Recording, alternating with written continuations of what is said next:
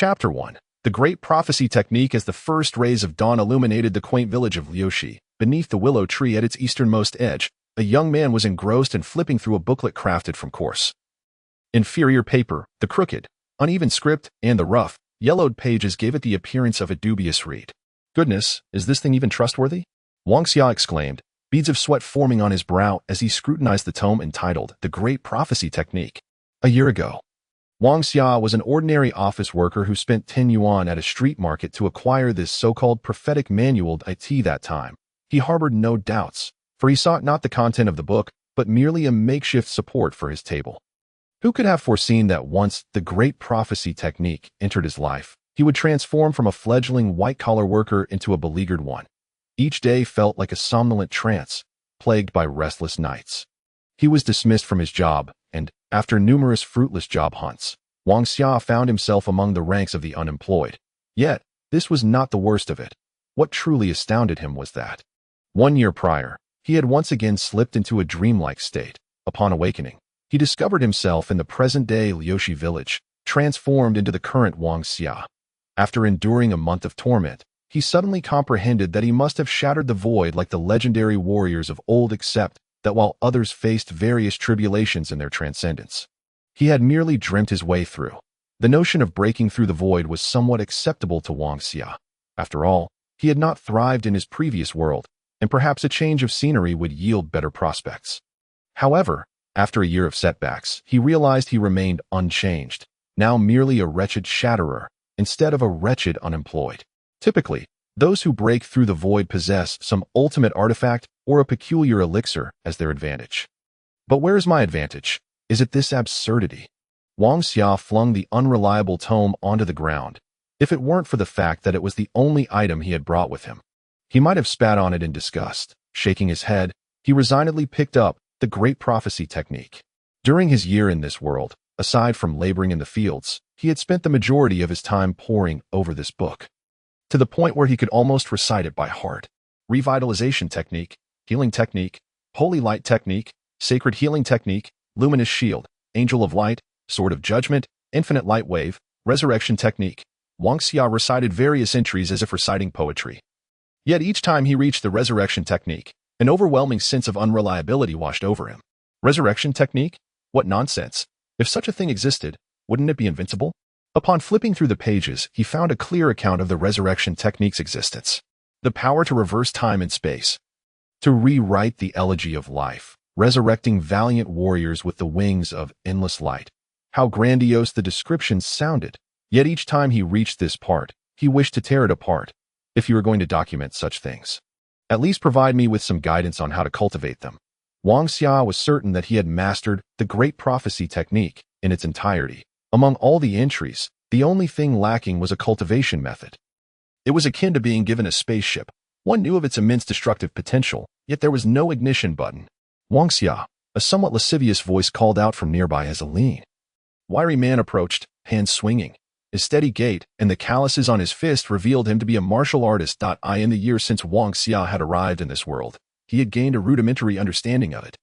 The inhabitants here were far more formidable than those in his previous life, much like the man now approaching. Hu Ping was a third-tier martial artist, and Wang Xia had witnessed him obliterate a wild boar with a single punch. Such explosive power was beyond what an ordinary human should possess. Consequently, Wang Xia had persistently pestered Hu Peng to teach him martial arts, but the outcome had been, well, none. Still studying your Great Prophecy Technique? I see, Hu Peng teased, throwing punches in the meantime. Hu Peng was arguably Wang Xia's closest friend in this realm. Ever since their acquaintance, Wang Xia had boasted about the sheer might of his tome. Yet after a year, Hu Peng was beginning to tire of it. Don't you know that most great beings awaken only at the end? Wang Xia shot Hu Peng a glance, realizing that his retorts had dwindled to this lone remark. All right, you are a great being. But, oh great one, did you hear that the Duman is recruiting disciples? I've already signed up. What about you? Hu Peng inquired, and upon hearing this, Wang Xia felt a wave of despair wash over him. In this world, virtually everyone knew of Duman, and any aspiring strongman would likely join one. Wang Xia, too, yearned to become powerful, yet his innate talent, well, he had none. I can forget about becoming a martial artist. As for the magician, without a mentor, It's impossible to even begin. And the crossbowman, I prefer a path of kindness. The crossbowman's aura is too heavy.as for the night, to be honest. I would love to become one, but you know I get dizzy riding horses, Wang Xia lamented, feeling the weight of his misfortunes. Was the deity of misfortune truly watching over him every day? Having failed to thrive in his previous world was one thing, but now, in this new realm, he was still shrouded by the same calamity that it was a stroke of luck to find himself among the ranks of the shattered. Yet aside from this possibly cursed tome, he had little else to rely on. Actually, I've read your great prophecy technique as well. If what it records is true, then your future will be nothing short of glorious. Of course, I'm saying if. Hu Peng delivered another merciless blow to Wang Xia's spirits. Alas, is this tome not meant for reading, but for consumption? Wang Xia mused, glancing at the book in his hands, which, no matter how he looked at it, certainly did not appear edible. Well, you might as well give it a try, Hu Peng quipped before turning serious. The village chief's health is deteriorating, but I've heard that tomorrow a certain wizard Su will come to treat him. Perhaps you should consider becoming a wizard. The wizard Hu Peng referred to was akin to a healer, capable of concocting various miraculous herbs to heal the injured. Many cultivators were, in fact, wizards, although their focus lay not on ordinary medicinal remedies, but rather on potions that could enhance physical prowess and cultivation. Pondering Hu Peng's words, Wang Xia found them somewhat plausible. Before his dreamlike arrival in this world, he had graduated from a certain non-prestigious medical academy. Although he had excelled academically, societal pressures had relegated him to a dismal existence as a white-collar worker. Perhaps becoming a wizard was a path worth exploring. I've never seen a wizard, so I'll wait for Wizard Su to arrive tomorrow and see what he has to offer, Wang Xia replied. Tucking the great prophecy technique away and standing to observe Hu Peng, who was diligently practicing his punches, before preparing to leave. Where are you off to? Hu Peng inquired, watching Wang Xia as he made to depart. Back home to consume this tome as a keepsake, Wang Xia retorted. Casting Hu Peng a sidelong glance as he strode towards his dilapidated hut, Wang Xia's home lay at the farthest eastern edge of the village, in a desolate area. However, possessing a thatched hut to shield him from the elements was a source of satisfaction. After all, Wang Xia felt he was part of the homeowners' club.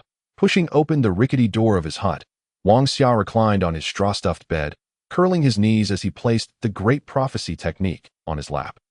Examining it with keen interest, this was not the first time he had scrutinized this tome. He hoped that in the next moment, it would burst forth with radiant light, and perhaps a spirit would emerge to proclaim that he was destined for greatness. Uttering all manner of melodramatic phrases, alas, Wang Xia knew such hopes were but fantasies, for after a year, even if a spirit existed, it would have long perished from hunger. Suddenly, an inexplicable thought surged in Wang Xia's mind. Could it be that this tome is not meant for reading but for eating? It must be said that Wang Xia was indeed a person of unique ideas. Such thoughts could emerge from his mind. However, there was some basis for his conjecture. He often heard people in the past world speak of digesting a book. Was it not a metaphor for understanding it thoroughly? Contemplating deeply, Wang Xia tore the first page of the grand tome of prophecy and crumpled it into a tiny ball. After gazing at it for a while, he resolutely tossed it into his mouth. However, at the moment the page entered, Wang Xia's expression suddenly changed. The paper did not taste as unpalatable as he had anticipated, but rather transformed into a radiant golden light that surged into his body. As the golden glow dissipated, a series of vivid images and words materialized in his mind. Divine Art of Prophecy. Enlightenment of Light. Chapter 1. The Awakening of All Things. The images and texts flowed like golden light within Wang Xia's consciousness, and in that instant, he felt as though he had slipped into a trance. Yet the shock within him was overwhelming. This world was devoid of light. On the day the grand prophecy was initiated, hope was birthed within it. Countless words and illustrations flickered, flowing with the golden light. While the tome of prophecy in Wang Xia's hands began to transform into numerous golden rays, which coalesced into a pair of golden wings as the wings gradually shattered, they merged into Wang Xia's being, vanishing without a trace. Chapter 2. Enlightenment of Light. The Awakening of All Things. In an instant, Wang Xia felt as though he had returned to a dreamscape, where wondrous scrolls unfolded continuously. Each scroll was imprinted in his mind like a seal, akin to the transmission of memories, as countless concepts previously unknown to him began to engrave themselves in his consciousness, revealing the key points hidden within the grand tome of prophecy. The fragmented golden wings transformed into warm currents, circulating throughout Wang Xia's body, awakening a unique seed of light that belonged solely to him. In that moment, Wang Xia felt as if he had become an unparalleled master, for he discovered he could perceive his inner self. What an extraordinary ability! Observing the golden radiance flowing through his body, he noticed his blood transitioning from crimson to a soft golden hue. This was no longer mere blood, the divine and edible essence of the Tome of Prophecy.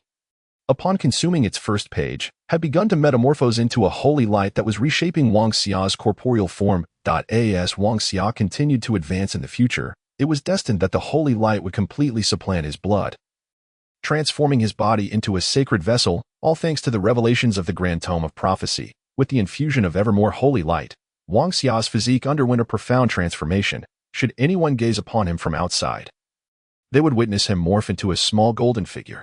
Enlightenment of Light, Volume 1, The Awakening of All Things. As this volume appeared in his mind, Wang Xia read attentively, feeling tears well in his eyes.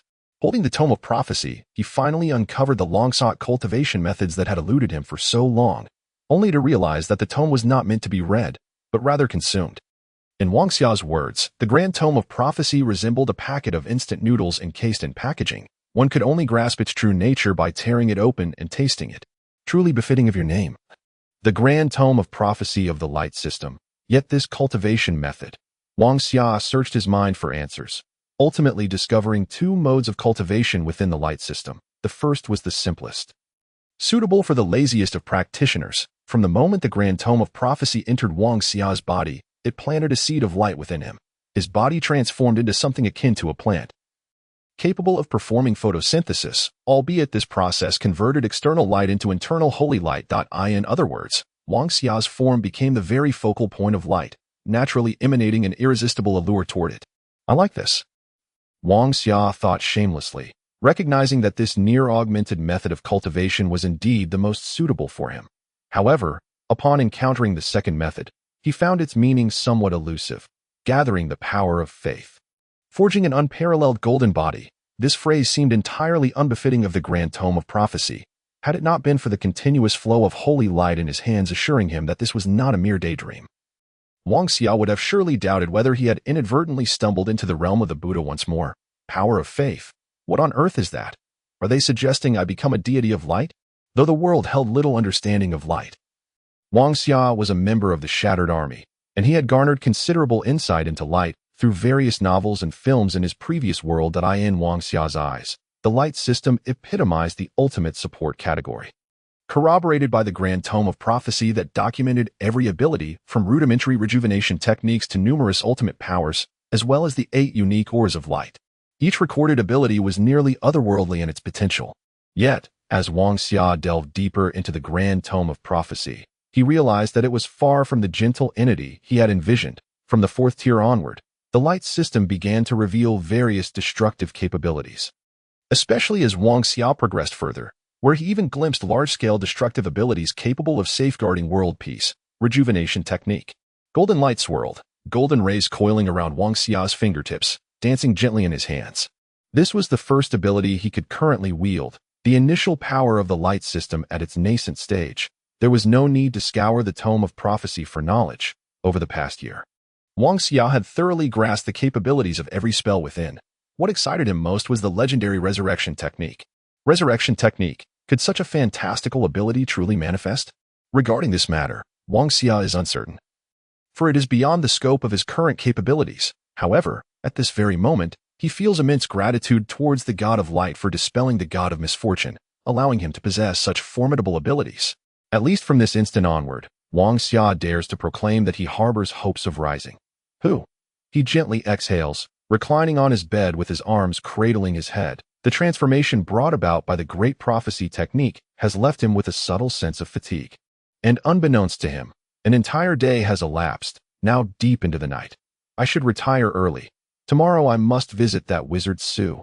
He recalls his agreement with Hupong, his eyes narrowing slightly as he begins to contemplate his future. The Dumen. The path of the strong. In the past, I lacked the qualifications, but now everything has changed. Heaven has allowed me to wander into this world, and even if it is merely a dream, I shall live vibrantly within it. Clenching his fist, Wang Xia silently vows that in this life, whether real or illusory, he shall no longer be that wretched little white-collar worker. His ambition is to become a top-tier boss. Moonlight cascades over Lushi village, where the villagers have already retired for the night, unaware that an extraordinary event has transpired on this seemingly ordinary day. A humble youth has undergone a profound transformation. The moonlight filters through Wang Xia's thatched cottage, bathing his slumbering form in a gentle glow. As the soft light encounters his body, it resembles water meeting a parched sea. The pale moonlight transforms into strands of golden radiance that enter Wang Xia's being, allowing him to continuously enhance his inner holy light even in sleep. This night, Wang Xia sleeps soundly, free from the lamentable state of somnambulism he once endured. In his dreams, a faint smile graces his lips, occasionally revealing a sweet expression. Chapter 3. Defeated. Bowing an apology at the break of dawn, Hu Ping arrives early at Wang Xia's thatched cottage. Surprised by Wang Xia's unusual tendency to linger in bed, Hu Ping is unaware of the significant events that transpired the previous night. Wizard Su has already arrived. If you continue to sleep, I shall take my leave, Hu Ping announces, playfully tapping Wang Xia's thigh before pretending to rise to depart. Had this been yesterday, such an action might have genuinely startled Wang Xia, who previously regarded wizards as the pinnacle of his aspirations. However, everything has changed now. Armed with divine power, Wang Xia is confident that no potion in existence can rival his own abilities.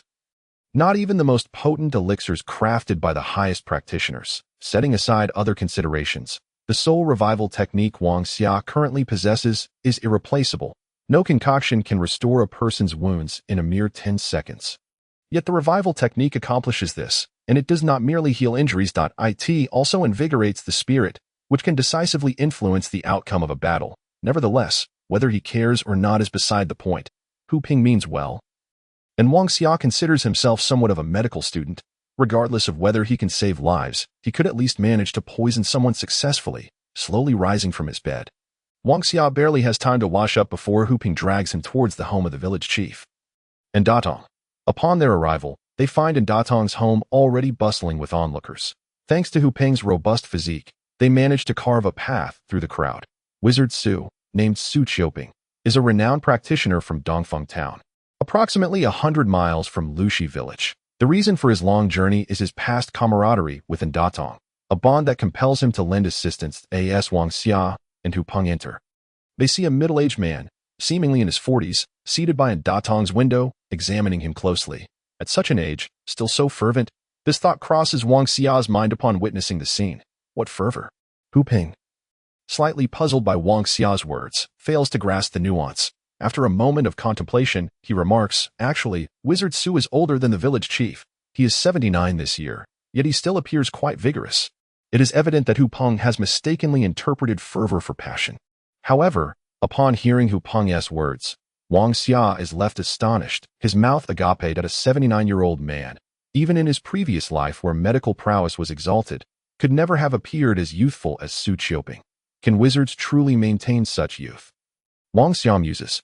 Lacking clarity on the practitioner class, wizards have the ability to concoct some low-level potions that extend life. Typically, they can expect a lifespan of around 150 years, while formidable practitioners, upon reaching the 7th tier, can live up to 300 years, with longevity increasing further at higher levels. However, that knowledge is beyond my grasp. That I do know, though, that with superior longevity potions, one's life could potentially be prolonged.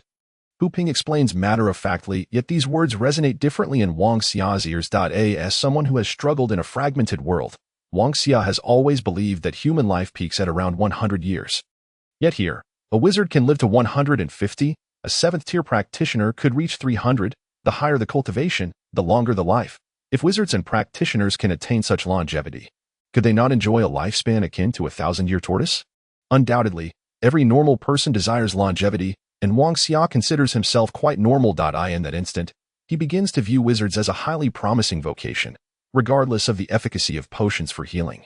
The prospect of extending life is compelling enough to overshadow all else. And, my dear brother, your ailment has lingered far too long. Suddenly, Su Qiuping speaks, shaking his head slightly as he gazes at Ndatong lying on the bed. I have traversed the entirety of Lingyun Kingdom, encountering many individuals in similar situations, but my potions can only sustain you for a limited time, he states, as Ndatong coughs lightly. In truth, Su Qiuping's words are clear. I cannot cure your ailment. Su, I beg you, Please reconsider. I will do whatever it takes to procure any necessary items. And Datong's son, and Qing, kneels before Su Qiuping, tears streaming down his face. Sigh, your father's condition is not a mere illness.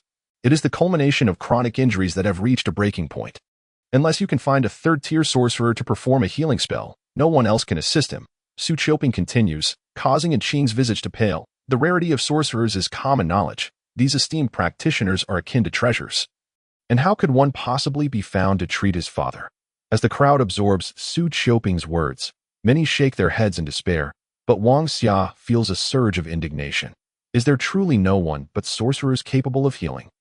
Such a statement is an indirect insult to the most powerful supportive profession of the light system. Compared to my light abilities, sorcerers are but trifles. What curses can withstand dispelling techniques? What auxiliary power can surpass resurrection? Wang Xia's interjection is startling, drawing wide-eyed stares from those around him, including Hu Peng. Youngster, what do you know? I have traversed more bridges than you've walked roads. How many professions have you encountered? I doubt you have even seen a practitioner of the sorcerer class. Su Qiuping retorts. Su Qiuping's eyes glinted with disdain upon hearing Wang Xia's words. To him, this was merely a brash youth seeking the limelight. I have never encountered a magician, yet I find it hard to agree with Elder Su's assertion that only magicians can cure me. Unfazed, Wang Xia chose to stand firm. Since the day he embraced the great prophecy, he had resolved to dedicate his life to spreading light. Now, confronted with the issue of the magicians and the light-bearer's strengths, retreat was not an option for him.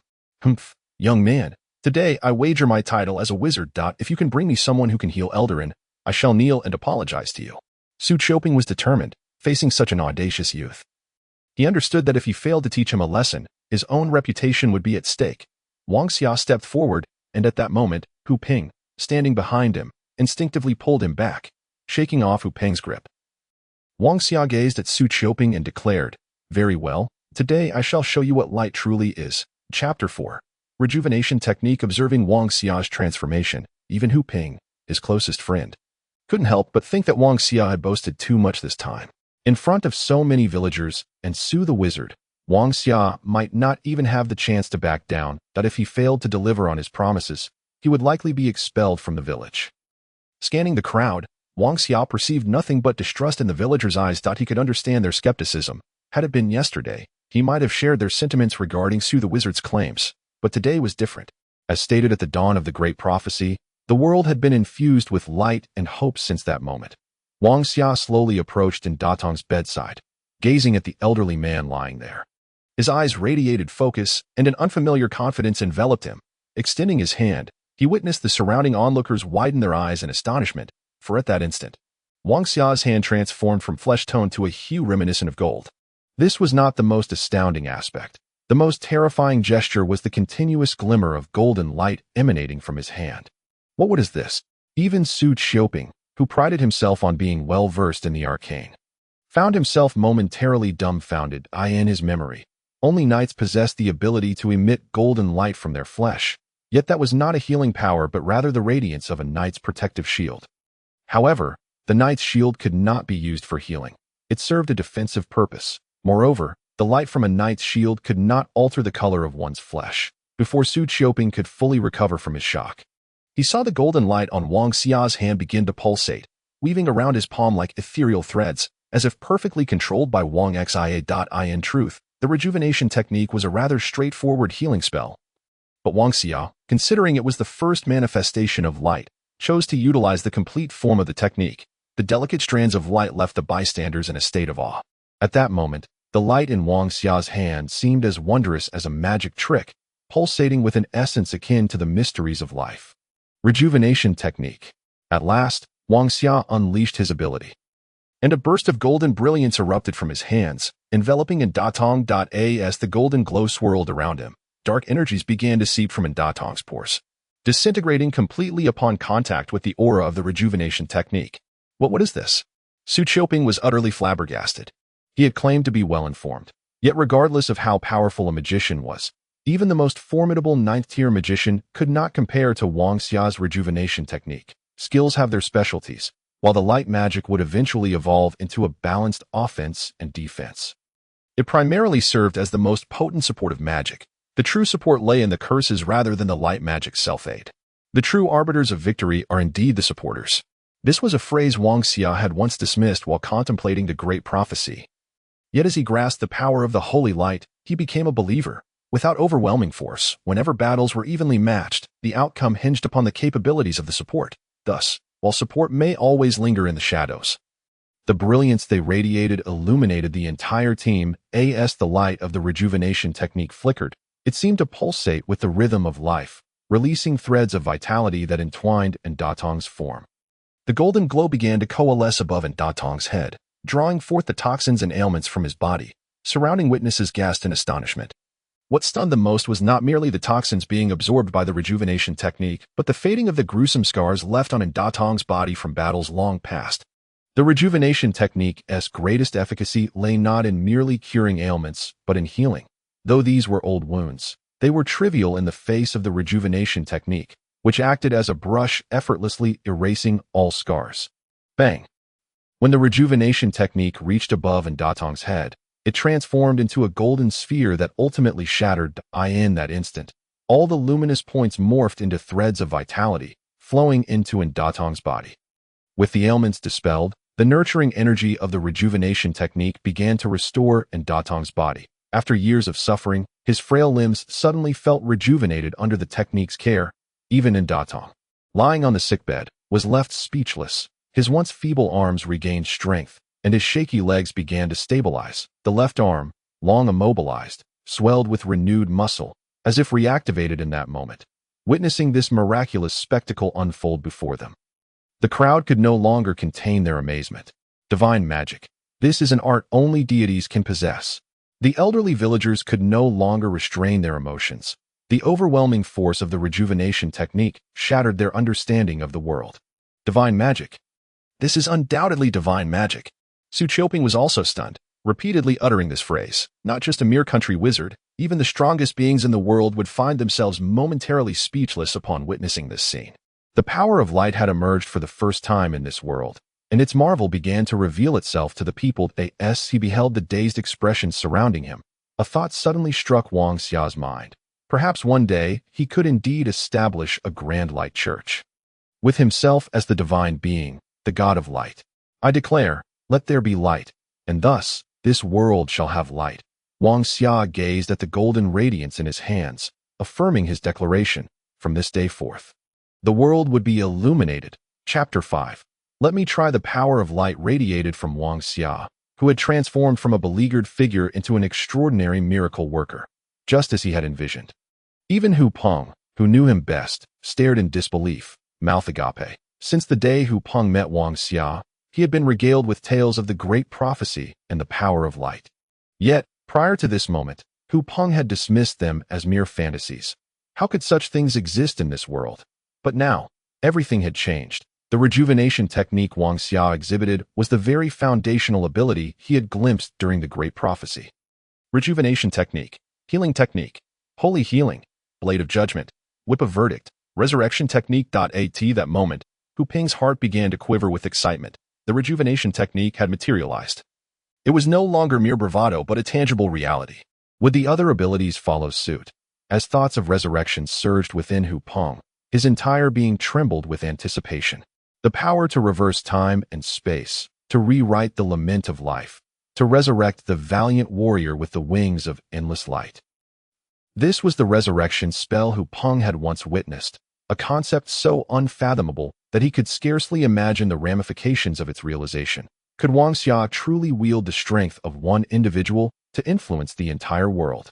A solitary strong man could not leave an indelible mark on this realm, for even the mightiest must inevitably succumb to death. The collective of strong individuals might also fail to effect change, as they too would face the same fate. However, if Wang Xia could forge an army in which no soul would perish, such a legion would sweep across all opposition. At this moment, Hu Peng's gaze towards Wang Xia underwent a profound transformation. The man before him was no longer the slothful individual who spent his days idling away. Instead, he radiated an aura of invincibility, and Hu Peng could hardly fathom the brilliance that awaited Wang Xia's future. What is this? Su Qiuping's hands trembled with disbelief as he beheld such divine prowess for the first time. He struggled to accept that this was the manifestation of a single person's power. This is the power of light, which shines upon you daily, nurturing all living things that it can bestow life. Wang Shenkuan seamlessly embraced his role as a sorcerer. Activating his innate abilities as his words echoed through the air, the surrounding villagers began to chant the word light. In unison, Wang Xia surveyed the scene, relishing this moment as a member of the downtrodden Broken Ones. He had endured a year filled with mockery and derision.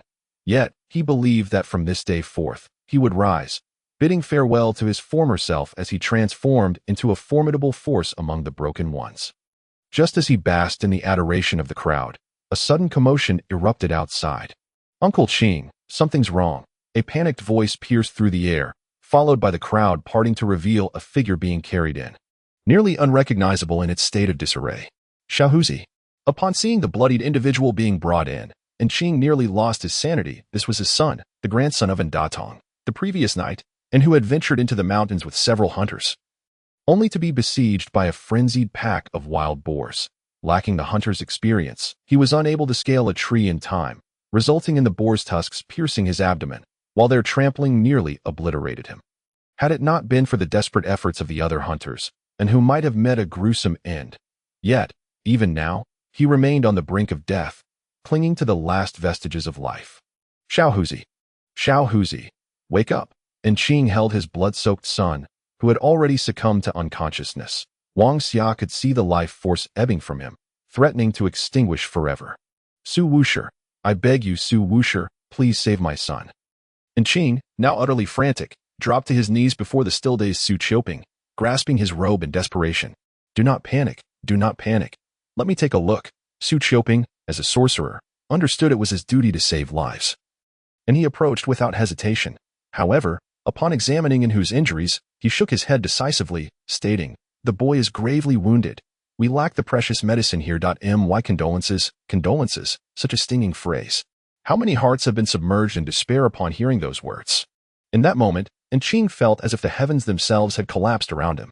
"Su Wusher, I implore you, think of something. Xiaohuzi is only 17. He is only 17.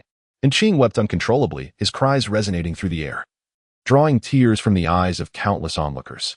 "Xiaohuzi, please wake up. Look at your father. I will never scold you again. You wanted to join Domin, didn't you? Tomorrow is the day they accept disciples. With your talent, you would surely be accepted. Please wake up." As Qing cried out, and Datong, who had just been saved by Wang Xia, fainted from the news of her grandson's dire condition. Witnessing this heart-wrenching scene stirred something within Wang Xia. Though uncertain whether his rejuvenation technique could heal such severe injuries, he stepped forward. "Uncle Qing, allow me to try." Wang Xia's voice struck like thunder on a clear day, drawing the attention of all present. Remembering the miraculous spell he had just performed, a flicker of hope ignited in their hearts. "Hurry! Hurry!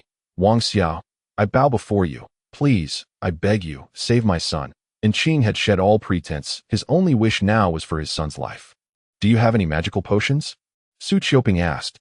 Regarding Wang Xia with skepticism, he believed that only potent magic could heal such grievous wounds. Magical potions? Huh. The power of light requires no potions, for light never forsakes any life, Wang Xia declared, and once more. Golden light began to swirl around his hands. Chapter 6. A 10-second miracle. Wang Xia approached Inhu, who lay in a state of near lifelessness, his body barely managing to draw breath. The occasional tremor of his form served as the last testament to his existence.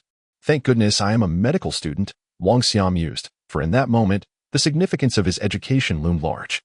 The severity of Inhu's wounds was staggering. He bore at least 80 visible lacerations. Had he not possessed an extraordinary constitution, he would have been beyond saving, likely left to rot in the wilderness. Wang Xia was grateful for his medical training, for few could withstand the sight of such devastation without succumbing to horror. "I wonder if the rejuvenation technique will work. Please, do not let this fail me." A sense of trepidation washed over him. While he understood the healing capabilities of the light magic, the rejuvenation spell was merely a fundamental incantation. Its efficacy remained uncertain until tested.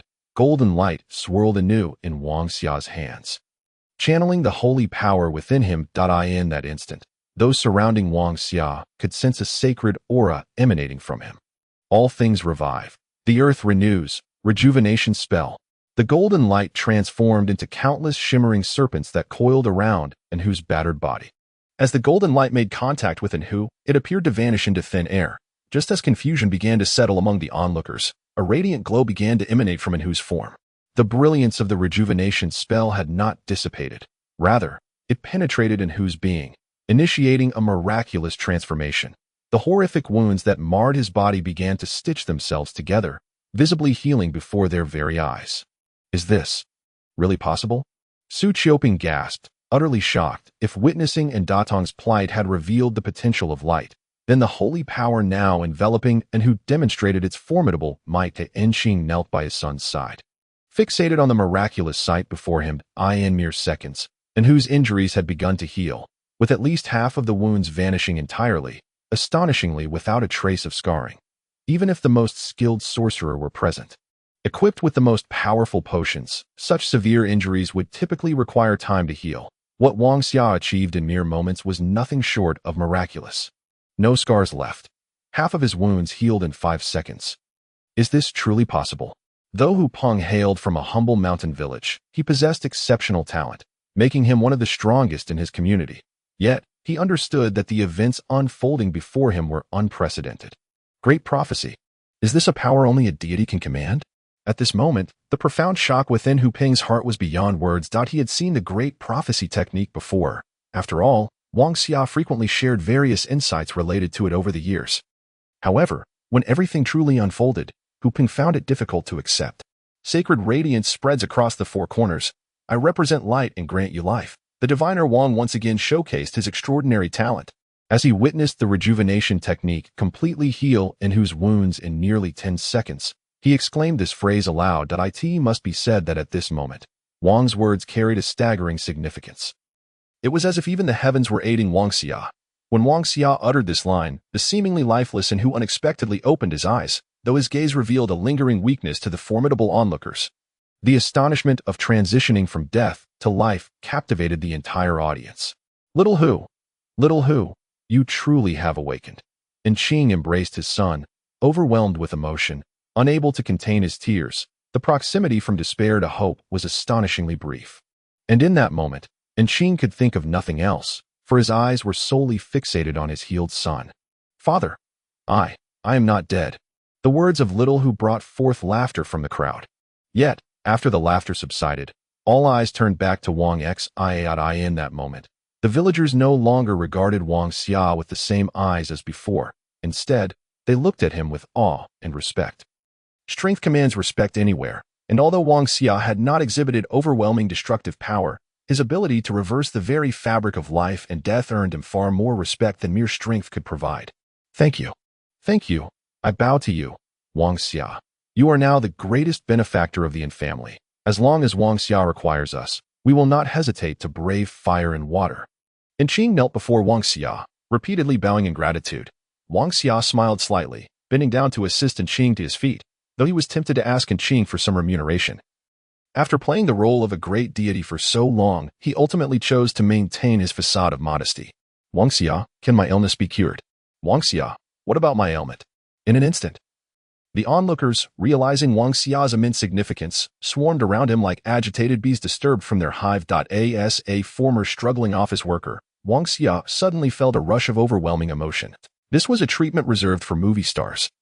And today he too had experienced it, a sense of superiority swelling within him. You have won. Just as Wang Xia reveled in this star-like experience, a somewhat subdued voice reached his ears. Turning to look, he saw Su Qiuping, who had previously exuded confidence, now kneeling on the ground. Bro.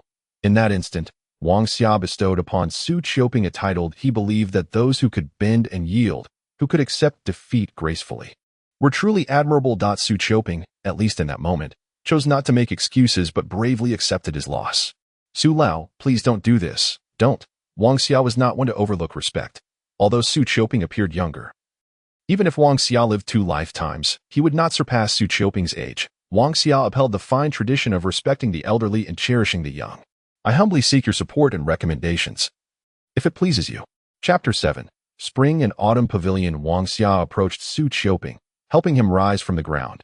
Faced with this man, who was perhaps the most admirable person Wang Xia had encountered aside from Chun Go, Wang Xia refrained from being overly confrontational, for he still had needs. Su Lao, please don't.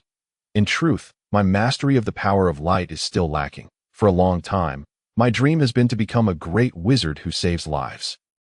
Wang Xia gazed at Su Qiuping. Sincerity reflected in his eyes. It seemed that Wang Xia's earnestness touched Su Qiuping, for the latter's gaze shifted as he stood opposite Wang Xia, gently patting his shoulder.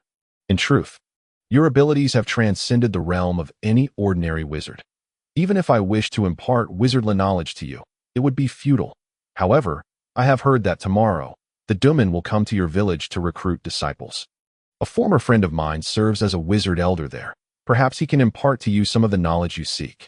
Upon hearing Su Qiuping's words, Wang Xia's eyes brightened. Joining the Duman was an essential path for Wang Xia in this world, and he had learned much from Hu Peng. Although the great prophecy technique had transformed him from a struggling individual into the current Wang Xia, he understood from numerous real-life challenges that pride would only lead to his downfall. Absorbing sunlight for advancement sounded simple enough. Wang Xia could become a master even while sleeping. Yet, one must not overlook the issue of time. If he were to passively absorb sunlight, it might take him 10 or 8 years to reach the 3rd or 4th level, which was still manageable. However, as his cultivation progressed, the amount of light he needed to absorb would increase, making the journey ahead far more arduous. Joining the Duman would alleviate much of the burden, as they would provide various magical potions and treasures for disciples, resources that Wang Xia could not obtain on his own. Thank you. Su Lao. Wang Xia deeply bowed to Su Qiuping. This old wizard, whom he had previously challenged, was now selflessly offering him help, and such kindness was indeed worthy of gratitude. Take this. When the spring and autumn pavilion comes to select disciples tomorrow, present this to Lu Fuxing, and he will understand, Su Qiuping said, handing Wang Xia a green badge resembling a leaf. After casting one last glance at Wang Xia and patting his shoulder, he turned to leave. As he watched Su Qiuping walk further away, a rather dismal thought crossed Wang Xia's mind. Will the emergence of light render all wizards as pitiful unemployed individuals? This question need not be addressed at present. For at this stage, Wang Xia was the only light practitioner in the world, and whether others would emerge in the future remained uncertain. Su Qiuping's departure plunged Wang Xia back into the throngs of eager onlookers seeking healing. Ultimately, it was Hu Peng, with his formidable stature, who rescued Wang Xia from the clutches of the crowd. In the same dilapidated thatched hut, Wang Xia lay on his straw bed, while Hu Peng sat across from him, a look of curiosity on his face. Xia Ge, did you really consume that great prophecy technique? Wang Xia had just recounted the events surrounding the great prophecy technique to Hu Peng, yet the notion was still difficult for Hu Peng to grasp. You've seen the great prophecy technique. Do you think there are any cultivation methods within it? If you wish, I could write them out for you right now. Wang Xia was genuinely unconcerned about others revealing the great prophecy technique, for to the average person, it was merely a fantastical tome. Had he not whimsically consumed the great prophecy technique, Wang Xia feared he would have lived a life filled with regret, forever clutching that book. Then, Xia Ge, what do you plan to do next? Hu Peng is slightly younger than Wang Xia.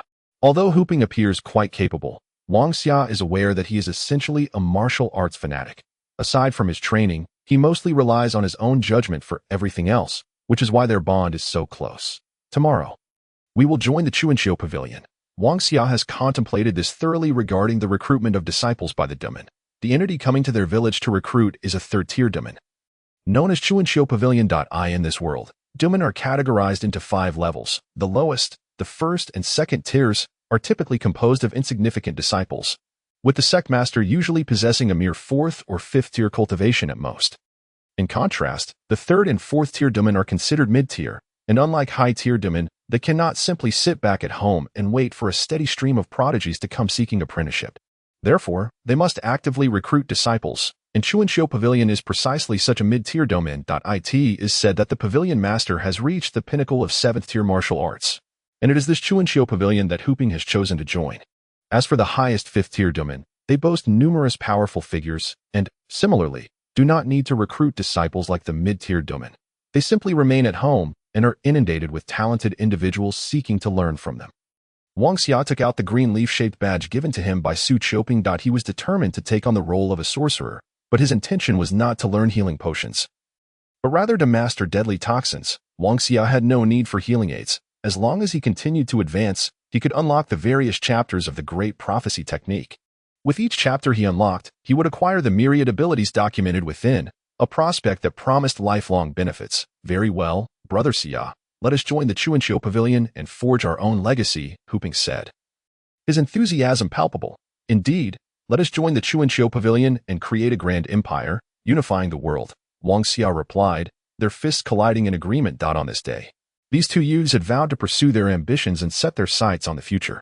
However, unlike Huping, Wang Xia understood that his path would not be so simple. From the day he obtained the great prophecy technique, his life was destined to shine brightly at the forefront of light. In this world devoid of illumination, Wang Xia's aim was not merely to become a respected powerhouse. He sought to establish a faith in the light, spreading it eternally from his very being. He had not revealed to anyone that his ultimate ambition was to forge a belief in light, elevating himself to a divine status. If I am to do it, I shall do it as a living deity. The light shall be inscribed by me. I will be the god of light in this world. Chapter 8 I possess something. The territories occupied by Dumen vary according to their strength. The formidable fifth-tier Dumen naturally command vast domains. While the struggle for territory among the average third and fourth-tier Dumen remains fiercely competitive, that a larger territory means the potential to recruit more disciples, which, while beneficial, can also lead to significant resource depletion. Yet, in the realm of reality, nothing is absolute. More disciples also signify greater opportunities. What defines a fifth-tier Dumen? It is not merely the number of disciples they have, but rather the presence of a ninth-tier powerhouse.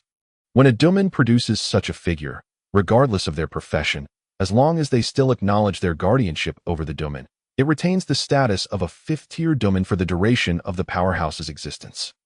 Thus, in the relentless pursuit of more disciples, countless Dumen engage in perpetual conflict, vying for what appears to be a somewhat illusory opportunity. The village of Liuxi is affiliated with Chuanqiu Pavilion, which is of average strength. Wang Xia was not particularly well informed about this Dumen, nor did he intend to enter it with the overwhelming talent that Huping possessed. The light affinity, particularly in its early stages, is somewhat underwhelming, especially for the current Wang Xia, who, apart from the rejuvenation technique, possessed little else of practical use. However, Wang Xia understood that as he progressed, the true terror of the light affinity would gradually reveal itself. At present, I can barely manage to learn a first-tier technique, the rejuvenation spell, which takes 10 seconds to activate. If a battle were to ensue, my allies would likely have perished countless times over by then. 10 seconds may seem insignificant to an ordinary person, but in combat, a single second can determine victory or defeat, making the drawbacks of the rejuvenation spell glaringly apparent. Failing to utilize something available is foolish, Wang Xia mused, glancing at the green leaf badge in his hand. Recalling Su Qiuping's words, he held a significant interest in the sorcerer branch, albeit with a rather morbid curiosity. He desired not to heal but to inflict death. Approximately 15 individuals from Chuanqiu Pavilion had arrived in Liuxi village, and Huping hurriedly approached them while Wang Xia maintained a leisurely pace. Sorcerer testing is over there. We do not recruit sorcerers here, Wang Xia was informed after making inquiries. From the disdainful look in the responder's eyes, he gleaned an understanding that a Dumen must have sorcerers, yet their status within the Dumen is not high. What is a sorcerer? Essentially, they are magicians incapable of cultivation, in the presence of magicians. Who would bother with a sorcerer? However, given the scarcity of magicians, it is inevitable that Dumen still rely on sorcerers, even if it does not elevate their status. If it weren't for my inability to manifest the power of light, I would have undoubtedly spat in your face. Wang Xia secretly grumbled as he made his way towards the sorcerer testing area, clutching the green leaf badge. Compared to the martial artist testing area, the sorcerer area was considerably more bustling. For ordinary folk, joining a Dumen is a source of immense pride, and many young individuals lacking any cultivation talent see sorcery as their only means to enter a Dumen. Consequently, many youths from nearby villages, overlooked by Chuanqiu Pavilion, had come running in hopes of testing their luck. What are you standing there for? Come here. Upon arriving at the testing area, Wang Xia was unexpectedly pulled along by a rather attractive woman. The sorcerer test was straightforward. It did not require the physical prowess demanded of other combat professions. One simply needed to accurately identify poisonous and medicinal herbs and possess a faint sensitivity to the spiritual energy within them to pass. However, faced with this seemingly simple examination, Wang Xia found himself at a loss. Although Wang Xia was a medical student, specializing in traditional Chinese medicine, he was not in his previous world, and he recognized none of the herbs before him. unable to even name them. How could he possibly pass the test? Select 4 poisonous or medicinal herbs and specify their properties to pass, said an elderly man with white hair, his expression reflecting disappointment as he looked at the bewildered Wang Xia. While many had come to participate in the sorcerer testing, most were merely individuals who had been rejected from the martial artist testing area, seeking a chance here. It was clear that these novices lacked the qualifications to become sorcerers. This, and this. Wang Xia randomly pointed out 4 particularly unattractive plants, reasoning that poisonous herbs often share the trait of being unsightly. Upon selecting these 4, the old man's gaze revealed to Wang Xia that he had likely made a grievous mistake. State their properties. The old man mechanically prompted, pointing at the 4 herbs Wang Xia had chosen. This. Wang Xia was flummoxed. Properties? What properties? He was unaware of even the names of the 4 herbs, let alone their attributes. This was not Wang Xia's fault. The great prophecy technique he had consumed did not belong to this world, and he himself was an outsider, inherently rejecting the powers of this realm. It was indisputable that he could sense no power's existence. You may leave. The old man glanced at Wang Xia, fully aware that he would not pass. I have something. May I ask if Elder Lu Fuxing is present? Wang Xia, feeling somewhat helpless upon hearing he had failed, did not turn to leave. Instead, he produced the green leaf badge he had prepared in advance. The moment the badge appeared, Wang Xia noticed the old man's expression shift from disappointment to astonishment. The elder gazed at Wang Xia, for he was indeed the Lu Fuxing spoken of by Su Qiuping. Unbeknownst to Wang Xia, the green leaf medal in his hand was not merely a keepsake. It was a symbol of honor, a mark belonging to the wizards. Each green leaf medal was unique, carrying its own story. Chapter 9. Wang Xia, and the backdoor entrance. The very green leaf medal in Wang Xia's possession was the one Su Qiuping had received years ago. It was only after witnessing Wang Xia's radiant power that Su Qiuping decided to bestow this medal upon him. Naturally, Lu Fuxing, being an old friend of Su Qiuping, understood the significance of the green leaf medal. However, he had not anticipated that Su Qiuping would gift this honor to a young man utterly ignorant of its meaning. At this moment, Lu Fuxing's expression towards Wang Xia grew somewhat peculiar. Old Su said that this thing can allow me to join the spring and autumn pavilion. As Wang Xia looked at Lu Fuxing in the scrutinizing gazes of those around him, he suddenly regretted revealing this item. In that instant, Wang Xia felt akin to a candidate presenting a gift to the examiner. An exceedingly creative one at that. In the presence of countless candidates, he brazenly offered a gift to the examiner while requesting a backdoor entry. The sensation was exhilaratingly absurd. Sigh. Never mind, I owe an old friend a favor. And since Qiuping has even given away the green leaf medal, I shall accept it. Lu Fuxing shook his head in resignation. As his words fell, the elegant Tang Lin, who had brought Wang Xia, stepped forward, her eyes betraying a hint of disdain. In fact, it was not only Tang Lin. At that moment, the onlookers regarded Wang Xia with various expressions of contempt. Although Wang Xia possessed a thick skin, he felt a tinge of embarrassment. What are you standing there for? Come with me. Tang Lin shot a disparaging glance at the seemingly dazed Wang Xia and gestured towards the carriage. Get in. Okay. With a resigned sigh, Wang Xia eventually bowed his head and stepped into the carriage, vaguely hearing the derisive comments of the ignorant crowd behind him. What a fraud, relying solely on connections for a backdoor entry. How can someone of such low caliber become a noble wizard? He's nothing but scum. The ignorant spectators harbored resentment towards Wang Xia. For many, joining the domain was a matter of great pride, and although wizards held a lower status within the domain, being part of it was akin to securing a lifetime position. Yet here was Wang Xia, devoid of any wizardly aptitude, abruptly being accepted into their ranks. It was a perplexing turn of events. Even if you enter the domain, you won't learn anything. You won't even be able to sense the properties of any potions. As the carriage began to move, Tang Lin lifted her gaze to Wang Xia. Her words felt ambiguous, whether an insult or a warning. Nonetheless, Wang Xia was displeased by her statement. Indeed, although Wang Xia harbored a resistance to the powers of this world, he was confident that no one could compare to him. What was the strongest power of the light system? The strongest auxiliary ability at present? Wang Xia was merely a novice, but with one more step, he would achieve the rank of a second-tier light master, endowed with a signature ability. Holy Eye. Holy Eye. It pierces through all illusions, revealing the truth to the world, sensing the transformation of the forces of nature, and understanding the rules of the flow of all things. This was the description of the holy eye beyond the great prophecy technique. Wang Xia believed that once he attained the second tier and unlocked the holy eye, he would be able to perceive the properties of any potion with utmost clarity. That it was no mere exaggeration. He could even deduce what someone had for breakfast, be it an egg or a pancake. Of course, light masters were not prying individuals, so the notion of discerning breakfast or having X-ray vision was likely unrealistic. Likewise, it was precisely because Wang Xia anticipated the existence of the holy eye that he chose to pursue the path of a wizard. Now, upon hearing Tang Lin's words, he felt irked. "Sister, just mind your own business. You are not a prophet. How can you predict the future?" Wang Xia's tone carried a hint of provocation. "You are so ungrateful." Humph. After uttering this, Tang Lin ignored Wang Xia and focused on driving the carriage as it sped towards the horizon. Watching the scenery flash by through the carriage window and the distant village of Lu, she grew increasingly smaller. Wang Xia felt a flicker of confusion. This was the first time he had left Lushi since arriving in this world, and he understood that from this moment forth, the path he would tread was no longer that of a humble farmer. "Let us join the spring and autumn pavilion together and create our own legacy," were the words Hu Peng had proclaimed that night. Turning back to glance at the vanishing village, Wang Xia silently prayed for his reckless friend. "Hu Peng, you are a genius, a true genius. I believe you will rise and achieve your dreams, and I will as well."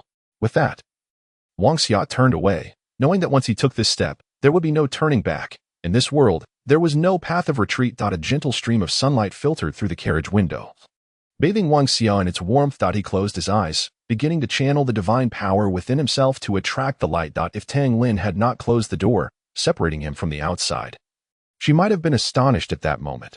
All the sunlight entering the carriage began to twist slowly, transforming into motes of golden light that flowed into Wang Xia's being.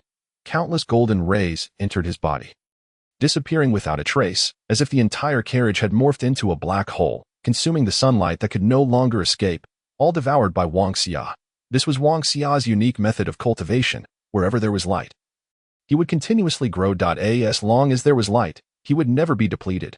When a light master basked in the radiance, he became the favored child of light. To kill a high-tier light master was a daunting task, unless one could disperse all the light. It would be 100 times more challenging than defeating any other combat profession, for they possessed formidable defensive capabilities and terrifying regenerative abilities. Spread the wings of light. Dispel the darkness of the world. I am the focal point of illumination. As all things will revolve around me, as this world gradually awakens. Wang Xia sensed the profundity of the first volume of the light enlightenment, as all things revived. With his perception, sunlight began to flood into his body at an ever-accelerating pace. A phenomenon beyond his comprehension. As torrents of sunlight coursed into Wang Xia, he felt an exhilarating fervor rising within him, while the power of the holy light surged at an unprecedented rate. Chapter 10. Auntie, I am only 18. This was akin to a moment of epiphany. Each volume of the great prophecy technique held its own profundity. If Wang Xia could grasp the essence of this volume, he would be able to advance through it at an accelerated pace. This moment, Wang Xia comprehended the essence of the first volume of light enlightenment, allowing the abundant light energy to elevate his cultivation. Unbeknownst to how much time had passed, Wang Xia, like a voracious black hole, absorbed an unfathomable amount of light energy, elevating his rank from a mere novice to the pinnacle of the first tier. With just a bit more exposure to sunlight, he would seamlessly attain the second tier. This is outrageous. While others toil for ages to achieve a breakthrough, I grasp the essence and leap a tier in an instant. Though he had not directly reached the second tier, Wang Xia felt immense satisfaction. After all, even a genius like Hu Peng took 8 years to ascend from entry to the third tier. Yet Wang Xia had only taken a few days since consuming the great prophecy technique to nearly reach the second tier. This was the stark difference between having a cheat and not having one. This is utterly imbalanced. Will I be harmonized? Wang Xia pondered, acknowledging his own absurdity. Nevertheless, he firmly believed that he was not the only one defying the norm. If harmonization were to occur, they should target the true powerhouses. When Wang Xia looked outside again, night had descended. Unbeknownst to him, he had been riding in the carriage for an entire day. Observing the landscape, he realized they were traversing a smooth mountain path. Luoxiao Mountain. Wang Xia recognized this as Luoxiao Mountain. He was not entirely ignorant of the spring and autumn pavilion. He knew it was located in the eastern part of this world, perched atop the main peak of the Luoxiao mountain range. As he gazed at the smooth path, he quickly deduced that they were indeed approaching the headquarters of the Spring and Autumn Pavilion. However, this path did not seem to lead to the main entrance. Wang Xia felt a twinge of confusion. Was it too late for the main gate to still be open, compelling them to use the back entrance? Indeed, Wang Xia's guess was not entirely incorrect. However, it is regrettable that he only hit the mark halfway. They indeed sought to take a shortcut, but not due to tardiness. Rather, in Tang Lin's eyes, Wang Xia was an utter disgrace to their sorcerer's hall. A person so utterly lacking in understanding should, in her opinion, retreat to a remote mountain forest and languish in obscurity if word got out that they had recruited someone who had weaseled their way in through connections. It would undoubtedly provoke ridicule. Already, sorcerers were the subject of mockery within the Spring and Autumn Pavilion, and should this incident spread, their reputation would be irreparably tarnished. "Hey, are you dead or what?" Tang Lin's voice was anything but courteous. Yet, adhering to the adage that wise men do not quarrel with women, Wang Xia refrained from expressing his anger. "How could I die before you, dear aunt? I see that you look quite youthful. Surely you can't be over 45 this year." Wang Xia's words struck Tang Lin like a thunderbolt. At any moment, a woman's greatest vulnerability is undoubtedly her age, and Wang Xia's casual reference to her as aunt nearly made her choke on her own blood. In that instant, she had irrevocably associated Wang Xia with a beast. "We're almost at the back mountain. This is already the territory of the Spring and Autumn Pavilion. Find your own place to stay." Tang Lin abruptly halted the carriage and, without a hint of politeness, flung open the door, gesturing for Wang Xia to disembark with a demeanor that suggested he was on his own now. "Thank you, dear aunt, for driving me all this way. I am immensely grateful," Wang Xia replied, unwilling to concede defeat despite knowing full well that Tang Lin would undoubtedly make things difficult for him. "You."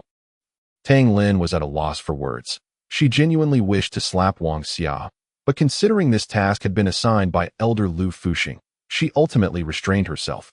Nevertheless, she had no intention of making things easy for him.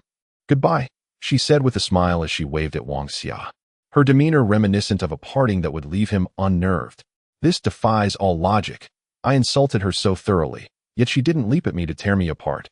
There must be a conspiracy afoot." With this thought, Wang Xia quickened his pace and ventured forward as he observed his own retreating figure in the direction of the back mountain. Tang Lin clenched her fist, reveling in her satisfaction as she muttered to herself, "Humph. Without potions, without shelter, without a means to cultivate, let us see how you survive in this back mountain. Starving you to death will be a pleasure." The cruelty of a woman's heart is unparalleled. Wang Xia, having never even dated, was utterly oblivious to such sentiments. Thus, at that moment, he could only lament, truly, the ancients were not wrong in their wisdom, as the moonlight bathed the back mountain of the Spring and Autumn Pavilion. Wang Xia wandered alone through the forest. This moment, he finally grasped why Tang Lin had smiled so enigmatically. He felt like a forsaken wretch, devoid of any provisions or shelter, transforming this once-housed individual into a destitute creature. A devastating blow indeed. "Damn you, Tang Lin." Wang Xia's voice echoed through the woods, but he understood that continuing his tirade would be futile, for Tang Lin had likely already vanished far from his sight. "Well, if there's no house, surely there's land. If there's no food, I can seek it myself," Wang Xia reassured himself as he meandered through the desolate back mountain, contemplating potential locations for his future abode. Soon enough, a smile graced Wang Xia's face. After about an hour of wandering, he stumbled upon a cliff. Standing atop the precipice, the moonlight illuminated the entire cliff face, rendering it a silvery spectacle. Here, Wang Xia could distinctly sense waves of radiant energy coursing through him, transforming into divine light. Yet, this was not the cliff's most remarkable feature. Astonishingly, it emitted a gentle silver glow at night, intertwining with the moonlight to create an ambience akin to daylight. Absorbing the light here was undoubtedly as effective as under the sun. A veritable treasure trove for absorbing light. Day or night, Wang Xia surveyed the surroundings, realizing he had found the perfect place to settle. As he caressed the luminescent stones, often regarded merely as decorative, he felt fortunate. The deity of light must have intervened, banishing the misfortune that had shrouded him, transforming him from a wretched soul into a child of light. "This shall be my sanctuary, undisturbed," I can swiftly elevate my abilities, he mused, then ventured back into the woods to gather dry twigs and grass to construct a sturdy yet cozy shelter. Having left early that morning, he only now returned. Thus this chapter serves to supplement the morning's events. Chapter 11. The Awakening. Ode to Light. In the ensuing days, the disciples recruited by the spring and autumn pavilion were taken to the peak of Luoxia Mountain. While Wang Xia, the one who had taken shortcuts, seemed to have been conveniently forgotten, he was neither assigned accommodations nor registered, and aside from Hu Peng, even Tang Lin, who had accompanied him, completely overlooked his existence. In this oblivion, Wang Xia remained blissfully unaware of the outside world, dedicating these days to constructing a modest shelter against the cliff, though procuring food proved to be a more complicated matter. While there were indeed wild beasts in the back mountain of Luoxia, given Wang Xia's current combat prowess, who would consume whom remained a debatable issue. Thus, he had been subsisting primarily on a vegetarian diet. The back mountain of Luoxia was densely forested, teeming with wild fruits, ensuring Wang Xia would not perish from hunger. Isn't it the case that formidable figures often rise from adversity? I shall consider myself reborn from hardship. Wang Xia consistently reassured himself with this notion. Surprisingly, the environment here bore fruitful results. The abundant trees infused the area with vibrant life force. The essence of light encompassed vitality, allowing Wang Xia to profoundly comprehend the principles of rejuvenation and swiftly absorb the power of light. Every day, he would gaze upon the crystal-clear springs and lush foliage, plucking wild fruits, immersing himself in a life reminiscent of carefree wandering. In this pressure-free existence, Wang Xia's cultivation flourished remarkably, evolving almost daily. 1 month, merely a month had passed, and the holy light within Wang Xia had finally reached its pinnacle. On this day, as he basked in the sun, his mind traversed the chapters of his enlightenment. It seemed that the ceaseless influx of light energy within him had reached a critical threshold. With a sharp crack, akin to shattering glass, a sound resonated from within Wang Xia's body, and at that moment, he slipped into a dreamlike state once more. Radiant beams of white light cascaded from above, enveloping him, and golden wings manifested behind him, gently fluttering as if granting Wang Xia the wings of light. After the revival of all things, light begins to blanket the earth. This world shall ultimately be wholly enveloped in light. Volume 2 of Light. Ode to Light. A voice that seemed to emanate from the heavens echoed in Wang Xia's mind. As the sound reverberated, he realized he had finally completed his first breakthrough, unlocking Volume 2 of Light. The holy light coursed through Wang Xia, and amid its undulating brilliance, his eyes transformed to gold, bestowing upon him the ability to see through all illusions. At this moment, the world as perceived by Wang Xia underwent a profound metamorphosis.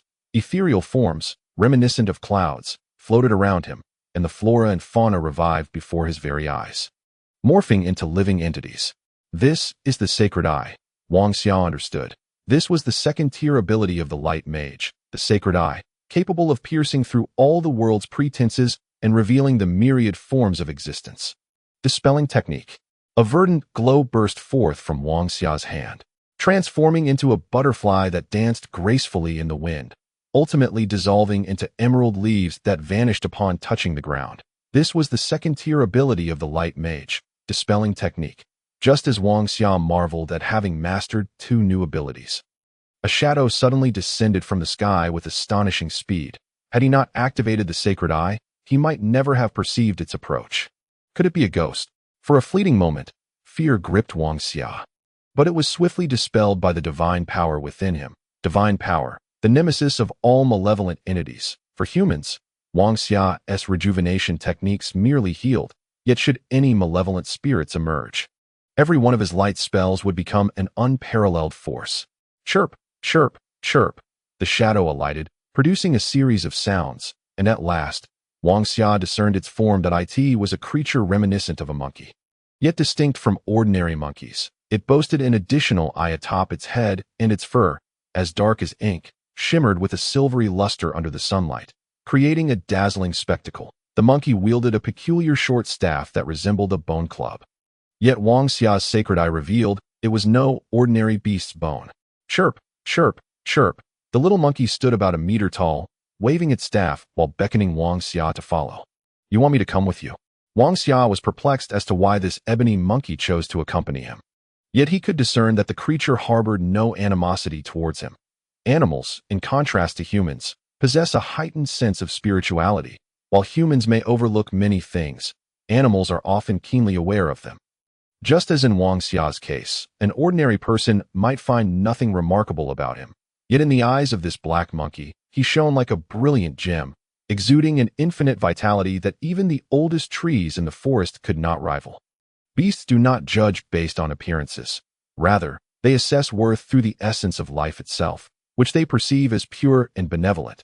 Thus, to the black monkey, Wang Xia embodied the most innocent and kind-hearted existence, prompting it to reveal itself to him. "All right, I shall accompany you. Are you not inviting me to dine?" Wang Xia chuckled, and the black monkey seemed to understand his words. In an instant, it darted away like a bolt of black lightning into the thicket. "Is that a lightning monkey?" Wang Xia marveled at the creature's swiftness.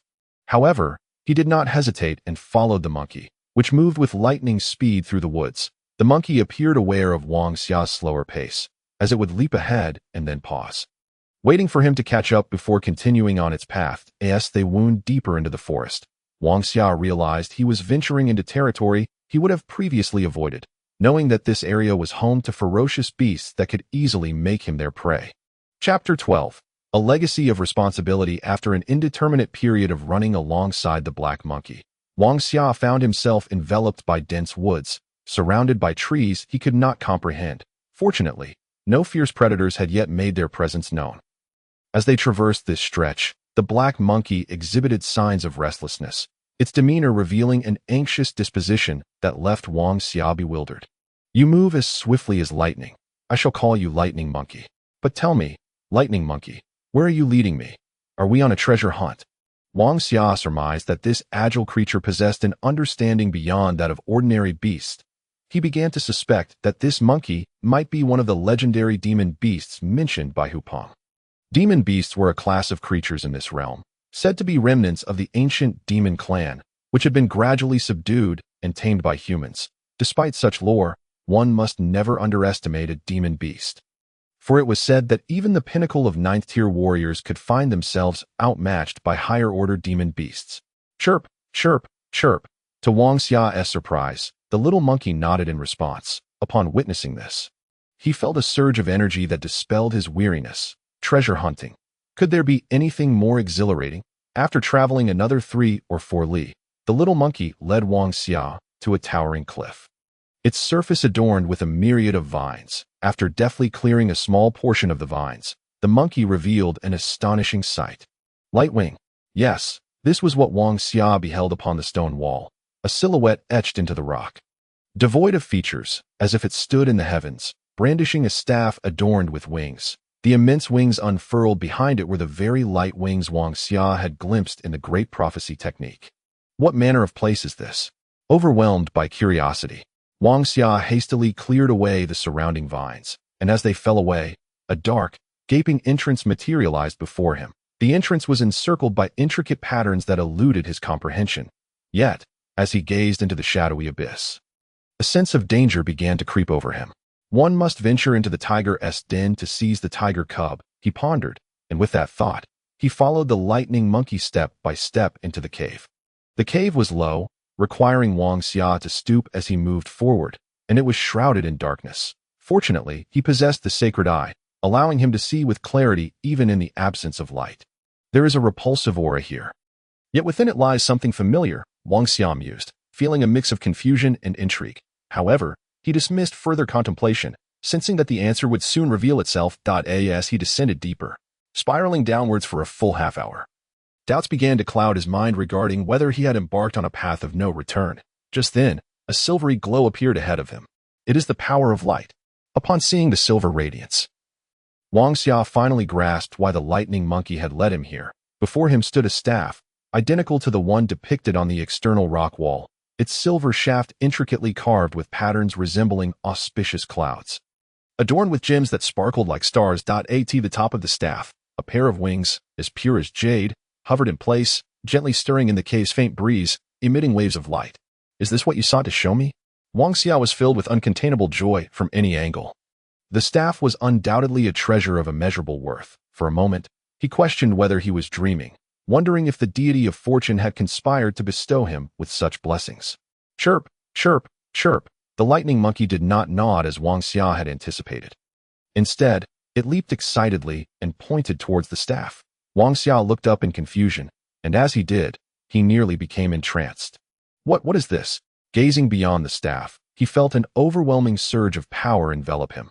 Had it not been for the pride of light sustaining him, he might have turned and fled in terror. Behind the staff, there was no fearsome demon beast or malevolent entity, but rather a great door, a deep purple portal radiating with white light. Wang Xia, captivated by the staff, failed to notice the door at first. However, as he turned his gaze towards it, an instinctive sense of dread washed over him. Omnipotent light, assist me in dispelling this abyssal fear. Let the glory of light shine throughout the heavens and the earth. The emerald glow in Wang Xia's hand flickered as he initiated the dispel technique for the first time since learning it. Yet, when he unleashed the technique, he was taken aback. The light seemed to drain from him, and he failed to execute the dispel successfully. It is this door, Wang Xia realized, observing the portal before him. The swirling vortex at its center seemed to possess the power to devour all, consuming the light he had attempted to project. The ability to absorb light indicated to Wang Xia that this was akin to a force of fear. For only a presence that stood in absolute opposition to light could wield such terrifying power at a certain threshold. Buzz, although the dispel technique had failed, the radiance emanating from Wang Xia ignited the staff. And in an instant, the wings at its center began to whirl violently as they spun. A beam of light erupted from the staff. It was a figure, an entity composed entirely of light, not a tangible being, but rather the last vestiges of power preserved within the staff. When the day arrives that you can illuminate the world, then please draw forth this divine redemption and quell the fear that emanates from the gates of hell. The voice of the light resonated throughout the cave, conveying not merely a legacy of power, but a profound responsibility. When the day arrives that you can illuminate the world, please draw forth the divine redemption and suppress the fear that arises from the gates of hell. This was the inheritance of responsibility. The final hope of the previous bearer of the divine redemption, A.S. Wang Xia, beheld the fading light. An overwhelming sense of being played washed over him. What was happening? He had stumbled into this world by mere chance. Unwittingly consumed the great prophecy technique to gain the power of light, and found himself cast into this desolate mountain, only to be guided by a monkey to this cursed place, ultimately accepting a legacy of responsibility without understanding? Wang Xia gazed upon the glimmering divine redemption and the Hell's Gate looming behind it, feeling an undeniable sense of being duped. The contract had finally been completed, and it was time to shamelessly seek tickets. With everyone throwing various tickets his way. Chapter 13. The Zealot is a monkey beside Wang Xia. The small black monkey was now raising its bone staff high, the staff emanating a faint glow. As if responding to the radiance of the divine redemption, the staff shimmered. A beam of light burst forth from it, piercing Wang Xia's forehead much like the great prophetic seal had done before. If a high-level magician had been present at that moment, they would have recognized this as a power of contract unique to a branch of magicians known as summoners. However, the contract power emanating from the monkey was not coercive like that of a typical summoner. Rather, it was a willing agreement made by the monkey. The instant the light surged into Wang Xia's mind, he was inundated with countless pieces of information. The black monkey was called the electromagnetic divine monkey, one of the oldest races surviving since ancient times. Although exceedingly rare, each of these monkeys was a formidable warrior. The monkey's memories revealed that it had lost count of how many generations it had inherited. But since time immemorial, it had been bestowed with a mission to await a bearer of the mark of light in this forest, destined to one day wield the divine redemption and suppress the endless Hell's Gate. Moreover, the ancestors of the electromagnetic divine monkey were once known as zealots, having been born in the light, dedicating their lives to guarding and fighting for the faith of brilliance, with dying for the light being the most sacred aspiration of every electromagnetic divine monkey. A zealot is actually a monkey. Though Wang Xia was uncertain of the exact number of electromagnetic divine monkeys that remained, the sight of the solitary little monkey guarding here suggested that their numbers had dwindled to a precarious level. However, this was not the crux of the matter. What truly mattered was that each zealot was said to possess terrifying strength.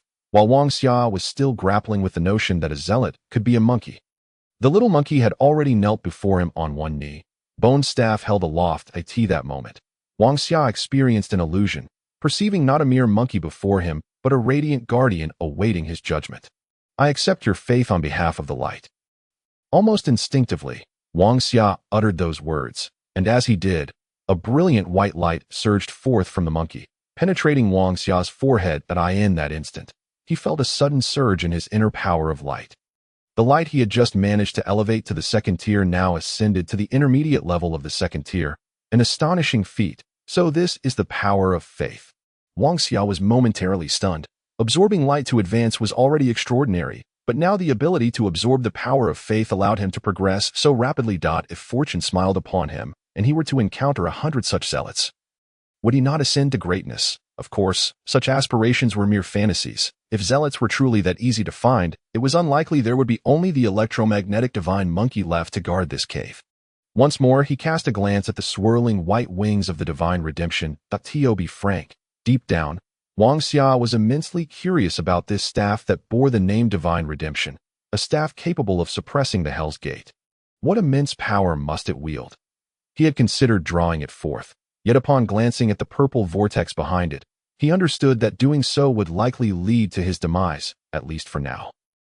I'll think about it later.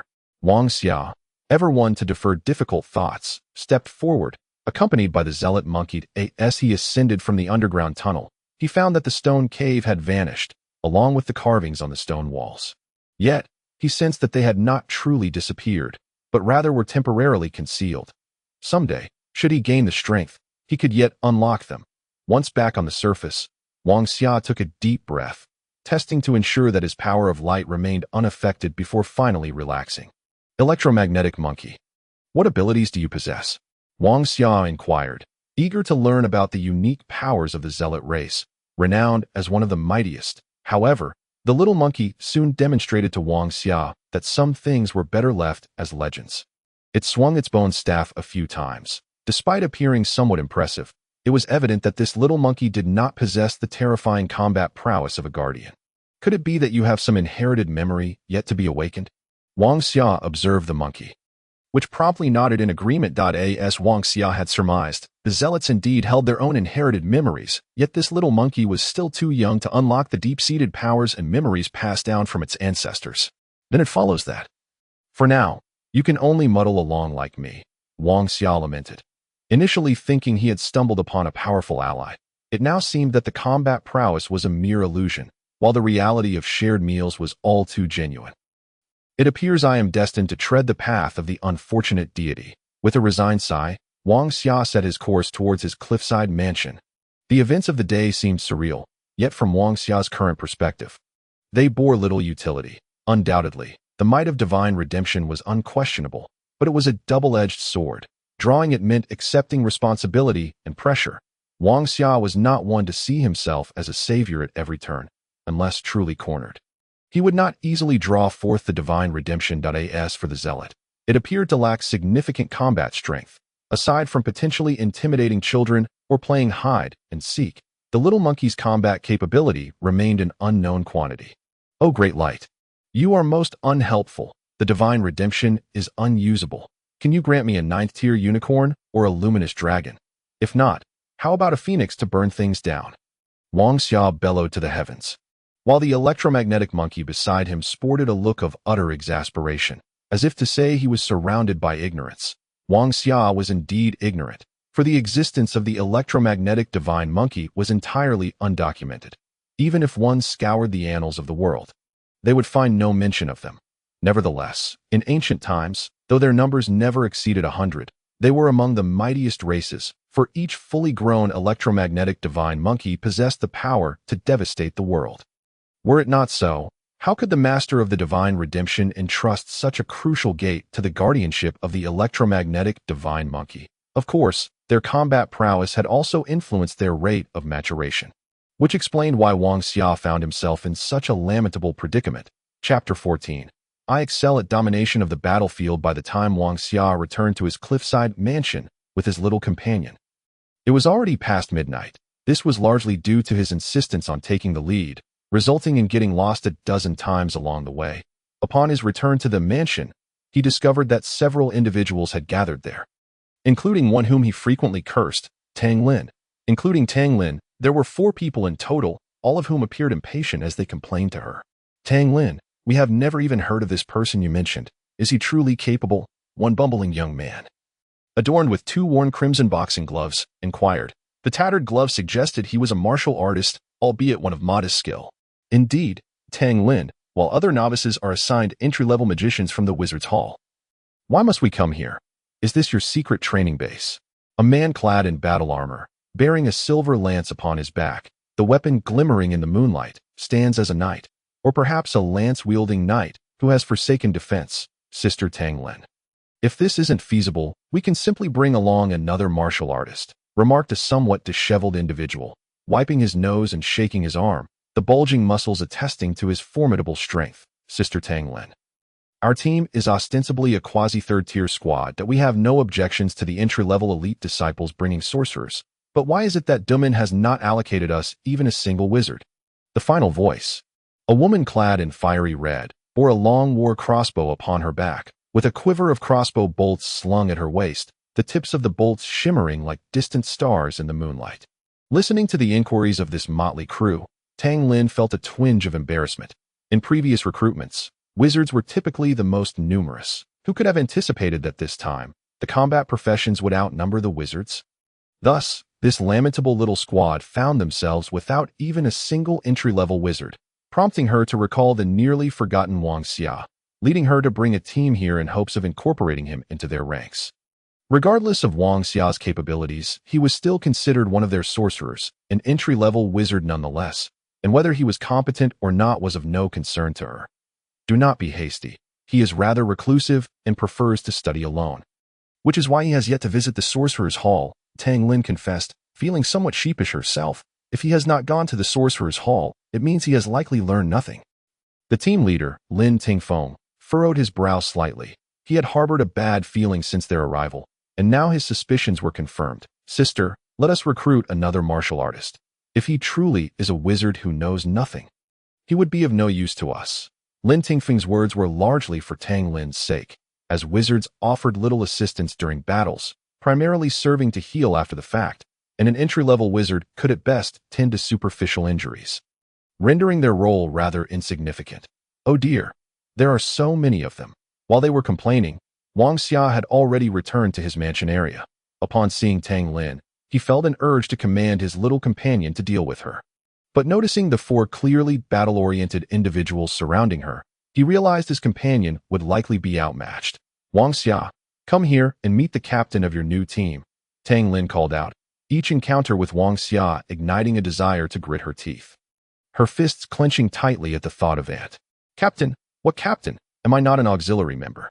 Wang Xia glanced at Lin Tingfeng, who was not particularly robust, even appearing slightly lean.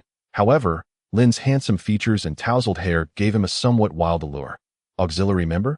Indeed. At Wang Xia's words, Lin Tingfeng and the others frowned. What nonsense are you spouting? Who said you were an auxiliary member? You cannot blame us for your failure to attend the Sorcerer's Hall. This time, I've brought you the introductory potion-making textbook. You must master it well and not bring shame to the wizards, Tang Lin proclaimed, stepping forward to hand a somewhat tattered introductory potion-making book to Wang Xia. At last, Wang Xia received what was due to him, though certain essential potions would likely remain out of reach. All right, Lin, this is Wang Xia, and I leave him in your capable hands. You are already a day behind the other teams. We cannot afford further delays. The Sorcerer's Hall has matters to attend to, so I shall take my leave, Tang Lin stated, disregarding the feelings of the others as she turned to depart, leaving everyone shaking their heads in resignation. After Tang Lin's departure, Lin Tingfeng's gaze returned to Wang Xia, observing him as he twirled the introductory potion-making book with one hand, feeling helpless at the thought of a wizard who knew nothing tagging along with their team. Especially since they were already behind schedule, the outcome of their trial was becoming increasingly evident. Captain, why don't we just leave? Bringing him along is a burden, suggested Jing Qiu, another martial artist in the team, whose straightforward nature belied his somewhat unkempt appearance. He saw Wang Xia as an absolute liability. Let it be. Regardless, he is our teammate. The Knight's Code states that we must never abandon any comrade, Zhao Ting interjected, offering a word of support for Wang Xia. However, Wang Xia paid little heed to this comment, still feeling disdainful. With his abilities as a light mage, he ought to be joining a frontline team. Yet, this team hardly seemed worthy of being called a frontline squad. Zhao Ting is right. No matter what, he is our teammate. He has been alone here, which is quite pitiful if we were to abandon him. The fiery-haired girl, Shui Linglong, spoke up. Despite her gentle-sounding name, her fiery temperament was evident in her choice of a lethal crossbow. Very well, we shall take him along, but we have no time to rest today. If we do not hurry, we may arrive at the monster beast forest without even a sip of soup, Lin Tingfeng remarked, casting a glance at Wang Xia and preparing to set off without even hearing his introduction. Hello everyone. I am Wang Xia. I excel in dominating the battlefield, so please take care of me. Wang Xia began, but the other four had already turned to depart, leaving only his little companion chuckling to the side. You bastards. Wang Xia cursed inwardly. Although he longed to withdraw, his pride forbade him from doing so. He must prove himself, just as he claimed, excelling in battlefield dominance. Chapter 15. Ambush. Each year, various martial sects recruit a new batch of disciples. And a month after their initiation, a selection of promising disciples is chosen to venture into a realm akin to an alternate dimension for trials. This place is known as the Monster Beast Forest. Rumored to be an ancient battlefield from times long past, though no evidence can substantiate this. Yet, within the Monster Beast Forest, fortunate souls often uncover treasures they seek. Moreover, the forest teems with countless beasts, and the essence of these creatures can accelerate a practitioner's cultivation. Thus, those fortunate enough to traverse the forest may find themselves ascending a level. However, the high rewards come with equally high risks. The beasts of the forest are not to be trifled with. For while one seeks to hunt them, they too are ever eager to hunt their pursuers. This is a contest of hunting, yet it is not solely about the beasts, as the ancients have said. The greatest danger is not the beasts, but rather humans. The forest is populated by disciples from various sects. Mere luck is insufficient for entering the Monster Beast Forest. One must possess considerable skill. Otherwise, even if treasures are acquired, without strength, one may ultimately serve as a mere pawn for others. Chuanxiu Pavilion is merely a third-tier sect, having suffered significant losses in previous Monster Beast Forest battles. Yet, there is no alternative. Lower-tier sects must take risks. Should a disciple obtain something valuable, the implications for their future development are immeasurable. After several days of travel, Wang Xia's team had entered the outskirts of the Monster Mist Forest from the Temporal Gateway in the Eastern world. During this time, Wang Xia had gained a fair understanding of his team. In Wang Xia's words, this is, quite frankly, a team that is bound to be wiped out in one fell swoop. What does one fell swoop mean? It refers to encountering an elite team that swiftly annihilates them. Two martial artists, with team leader Lin Tingfeng at the initial stage of the third tier, possessed average strength, adequate in a pinch, yet lacking in comparison to stronger foes. The other martial artist, Zheng Qiu, was at the pinnacle of the second tier, on the verge of a breakthrough to the third tier. However, the disparity of a tier significantly undermined his prowess. The knight, Zhao Ting, was relatively competent, also at the initial stage of the third tier, but tragically, he had forsaken the standard knight's defensive capabilities for the might of a lance knight, and knights do not gain mounts before the fifth tier, rendering Zhao Ting's situation even more lamentable. As for Shui Linglong, Wang Xia was quite pleased. Though her words were few, she was likewise a junior third-tier crossbowman, possessing remarkable speed and accuracy with her bolts. Initially, Wang Xia had found it perplexing as to why such an exceptional crossbowman would join such a hapless team. Now, he understood. They were merely filling spaces in a team. Chuanxiu Pavilion had 5 elite teams, primarily composed of mid-third tier members, and within those teams were sorcerers. Other teams like theirs numbered around 10, placing them at a respectable mid-level among the struggling squads. Each team is randomly teleported to a designated area within the Monster Beast Forest upon entry, and we cannot ascertain our current location. However, we must remain vigilant against ambushes from other teams. Understood? Lin Tingfeng's statement was essentially directed at Wang Xia, yet he remained oblivious to the fact that from the moment they entered this place, Wang Xia had already activated his sacred in terms of crisis perception. None could rival Wang Xia, who had opened the sacred eye. Captain, we should head east. This place bears a resemblance to the Silent Forest. As a crossbowman, Shui Linglong possessed a keen observational ability regarding the terrain, surpassing that of her companions. Although they had all familiarized themselves with the internal layout of the Beast Forest, none could analyze it as astutely as Shui Linglong. The Silent Forest. Indeed, I too find it reminiscent. We must proceed with caution. Lin Tingfeng surveyed their surroundings. There was not a whisper of movement, and given the vast expanse of the beast forest, it was unlikely they would encounter many hunters at the periphery. The entire team traversed the beast forest with utmost caution, and as the day unfolded without incident, a sense of relaxation washed over them. However, that very tranquility struck Wang Xia as somewhat peculiar. Although Wang Xia was not well versed in the lore of the beast forest, he had gleaned enough from his teammates over the past days to understand that it was a realm rife with ferocious beasts. Yet, after traversing a distance of 4 to 5 dozen miles, they had not encountered a single creature. Was it mere fortune? As someone overshadowed by the misfortunes of a forsaken deity, Wang Xia resolutely refused to believe that luck would favor him. There must be a hidden danger behind every anomaly. Captain, traversing 4 to 5 dozen miles without encountering a single beast, doesn't that strike you as odd? Ultimately, Wang Xia chose to voice his concerns that he was merely a light mage, although his survival skills were commendable. Combat relied heavily upon his companions, at least for the time being. I have noticed this as well. We should remain vigilant. I can't shake the feeling that we are being watched, Shui Linglong. A remarkably perceptive woman, nodded in agreement with Wang Xia's observation. Suddenly, a gust of wind stirred, causing Shui Linglong to leap from the ground, twisting mid-air. In that very instant, a crossbow bolt embedded itself into the tree she had just vacated. Enemy attack. In a heartbeat, Lin Tingfeng had drawn his weapon, exuding an aura of ferocity akin to that of an enraged tiger. With his movement, the other 3 members of the team, except Wang Xia, swiftly fell into combat stances. As the 4 stood up, a dark mist descended from the heavens, and the moment it appeared, the expressions of the 4, excluding Wang Xia, shifted dramatically. The shroud of darkness is the work of a mage, they realized. The black fog enveloped them, and except for Wang Xia, the actions of the other 4 seemed to be hindered, their movements sluggish. Yet, Wang Xia remained unaffected by this sudden arrival of darkness, as a nemesis to curses. The light mage possessed the capability to be immune to all forms of hexes. Swish, swish, swish. 3 crossbow bolts whistled through the air, followed by 2 martial artists who charged through the thicket towards them. Chapter 16. Dispel Magic in Ambush. This was the most common tactic within the beast forest. Faced with such an assault, Wang Xia's team was thrown into disarray, being novices with no prior experience in group combat. As the enemy mage weakened them, they had almost resigned themselves to defeat, their spirits dampened at a battle that began with one side losing its momentum in terms of morale hardly warranted continuation.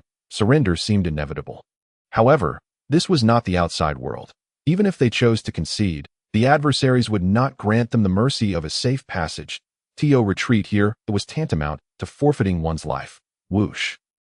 Just as Wang Xia's team was being diminished, a cascade of purple light enveloped the 2 advancing martial artists, visibly enhancing their speed. The radiance of the purple spiral. Even Lin Tingfeng felt despair upon witnessing this. It was a clear case of ebb and flow. They were diminished by the black mist, while their opponents were bolstered by the radiance of the purple spiral, pushing their already outmatched team to the brink of collapse. Do not retreat, Zhao Ting suddenly shouted. Brandishing his spear, with a swift motion, he deflected the 2 incoming crossbow bolts. But in doing so, the martial artists were already upon him. With a resounding thud, Zhao Ting's reflexes were commendable, yet even with his speed, he was struck by one of the martial artists, sending him flying as their teammate was attacked. The remaining 3 hesitated. To flee now would be to abandon a comrade on the battlefield. Even if they survived, they would surely face retribution from their guild. In a world where honor reigned supreme, many would bravely choose death over dishonor. Whoosh. 2 crossbow bolts were launched from Shui Linglong's massive crossbow, aimed directly at the 2 martial artists.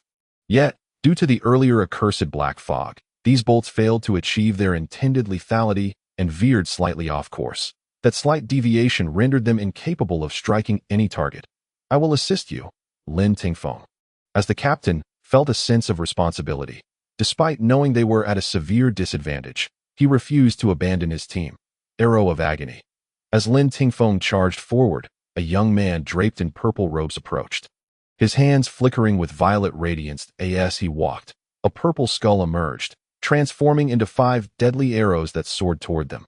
Damn it, we're finished, Lin Tingfeng thought in despair. Their team had entered last.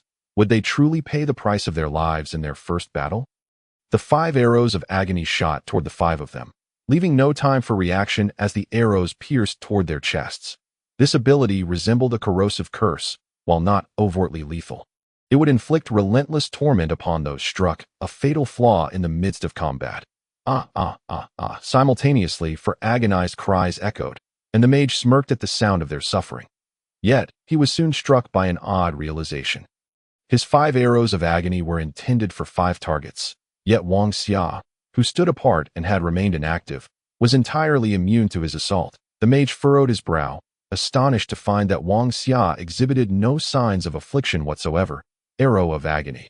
The mage raised his hand again, conjuring another skull. This time, it transformed into a singular arrow of agony, aimed directly at the seemingly disdainful Wang Xia. The mage observed closely as the arrow flew toward Wang Xia in an instant. Just before it could reach him, a golden light erupted from Wang Xia, shattering the arrow of agony. This was the power of holy light, capable of immunizing against all forms of malevolent curses.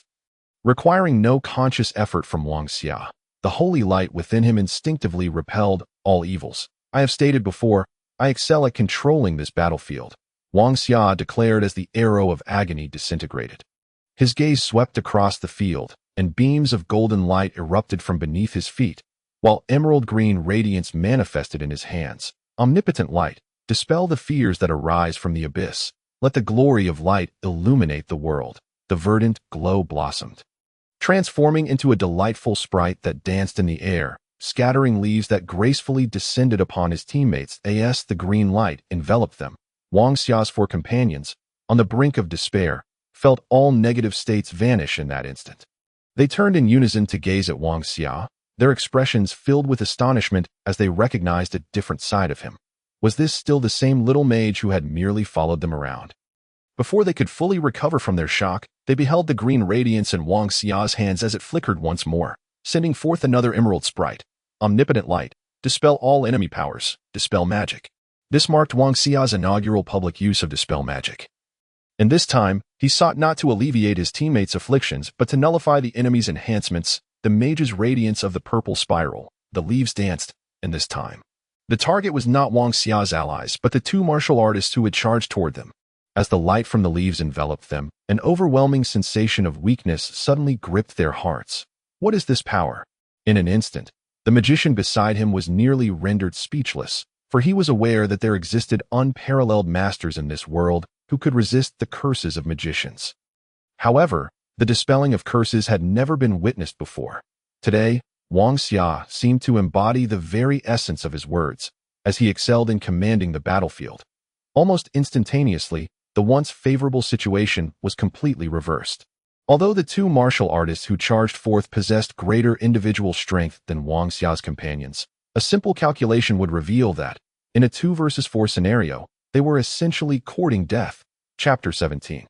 The Arrow of Fatality. The 2 martial artists, who had swiftly transitioned from a position of advantage to one of vulnerability, were rendered so by a mere dispelling spell. Just as before, the ebb and flow of battle dictated this outcome.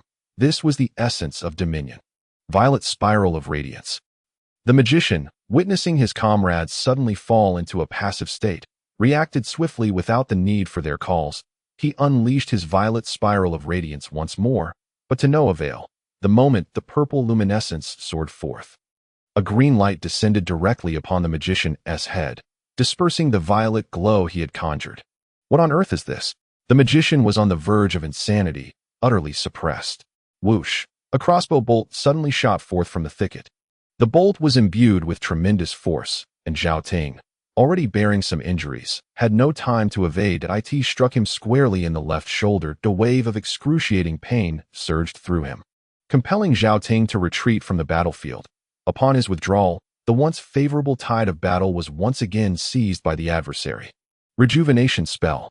As Zhao Ting extracted the bolt from his shoulder, Wang Xia's rejuvenating magic enveloped him. Golden light danced upon Zhao Ting's form, and in that moment, he realized that the pain in his shoulder had vanished entirely. Miraculously, the wound that had once throbbed with agony was now numb. The golden light continued to swirl around him, and Zhao Ting's eyes widened in disbelief as he beheld the sight before him. countless strands of golden light flowed like invisible threads over his wound. And with each passing moment, he watched in astonishment as the injury on his shoulder healed rapidly.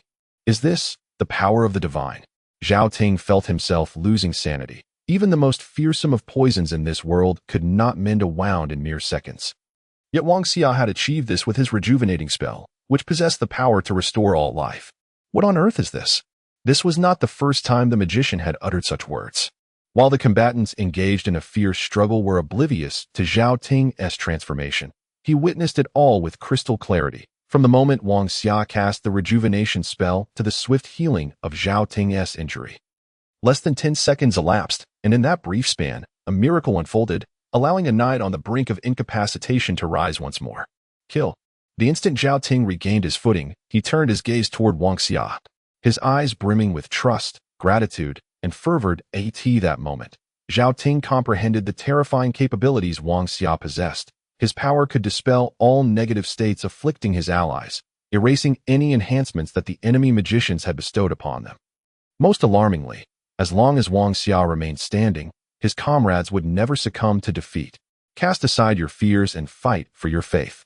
Wang Xia suddenly raised both hands, and a massive surge of golden light erupted from his palms, showering the four-member team with radiant beams that in that moment. They all felt an invigorating vitality coursing through their bodies. The prayer spell, often regarded as the most ineffectual ability within the realm of light, had never been utilized by Wang Xia due to its transient effect of merely elevating one's spirits. Despite its appealing appearance, in actual combat, it served little purpose other than to impress.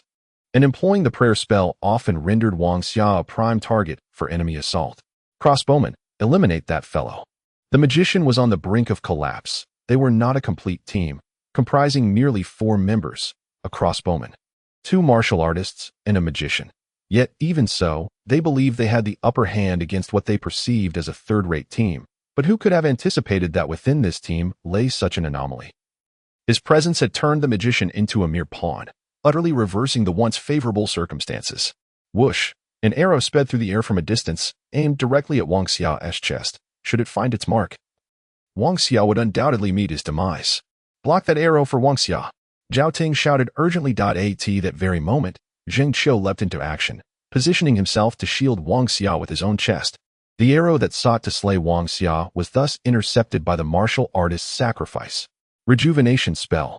No call was needed. Upon witnessing Zheng Qiu's selfless act, Wang Xia had fully integrated himself into this team. A comrade willing to risk his life to deflect a deadly arrow was worth every effort Wang Xia could muster to provide support. Golden light enveloped Zheng Qiu, who felt the sting of pain the instant the arrow struck his right chest. Yet, before the pain could take hold, the rejuvenating magic coursed through him, dispelling his suffering. As the pain dissipated, Zheng Qiu beheld the arrow embedded in his chest being repelled by the golden light. The gruesome wound, now aglow with golden radiance, began to heal at an astonishing rate. What on earth is this divine magic? Though he had witnessed Zhao Ting's transformation, it was only when the light shone upon him that Zheng Qiu truly experienced the profound impact of the rejuvenation spell. No pain, no injury. So long as Wang Xia stood, their team would never face death. This was the significance of Wang Xia's existence, the essence of his words. I excel at commanding the battlefield. As Zheng Qiu reflected on this statement, he felt a deep sense of admiration. Although Wang Xia had never engaged the enemy directly, he had indeed dominated the battlefield, providing the strongest support from behind, assuring all his comrades that regardless of how powerful the enemy may be, they would always have his backing. This is the Light Mage, a class that may appear weak in the early stages of combat, yet can still command the battlefield, a support role akin to that of a deity. Whoosh! Just as Zheng Qiu had not yet risen, another arrow flew in from afar, this time once again targeting Wang Xia. Yet as the arrow approached, another bolt shot forth from the side, launched by Shui Linglong. Her arrow struck the incoming bolt, diverting the lethal projectile that threatened Wang Xia's life. Well done! Wang Xia gave Shui Linglong a thumbs up, but just as he celebrated, yet another arrow sped toward him from the distance. This time, without Zheng Qiu or Shui Linglong to provide aid, the arrow hurtled toward him at an incredible velocity, closing the distance to within 10 meters. This arrow was destined to be fatal.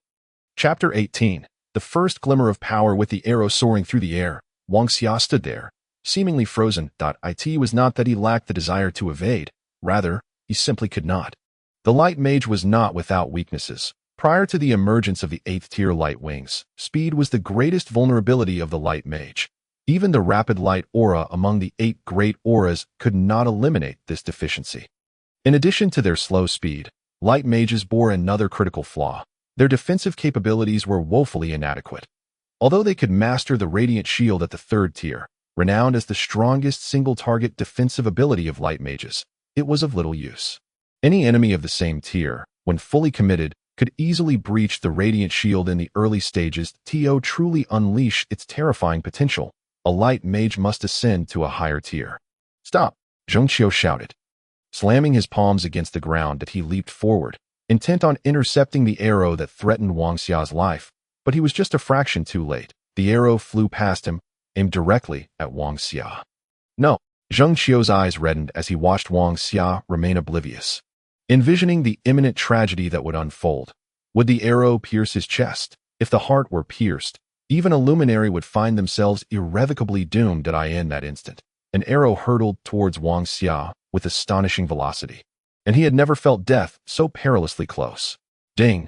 Just as the lethal projectile was less than a meter away, a bolt of black lightning seemingly cleaved the heavens, accompanied by a crisp sound.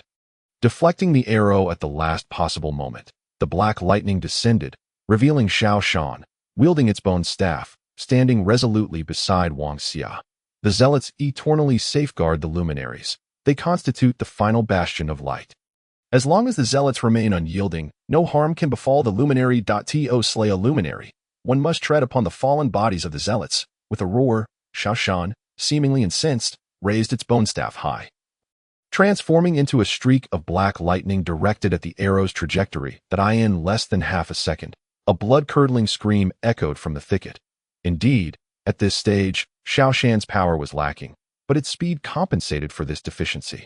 When velocity reached a terrifying magnitude, it metamorphosed into devastating strength, endowing Xiao Shan with formidable lethality. The crossbowman, caught off guard, had no time to react before Xiao Shan appeared before him, driving the bone staff into his mouth. With a swift downward strike, the force propelled by Xiao Shan shattered his jaw, leaving him convulsing on the ground. The horror of the scene was unseen by others, yet Wang Xia, with the sacred eye, witnessed it all. Within the thicket, the once vibrant life force dissipated within mere moments, ultimately vanishing. The black lightning flickered once more as Xiao Shan, bloodied bone staff in hand, returned to Wang Xia's side, resembling a dutiful sentinel. Although it appeared lethargic, Wang Xia understood that when Xiao Shan unleashed its fury, it could annihilate any lower-tier existence in an instant. Bang! A martial artist was suddenly sent flying, only to have a spear appear behind him. The spear thrust upward, inflicting a grievous wound that exposed his spine. They lacked a luminary, and with no means to heal such severe injuries, death awaited him. Damn it! Zheng Qiu rejoined the fray, yet the shock Wang Xia had imparted upon him moments earlier, coupled with the ferocity of Xiao Shan, had etched itself into his very soul. An urgent assassin, a relentless support bolstering the entire team. Such was the unexpected nature of Wang Xia, a revelation to them all. However, in that moment, they understood they had stumbled upon a treasure. What were their mages? What were their sorcerers compared to Wang Xia's capabilities? They were but fleeting shadows. Bang, bang, bang. A flurry of rapid punches rained upon the injured martial artist, caving in his chest as he stared vacantly, unable to close his eyes in death, bereft of his comrade's support, and now outnumbered 4-1. The fate of the remaining martial artist was all but sealed. Whoosh! As if in retribution, Shui Linglong's arrow pierced the martial artist's right chest, followed by Zhao Ting's spear, which thrust forward, impaling him. As he was lifted by the spear, Lin Tingfeng leapt, delivering a punch to the spear's end, driving the martial artist into a towering tree, pinning him several meters high. Nowhere to run. After dispatching the martial artist, Shui Linglong turned her gaze towards the fleeing sorcerer. Without a moment's hesitation, she launched her arrow at him. Dark magic shield. A semicircular barrier materialized before him, absorbing the impact. Subsequently, a token appeared in his hand, and the sorcerer erupted into laughter as he crushed it, radiant purple light emanating from his form. I will remember you. I will find you again. Ha ha. It was a teleportation token, a lifeline for sorcerers, as nearly every esteemed mage possessed one that upon witnessing the token's emergence, Lin Tingfeng and the others were filled with rage, knowing they could not shatter the dark magic shield in time before he vanished, thus leaving them with a formidable enemy. Why so polite? Stay here. Just as the sorcerer's teleportation reached its midpoint, a verdant sprite appeared beside him. The dark magic shield melted away before the sprite as if it were snow meeting fire, and the sprite transformed into countless green leaves enveloping him. The sorcerer cast a disdainful glance at the foliage, but before he could voice his scorn, the leaves began to dissolve the purple light surrounding him. Who says teleportation cannot be dispelled?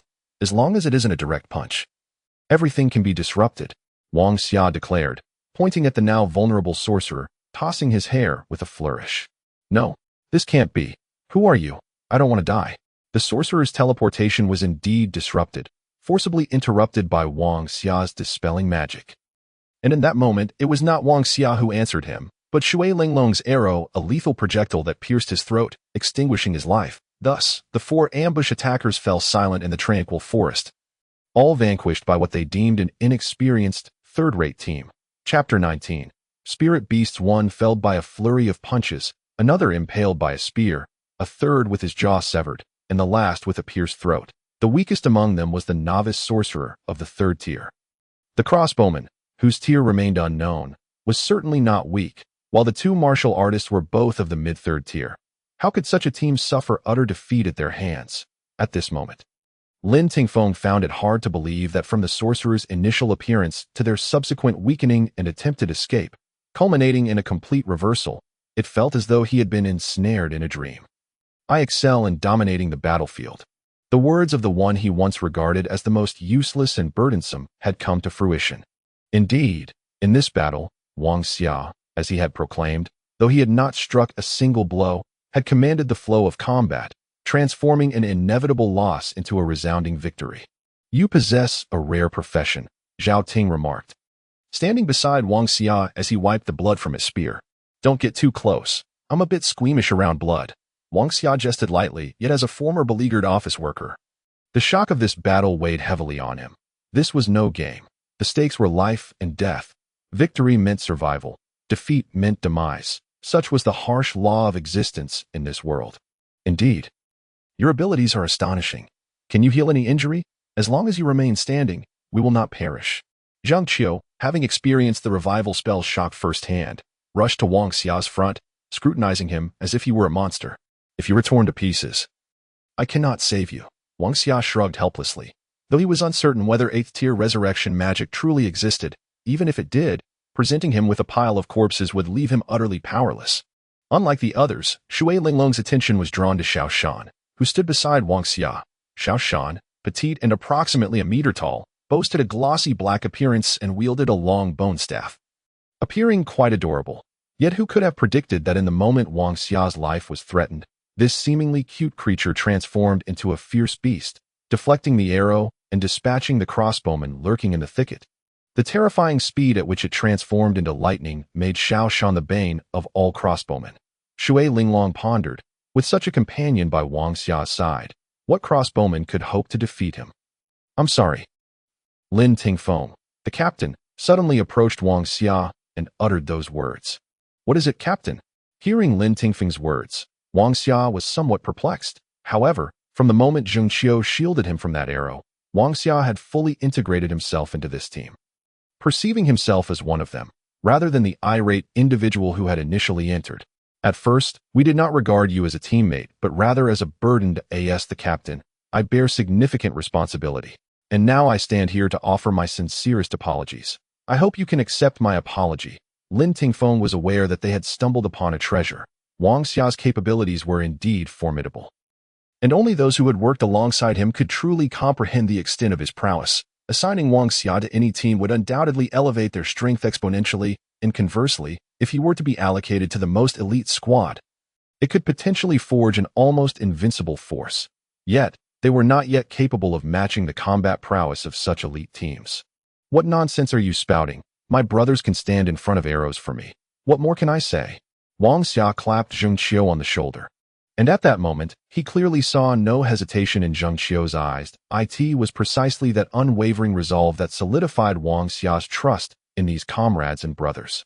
Haha, from now on, I will stand in front of arrows for you, Zheng Qiu said, draping an arm around Wang Xia's shoulder in a display of camaraderie, which elicited hearty laughter from those nearby. All right, as long as you can shield me from arrows, I shall ensure your wounds heal.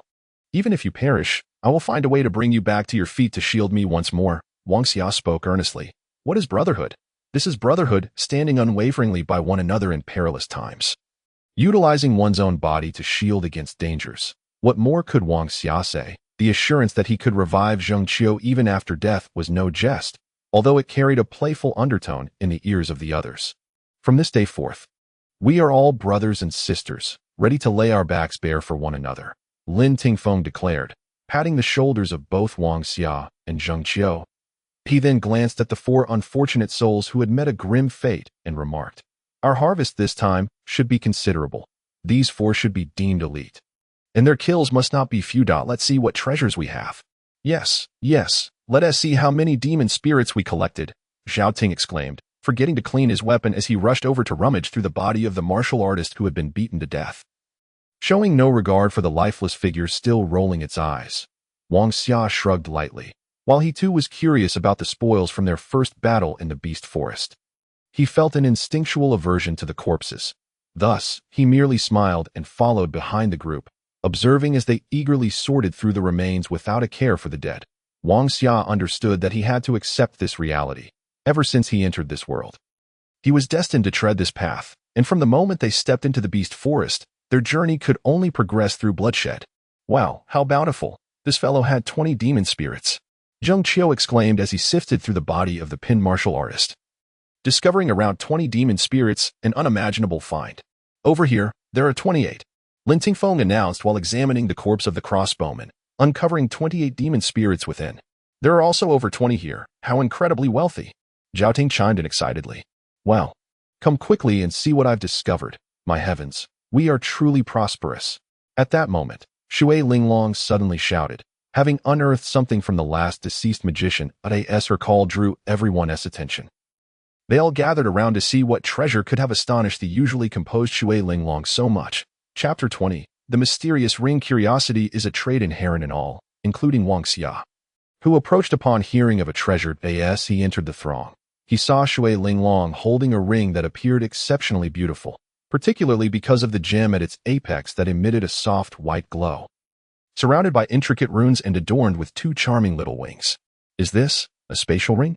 Lin Tingfeng, evidently the most knowledgeable among them, recognized its value immediately upon seeing it. A spatial ring is a precious artifact used for storing items, crafted from exceedingly rare materials. For high-tier warriors, acquiring a spatial ring is hardly a feat, but for those of lower tiers, it is immensely valuable. At the sight of the ring, Wang Xia felt an instant affinity for it.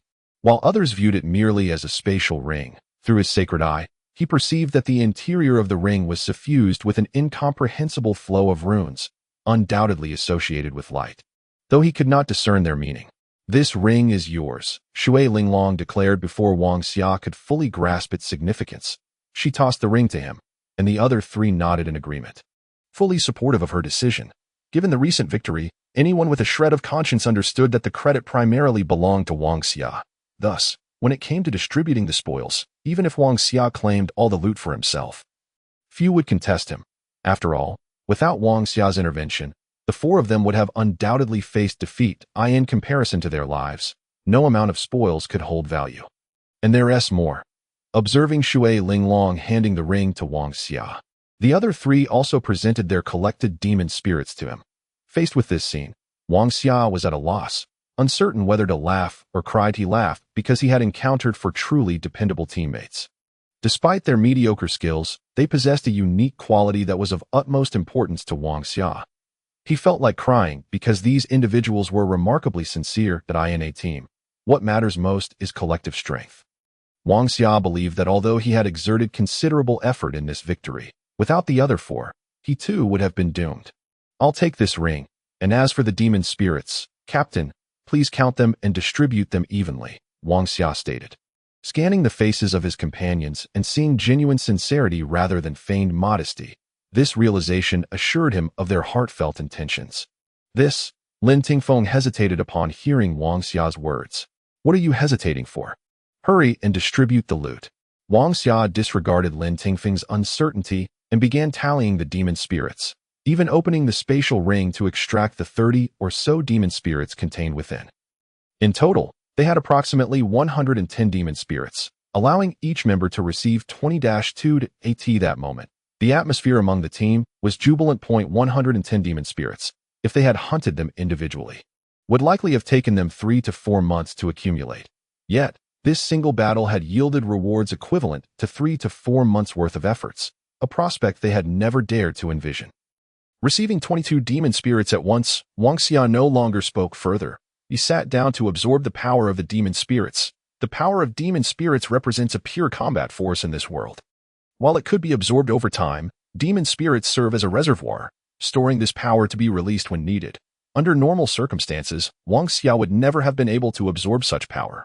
But now, the demon spirit's energy felt gentle. He sensed himself transform into a blazing fire, the energy of the demon spirits gradually converting into light power as it touched the sacred flame within him. As Wang Xia arranged the 22 demon spirits in a circle beneath the moonlight, he began to absorb them fervently. Unbeknownst to him, those around him had become utterly transfixed. The power of demon spirits is indeed absorbable. Yet for someone like Lin Tingfeng, it would take at least a day to fully absorb a single demon spirit. If too much energy were to flood into his body at once, it could wreak unimaginable havoc. Yet Wang Xia appeared as a madman, simultaneously absorbing the power from all 22 demon spirits. What the hell? I've never seen such a monstrous rare profession. Did we just pick up a demon beast? Zhao Ting stood stunned, gaping at the demon spirit in his hand. After confirming that the demon spirit he held was indeed the same as the one Wang Xia was absorbing, his mouth fell agape in astonishment. Is this still human? Shui Linglong caressed her crossbow. And even one as composed as she found it somewhat difficult to accept, absorbing such a multitude of demon spirits simultaneously, no matter how advanced she might be, would undoubtedly result in her being torn to shreds by the frenzied surge of violent spirit energy flooding her body. 22 demon spirits. Indeed, even if a 5th-tier knight of unparalleled strength were summoned, it would be utterly impossible to absorb them all at once. Yet, looking at Wang Xia at this moment, as the power of 22 demon spirits surged into his body, he astonishingly felt a sense of insufficiency. The 22 demon spirits were arranged in a circle. Their ethereal energies, akin to threads of silk, began to intertwine with Wang Xia's radiant power, entering his being. Beneath him, a swirling mass of golden light continued to rotate, as if imbued with endless mysteries. At this moment, Wang Xia resembled a diminutive furnace, as the spirit energy was refined within him. This was the unique talent bestowed upon Wang Xia by the power of light. Under its protection, the strength he could withstand was incomparable to that of any other practitioner. Remember everything you witnessed today, and never reveal this matter to anyone, understood? Lin Tingfeng observed Wang Xia as he engaged in his cultivation in their presence. Someone who could lay down all defenses and immerse himself in training. He had essentially entrusted his life to others, a testament to an immense trust that Lin Tingfeng keenly understood. Faced with Wang Xia's profound trust, their duty was to eternally safeguard this secret. Listening to Lin Tingfeng's words, although disbelief still flickered in their eyes, they recognized the truth in his statement and nodded in agreement. As for Wang Xia, who was still engrossed in his cultivation, he remained blissfully unaware of the events unfolding around him. This was his first experience absorbing spirit energy, and he had no idea how others managed to do so. As for trust, well, Wang Xia indeed trusted his comrades, but he had not overthought the matter. Lin Tingfeng was merely thinking too much. Chapter 21. The Abyss of No Return for an Ordinary Person. The power of 22 demon spirits could easily lead to an explosive demise. However, Wang Xia's sacred power was the gentlest force in existence. With its temperance, even the addition of 22 more demon spirits could not cause him to explode. Buzz. As Wang Xia absorbed the spirit energy, the ring he had just acquired and donned on his hand began to emanate a soft, milky light. Yet, this glow paled in comparison to the golden radiance exuding from the 22 demon spirits. However, the small figure closest to Wang Xia, resembling a diminutive sentinel, suddenly knelt down, raising its bony staff in prayer as if it had perceived something extraordinary. Although this action from Xiaoshan struck Wang Xia's comrades as peculiar, they were not overly surprised.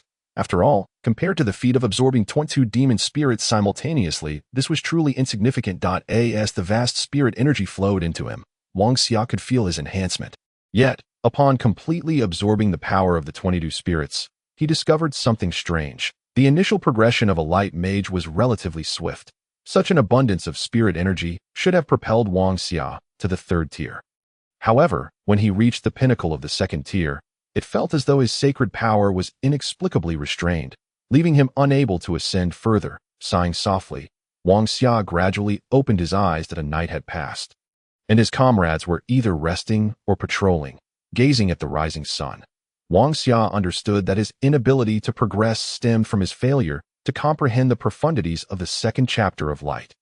The profundities were the fundamental factors limiting the growth of a light mage. Without grasping the essence of a chapter, one would remain forever trapped at that stage, unable to advance within the dense forest. Where life flourished, Wang Xia had comprehended the 1st chapter of light, the revival of all things, and was now contemplating the 2nd chapter, the Ode to Light.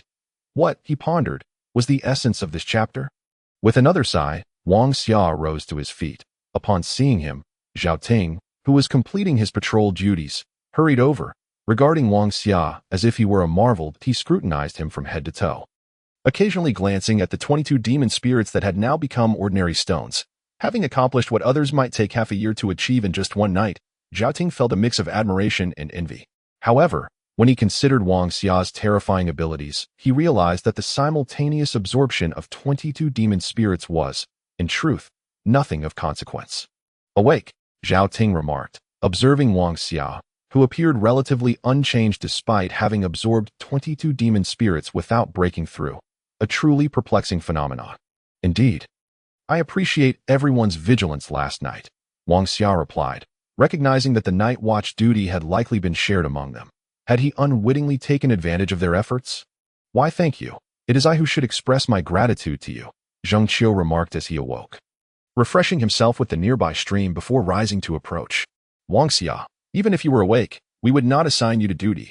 Although your abilities are formidable, we have observed that you seem to lack any inherent combat prowess.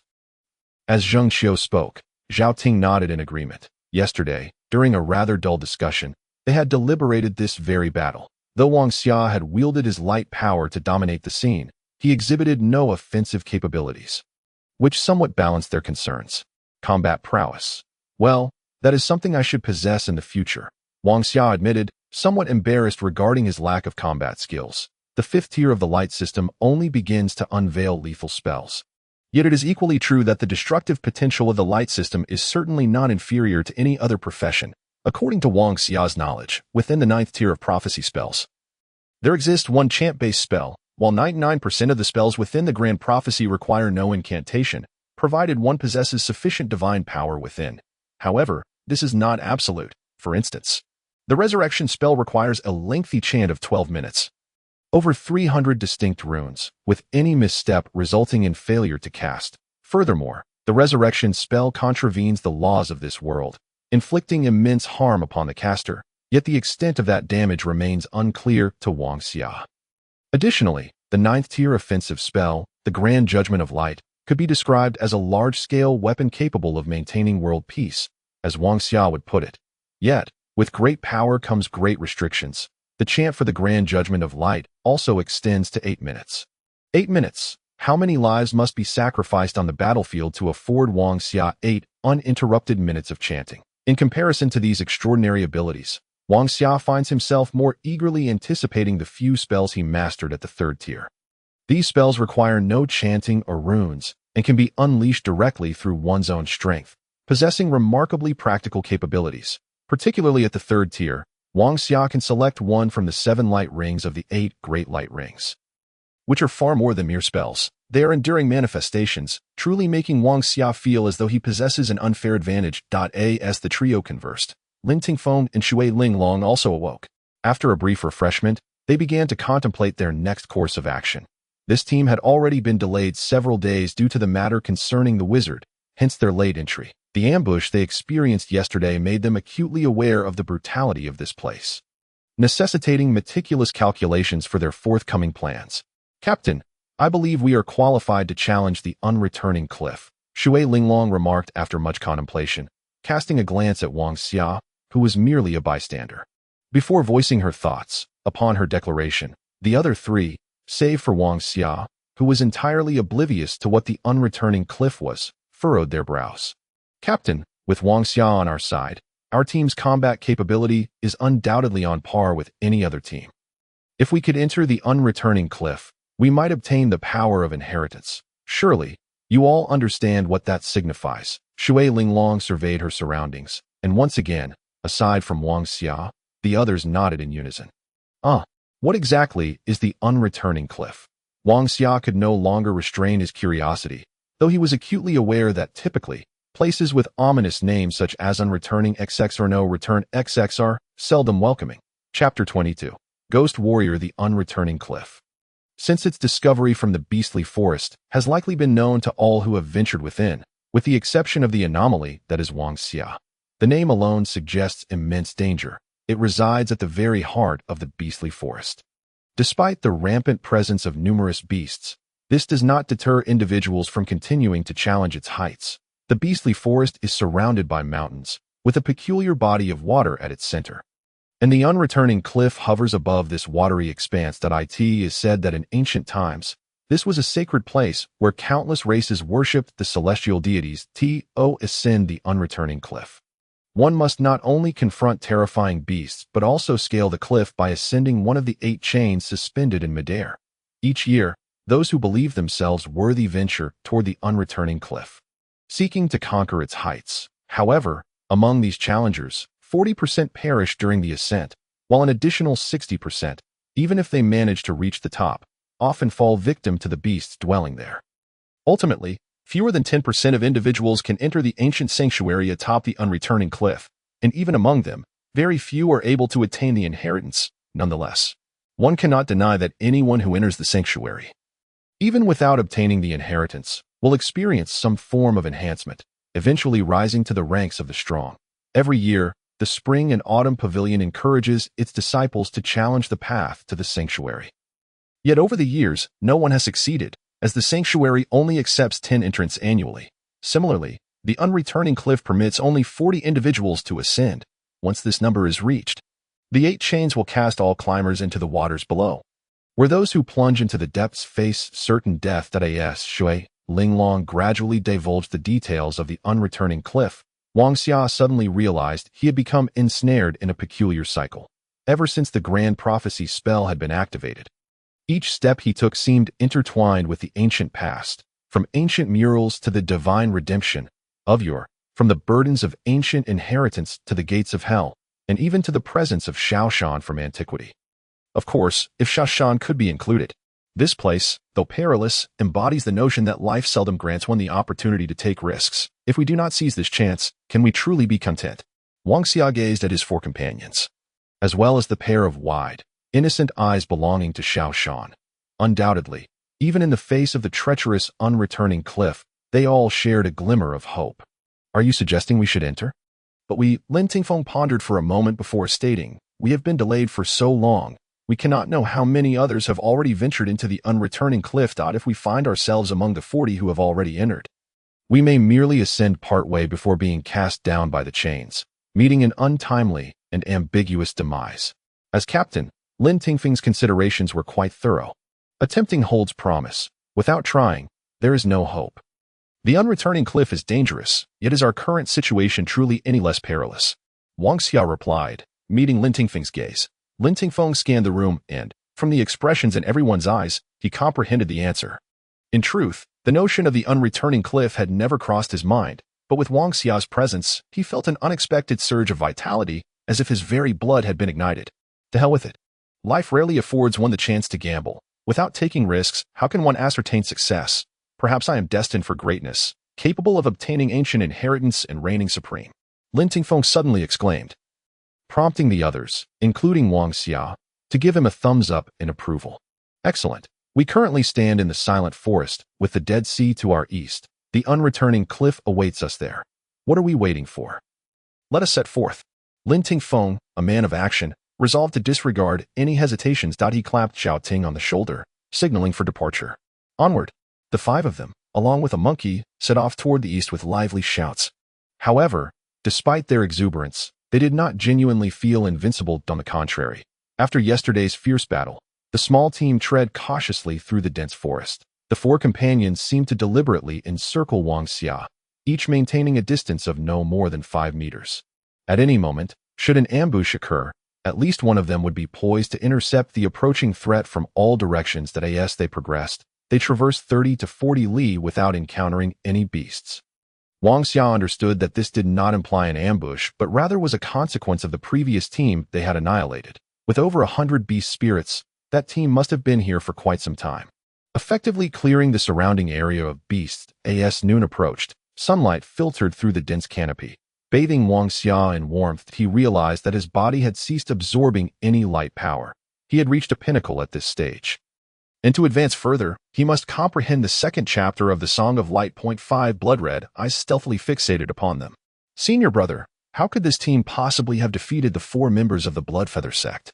The strongest among them must be that martial artist, a grim voice echoed. I cannot say for certain. We have pursued Haoming's team for 6 days, only to find ourselves outsmarted. We must obtain Haoming's spatial ring at all costs. As the voice faded, a figure emerged beside a massive tree, resembling a shadow. Wielding 2 crescent-shaped daggers, emanating an eerie aura. If Lin Tingfeng could see them at that moment, he would undoubtedly be astounded, for including the revealed figure, they were being targeted by 5 of the most formidable and elusive ghost warriors. Ghost warriors, the dancers of death lurking in the shadows, do not strike easily, but when they do, their blades claim lives. Their glory is inscribed in blood. A sufficiently cunning ghost warrior could annihilate an entire team. Now, with 5 ghost warriors simultaneously appearing, any team they set their sights upon would surely tremble in fear. Ghost warriors lack the close-quarters lethality of martial artists and do not possess the mounted prowess of knights beyond the 5th tier. Yet they wield a form of illusion akin to invisibility. The cloak of night serves as their shroud, while the moonlight acts as their beacon of slaughter. When darkness falls, ghost warriors stealthily extinguish the lives of their targets, leaving no trace behind. Unbeknownst to Wang Xia's team, they were entirely oblivious to the 5 pairs of eyes emerging from the abyss. Chapter 23. Throat slitting for Lin Tingfeng and his companions. A day's journey was nothing remarkable. Even Shui Linglong, being a woman, possessed considerable endurance due to her profession. Only Wang Xia, the unfortunate soul, cursed himself throughout the arduous trek. Xiao Shan, are you a zealot or a vampire? For heaven's sake, can you grow up a little and carry me along? Wang Xia lamented, feeling utterly defeated. Xiao Shan, this little rascal, displayed remarkable shamelessness. Constantly mocking the group that at times, he transformed into a bolt of black lightning. Darting through the underbrush, and at others, swung from branches, leaving even the agile crossbow expert, Shui Linglong, feeling embarrassed.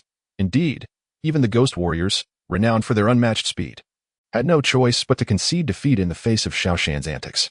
Although Wang Xia had reached the pinnacle of the 2nd tier, the prolonged journey was nearly his undoing. What a fool I am. Truly, why did I ever wish to visit the unreturning cliff? Captain, can I withdraw? Wang Xia paid no heed to the incredulous stares of his teammates, sitting by the fire and massaging his sore feet as night descended.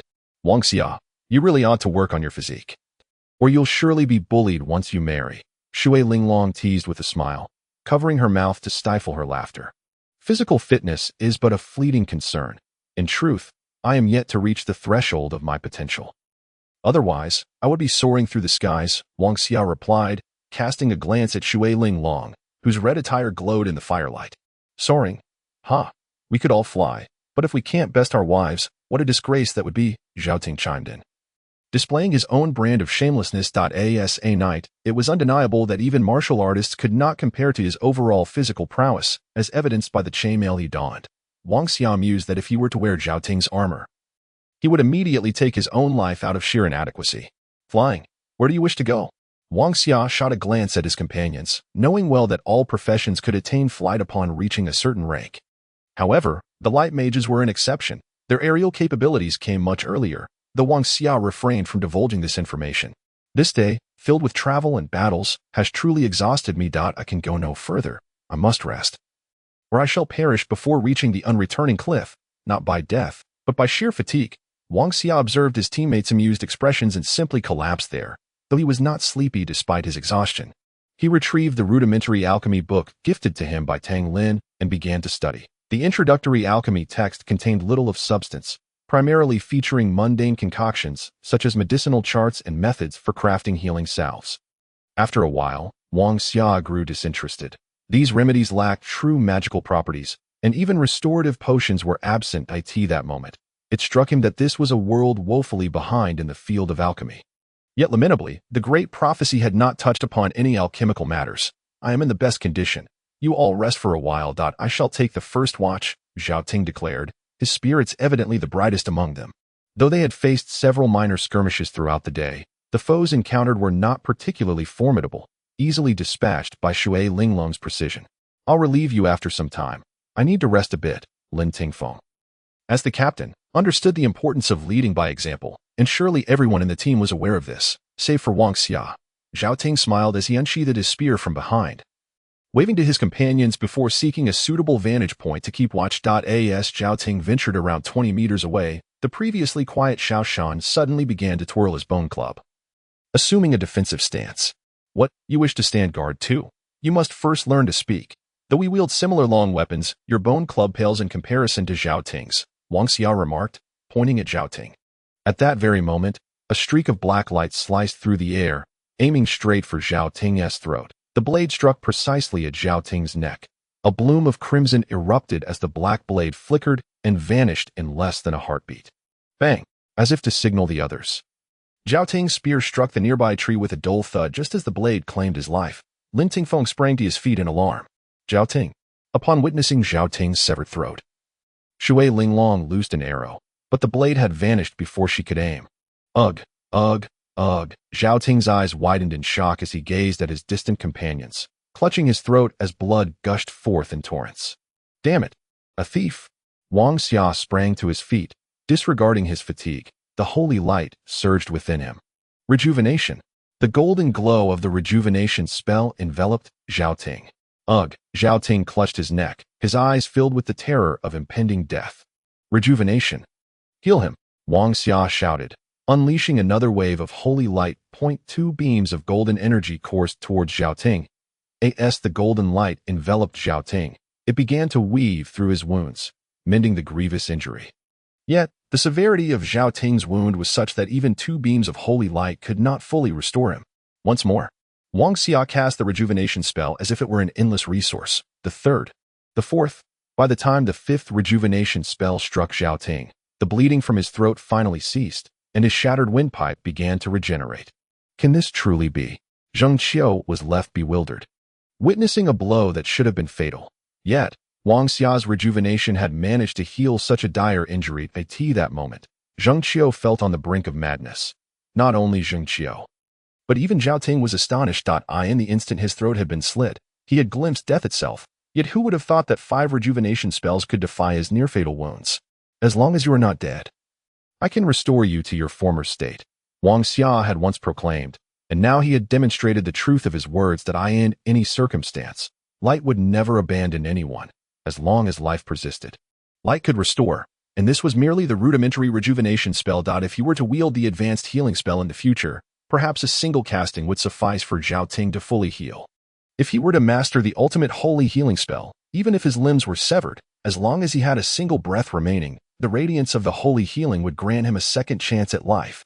Of course, with greater power comes greater limitations. This was indisputable. Chapter 24.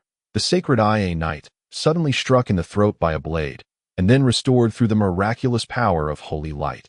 This entire sequence transpired in a mere 30 seconds. Yet, those fleeting moments delivered an overwhelming shock to the soul. Zhao Ting caressed his throat in disbelief. Though he felt somewhat weak from blood loss, the wound had indeed healed. With Wang Xia present, is there anyone in this world who could truly kill me?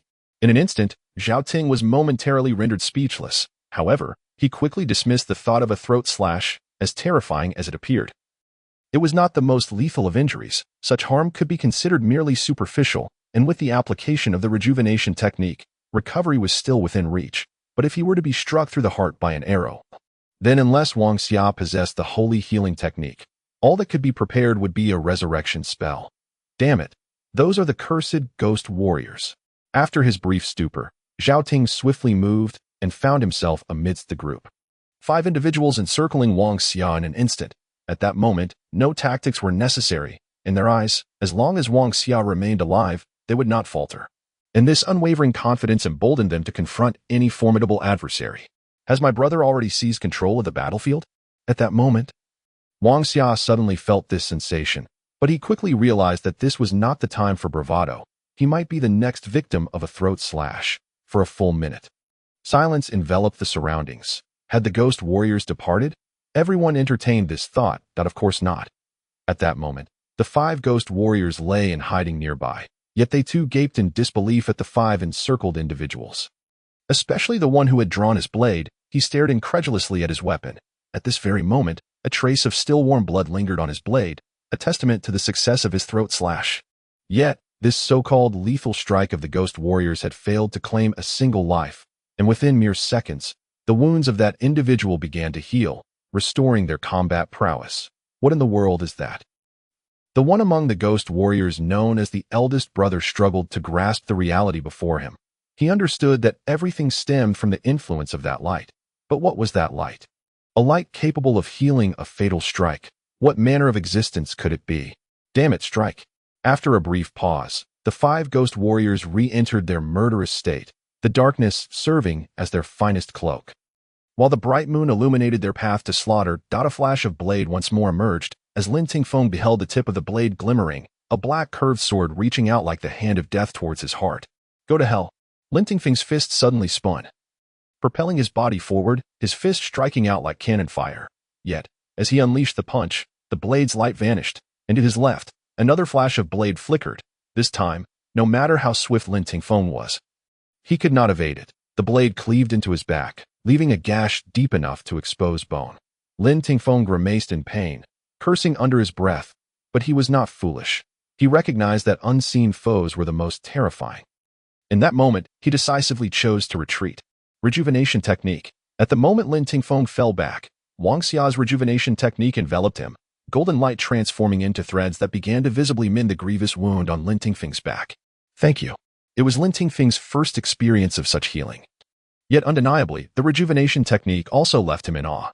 This almost surreal treatment instilled within him a renewed confidence in the face of the ghost warriors. What are these beings, and why can't we see them? Wang Xia pondered. Having witnessed 3 consecutive flashes of blades, each revealing only the weapon without the wielder. At that moment, Wang Xia speculated that they might be some peculiar demonic beasts. They are the damned ghost warriors. Darkness allows them to conceal their forms.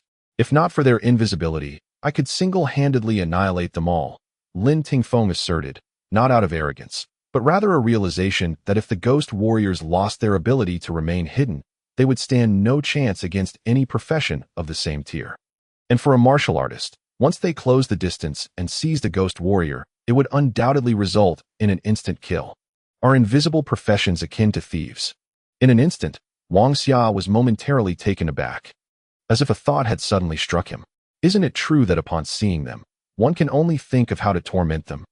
The words that escaped Wang Xia's lips left everyone momentarily stunned. Of course, was a statement that bordered on redundancy. Faced with the invisible ghost warriors, no matter how strong one might be, unless one unleashed indiscriminate attacks of mass destruction, it would be utterly impossible to slay them. What Wang Xia referred to as seeing them was, in the eyes of the others, merely a jest. Isn't it just invisibility? Playing hide and seek with light mages is akin to courting death. Suddenly, a beam of golden light appeared beneath Wang Xia's feet. Ascending rapidly, the golden radiance spiraled upward, and as Wang Xia raised his hands high, the light reached above his head. Radiant light, please illuminate the path to hope, holy eye. The golden light burst forth, revealing a faintly golden eye that materialized above Wang Xia. At the moment this eye emerged, its brilliance illuminated all around, allowing everyone to witness the areas bathed in its golden glow. When the light shone, 5 shadowy figures lurking beneath the great tree abruptly revealed themselves to the group. In that instant, Lin Tingfeng's mouth fell agape. Wang Xia often uttered nonsensical remarks, yet Lin Tingfeng had never taken them seriously. However, at that moment, Wang Xia's words were entirely validated, which was simply incredible. What are you waiting for? Eliminate them, Wang Xia called out, hands raised. The Holy Eye was originally a power exclusive to Wang Xia. It could only reveal enemies when the power of light was unleashed. Yet, in this moment, Wang Xia did just that. With one hand raised, showcasing the faintly golden eye, he exposed the foes hidden in darkness to his allies, something no other class could achieve, only a light mage, and only the Holy Eye of the light mage. Whoosh! As Wang Xia's voice faded, a crossbow bolt was already soaring through the air, its speed so swift that it pierced a ghost warrior completely unaware of its discovery. As the bolt struck the ghost warrior, the other four were momentarily stunned, their faces soon contorted in fear, for Lin Tingfeng, Zhao Ting, and the others completely disregarded their invisibility and charged directly towards them. Chapter 25. The Unveiled Ghost Warriors. The four ghost warriors could hardly fathom that someone would possess the ability to see through their invisibility in the dead of night. Even more terrifying was the fact that it seemed as if everyone was ignoring their concealment. Once their invisibility was shattered, the ghost warriors became as insignificant as a mere dog, easily dispatched by any class. Zhao Ting's hatred for these ghost warriors was palpable, as he was the unfortunate child who had just been slain. Now, seeing these once invisible ghost warriors, akin to helpless little lambs, he chose to unleash his fury and obliterate them. How did you see me? The ghost warrior moved quickly, but speed was of no avail. His rank was no match for Zhao Ting's spear. Thud! With a muffled sound, the spearhead swept across the ghost warrior's throat, a fitting retribution, one that mirrored his own earlier demise. Yet, just as before, Wang Xia was singular in his prowess. Thus a throat slitting for the ghost warrior meant a certain death. The wounded ghost warrior clutched his throat, his eyes meeting Wang Xia's, and the faintly golden eye raised high above him. In that fleeting moment, he seemed to comprehend something, but alas, he would never have the chance to acknowledge his folly. Whoosh! Another swift crossbow bolt shot forth, this one piercing through the heart of a fleeing ghost warrior.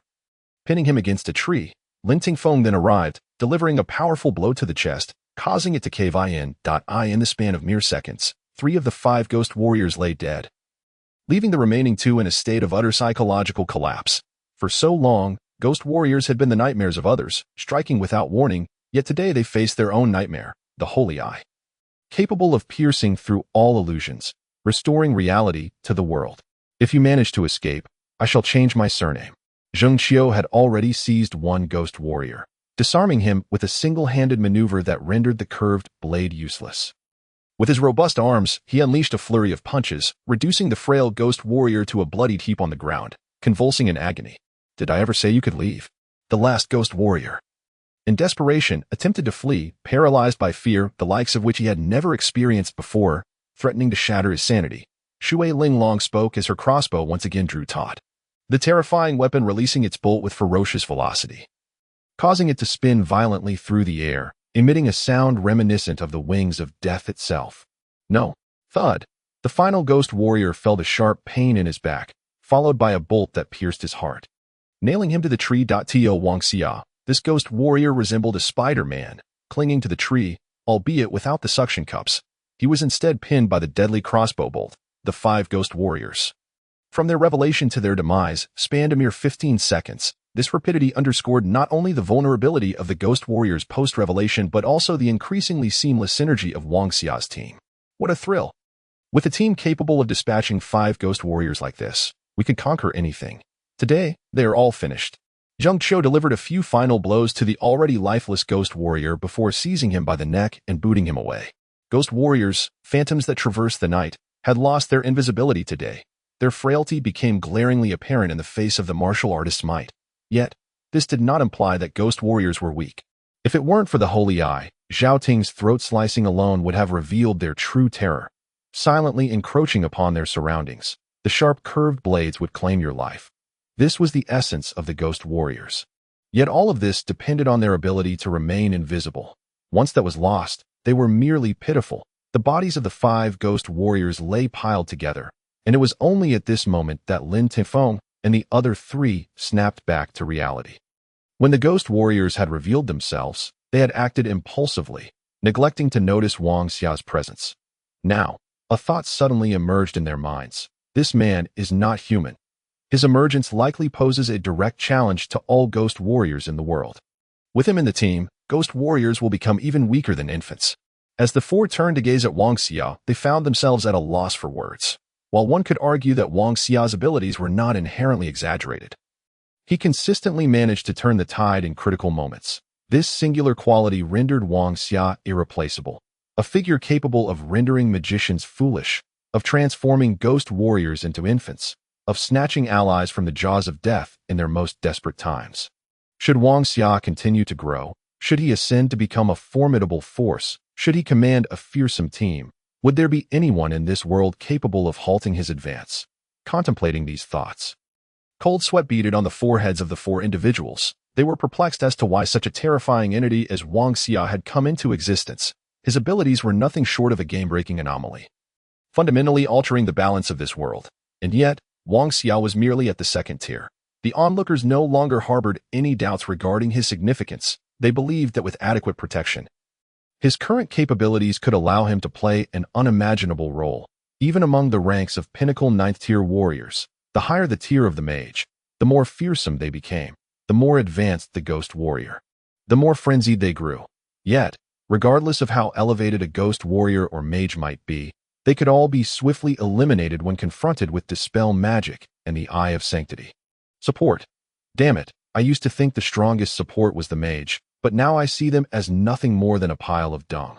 Zheng Qiu was forever the rogue, yet his words held a kernel of truth. In comparison to Wang Xia's diverse abilities, mages truly seemed like an utterly repulsive joke.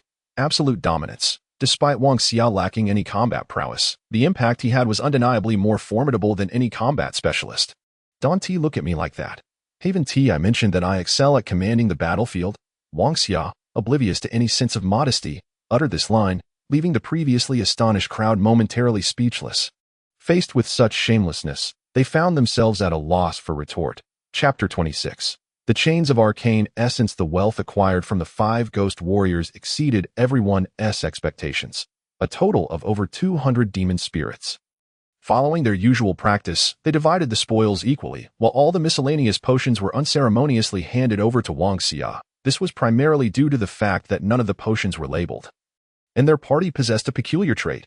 No one could accurately identify the types of these potions. Consequently, Wang Xia was subjected to another round of scathing ridicule. After all, he bore the title of a novice wizard, albeit a genuine one. When it came to potions, Wang Xia admitted his complete ignorance. What's the rush? As the saying goes, with enough diligence, even an iron pestle can be ground into a needle. You never know. I might become a master potion maker one day. Wang Xia's feeble defense was met with indifference from the team. Under the moonlight, following the battle, the team gained a comprehensive understanding of Wang Xia's abilities. As long as he was present, unless faced with high-tier ghost warriors intent on slaughter, it was virtually impossible for them to be ambushed and killed.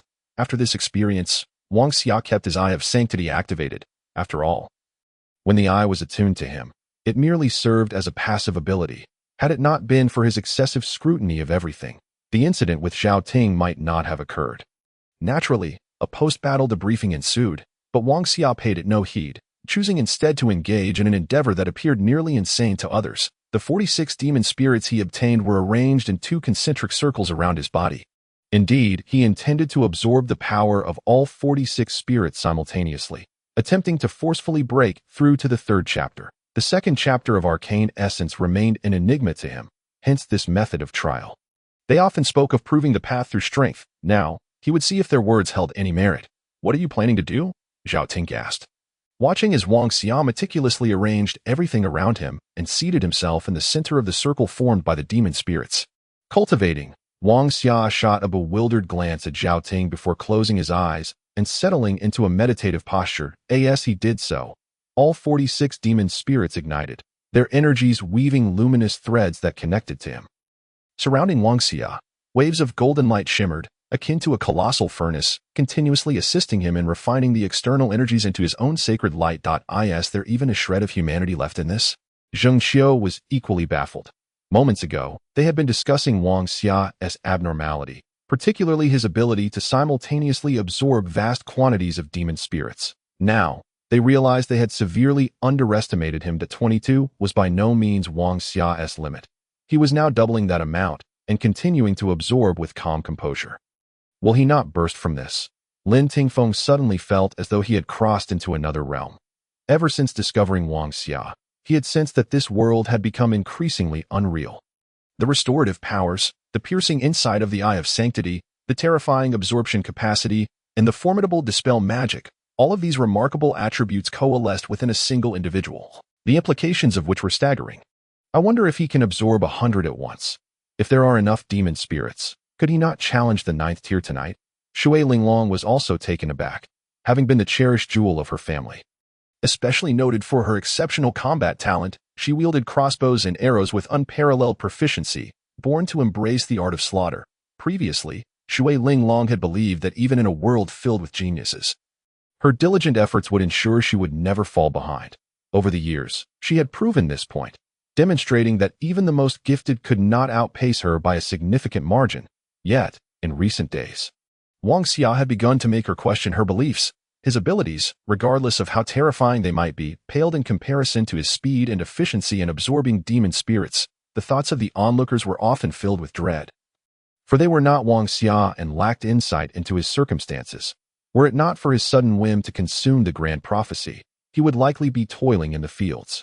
In the eyes of the others, Wang Xia's ability to absorb the power of demon spirits so rapidly seemed a boon. But the truth was that at that moment, he had entered a state of cultivation that left him somewhat disheartened.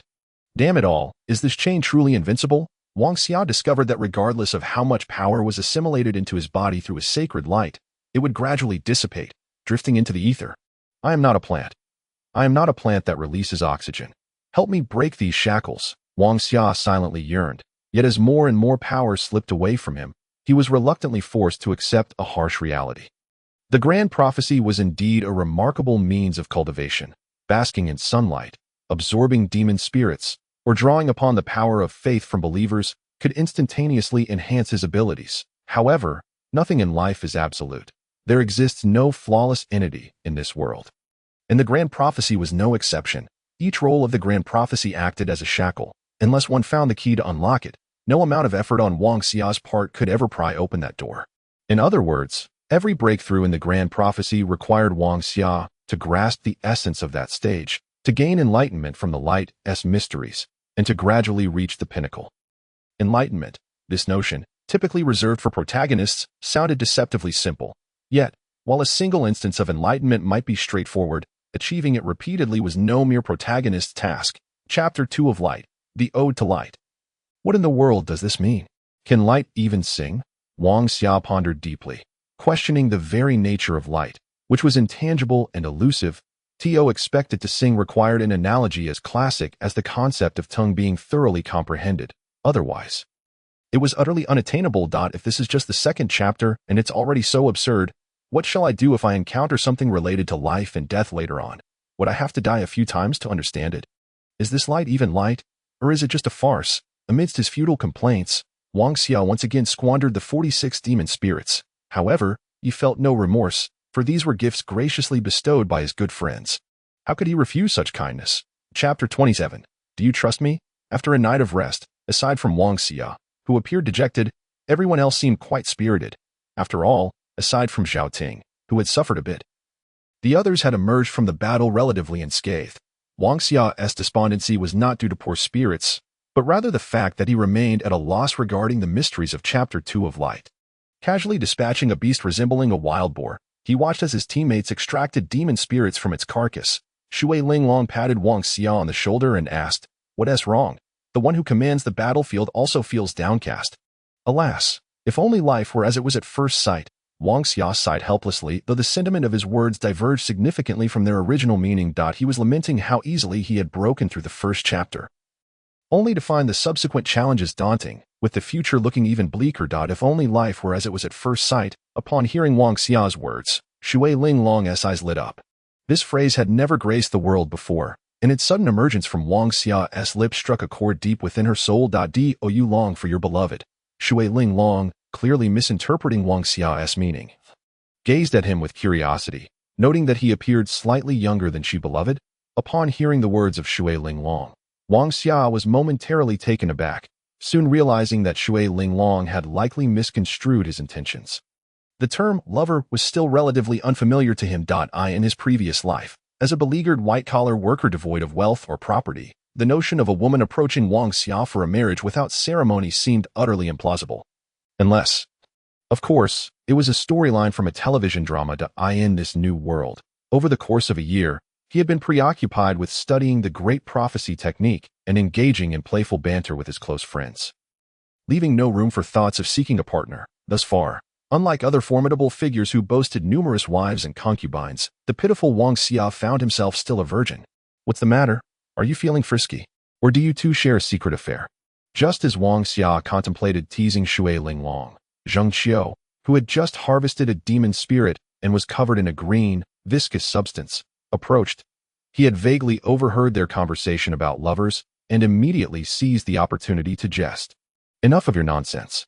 Let us calculate how much longer until we reach the abyss of no return. Disrupted by Zheng Qiu's antics, Wang Xia lost interest in the playful exchange. He strode over to Lin Tingfeng, who, despite being only 20, exuded an air of seasoned authority and remarked, "Captain, when will you cease to wear that perpetual frown?" "Only on the day I become invincible." Lin Tingfeng attempted a bit of humor, then surveyed the surrounding terrain, stating, "We have nearly reached the end of the silent forest that we should arrive near the Dead Sea tonight. However, I propose that we refrain from directly ascending the abyss of no return until tomorrow morning." "Captain, I believe we ought to climb right away," Zhao Ting chimed in, having cleaned the blood of a demon beast from his spear. "I've heard from the elders that the area beyond the abyss is notoriously unstable. We have already faced 2 assaults here. The difficulties we may encounter there could be even greater. And time is of the essence for us." "Indeed, Captain, I concur with Zhao Ting. We have already fallen behind others. If we do not quicken our pace, we may lose everything," Zheng Qiu added. But his disheveled appearance and the green substance on his hands prompted everyone to ignore him. "Zhao Ting speaks the truth, but are you all not aware of the Dead Sea Hunters?" Lin Tingfeng said, prompting astonishment amongst the team, as all but Wang Xia furrowed their brows. Each encounter with such matters left Wang Xia feeling rather embarrassed. Seemingly recognizing Wang Xia's discomfort, Zhao Ting explained, "The Dead Sea is a most peculiar place.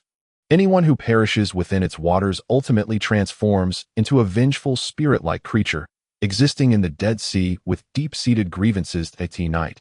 These beings will slaughter anyone who approaches the Dead Sea, making the nights there far more terrifying than the days." Haunted, Wang Xia began to grasp the implications of Zhao Ting's words. Although the great prophecy technique repeatedly mentioned that light was a nemesis to evil, the mere thought of ghosts sent shivers down his spine. That's essentially the case. Thus, if we choose to ascend at night, while no one may attack us, we are still faced with the terrifying Dead Sea Hunters, Lin Tingfeng elaborated, displaying a comprehensive understanding of the Dead Sea. "That is why I suggest we wait until morning to attempt the ascent." As Lin Tingfeng spoke, Wang Xia's brow furrowed deeply, internally grappling with a fierce struggle. The modern fear of ghosts urged him to agree with Lin Tingfeng, yet the pride instilled by the holy light of the great prophecy technique continuously echoed in his mind. Light is the bane of all evil. There is no need for fear. Light will illuminate the path to hope. After a moment of internal conflict, Wang Xia exhaled deeply, ultimately allowing the holy light to dispel the fear within him. He turned to his 4 companions and declared, "We shall ascend tonight." The group, who had nearly resigned, suddenly refocused their attention on Wang Xia upon hearing his declaration. After all, Wang Xia was shrouded in mystery, and his abilities were nothing short of miraculous. Their numerous experiences had gradually transformed him into the undeniable core of the team, making it imperative that they heed his words. "Perhaps my abilities may prove useful against those entities." Wang Xia was at a loss for how to explain. He could hardly admit that it was the voice within his heart guiding him. While he had indeed seen references to the light's destructive power against evil in various texts, he was uncertain of its actual efficacy. What he needed now was the support of his teammates, to walk alongside him on this perilous journey and validate whether the light could indeed wield formidable power against evil. "So do you believe in me?" Wang Xia asked, observing his teammates, who appeared somewhat dazed. He unleashed his ultimate gambit in that moment. His companions did not disappoint him. All 4 nodded in unison. Perhaps, in their eyes, Wang Xia seemed a bit reckless, yet their past experiences had led them to trust him, to believe in their teammate, and to have faith that he could conjure miracles that would propel them ever forward. "Then what are we waiting for? Let us set off." Wang Xia raised his fist triumphantly, a faint golden light swirling around it. He repeatedly reassured himself, Let there be no unforeseen mishaps. I want to shine bright. Chapter 28. The genius Fang Han. The role of a light mage is indeed a lamentable one, without comrades to whom one can entrust their life. One should never tread upon dangerous battlefields. Excerpt from Wang Xia's quotations. As the saying goes, one need not fear a godlike opponent, but rather a pig-like teammate. Wang Xia was fortunate. He encountered neither.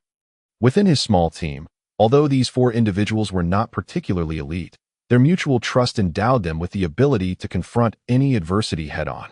Whoosh, bang, the night wind howled like the crashing waves, as the tides of the Dead Sea pounded against the massive black rocks, producing a resounding echo. The surface of the Black Sea, the ebony rocks, and the silvery moonlight illuminated only half of the Dead Sea. This was due to a colossal landmass suspended directly above the Dead Sea, casting an ancient and mysterious aura as it mirrored the moonlight, staring in awe at such a fantastical sight. Wang Xia felt a sense of disbelief.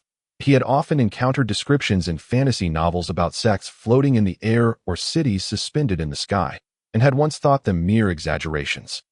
But today, standing before the Dead Sea and gazing at the hovering abyss of no return, he was convinced. I never imagined I would one day witness such a magnificent spectacle, Wang Xia mused, struggling to comprehend the kind of power that could allow such a massive land to float in the sky. Crash. As the sea breeze stirred, a tremendous noise resonated.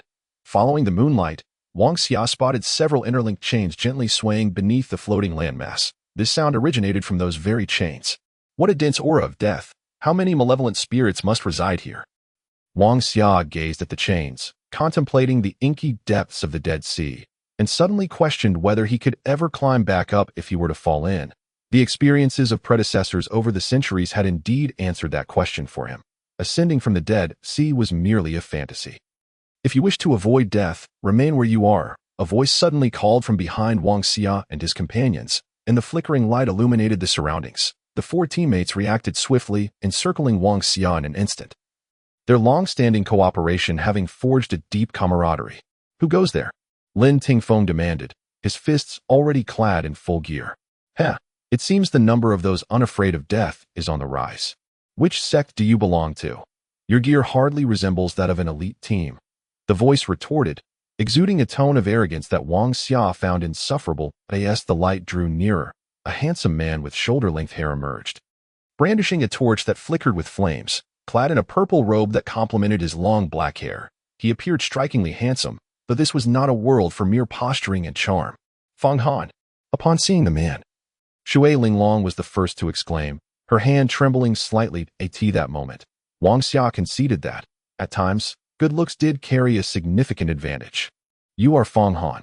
As the melodious sound of water cascaded down, Lin Tingfeng shivered slightly, and in that fleeting moment, Wang Xia decisively gave a thumbs up to the enigmatic Fang Han. It is not easy to be a handsome man, and even more challenging to captivate the hearts of beautiful women.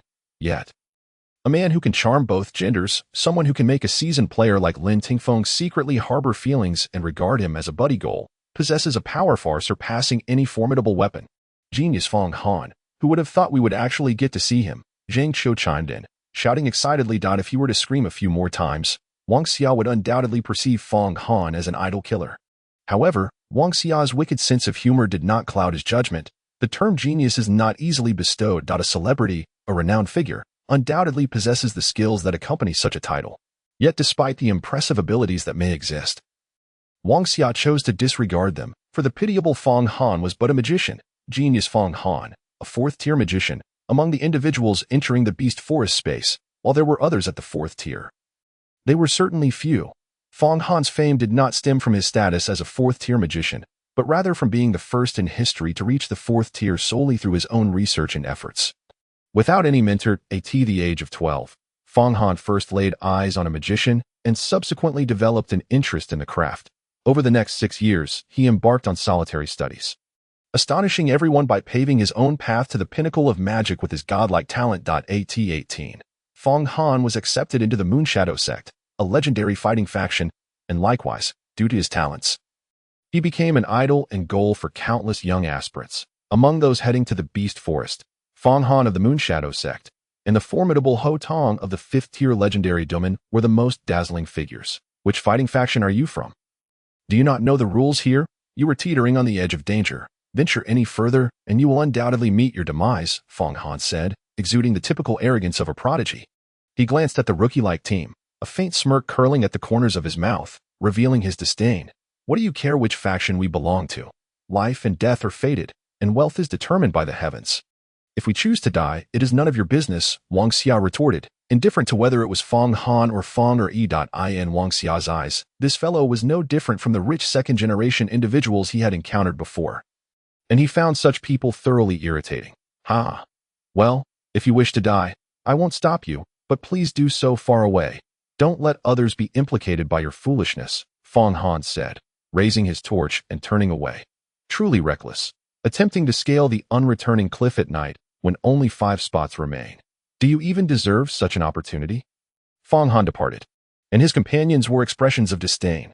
Aside from the little boxing king Hotong, no one else stands a chance of making it through the night. These people are truly insane. When you die, please do so far away, lest your blood attract the hunters of the Dead Sea. A barrage of mockery was hurled at Wang Xia's 5-member team, causing Lin Tingfeng's face to turn pale. Yet he merely regarded them coldly. Pay no mind to these cannon fodder. With only 5 spots left, we must take a gamble tonight. Otherwise, come dawn, we will have lost all opportunity. Wang Xia remained composed, ignoring the taunts. What mattered more than their derision was those 5 spots. Their team was not invincible, and should dawn arrive, powerful teams would undoubtedly seize the unreturning cliff first, leaving them with no chance. Hence, they must take their shot tonight. And as for the mockery, soon reality would reveal how short-sighted their perspectives were. Chapter 29. Hunters of the Dead SEA.I in the face of ridicule. The best response is not to retort, but rather to awaken the ignorant with the slap of reality.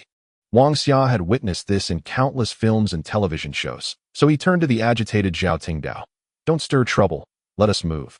Let's go, Zhao Ting scoffed, and the 5 began their advance toward the shoreline. What a bunch of reckless fools. Which minor faction produced these low-level disciples? Observing the rookie team as they approached the coastline, the onlookers reveled in their misfortune. Do they think they are part of Hotong's elite team, truly courting death? Ignoring the banal taunts, Wang Xia and his companions gradually closed in on the shoreline. While numerous spectators on the elevated slopes gathered to witness how these individuals would be torn apart by the hunters of the Dead Sea, a gust of wind, tinged with an unsettling odor, swept toward them. Wang Xia remained enveloped within the protective circle of his teammates, who had grown accustomed to shielding him at all times, as if it were instinctual.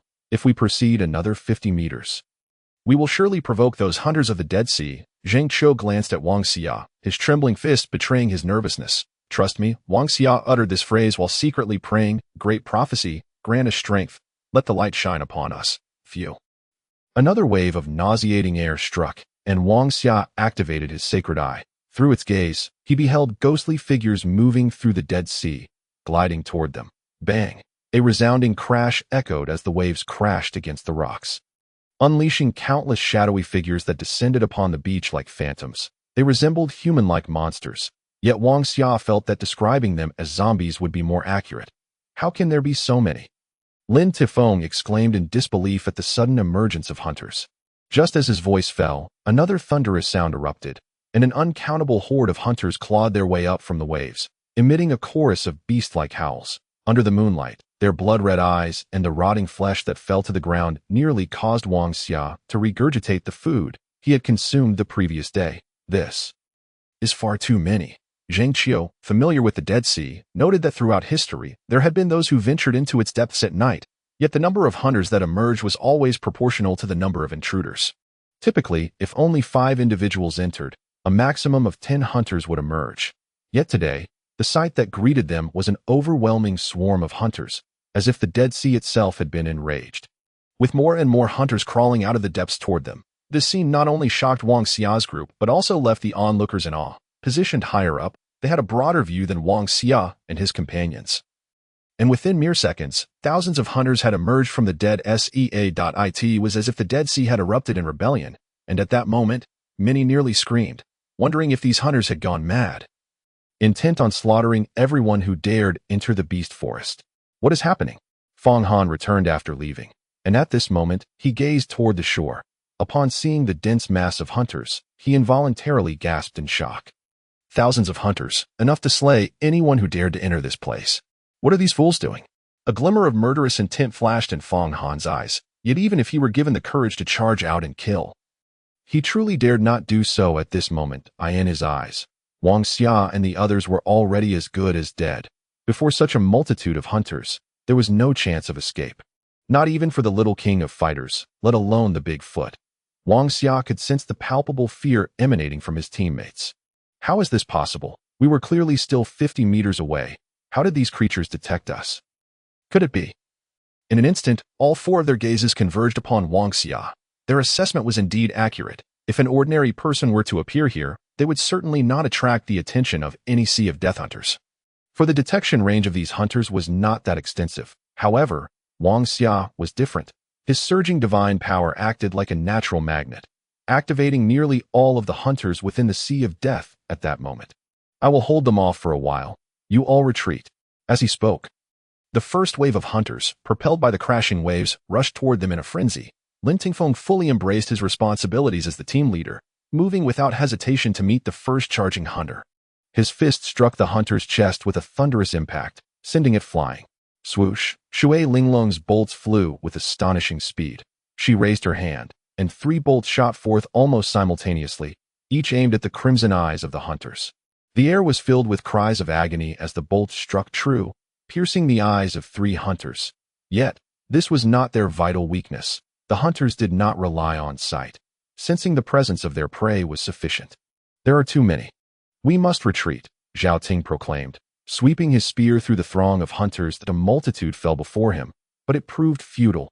Despite their seemingly fragile appearance, each hunter possessed skin as tough as bronze and iron. How can we fight this? It's utterly disproportionate. Zhang Qiu followed closely behind Lin Tingfeng, yet he felt powerless against the overwhelming number of hunters. He understood that unless a miracle occurred, they would likely be engulfed by the hunters in the next instant. A miracle? Yes, the moment the word miracle crossed their minds, all eyes instinctively turned to Wang Xia. That moment, Wang Xia raised his hands high, forming a shape reminiscent of wings, an emblem of the light mage's gesture within the great prophecy. A prayer of the light mage. However, to the onlookers, this gesture appeared utterly ludicrous. To be on the brink of death yet remain so blissfully ignorant was indeed pitiable. But was it truly pitiable? The wings formed by Wang Xia's elevated hands began to stir gently. Each movement of his fingers seemed to imbue him with boundless courage and strength. His eyes grew brighter, and he continuously murmured 4 words. Please believe in me. Chapter 30, Prayer, Wings of Light. These words were not merely a promise to his teammates, but also a source of confidence. After so long together, this hastily assembled team had endured numerous trials of slaughter and had melded into a cohesive unit. An inseparable collective. Even in this moment of near despair, every member of the team gazed at Wang Xia with eyes aglow with hope. Omnipresent light, heed my call. In my name, I summon you to unveil the mark of light. Wang Xia closed his eyes, tilting his head skyward in invocation. Yet, after 5 long seconds, aside from the sounds of battle and the roars of the hunters, nothing changed. Wang Xia kept his hands raised, slowly opening his eyes, which now bore a solemnity never seen before. His hands remained aloft, for he awaited the assurance that light would not abandon him. Otherwise, the great prophecy would not have chosen him to bring him to this world. Is this man a fool? In the eyes of countless onlookers, Wang Xia appeared a fool, a simpleton seemingly pleading for divine protection. They are doomed. They are utterly doomed. As more and more hunters surrounded them, it became apparent to all that Wang Xia's team was finished. Yet no one felt pity for them. This place knew no mercy, only competition. Buzz. Just as everyone resigned themselves to the belief that nothing could change, the clouds obscuring the moon seemed to be torn apart by an unseen force, and an endless stream of moonlight cascaded down. However, this moonlight did not scatter. It converged into a radiant beam that illuminated Wang Xia. As the moonlight fell, a pair of silver wings materialized behind Wang Xia, and a symbol appeared on his forehead, revealing a silver vertical eye that opened simultaneously. The wings of light. This was Wang Xia's divine emblem of light. When despair envelopes you, light shall stand by your side, transforming into endless wings of light to dispel darkness and fear. This phrase was inscribed within the great prophecy, one Wang Xia had recalled countless times. Today, for the first time, he truly summoned this power from the depths of despair. As the moonlight shone, Wang Xia seemed to be a deity gracing the earth. He gradually lowered his hands and took a step forward. As he did, the wings of light behind him fluttered, guiding the moonlight. The beams of light that coalesced from the moon followed Wang Xia's advanced AT that moment. The moonlight resembled the most dazzling spotlight upon a stage, with Wang Xia as the sole protagonist. "May the light be with you and me," he declared, casting forth silver sparkles from his hands. This was Wang Xia's prayer, the most rudimentary yet expansive spell of the light mage. Yet, under the enhancement of the wings of light, this seemingly simple spell exhibited unfathomable power. Every hunter that approached Wang Xia and came into contact with the silver light emitted plumes of black smoke, and their seemingly impenetrable forms began to dissipate like snow before a blazing flame. "Light be with you and me." Wang Xia's prayers continued to flow from his hands. At this moment, he wielded dominion over all. The world seemed to fall into a profound silence. No one could utter a sound in the face of the thousands of hunters, under the moonlight's gaze. Wang Xia, with the wings of light unfurled, strolled along the coastline of the Sea of Death as if in a tranquil garden. With each step he took, light poured forth from his hands. And with every glimmer cast, dozens of hunters vanished, never to return. Divine protection, perhaps?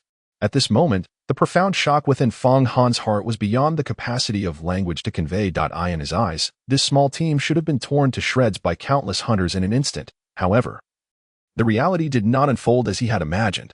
Wang Xia's companions encircled him like four steadfast guardians, and beams of light cascaded upon Wang Xia, as if truly illuminating the path of hope for him. As he advanced step by step, he declared, "To those whose hearts are consumed by fear, I, in the name of the light, absolve you of your sins." The radiance of Wang Xia's prayer continued to cascade forth. And in that moment, it seemed he had indeed become the deity of light ruling over the earth.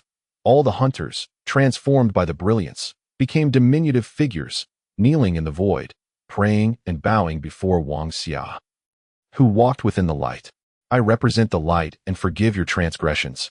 May the light accompany you in your next life." As Wang Xia's voice resonated, an increasing number of small figures emerged, only to dissipate into the cosmos, while countless hunters were reduced to ash. That moment, malevolence was truly dispelled as if banished by the light itself. Wang Xia's four companions stood as if frozen, having been shaken innumerable times by his display of power. Yet this particular manifestation of strength was difficult for them to comprehend. The hunters, who would have posed an insurmountable challenge even for two of them, now appeared before Wang Xia like meek lambs, awaiting the radiant light from his hands to deliver them from existence. This was beyond anyone's imagination at that instant. Even they found themselves pondering whether Wang Xia had truly been possessed by a divine entity. Of course, the divine would not possess Wang Xia, nor had he entered an invincible state instantaneously. The light he radiated did not belong to him, but rather to the essence of moonlight. The luminous wings behind him were not meant to unfurl at this time, as they were a manifestation of transcendent power reserved for those of the 8th rank and beyond. However, the great prophecy was a divine art. It would not allow its chosen ones to perish in despair. Thus, it afforded Wang Xia a modest loophole, albeit one with limitations. For someone like him, it was likely that he could utilize it only once in an entire year. The incessant cascade of light and the dwindling number of hunters profoundly shook the hearts of all present along the coastline. Those who had just insulted Wang Xia felt as if they had received a resounding slap in the face, one they had delivered upon themselves. "In the name of the light, I grant you life," intoned the divine charlatan as he and his companions pressed onward. Seemingly propelled by the shock of the moonlight's power, the Sea of Death, once teeming with hunters, now ceased to yield any more of them. The hunters remaining near the coastline seemed to sense the fear emanating from Wang Xia and, for the first time since their inception, chose to flee. Countless hunters bolted in a frenzied escape, yet Wang Xia did not pursue them. His sacred eye discerned the presence of a terrifying entity within the Sea of Death, one he was not yet equipped to confront. Even with the protection of the luminous wings and the moonlight's power, it was an existence he could not hope to challenge. As the number of hunters along the coastline dwindled, Wang Xia and his companions drew ever closer to the iron chains. They were less than 50 meters away from scaling the chains and seizing the last 5 spots. Chapter 31. Advance or Perish. The number of hunters along the coastline is dwindling, and Wang Xia and his companions are drawing ever closer to the iron chain, with less than 50 meters separating them from the ascent to claim the final 5 spots. Just as they are about to touch the threshold of victory, an incongruously discordant voice suddenly pierces the air. Thank you for your assistance, but even with your divine power, it is futile. Those last 5 spots belong to me. Feng Han. This odious voice belongs to Fong Han. When Wang Xia and the others turn to look, they see Fong Han and his 4 teammates already positioned atop another iron chain. This treachery undoubtedly occurred while Wang Xia was dispersing the hunters. None could have anticipated that Fong Han would stoop so low as to exploit Wang Xia's abilities for his own gain. Seizing the last opportunity for himself. Damn it. Upon witnessing this scene, Wang Xia instantly transforms from a seer into a rogue, his glare fixed upon Fong Han, who is climbing upward with relentless determination. The fury within him is beyond expression. Quick, let's race against them. Victory is not guaranteed. Lin Tingfeng realizes that cursing serves no purpose at this juncture. What they should be doing is competing with Fong Han, striving to reach the top first. Yet this is a gamble, wagering their very lives. Damn it, the wings of light lack even the ability to soar. The counterfeit is always inferior to the authentic. Although Wang Xia remains bathed in moonlight, the surrounding hunters have long since fled. Fong Han's words seem to awaken a realization among the onlookers, and almost simultaneously, countless individuals rush down from the high slopes, frantically scrambling toward the various iron chains. Wang Xia is pulled along at breakneck speed by Shui Linglong, and in the blink of an eye, they have reached the iron chain. Lin Tingfeng leads the charge, his powerful arms propelling him upward with fervor. Zheng Qiu follows closely behind, his sturdy hands defying his reputation as a rogue, maintaining a rapid pace in pursuit of Lin Tingfeng. Zhao Ting, though a knight, demonstrates his robust physique, employing all 4 limbs in a display of strength and agility with each ascent.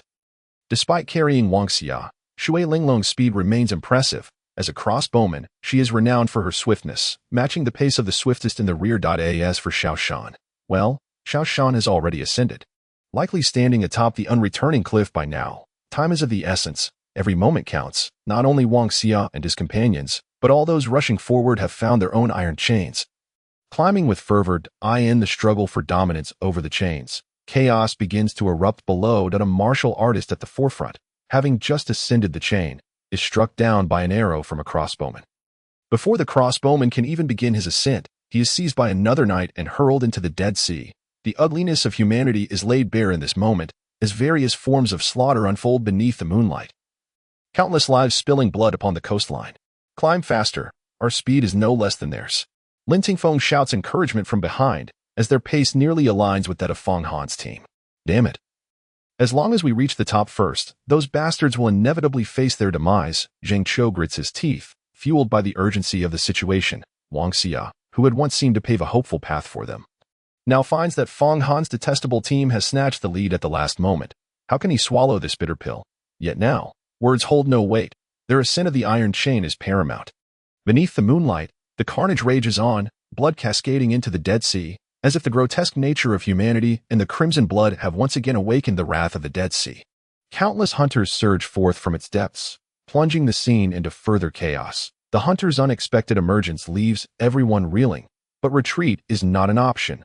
They stand right beside the iron chains, and so, countless individuals push forward, throwing unrecognized allies into the fray against the hunters, while stealthily beginning their own ascent of the chains. Various forms of conflict unfold below, and Wang Xia, grasped by Shui Linglong, watches the chaos unfold with his sacred eye, letting out a resigned sigh.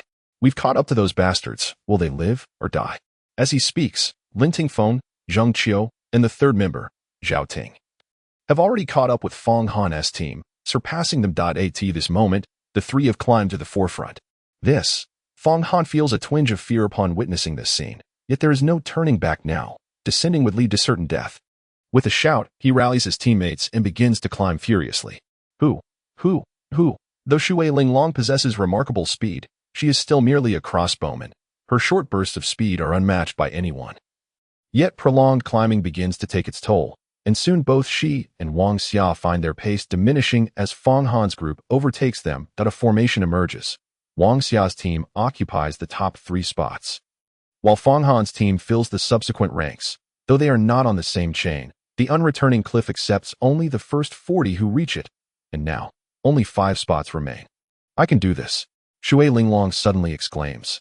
This indomitable woman unleashing a remarkable burst of energy, a red silhouette propelling itself upward, surpassing Fong Han and his companions. However, the iron chain is far too long. Approximately half a minute later, the previous formation reemerges. Wang Xia observes, his mind racing, but he can offer no assistance. His own speed is limited, and no matter how hard he tries, he cannot surpass Shui Linglong, leaving him in a state of anxious frustration. Rejuvenation technique. Yes, the rejuvenation technique.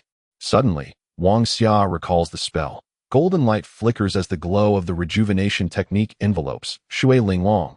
Unfortunately, while the technique is excellent for healing injuries, Shui Linglong's current state is one of fatigue, not wounds. Even if the spell revitalizes her spirit, physical stamina and mental strength are not the same. We're almost there. Lin Tingfeng, positioned at the very top, has reached the pinnacle, spotting the staircase above, with one more step. He could ascend to the long-coveted unreturning cliff, but when he glances back, he sees Shui Linglong and Wang Xia lagging 5 positions behind. In that moment, it feels as though time stands still for Lin Tingfeng.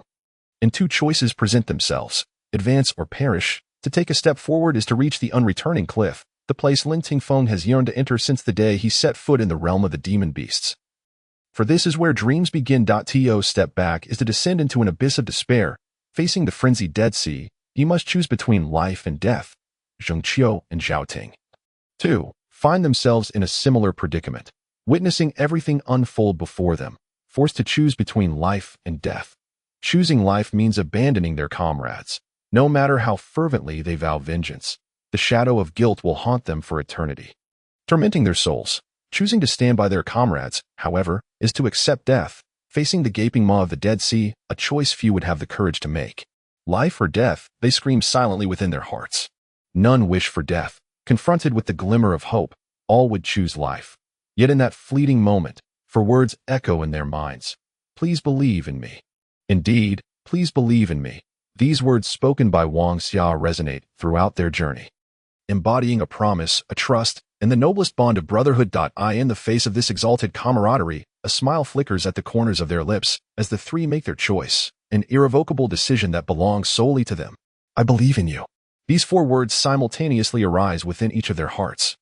And undoubtedly, Wang Xia has not misjudged his comrades. At this moment, his 3 brothers have chosen to believe in him, embracing faith at the cost of their own lives. Go on, you all ascend. Wang Xia wishes to shout, but it is too late, for he sees his 3 brothers pausing above, extending their arms toward him, and Shui Linglong, signaling, "We are waiting for you." This gesture instantly brings tears to Wang Xia's eyes.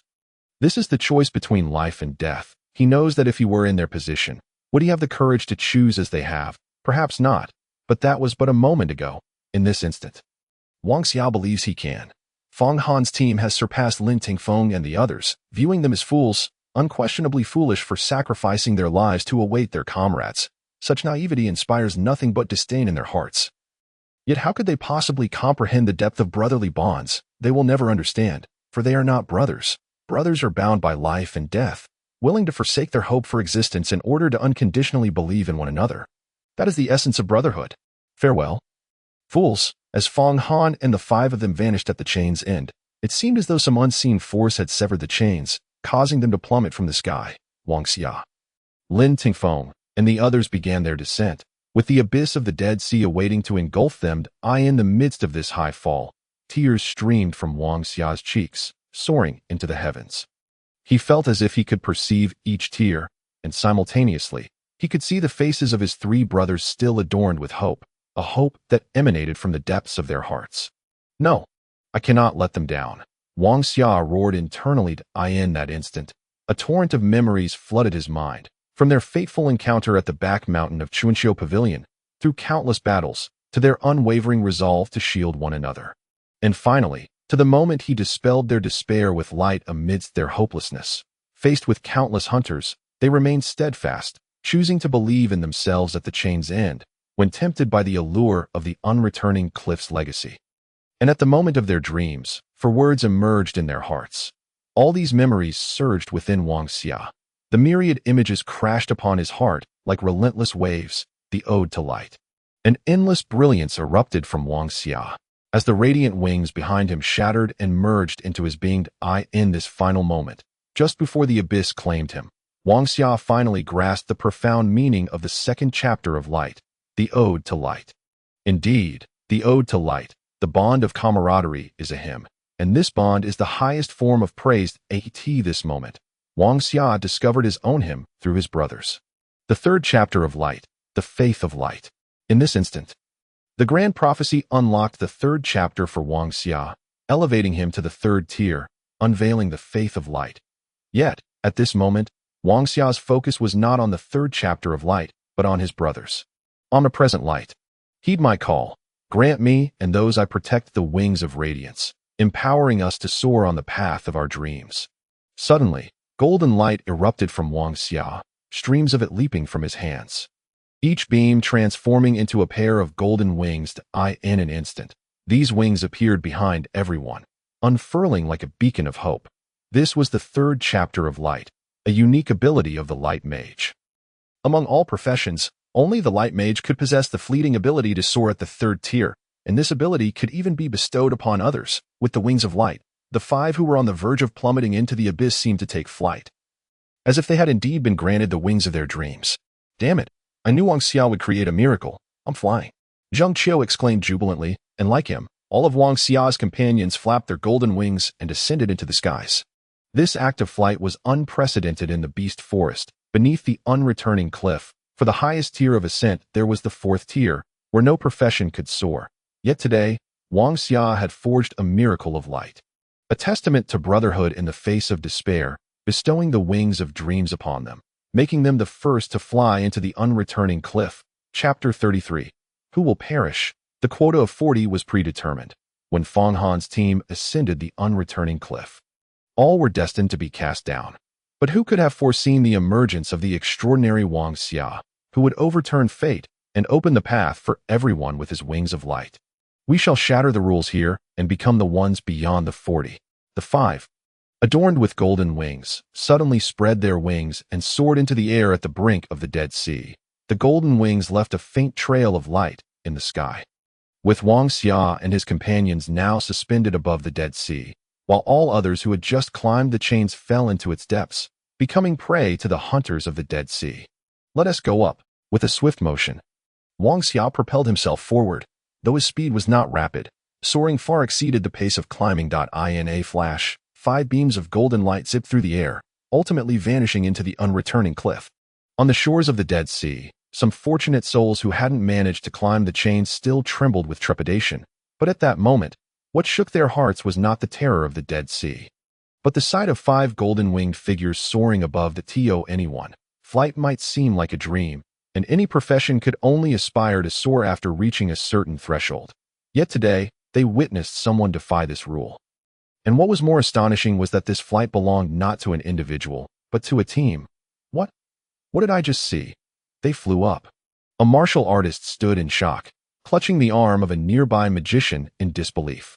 Yes, they flew up. What kind of power is that?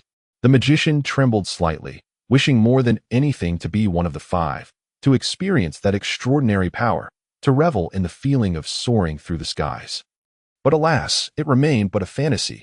Yet there was no denying that Wang Xia's breakthrough heralded the birth of a miracle, rescuing his comrades from the clutches of death amidst despair and fear.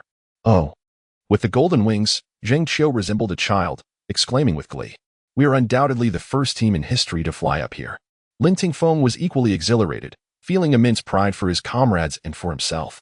Between life and death, he had chosen to believe in his allies, and this time, his choice proved to be right at the last moment.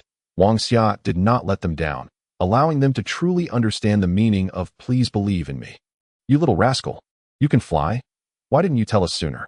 Zhao Ting exclaimed as they landed, clapping Wang Xia on the shoulder. Truth be told, while they had chosen to trust Wang Xia, a flicker of fear had crept into their hearts as they neared the Dead Sea. A sensation akin to brushing shoulders with death, too exhilarating for words.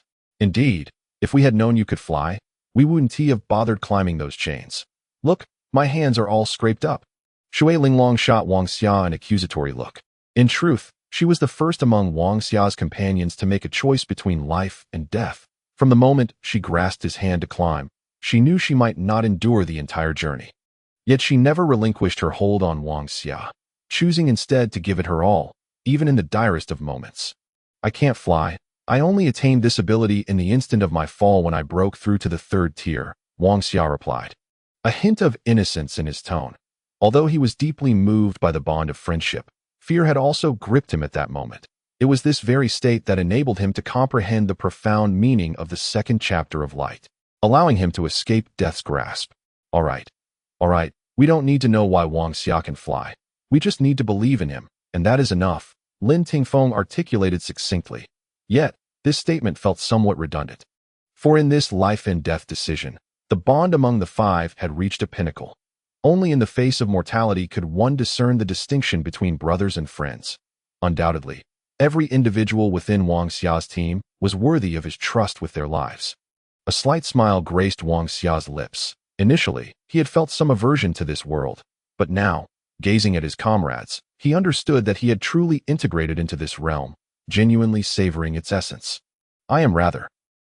Wang Xia intended to say something profound, but before he could finish, his four companions chimed in unison.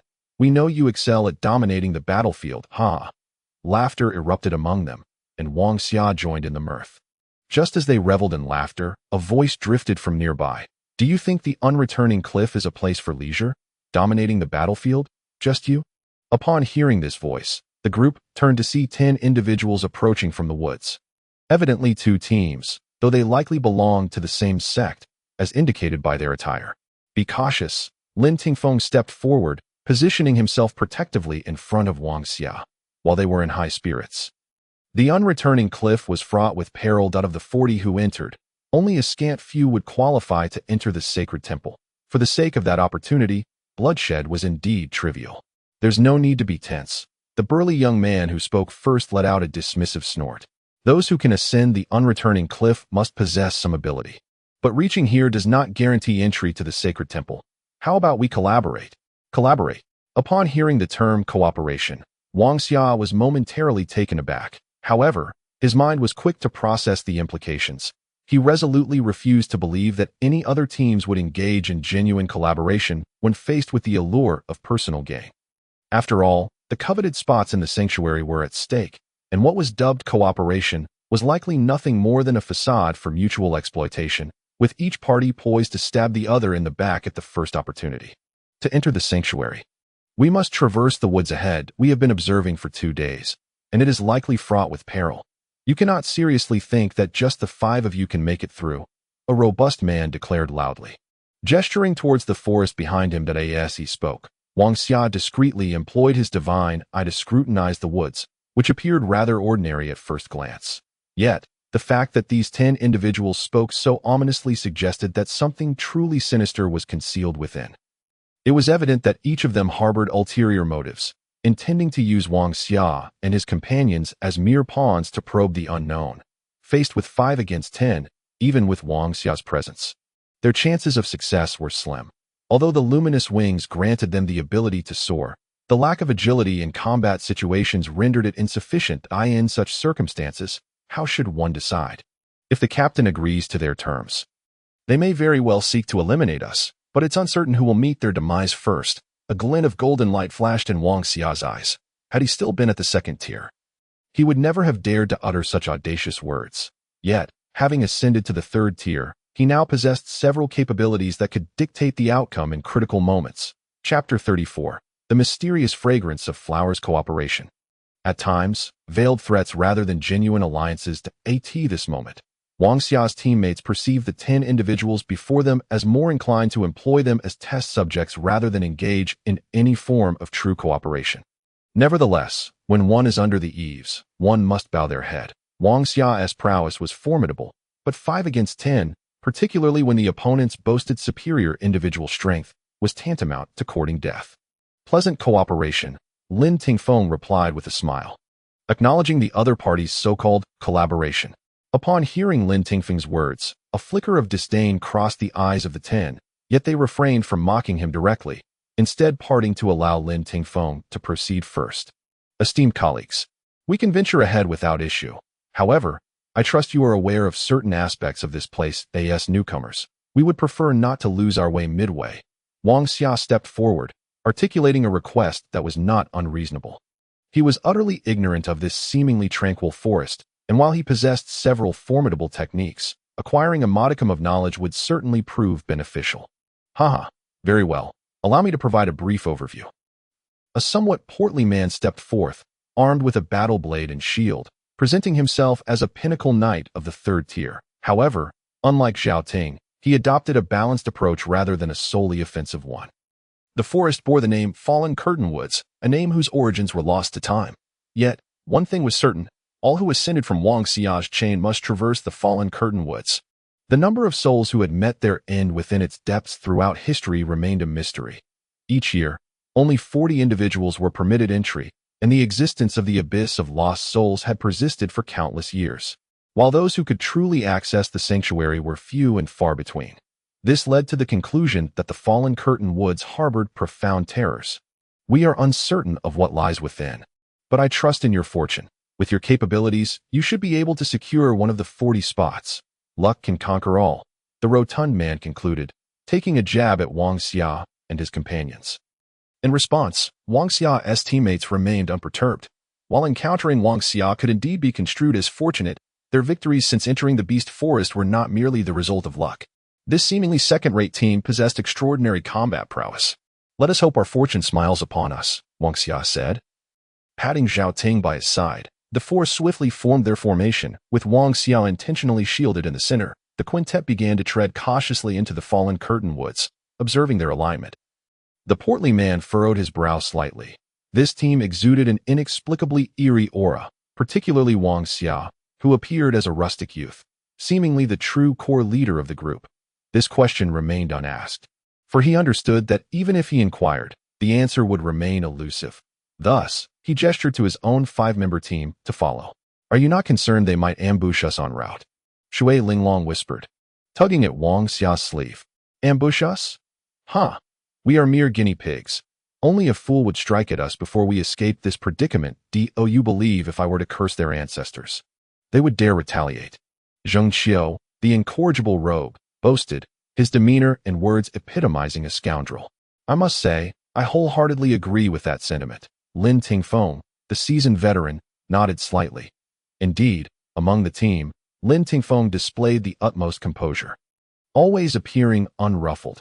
Had it not been for Wang Xia's explosive displays that revealed his astonishment, the others might have questioned whether he was capable of such an expression. Everyone, remain vigilant. There is something peculiar about this Fallen Curtain Woods, Zhao Ting remarked earnestly. As a knight, he adhered to his own chivalric beliefs and principles. What is peculiar? Wang Xia had long been curious about this matter, and he eagerly sought the expert's insight. Zhao Ting contemplated for a moment, stating, it is precisely because I cannot discern what is amiss that I find it strange, a decisive statement that silenced all present. I find none of you reliable, Shui Linglong interjected, despite being the fiercest and most ruthless in battle. Her teammates often regarded her as a delicate flower due to their underlying patriarchal attitudes. Let us heed the expert's counsel, Wang Xia conceded, though he remained unconvinced that this was merely an ordinary grove. Do any of you perceive a floral fragrance? Zheng Qiu inquired, adopting the demeanor of a flower thief as he sniffed the air with dog-like acuity. Isn't the scent of flowers entirely normal in a forest?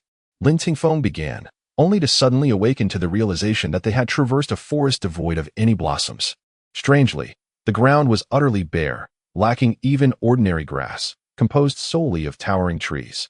By heavens, I finally comprehend the strangeness. Wang Xia's expression soured. His divine eye had remained activated, yet it failed to reveal any abnormalities. Perhaps overly reliant on this power, he overlooked a critical aspect: perception.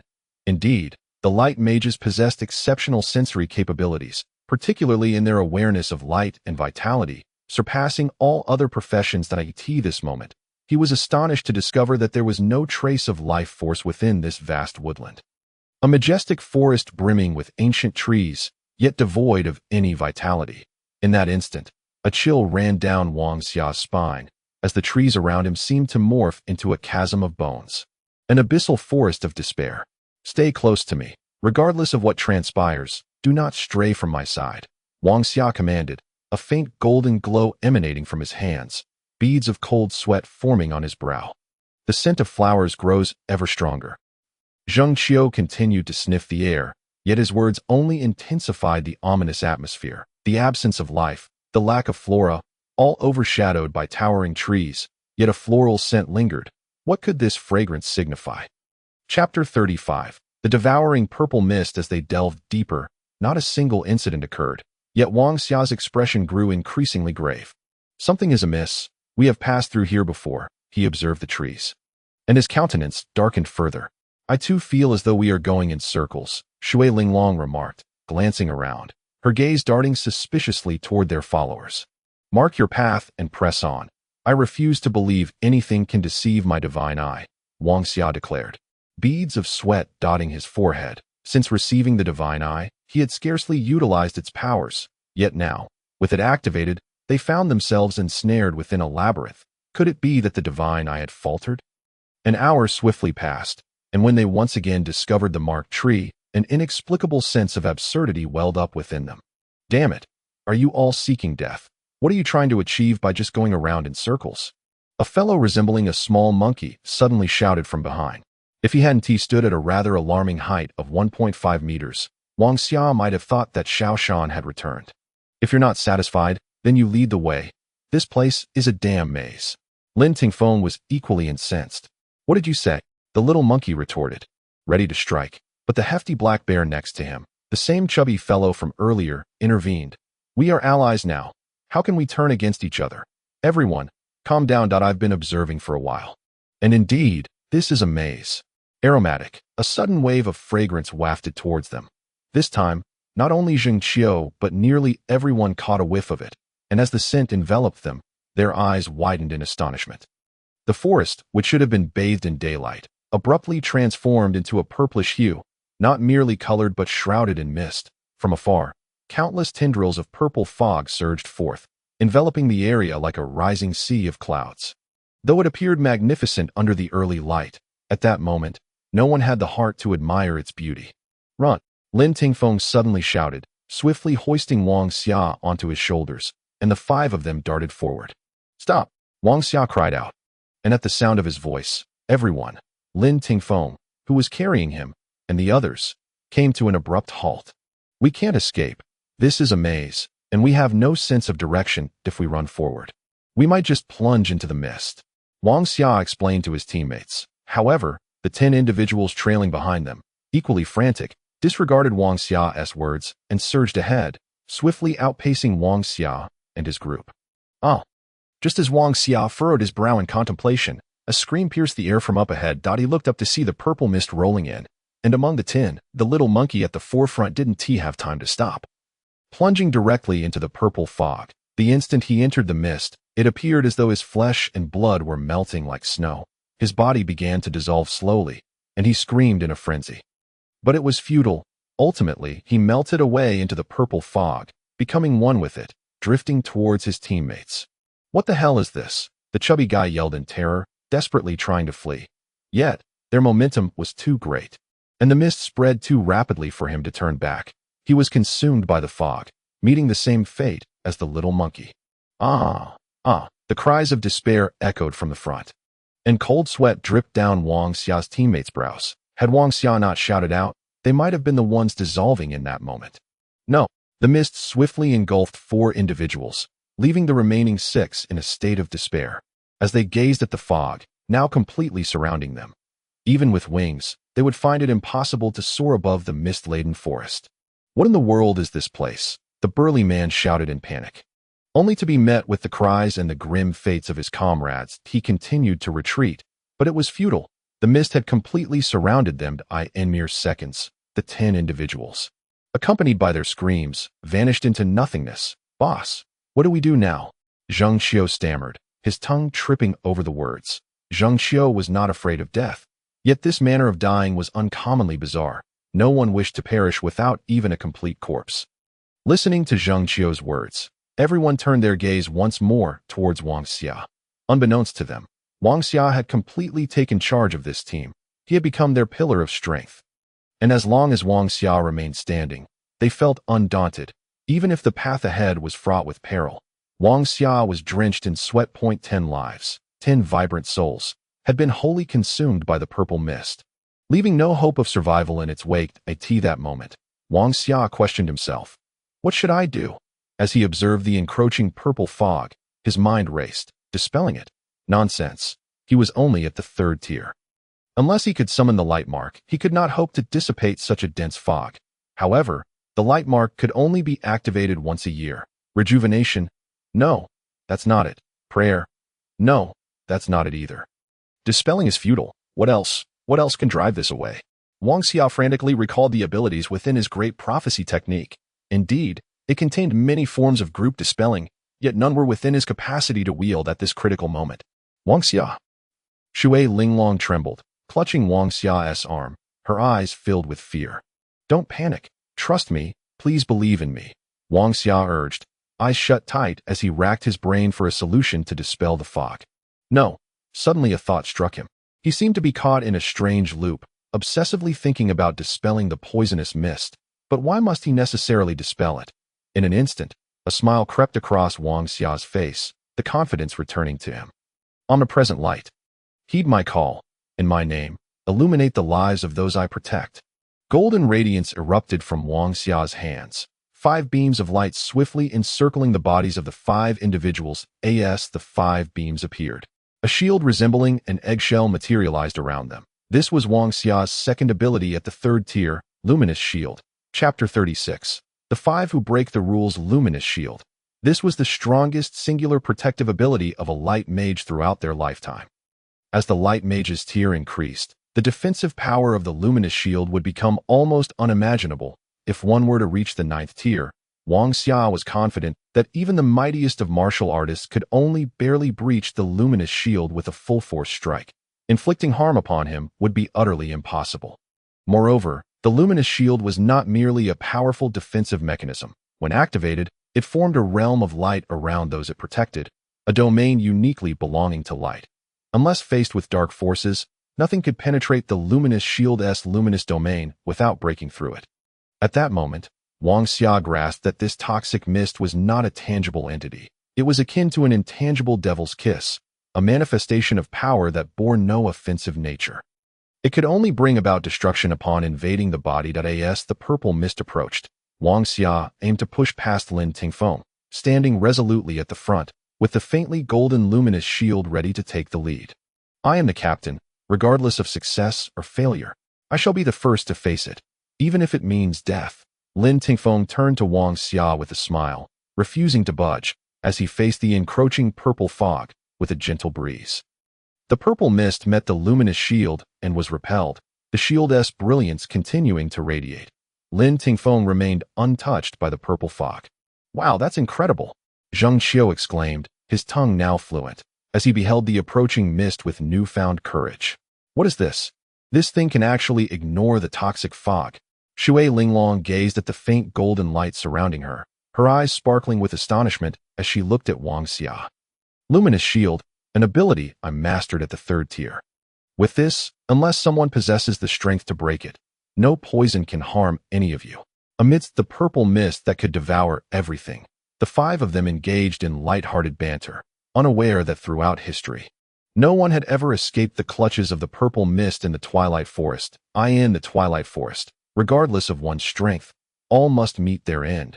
This was the origin of its name. But who could have anticipated that this world would give rise to an unimaginable profession?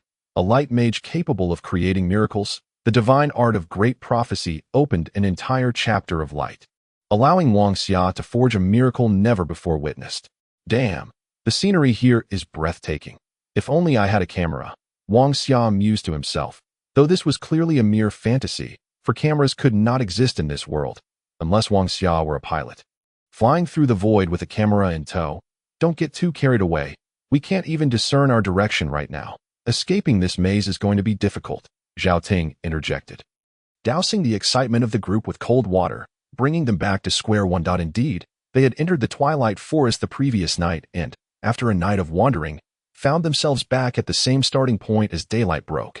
The emergence of the purple mist felt like a punishment for their prolonged inability to progress. Contemplating this dilemma, Wang Xia found himself inwardly cursing his sacred eye. What on earth was it? Wasn't he the sacred eye supposed to dispel all illusions and reveal the truth? Why then was he still lost? Consumed by thoughts of the predicament, Wang Xia scanned his surroundings, and in that fleeting glance, it was as if a revelation dawned upon him. Indeed, the sacred eye was not at fault. The issue lay with his companions. This was not to imply that they had intentionally strayed from the path. But rather that since their entry, Wang Xia had always found himself ensconced at the rear, encircled by others, while his teammates led the way, although his sacred eye could pierce through all illusions. His companions were not endowed with such clarity. "I know how to exit. Follow my lead." Confidence once again graced Wang Xia's visage. With a snap of his fingers, he stepped boldly to the forefront. Extending a hand, a golden radiance blossomed upon it, illuminating a path akin to a beacon amidst the encroaching violet mist. "Follow me, and do not question what you see." With unwavering resolve, Wang Xia forged ahead, the brilliance of the sacred eye lighting his way at that moment. Wang Xia remained blissfully unaware that to his teammates, he appeared to be performing the extraordinary once more, that he seemed to transcend the very terrain itself, with each step he took. The trees that obstructed his path parted as if in deference to his presence, rendering him the sovereign of the forest, commanding all in an instant. This was the true essence of the sacred eye, not merely a tool for revealing hidden truths, but a guiding light, illuminating the path of hope for the luminaries. In the face of despair, nothing could hinder their advance, for they were the harbingers of hope. The trees yielded to Wang Xia's passage. The surrounding violet mist began to dissipate gradually. With each vanishing wisp of fog, his companions discerned that Wang Xia was traversing a perfectly straight line, and no longer were they meandering aimlessly. They were progressing towards the exit. Yet, unbeknownst to them, Wang Xia perceived nothing but a golden pathway before him, as if it were an eternal guide steering him towards the correct route. "This is the sacred eye," he mused, as the golden light forged a path through the once despondent twilight forest. A place that had instilled hopelessness in countless souls, now powerless to impede the advance of this unprecedented team. They were not meant to be here. A miracle had brought them to this juncture. They should have been consumed by the violet mist, yet another miracle had spared them from certain doom. They ought to have been eternally lost, but now, a miracle once more led them towards the light of hope. All these miracles stemmed from their teammate, the one who urged them to trust him, Wang Xia. The 41st, 42nd, 43rd, 44th, and 45th individuals, these five had shattered the rules, marking the first time a team of 45 had emerged from the abyss of no return. What impact would they have here? No one could foresee. The golden light radiated, the violet mist completely cleared, and the surrounding trees faded from view. The Lingguang shield vanished in that instant, as sunlight cascaded upon each individual, prompting them to lift their gazes. Beholding the sunlight, they realized they had escaped. Under Wang Xia's guidance, even the twilight forest could not thwart their progress, allowing them to witness the life-giving rays of the sun once more. Chapter 37. I cannot afford your favor. The abyss of no return bore 8 iron chains, each connecting to 8 peculiar realms, all leading ultimately to the front of the sanctuary. This moment. Upon the steps before the sanctuary, 15 young men and women stood, drenched in cold sweat, upon different tiers, each one palpably tense and silent. These 15 individuals were not from 3 separate teams. Some had emerged as lone survivors, while others had 2 or 3 companions left. Yet, overall, even the most elite team, led by the renowned Little King of Fighters, Ho Tong, could not boast of reaching this place unscathed. Buzz, as golden light descended, those lingering upon the steps turned their gazes towards the twilight forest. Their astonishment. They were struck speechless, unable to fathom the spectacle unfolding before them. But a youth resembling a farmer strode at the forefront, his hand shimmering with golden light, a divine lantern illuminating the path ahead. Trailing closely behind him were 4 others, 3 men and 1 woman, whom, though unremarkable in comparison, had nonetheless reached this point, and each was undeniably among the elite. "This is impossible," a voice suddenly pierced the silence, and all eyes turned to find Fang Han, standing on the steps, gazing at the emerging 5 with a look of disbelief akin to seeing apparitions. Indeed, in Fang Han's eyes, what transpired was utterly inconceivable. For the abyss of no return had historically only permitted 40 individuals, and they were the final 5. He had witnessed Wang Xia and his companions plummet into the sea of death. Yet now, they appeared here, unscathed, an event that struck at the very core of Fang Han's vulnerabilities. Impossible. It can't be. Fang Han struggled to accept that the sea of death did not claim their lives. Nevertheless, how had they breached the rules of the abyss to arrive here? Throughout history, no one had ever defied these rules, and yet today, the evidence stood before him, rendering Fang Han unable to deny the truth.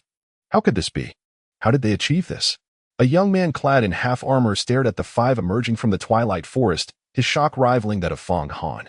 Others nearby echoed his disbelief, exclaiming that it was impossible. They had not witnessed what Fong Han had seen, nor did they realize these individuals exceeded the 40 permitted. However, they beheld Wang Xia and the others stepping forth from the Twilight Forest, a realm that had never before been traversed. Among the 8 paths, it was renowned for its enigma and a mortality rate of 100%. Yet today, before their very eyes, a 5-member team emerged unscathed from the Twilight Forest, leaving an indelible impact on their minds. What kind of team is this? Who is that leading the way? Ho Tong inquired, fixated on Wang Xia, who led his companions forward, his eyes gently closed, as though navigating effortlessly by the light in his hand. Could he be a seer? Beside Ho Tong, an alluring young woman suddenly uttered those 3 words. Indeed, regarding the abyss of no return, countless discussions had arisen around the Twilight Forest, ultimately concluding that unless guided by a seer capable of unraveling the threads of fate, traversal was impossible. Seers were akin to legendary beings, their existence shrouded in ambiguity, leaving no definitive records of their appearances. Thus, even the notion of a seer was met with skepticism towards Wang Xia. Wang Xia was not a seer. However, the great prophecy was not so simple. Should one day Wang Xia master the great prophecy to its pinnacle, he could unlock a power known as time-space force, enabling a qualitative transformation of his sacred eye. With the ability to discern past and future, perhaps one day the great prophecy could become reality. Yet at this moment, Wang Xia did not employ any prophetic arts. He simply guided his team forth with his luminous power. They passed through the Twilight Forest unscathed. It is difficult for some to believe that there are a total of 9 teams entering this time, including Wang Xia's team. Excluding the 2 teams that intend to use Wang Xia and his companions as stepping stones, only 7 teams remain. Presently, there are merely 15 individuals on the entire staircase. One can only imagine that even those taking alternative routes have suffered significant losses. When Fong Han led his team in, they were a full complement of 5, yet now he is left with only himself and a wounded knight, who was barely able to stand at that moment. Fong Han's heart tightened with anxiety. He knew that Wang Xia's team would not let him escape. Thus, he turned his gaze towards Ho Tong. I owe you a favor. Will you ensure my safety? Fong Han implored, looking at Ho Tong, who stood 3 steps above him. This was the first time Fong Han had ever asked someone for help. Taken aback by Fong Han's words, Ho Tong glanced at the 5 who had emerged from the Twilight Forest and suddenly seemed to understand something. However, Xiao Huang was no fool despite his prowess in martial arts at this moment. Even his elite team was diminished, and considering this seemingly unscathed team that had traversed the Twilight Forest, Xiao Huang swiftly made his decision.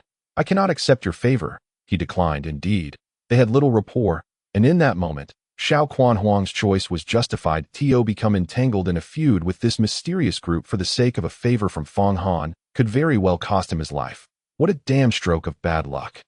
This little brat has crossed our path today. If I don't break his legs, I, Zheng Qiu, will take his surname. Zheng Qiu's eyes locked onto Fong Han, who stood on the staircase, and in an instant, his anger surged at this moment. Fong Han was no longer the one with the advantage of numbers. That he was alone, accompanied only by a half-disabled knight, and curiously, the knight stood on the 7th step, a considerable distance from Fong Han's 20th step. This is the path of divine connection. Only those who traverse it are qualified to enter the sacred temple and receive the inheritance, Lin Tingfeng explained. Aware that Wang Xia was unfamiliar with this, the path of divine connection is said to be an ancient trial left by divine beings to test the will of humanity. That it appears devoid of danger. Yet those lacking steadfast determination will never pass through. Countless individuals have embarked on this path throughout history, yet only a precious few have succeeded. However, as we stand here today, while we may or may not succeed in crossing, one individual is certain to fail. As Lin Tingfeng spoke, a murderous intent flickered in his eyes, and it was evident that the person he referred to was none other than Fong Han. Chapter 38. If you have the ability, come up, you little bastard. Aren't you a genius? Now kneel and call me father twice, and perhaps I'll consider sparing your life, Zheng Qiu taunted, standing at the edge of the steps. Looking at Fong Han, whose face had turned completely dark. Do not shoot arrows. Nothing can fly over the path of divine connection. One must walk upon it, Zhao Ting interjected, preventing Xue Linglong from preparing to shoot Fong Han with a crossbow. As he spoke, Zheng Qiu had already begun to ascend the staircase. The moment Zheng Qiu stepped onto the staircase, he fell silent. If one were to observe his expression now, it had changed dramatically. The instant he set foot on the stairs, he comprehended everything. Huh? You bunch of third-tier little pests think you can kill me? I stand here. Come up if you dare. I'm waiting for you. Fong Han shouted. Watching Zheng Qiu's face shift, he understood that although this team exuded an air of enigma, it was likely merely a stroke of luck. Now, facing the staircase of the path of divine connection, there was no room for trickery. Cultivation was intertwined with willpower. Without sufficient cultivation, one's willpower could not be formidable, and under such circumstances, even standing still, he had no reason to fear this 5-person group could do anything to him. You little bastard. Just wait. Zheng Qiu began to ascend step by step. Upon reaching the 7th step, he encountered the knight accompanying Fong Han. Seeing the half-disabled knight, Zheng Qiu grinned maliciously, seizing the knight's arm and executing a powerful throw. The unfortunate knight had no time to react before Zheng Qiu's barrage sent him crashing to the ground. Watching your teammate perish, I trust you find it quite satisfying. Zheng Qiu jeered at Fong Han. But the next words from Fong Han caused everyone present to shake their heads in disbelief. A teammate? Humph, just a cripple. As those words left his mouth, Zheng Qiu halted, his intention to strike the knight faltering as he regarded the bloodied figure on the ground with nothing but pity. This is your leader. He cannot bring you any hope in your moments of despair. My friend, that I shan't kill you, but I shall forever feel sorrow for you. Zheng Qiu's words carried a substantial weight. Yet, no matter how impactful they paled in comparison to what Fong Han had just uttered. The knight clenched his fists tightly, offering a slight bow of gratitude to Zheng Qiu, before dragging his near-invalid body one last time to glance at Fong Han and slowly making his way down the steps. He had given up. The knight had truly surrendered. From the very beginning, he had known he lacked the qualifications to ascend, yet he had strived to pave the way for Fong Han. But in the end, all that awaited him was this forsaking. The knight's heart had perished. Henceforth, he would find it difficult to believe in the so-called bonds of camaraderie or unity, observing the knight's dejected departure. A flicker of indignation ignited in the eyes of those watching Fong Han, yet no one dared to voice their thoughts. After all, it was his own team, and how he chose to handle it was his prerogative. You little brat. Do you think you can escape?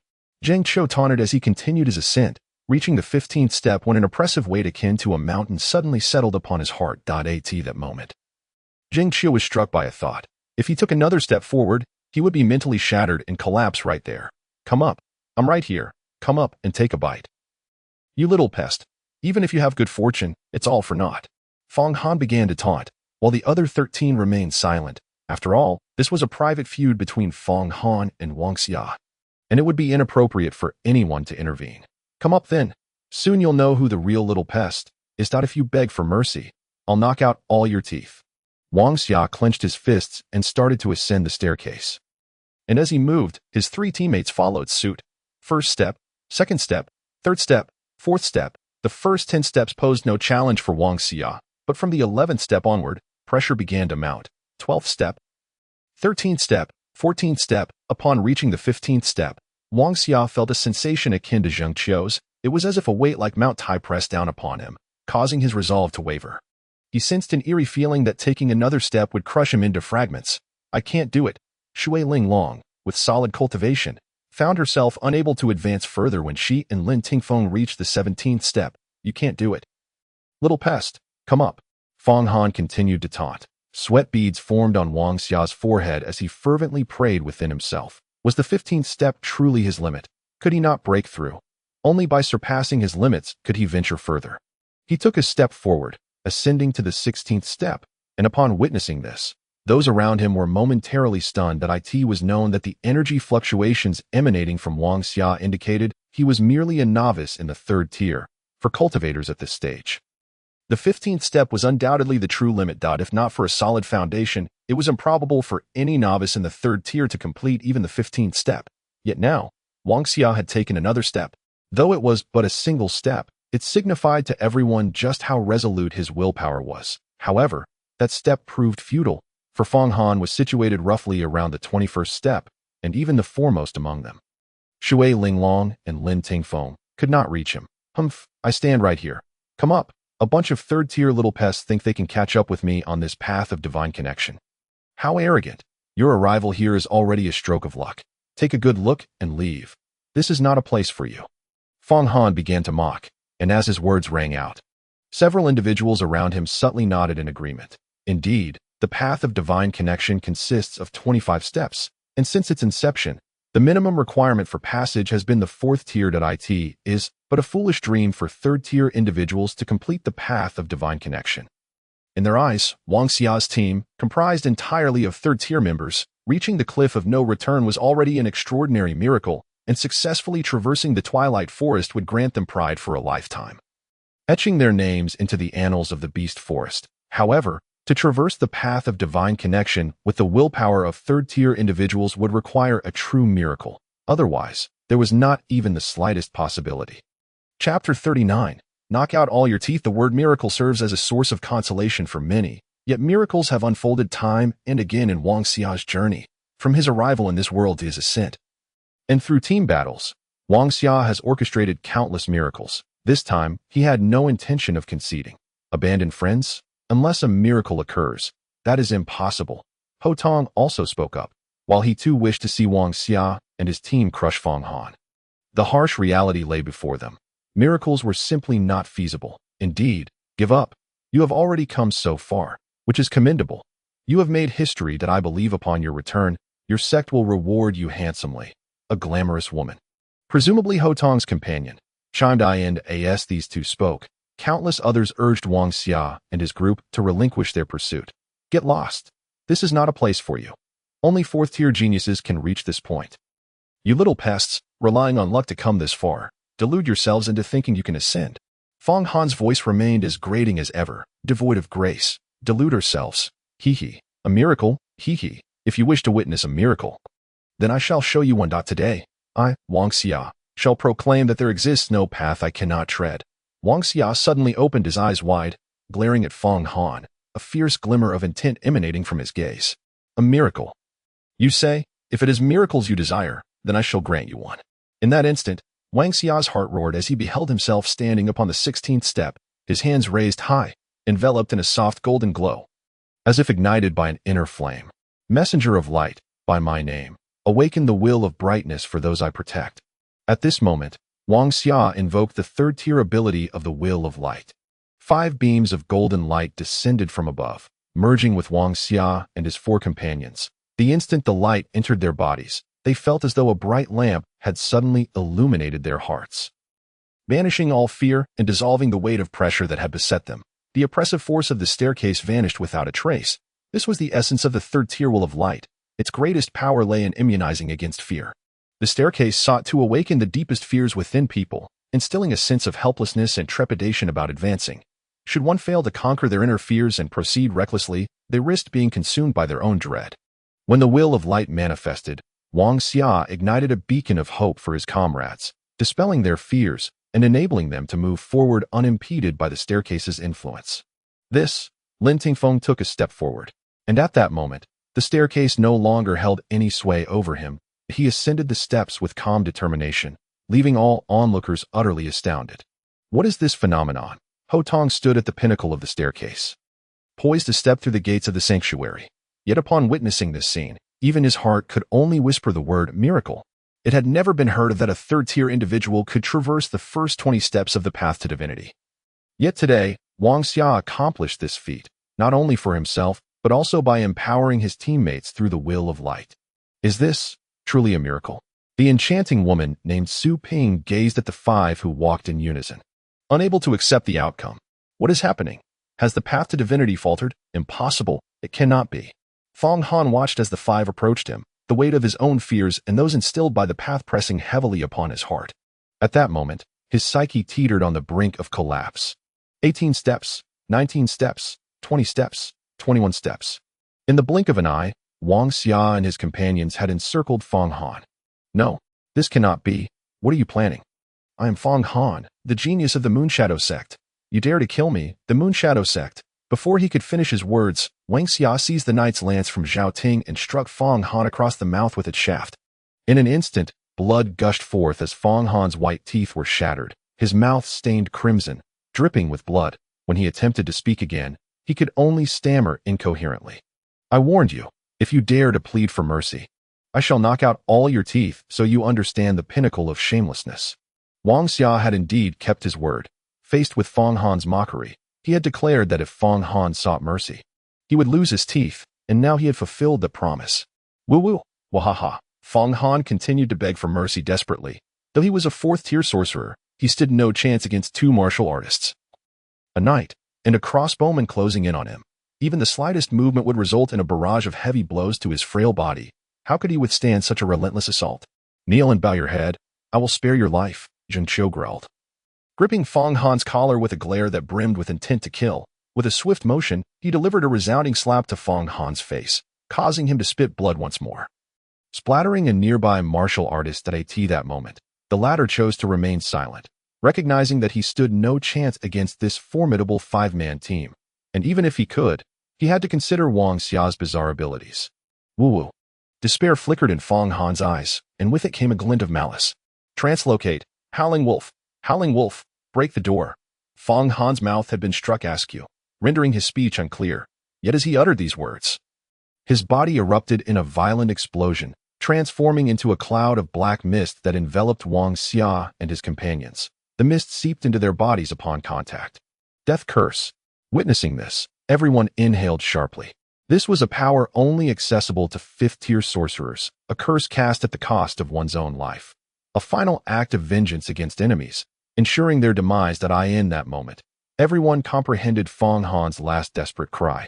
You do not allow me to live. I shall take you down with me. Chapter 40. Death cursed at a curse that exacts a toll of life. Any cursed individual is destined to perish within a day. This moment, those gazing upon Wang Xia and his companions were imbued with a myriad of sentiments. Some felt pity. Others relished in schadenfreude. After all, the quota for inheritance was limited, and with each death, a rival was eliminated, rendering their glee somewhat justified. Yet soon they observed something peculiar. According to the norm, those afflicted by the death curse should display pale faces and expressions of regret. But at this instant, Wang Xia's group appeared utterly unfazed, gazing at the tattered robe left behind by Fong Han in death. Did they truly not comprehend the nature of the death curse? This thought swiftly took root in everyone's minds. Hey, you've been afflicted by the death curse, do you not realize? Su Ping regarded the five, feeling a sense of sorrow for their ignorance. Death curse. Of course, we know. It is a curse invoked by a sorcerer in their final moments, channeling their life force to strike at their enemies. Even a ninth-tier powerhouse would not survive long after succumbing to it, Zheng Qiu retorted, casting a dismissive glance at Su Ping, as though to say, I already know, no need for your explanation. However, after Zheng Qiu's declaration, Su Ping was left speechless. They understood. They were aware this was the death curse. Yet they stood here so nonchalantly, devoid of even a hint of anxiety. What kind of mindset was this? Had the light that enveloped them earlier somehow warped their minds? In that moment, everyone began to think the same. And they solemnly mourned the plight of those five, who were seemingly psychologically broken just before their demise. Is it not merely a death curse? Who do you think you are scaring? It is a pity we did not tear apart that fellow, Zheng Qiu shrugged, unfazed as he placed an arm around Wang Xia's shoulder. It's just a death curse. Little brother, are you joking? Did you not see the death aura that has already manifested around you? Su Ping looked at the five, suddenly struck dumb at this moment. Wang Xia's group appeared extraordinarily strange. Beneath the feet of the two martial artists, the knight and the crossbowman, a death aura swirled, yet the one standing at the center, the one who had wrought a miracle with his uncanny ability, stood upon naught. The death curse? Indeed, it was true. While it sounded formidable, any curse would falter unless it was entirely sealed away from light. Thus, the difficulty in cursing Wang Xia was unimaginable. One force overcomes another. Light holds a devastating efficacy against curses.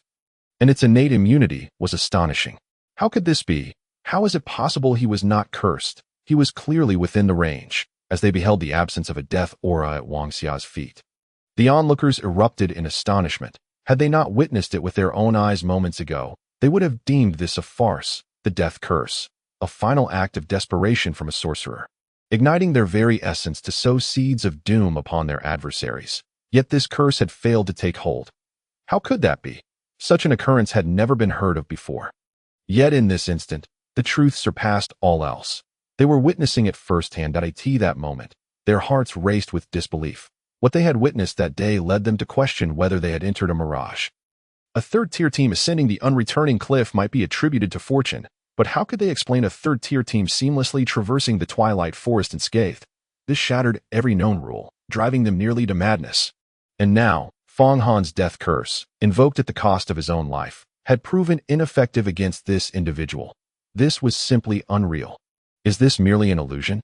Su Ping questioned herself, yet the path to divinity was a trial of will. There had never been any reports of illusions manifesting here. No, wait. Su Ping's mind reeled. Even if one among the five had escaped the curse, the remaining four were surely doomed.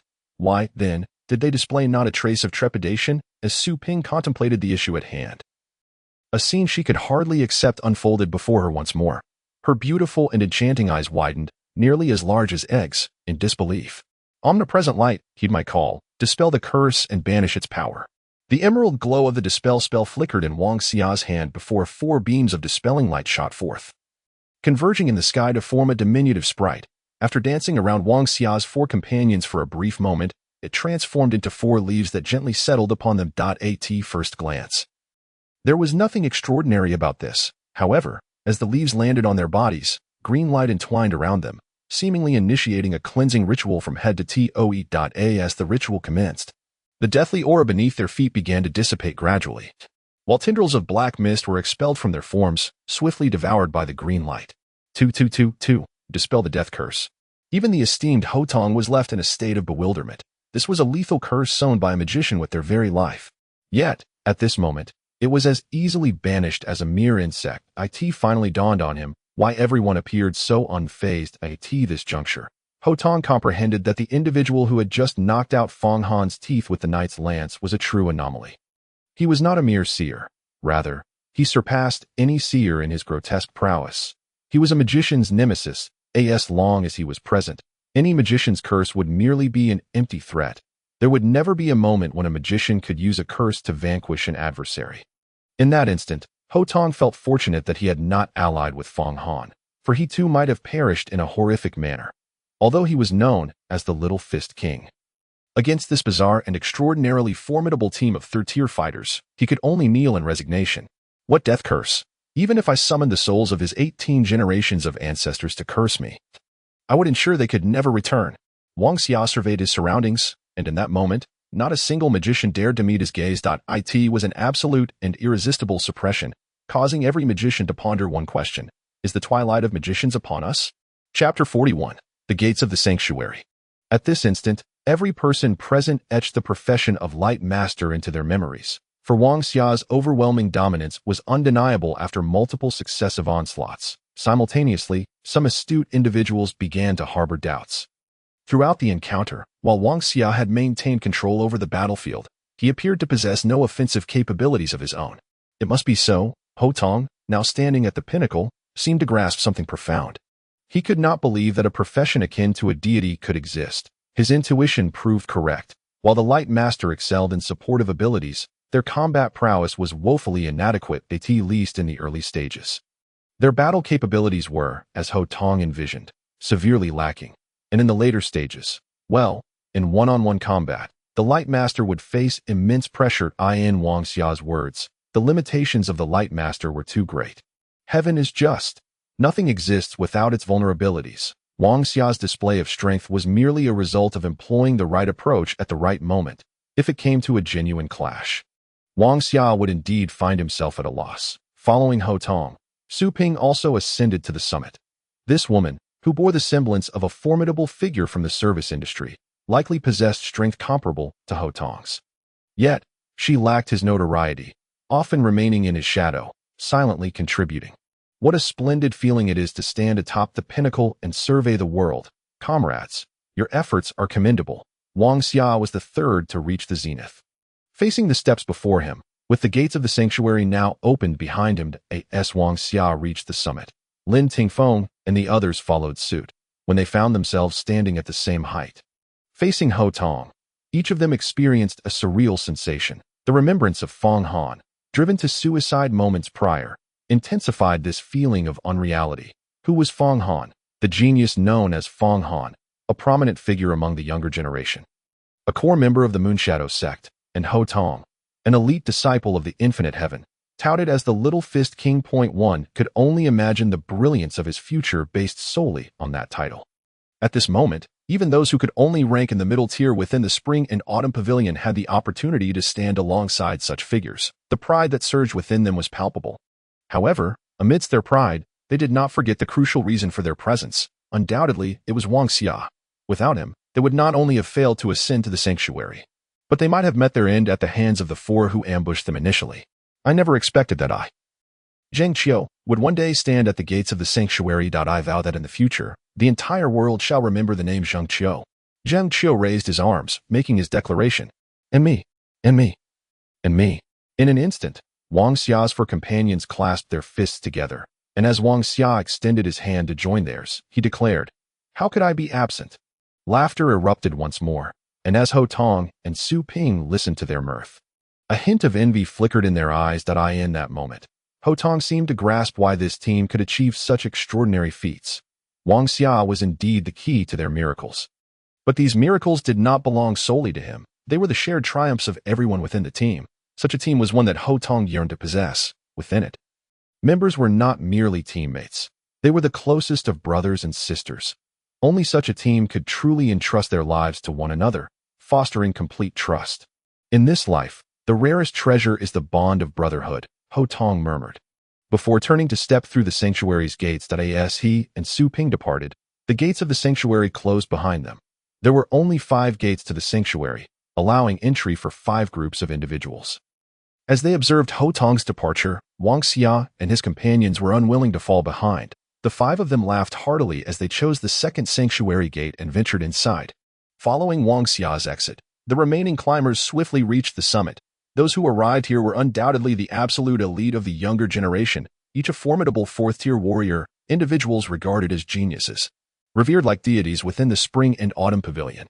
Temporary teams streamed through the sanctuary gates, marking this as the largest influx of entrants in history, including the initial 7. A total of 15 individuals would enter the sanctuary this time, once all 15 had entered.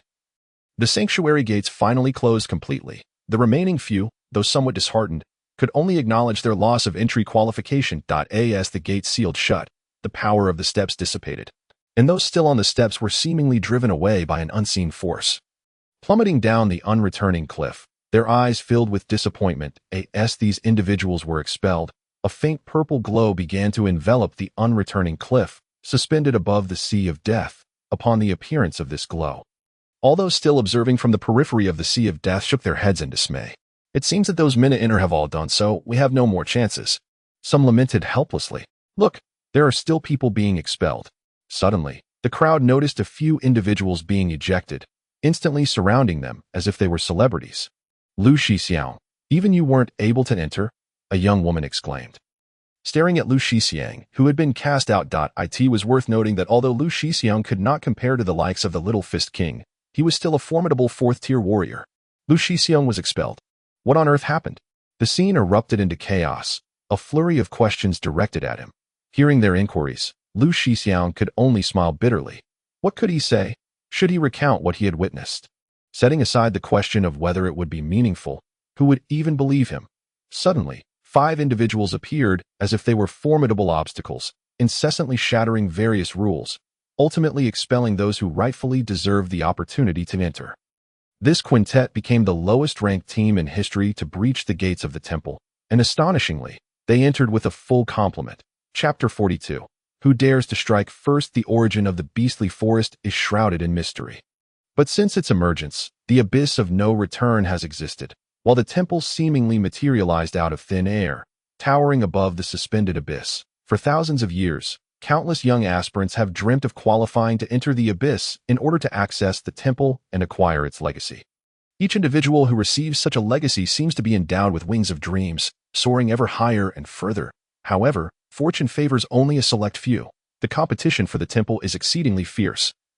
With no more than 10 individuals permitted entry each year, and even fewer among them are granted the coveted legacy, the possibility of several consecutive years passing without a single legacy bearer is not unheard of.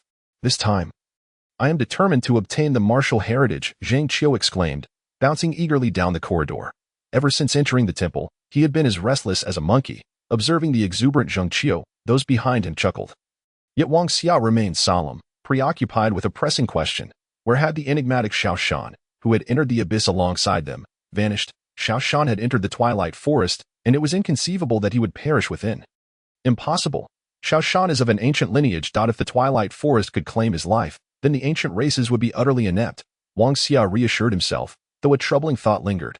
Xiao Shan belonged to the Zealot clan, known for their unwavering dedication, and unless faced with a cataclysmic event, they would never abandon their allegiance to the Light Master. Yet, Xiao Shan had been missing for nearly a day. Where could he have gone? Wang Xia sensed a connection between Xiao Shan's disappearance and the temple. Could it be that there exists a legacy of light within the temple? The moment this notion crossed his mind, Wang Xia dismissed it. He had already acquired the true legacy of light through the great prophecy technique, which had since illuminated his path. Enough of this. What is meant to happen will happen. If there is no legacy of light, then I would gladly settle for a warrior's legacy. I could always wield a heavy hammer and crush my foes. Wang Xia thought shamelessly, yet he failed to recognize the inadequacy of his own physique in a direct confrontation. Even Shui Ling Long could easily overpower him. Where does this lead? Zhao Ting inquired quietly from behind. Despite his taciturn demeanor, he was more excited than anyone else. After all, anyone who qualified to be here would feel a surge of exhilaration. Who knows? I've never been here before, but since we've entered, there shouldn't be any surprises, Lin Tingfeng replied, surveying their surroundings, which genuinely did not seem to harbor any danger. The five moved cautiously, fully aware that vigilance was paramount after their prolonged battles in the beastly forest. However, an hour passed, and when they finally beheld the light ahead, they realized they had been utterly deceived. As they stepped forward, they entered a grand hall. Upon their arrival, they discovered that those who followed them had already congregated. And to their astonishment, Wang Xia's team, the second to enter, was the slowest. Yet, this was hardly their fault. Aside from their team, the other groups consisted of disciples from various fifth-tier sects, all of whom had previous experience within the temple. Possessing their own records regarding the gates of the temple, everyone knew that the passage within the temple posed no real threat, as the true danger resided within the Great Hall, not from the hall itself, but from the individuals therein. 15 people occupied the space, yet only 7 thrones awaited them. These 7 thrones were known as the Thrones of Legacy, and never before had so many entered at once. Thus, a bloody contest for these thrones was inevitable. Everyone is present. Allow me to speak first. I, Tan, shall claim 1 throne, and I trust none will object. A man with a crew cut and a devilish grin stepped forward. Upon hearing his proclamation, everyone but Ho Tong and Su Ping furrowed their brows. Brother Tan's strength speaks for itself. It is undoubtedly acceptable for him to claim a position. As for me, aside from Brother Tan, Brother Ho, and Sister Su, I shall also take a seat, and I trust no one will object. The second speaker, Tian Feng, declared that as soon as he spoke, an uneasy expression spread across the faces of those around him. With only 7 thrones, Tian Feng had effectively allocated 4 of them, leaving the others to fight for the remaining 3. Who would be willing to concede? After all, those present were all prodigies, and no one wished to retreat. What gives you the right to dictate who claims what? I could just as easily declare that we 5 shall take all 5 thrones. Zheng Xiu was the first to voice his discontent. He had been displeased since Ten made his claim, feeling as though they were being overlooked in the allocation of the thrones. Had they not arrived promptly, the distribution would have likely concluded. Humph, little brat, one of your team may possess considerable skill. But do you truly believe you can defeat everyone here? Tian Feng sneered at Zheng Xiu, thrusting Wang Xia's group into the spotlight. Of course we cannot defeat everyone, but we find you intolerable. Even if we leave here without a throne, we will take your life. Do you believe that? Wang Xia stepped forward, and his companions brandished their weapons, the atmosphere growing tense and charged. Tian Feng's expression darkened upon hearing Wang Xia's words. He intended to pit Wang Xia's group against the others, but he had not anticipated that Wang Xia would be so cunning, turning the tables with a single statement. Although Tian Feng was formidable and had an ally, in a direct confrontation, there would undoubtedly be no match for Wang Xia's team. Do not play the tyrant with us. We are but small sects. We fear nothing. Yet, everyone, keep your eyes peeled. Do you not realize you are at a disadvantage? Wang Xia scanned the room. Upon hearing Wang Xia's assertion, the crowd appeared perplexed. On the surface, Wang Xia's group was the weakest. Yet why did he claim everyone else was at a disadvantage? Wang Xia regarded the confused assembly and sighed. Have you not noticed that we have the greatest numbers? At this moment, the crowd's first reaction to Wang Xia's statement was to deem him utterly shameless. He audaciously calculated superiority based on headcount, an unprecedented move. However, upon reflection, Wang Xia's logic held merit. though his group consisted of only 5. The others were merely standing idly. This was not a simple 5 against 10. A closer analysis revealed that the 10 individuals were indeed at a disadvantage. What do you propose, then? Tan Minglin inquired, scrutinizing Wang Xia. Though Wang Xia's words were clear, Tan doubted Wang Xia truly had the audacity to engage them in a mutually destructive confrontation. As for me, I desire nothing more than to claim the positions you covet. So let us dispense with the posturing. I care not for your titles. Brother Tan. If you dare, step forward, Wang Xia declared, leaving those around him momentarily stunned. None had expected that a small group of third-tier individuals would threaten an assembly of fourth-tier members. Faced with such a threat, they were at a loss for how to respond. Silence enveloped the great hall, as every individual present yearned to ascend the thrones of legacy, for regardless of whether they secured the legacy, great benefits awaited atop those thrones. Yet, if they could not resolve the issue of Wang Xia and his 5 companions, they were left with no course of action. Those who enter here are the elite of the younger generation. Let us not allow tempers to flare. We can surely find a way to resolve this, Ho Tong suggested, glancing at Wang Xia. He was a shrewd individual, unwilling to take unnecessary risks, and he understood that should he and Su Ping clash with Wang Xia's group, they would receive no assistance, and might even find themselves eliminated. Thus, with everyone harboring ulterior motives, the atmosphere remained palpably tense. Discuss. Do you truly believe this little rascal wishes to converse with us? Zheng Qiu stepped forward. His finger pointed accusatorily at the gnashing teeth of Tian Feng. What did you say? Upon hearing Zheng Qiu's contemptuous remarks, the previously agitated Zheng Qiu was suddenly incensed. He took a decisive step forward, his fists launching toward this direction like cannonballs. Tian Feng was acutely aware that the linchpin of this 5-member team was Wang Xia. Thus, during his ambush, he deliberately bypassed the front-standing Zheng Qiu and aimed his assault directly at Wang Xia. However, this potentially devastating strike from Tian Feng fell short, for as Wang Xia stepped forward, Lin Tingfeng and the others had already encircled him, either consciously or unconsciously, shielding him from harm. At that moment, as Tian Feng moved, Zhao Ting swiftly yanked Wang Xia behind him. In the instant Wang Xia was pulled away, Tian Feng found himself confronted by the barrel of Zhao Ting's firearm. To hell with you. You're courting death? I'll take you down today. Upon witnessing Tian Feng's surprise attack, Zheng Qiu wasted no time, his body slicing through the air as he charged at Tian Feng with his shoulder. Engage.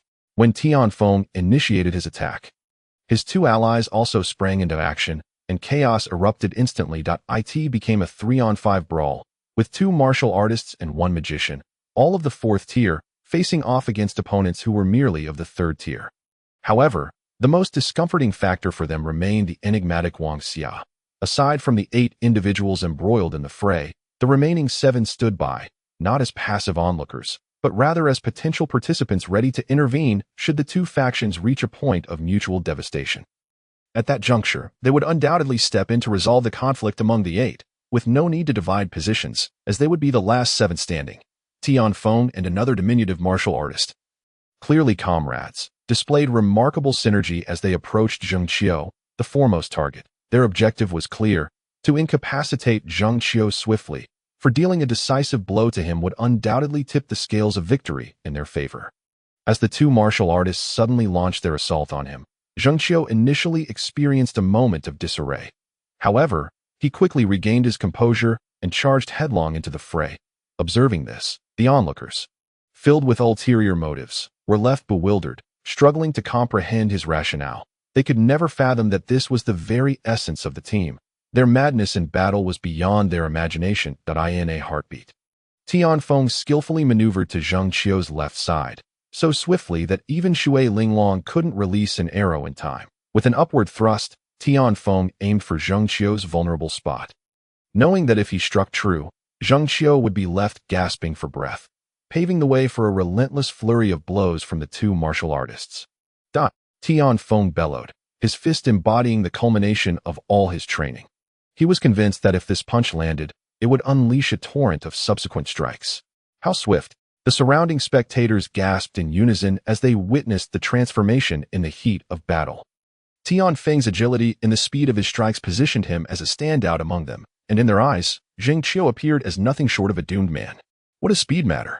Just as Tian Feng's fist was about to connect with Zheng Qiu, A radiant golden light erupted from above, illuminating Zheng Qiu. A shell of faint golden luminescence unfurled, and Tian Feng's fist collided with it. That moment, Tian Feng felt a profound sense of futility, as if his fist had struck cotton. Although the golden light dissipated upon impact, that fleeting moment of stasis transformed all his advantages into disadvantages. Indeed, what significance did speed hold? At this juncture, Wang Xia demonstrated to all present that nothing in this world could surpass the swiftness of light. This was Wang Xia's Lingguang shield, making its debut in the Forest of Twilight. Though it had not showcased its primary function previously, it now revealed itself as the most formidable single-target defense of the light mages. Even in its nascent form, it was sufficient to withstand the initial assault of a martial artist. Zheng Qiu seized the opportunity crafted by Wang Xia without a moment's hesitation. His body propelled into the air, and his knee crashed violently against Tian Feng's chin, delivering a blow of such tremendous force that it nearly rendered Tian Feng unconscious. Following that, a series of iron-fisted strikes rained down upon Tian Feng. With each punch landing solidly, a cacophony of thuds reverberated through the air, leaving all onlookers in stunned silence. No one could believe that within the span of less than half a second, the seemingly invincible Tian Feng had been utterly reversed by the intervention of a mere golden light. In the blink of an eye, Tian Feng transitioned from a position of assured victory to one of imminent defeat. All witnessed by those present, the catalyst for this transformation was the golden light encircling Zheng Qiu. What significance did speed hold? As they recalled Wang Xia's recent proclamation, a collective query arose in the minds of all. What was that golden light? How could Tian Feng's punch be thwarted? Was it truly an invincible aura? Well, it is evident that the students present have overthought the situation. The invincible aura is a privilege exclusive to the protagonist. Even Wang Xia has yet to grasp this power, so others need not entertain such notions. Aren't you a fourth-tier martial artist? Go ahead and keep shouting, Zheng Qiu exclaimed, increasingly exhilarated as he relentlessly pounded his fists against Tian Feng's chest. The unfortunate fourth-tier martial artist, Tian Feng, had already lost his chance to turn the tide after a single misstep. That moment, Tian Feng's two teammates arrived, albeit a step too late. Zhao Ting wielded his spear with deftness, executing three simple yet effective maneuvers that halted the approaching martial artist. As Zhao Ting struck, Lin Tingfeng had already circled around to the back of the martial artist, and astonishingly, everyone seemed to have overlooked the magician. Faced with this sudden disregard, the magician was incensed. He belonged to the esteemed class of magicians, one of the rarest professions, accustomed to being revered wherever he went. Yet, in this moment, he found himself ignored, an affront he could hardly tolerate. Without hesitation, he unleashed the standard pain arrow, a testament to the early-stage magician's prowess. His fury had not clouded his judgment. This time, he did not release 5 arrows but aimed directly at Zheng Qiu, determined to save Tian Feng at all costs. Just as the magician launched his pain arrow, Shui Linglong made her move, releasing a fierce black crossbow bolt aimed straight for the magician's throat. Dark Magic Shield. The magician, seemingly anticipating the crossbowman's attack, conjured a crescent-shaped shield without a moment's pause. With the Dark Magic Shield, he believed he could withstand several subsequent arrow strikes. However, as the shield materialized, the magician noticed a vibrant green leaf descending from above. The moment he spotted the leaf, a sudden, searing pain shot through his throat, followed by a spray of blood blossoming before his eyes. The dispelling technique, capable of neutralizing nearly any magic, had been cast by Wang Xia the instant the magician initiated his offensive. As Shui Linglong readied her crossbow, Wang Xia preemptively deployed the dispelling technique, catching the magician off guard, unaware of such a countermeasure. Thus, the events unfolded as if choreographed. First, Wang Xia unleashed the dispelling technique, its green light soaring toward the magician, who, seemingly in sync with Wang Xia, activated a shield just as the green light struck it, dispersing it. Almost simultaneously, the crossbow bolt found its mark, piercing the magician's throat. Though this transpired in mere seconds, the impact was profound, leaving the onlookers in awe. The near-perfect synergy, the almost supernatural foresight, and the extraordinary dispelling ability. This was Wang Xia's brilliance in that fleeting moment. He facilitated Shui Linglong's triumph over a fourth-tier magician. At that instant, the spectators felt as though they were witnessing a surreal dream. Despite being outnumbered 3-5, the disparity in tier levels compensated for everything. What should have been an evenly matched battle turned into a shocking spectacle. With the initial luminous shield eliminating the strongest among the trio, Tian Feng, and an eerie coordination leading to the swift demise of another magician. Tragically, the magician's pain arrow was thwarted mid-flight by Wang Xia, who braved the attack with his own body. Indeed, it was true. Wang Xia had shielded himself from the pain arrow, which shattered upon contact like a mere wisp of cloud. It's over. They are finished. There was no need for further observation. The onlookers comprehended that the outcome was no longer in doubt. After Zheng Qiu completed his combination of strikes, Tian Feng was on the verge of losing all combat effectiveness.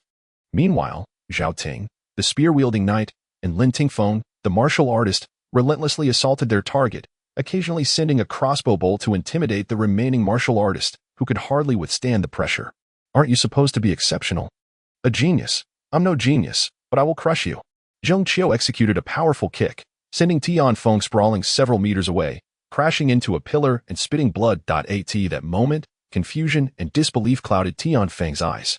His punch had been flawless, so why had it failed?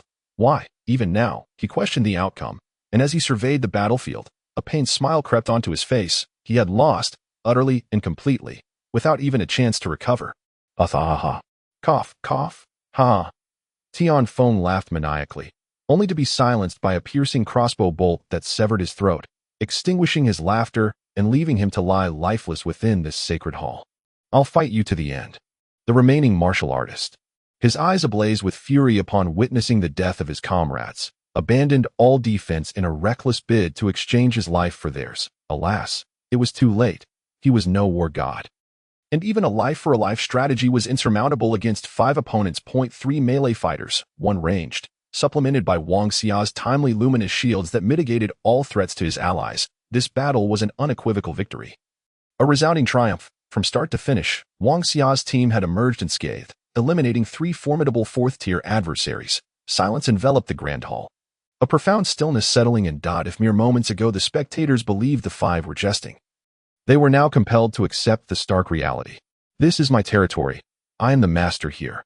Zheng Qiu declared triumphantly, standing atop the slain martial artist, his proclamation echoing through the hall. A clear message to all present. This domain had been irrevocably claimed by his team. No faction dared challenge this quintet. To act recklessly would mean to face the grim fate of Tian Feng and his fallen comrades. Chapter 45. For positions 15 individuals, within the blink of an eye, only 12 remained. The entire skirmish, from its inception to its conclusion, spanned a mere 3 minutes. Yet those fleeting moments had decisively established the rulers of this realm. Wang Xia stood within the protective circle of his teammates, surveying the scene with a confident smile. This was the sensation he sought. Every individual here was a genius, and if they could not take action, their sheer presence would leave the audience in profound astonishment, heralding a future filled with challenges. Esteemed guests, our meeting here is fate. We wish to cease the bloodshed. However, should anyone seek their demise, we are more than willing to escort them on their journey. Lin Tingfeng interjected, his tone markedly assertive compared to moments prior. Before those he once revered, Lin Tingfeng now stood tall, chest out, unyielding in the face of former idols. Who among them was truly exceptional? Tan Minglin had fallen silent. He had been the loudest advocate for Tian Feng, who had swiftly become a corpse. He had no desire to follow in Tian Feng's footsteps. The allure of the throne of legacy was undeniable. Yet it paled in comparison to the value of his life. Lin Tingfeng, I presume.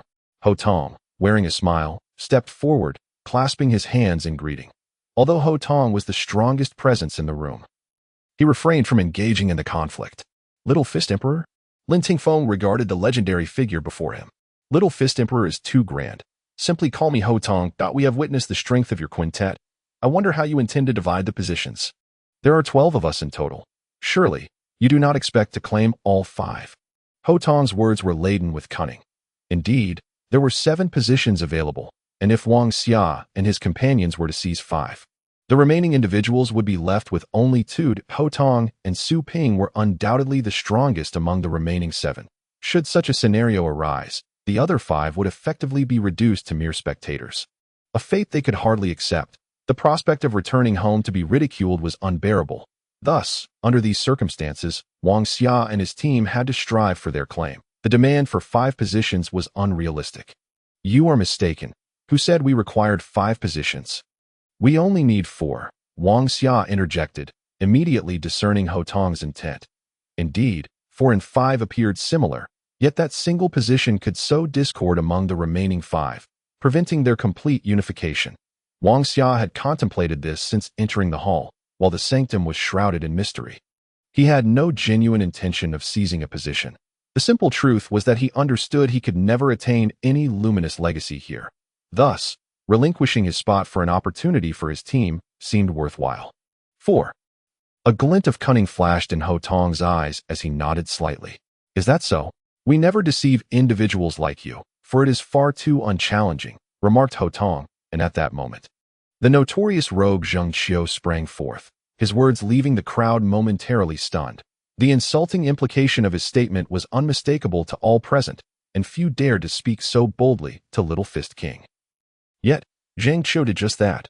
Although the words tightened Little Fist King's fists in fury, he ultimately endured in the face of such a stark disparity. With a slight nod, Ho Tong declared, "Very well.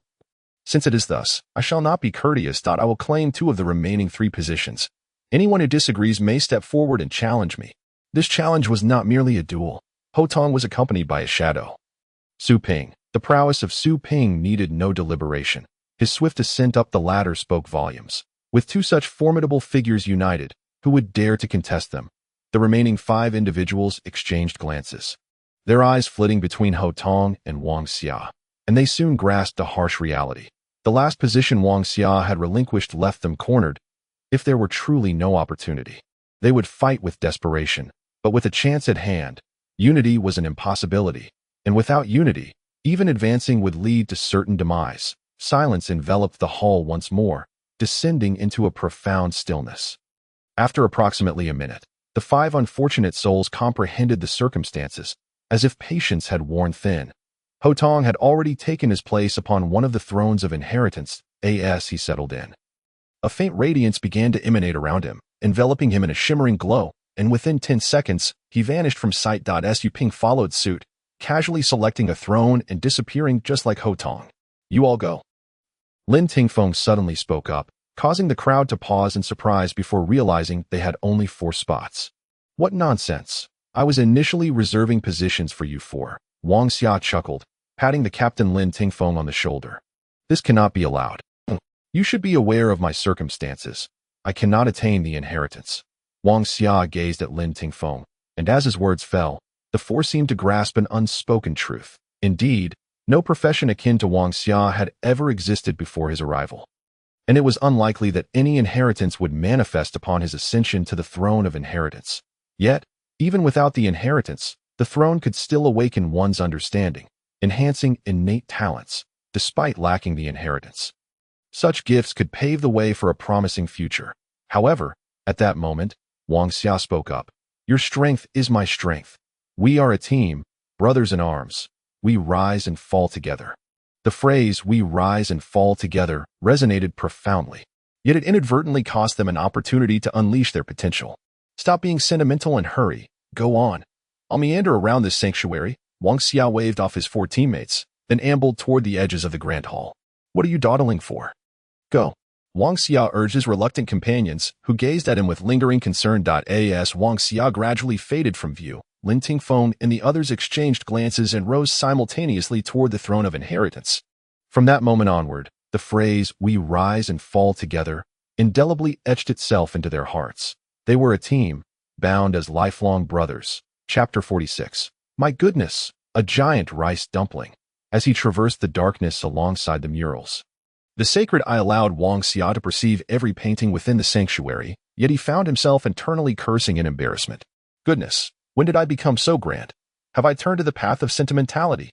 At this rate, I might just cry, he muttered, gazing at the incomprehensible murals adorning the walls. What on earth is this? And why is there a frog? Wang Xia observed a creature resembling a frog, scrutinizing it for an extended time before reluctantly proceeding forward. The sanctuary, built atop the cliff of no return, occupied nearly a third of its expanse, thus its true size was not to be underestimated. Since the sanctuary's emergence, no one had genuinely explored its entirety, as those who entered sought only the throne of inheritance, and anyone claiming it would invariably be teleported away, a conclusion almost universally accepted. This place is eerily silent. Surely a zombie won't suddenly appear to terrify me. Wang Xia glanced around. Though he understood that his holy light was lethal to zombies, the thought of being unexpectedly embraced from behind by a repugnant creature sent shivers down his spine, leaving him convinced he would be haunted by nightmares for life. Continuously scanning his surroundings, he cautiously advanced. Were it not for the 5 predatory figures lurking within the hall, Wang Xia was certain he would have obediently returned to await their return. Suddenly, a shadow darted from the darkness, wrapping around him in a bear hug. Oh my! A scream escaped him. Wang Xia felt as if his soul had nearly vacated his body. Almost instinctively, he unleashed a powerful punch at the shadow. Yet, the shadow moved with astonishing speed, easily evading his strike as if it were merely a child's feeble attempt. In the blink of an eye, it was upon him. Feeling the soft, fuzzy sensation, tears nearly sprang to Wang Xia's eyes. A rice dumpling. A furry giant rice dumpling? This was his immediate thought, but the incessant chirping in his ear snapped him back to reality. Goodness, are you a zealot or a terminator? Upon closer inspection, Wang Xia realized that it was not a giant rice dumpling, but rather his companion, Xiao Shan. Almost brought to tears by his own zealot, Wang Xia felt a wave of humiliation wash over him, wishing he could hide his face in his own trousers. Never to be seen again. Where have you been? If you were going to appear, couldn't you have done so more quietly? Wang Xia grasped Xiao Shan's bone club, gently tapping it against Xiao Shan's little head. Xiao Shan, in turn, looked at him with an utterly perplexed expression, and in its bewildered gaze, Wang Xia could almost detect a hint of disdain. From now on, you are forbidden from suddenly appearing and hugging me. He returned the bone club to Xiao Shan, exhaling a deep breath, and began to straighten his disheveled attire. Xiao Shan, now on the ground, extended its tiny arms, looking quite anxious, tugging at Wang Xia to move forward. Observing Xiao Shan's demeanor, Wang Xia paused. What's the matter? Is there another door to hell ahead? Xiao Shan shook its head and pointed ahead, continuing to pull Wang Xia along. Nodding in agreement, Wang Xia trusted Xiao Shan implicitly. After all, as a zealot, its loyalty was unquestionable. With the power of faith coursing through Wang Xia's very essence, binding them as one, Xiao Shan would never harm him. Its insistence on moving forward signified that something awaited them, something beneficial. Of course, there remained a slim possibility that another portal to hell lay ahead, along with a divine salvation. Following Xiao Shan's lead, Wang Xia wound his way through the darkness, twisting and turning. After approximately 20 minutes, he had completely lost track of his original path. Trusting Xiao Shan wholeheartedly, he pressed on without a hint of doubt. He was confident that if Xiao Shan could navigate such a complex route, it would undoubtedly lead him back out. Another 20 minutes passed, and as Wang Xia prepared to use rejuvenation to restore his energy, a glimmer of light appeared ahead. It was a grand door, slightly ajar, with lights streaming through the crack. Approaching cautiously, Wang Xia beheld the magnificent door, seemingly crafted from gold, and noticed the flickering black runes beside it. The sight reminded him of Xiao Shan's bone club. Let me take a look, he said, snatching the club from Xiao Shan's grasp. After an extensive search on the door, he discovered that the runes on the club matched those on the door precisely. Could this be connected to Xiao Shan's origins? At that moment, curiosity ignited within him. Since acquiring Xiao Shan, he had known little about its background, only that it belonged to the zealot tribe. What being a zealot truly entailed remained a mystery to him. Pushing open the grand door, Wang Xia stepped inside, and as he did, the massive door slammed shut behind him. In that instant, the world felt entirely sealed off, leaving only the golden throne at the center of the hall, radiating a brilliant light. The throne of inheritance. Indeed, upon beholding the throne, Wang Xia realized its significance. Yet, this throne was distinct from the other 7. It exuded a nobility unmatched, as if it were an exalted seat crafted solely for an emperor, while the other 7 thrones paled in comparison. How has no one discovered it after all these years? Wang Xia gazed at the throne before him, his eyes gleaming with a radiant light, his mind swirling with contemplation. In a fleeting moment, he comprehended that it was not the case that no one had discovered this place, nor that the grand door had gone unnoticed. It was all due to Xiao Shan. Xiao Shan seemed to be the very key that unlocked this realm, for without it, the door would forever remain sealed. With this realization, Wang Xia surveyed his surroundings. The grand hall was devoid of any murals, offering him no insights related to Xiao Shan. Creak, creak, creak. Pointing at the throne, Xiao Shan wore an expression of exhilaration, almost resembling a loyal subject eagerly anticipating the ascension of its sovereign to reign from the resplendent seat above. Chapter 47. We are VIPs. As he ascended the throne step by step, it would be disingenuous to claim that Wang Xia felt no excitement. However, alongside this exhilaration, a thread of trepidation wove through his heart. Despite the throne's opulence, he remained oblivious to whether he could truly inherit its legacy. After all, others were merely ordinary individuals, while Wang Xia, well, he too was an ordinary person, albeit with somewhat extraordinary capabilities. Leaning against the throne, crafted as if from gold, Wang Xia settled upon it, and as he did, a sharp pain pierced through his head, plunging him into a dreamlike state once more, in an instant. He found himself in a desolate, hellish realm, surrounded by bizarre and monstrous beasts howling towards the heavens. Yet, these creatures seemed entirely unaware of Wang Xia's presence, as if he were but a wandering spirit adrift in this forsaken expanse. A cacophony of unintelligible sounds began to resonate in his ears, as if recounting an ancient tale, yet alas, Wang Xia could not decipher its meaning. Sometimes, mastering a foreign language is truly crucial. This was the thought that occupied Wang Xia's mind in that moment. The scene began to shift. The barren hellscape faded away, replaced by an infinite sea of stars. Amidst this celestial ocean, countless twinkling lights radiated dazzling brilliance, while Wang Xia appeared as a divine being, surveying the spectacle below. What on earth is happening? Am I watching a movie? Though it is three-dimensional, where's my inheritance? Dare I hope for a luminous legacy? Wang Xia mused to himself, yet the imagery before him continued to swirl. After the starry expanse transformed, he found himself once more upon a blood-drenched earth, where lifeless bodies lay strewn about. It seemed as if he had entered the final throes of a fierce battle, with several formidable warriors clashing violently in the skies. However, this vision was but a fleeting glimpse, as golden statues soon materialized before Wang Xia. What are these? Gazing upon the statues, Wang Xia surmised that they represented various forms of inheritance, though he had never encountered such a method of selection. Could it be that this golden throne allows VIPs to choose for themselves? Wang Xia's thoughts raced, and he quickly grasped that he had become a VIP user of the sanctum. While others could only passively await their selection, a stark contrast to his newfound agency. As he scrutinized the statues before him, a peculiar sensation washed over him, as if he had stepped into a holographic online game.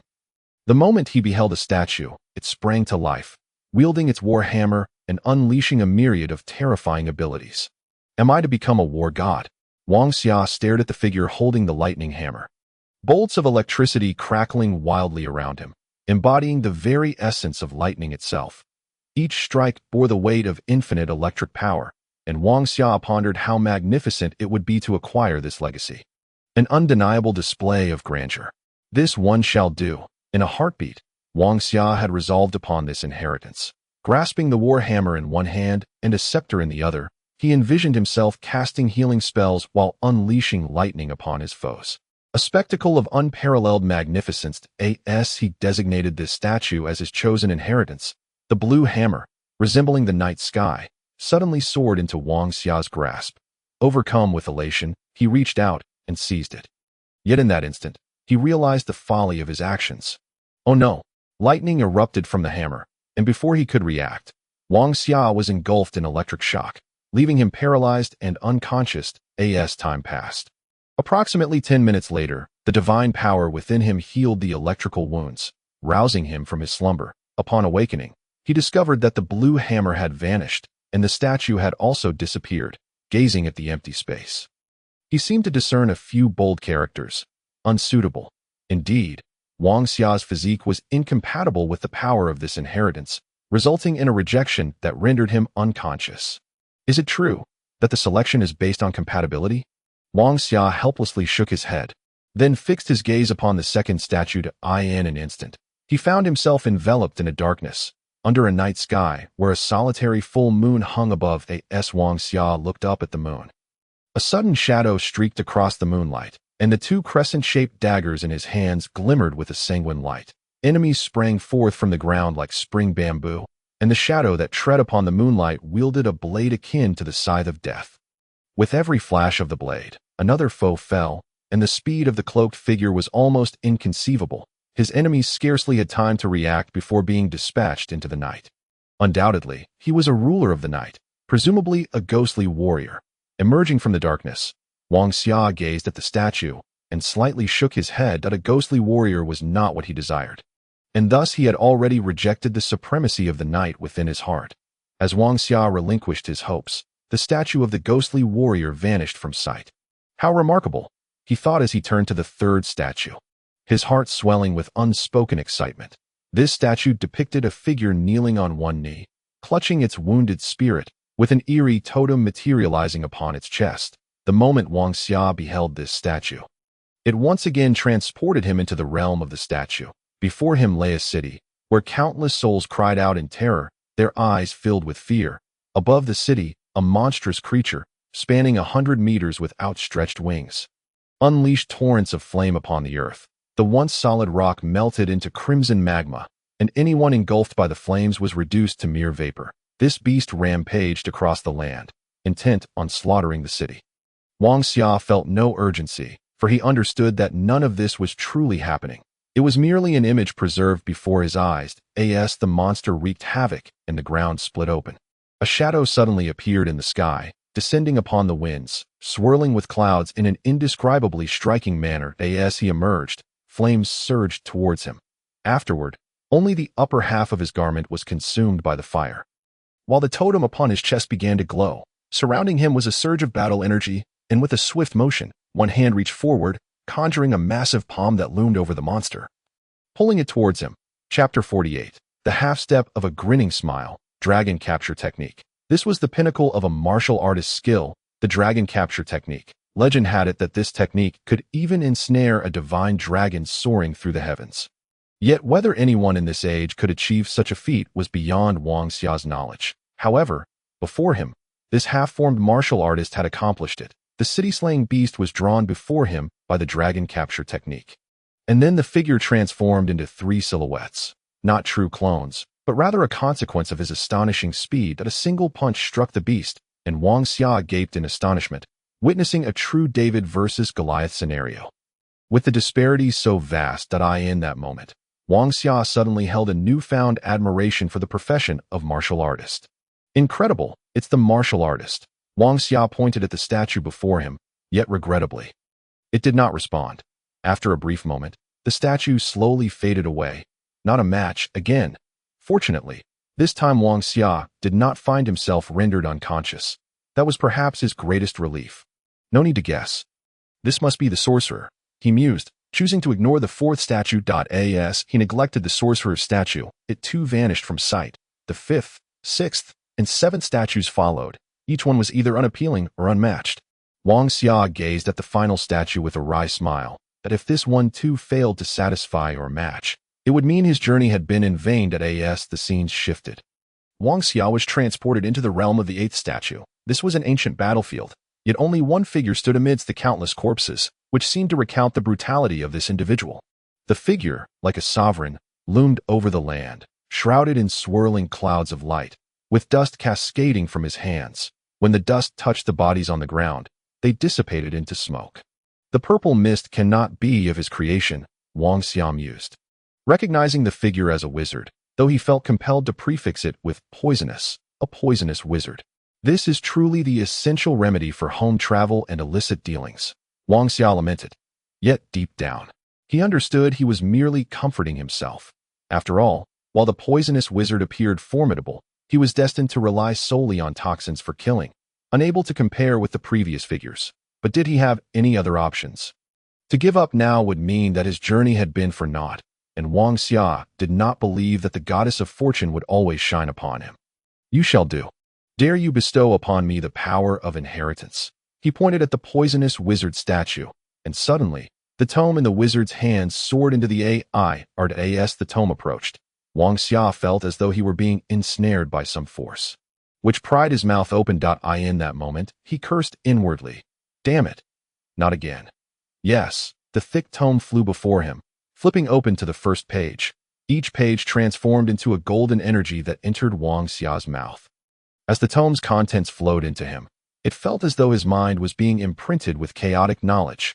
Page after page, in less than 10 minutes, the entire tome had been consumed, and despite his prior experience with such forced ingestion, Wang Xia found himself in tears once more. Am I doomed to consume everything I wish to learn? This thought flickered through his mind before he was thrust into a realm of the wondrous. The contents he had ingested manifested before him, every detail etched into his mind as if he were perusing them in a book. Heavenly return elixir, worthless. Healing pill, worthless. Various magical potions surfaced in his mind, each one promptly dismissed by him. Anything achievable through the power of light was deemed useless. Just as Wang Xia began to doubt whether he had been duped, peculiar and extraordinary items appeared in his consciousness. Half step of a grinning smile. One day death powder, restore my beauty pill, scar removal essence, completely unrecognizable pill. An array of legendary potions inundated Wang Xia's mind, and he cried, truly cried, faced with these mythical concoctions. Fortunately, the inheritance of the poisonous wizard was not as disappointing as he had feared after the bizarre items passed. Genuinely useful knowledge emerged in his mind. Advanced potion compendium. As violet light swirled, the inheritance commenced, with images flooding into Wang Xia's mind, ensuring he would forever remember them. Bathed in the violet light, Wang Xia did not need to exert himself to memorize. All that he had consumed would naturally manifest in his consciousness, becoming part of his memory. The myriad potions and abilities utterly astonished his spirit. Amidst this inheritance, Wang Xia realized one crucial point. The poisonous wizard was undeniably on par with any of the preceding professions. If there were differences, it lay in the fact that the poisonous wizard killed with toxins, while others relied on their fists. Yet the poisonous wizard possessed unparalleled auxiliary abilities. Do you wish to advance? Are you facing bottlenecks? Are you troubled by your inability to break through? All these dilemmas were rendered moot before the poisonous wizard. As long as you could procure the ingredients, he could elevate you in myriad ways. As these thoughts crossed his mind, had it not been for the powerful will of light sustaining Wang Xia, he might have forsaken the light altogether to cling to the poisonous wizard's divinity.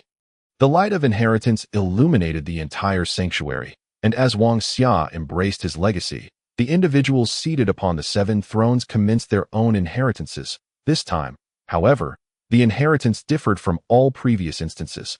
All 7 thrones, occupied by 7 individuals, simultaneously began their legacies. A phenomenon unseen throughout history. As the inheritances unfolded, the sanctuary trembled slightly, and murals seemed to fulfill their purpose, detaching from the walls. Little Flash observed this scene with a hint of anxiety. No one understood better than it what this meant. The memories of inheritance within its mind revealed that when Wang Xia received his legacy upon the Golden Throne, the sanctuary's mission would be complete, and the unreturning cliff, suspended above the Dead Sea for countless years, would likewise reach its end. Chapter 49. The Dead Sea Uprising. A deafening rumble jolted Wang Xia from his stupor. After a hearty belch, he noticed Little Flash standing beside him, having descended from the throne. With a thunderous crash, the massive golden throne suddenly collapsed, and as it fell, the floor of the great hall began to crack violently, fissures rapidly appearing around Wang Xia. An earthquake. As Wang Xia gazed upon the scene before him, a sudden jolt of alarm surged through him. They were, after all, ensconced within this accursed temple. If an earthquake were to strike now, where could he flee?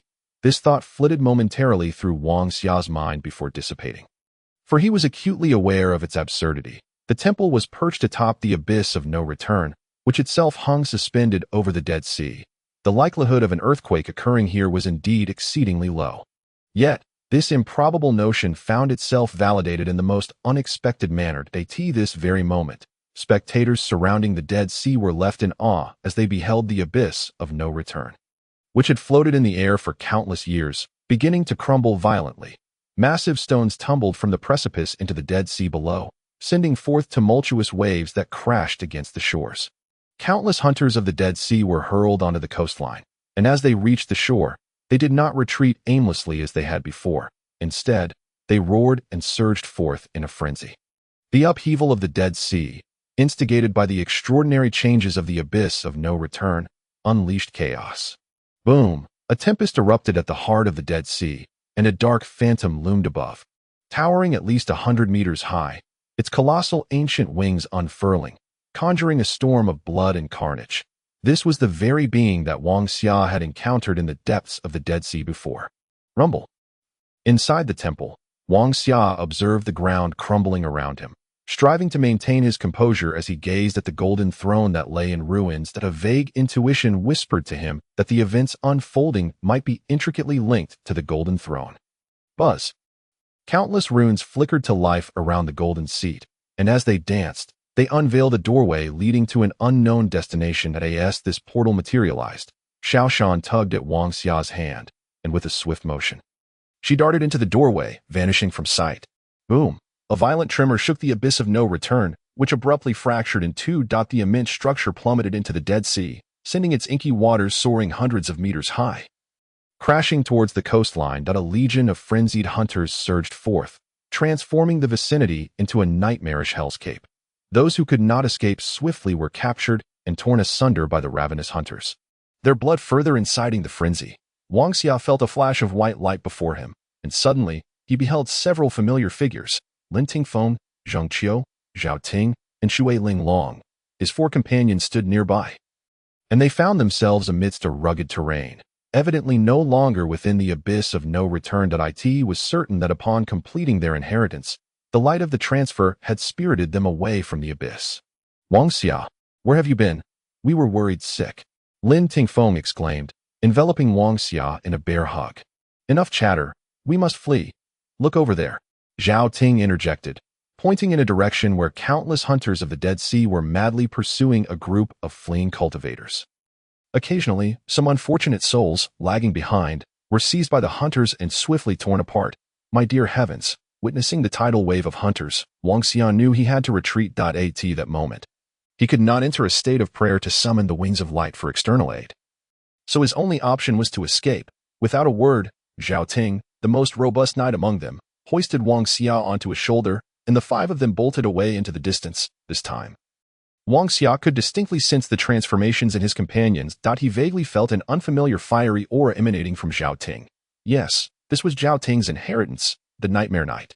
Meanwhile, Lin Tingfeng exuded an overwhelming presence, a manifestation of his own inheritance. The power of the hills. As Shui Linglong dashed forward, ethereal shadows, visible only through her sacred eye, hinted at her inheritance, the Windcatcher legacy. Wang Xia felt a twinge of resignation regarding Zheng Qiu. There were no significant changes evident in him. If anything, he appeared more roguish and shameless than before, a sensation that seemed to emanate from his very essence. This was indeed Zheng Qiu's inheritance, rogue. Yes, even in the realm of inheritance, being a rogue could be considered a noble profession, for as the saying goes, in every trade, there is a master. A rogue, when pushed to the limit, could reign supreme over all. As Wang Xia contemplated the transformations of his four companions, he felt a mix of appreciation and melancholy.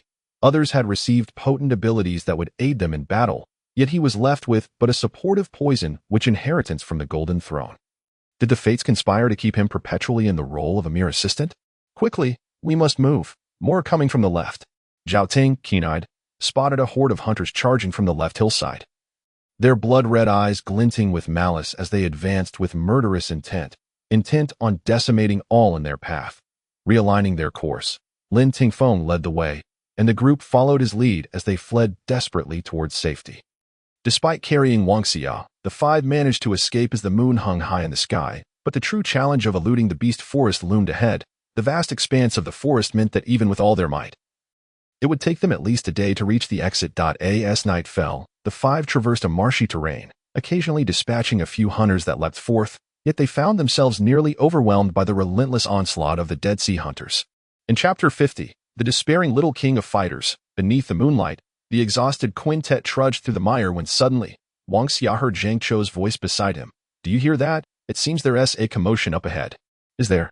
The others, lacking Zhang Qiu's acute hearing, displayed expressions of confusion upon hearing his words. There is undoubtedly something. Follow me.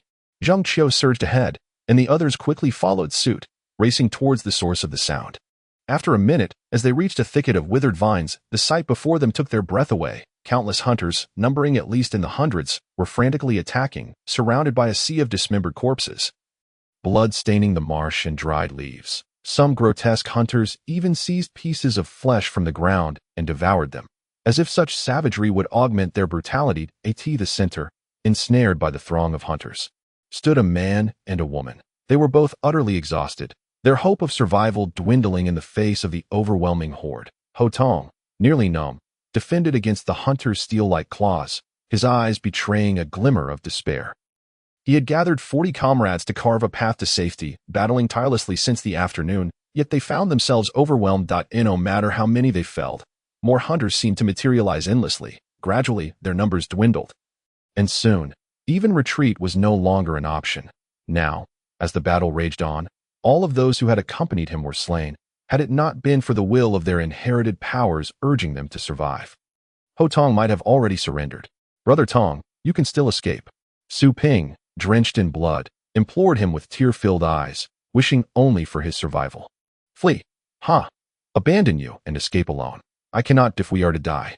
Let us perish together.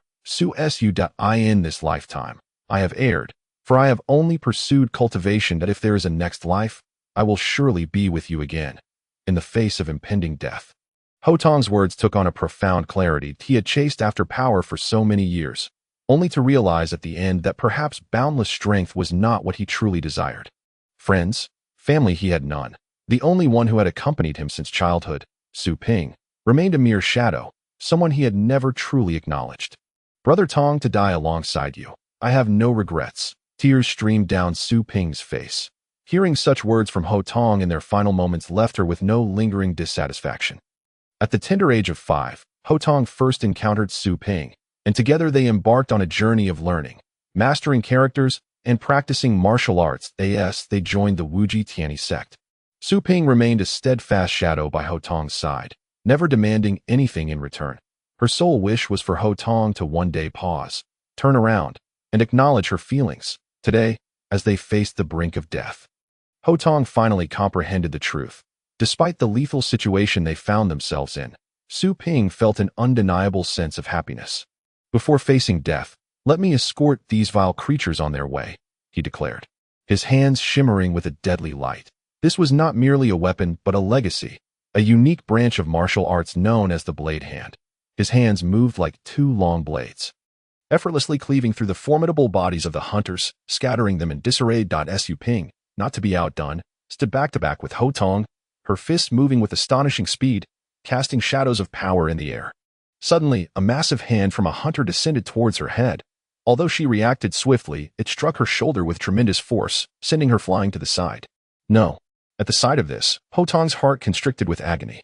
He knew that if they continued fighting back to back, they might hold on for a little longer, but if Su Ping fell into the throng of hunters, the outcome would be dire. As Su Ping hit the ground, a swarm of hunters surrounded her, and Ho Tong felt his heart shattered. In that moment, he cursed himself, cursed his impotence, for he could not protect the woman he cherished. A hunter's claw tore into Su Ping's back, leaving a deep gash, and as more hunters closed in, she found herself unable to withstand the onslaught. A dark claw loomed ever closer to her head. In her heart, she whispered her final words to Ho Tong: "In the next life, I will no longer be your shadow." Light shield. A beam of golden light descended from the heavens, illuminating Su Ping, and a faint golden eggshell erupted around her. The hunter's claw, upon contact with the eggshell, dissipated into black smoke as if ice had met fire. Stunned, Ho Tong quickly grasped the significance of the event. Wang Xia was undoubtedly behind this. That golden light was the beacon of hope he had often spoken of. Previously, Ho Tong had paid little mind to what that hope represented, believing that as long as he was strong enough, he would not need support. But in this moment, Wang Xia had altered Ho Tong's perspective, demonstrating that sometimes a supporter could also be a game changer. Revitalization technique. Another beam of gold rained down upon Ho Tong, and as the rejuvenating energy coursed through him, he experienced its terrifying potency for the first time. His bleeding wounds began to heal, and even his stamina was partially restored. Yet, it did not end there. A white light followed, pouring forth Wang Xia's radiant will. When this light enveloped Ho Tong, he felt an unprecedented surge of mental clarity, as if fatigue had vanished entirely. With a roar, Ho Tong unleashed a flurry of blade-like strikes, forcing the hunters back. As they were staggered, 3 figures burst forth from the distance, racing towards him. They were the 5-man team he had once underestimated. Their appearance, tears welled in Ho Tong's eyes for the first time in his life as the little boxing king. "Old Ho, you were losing your touch, unable to protect a woman." Zhang Qiu darted forward, swiftly reaching Su Ping and throwing the nearest hunter aside with a shoulder throw, charging into the fray to support her. "Old Ho, You owe us 2 lives now. Zhao Ting arrived, his knight spear sweeping aside 3 hunters before he leaped and pierced 2 others through the skull. Whoosh! 3 crossbow bolts flew from the treetops, striking down 2 hunters and piercing another's eye. Bang! A tremendous force radiated from Lin Tingfeng as he surged into battle, his presence akin to a colossal titan, trampling all hunters in his path. Witnessing the enhanced prowess of his 4 teammates, Wang Xia realized that this inheritance had bestowed upon them not merely the attainment of the 4th tier, but unimaginable strength. Thank you. Thank you. My life belongs to you all from now on. Take it whenever you wish. Ho Tong was profoundly moved.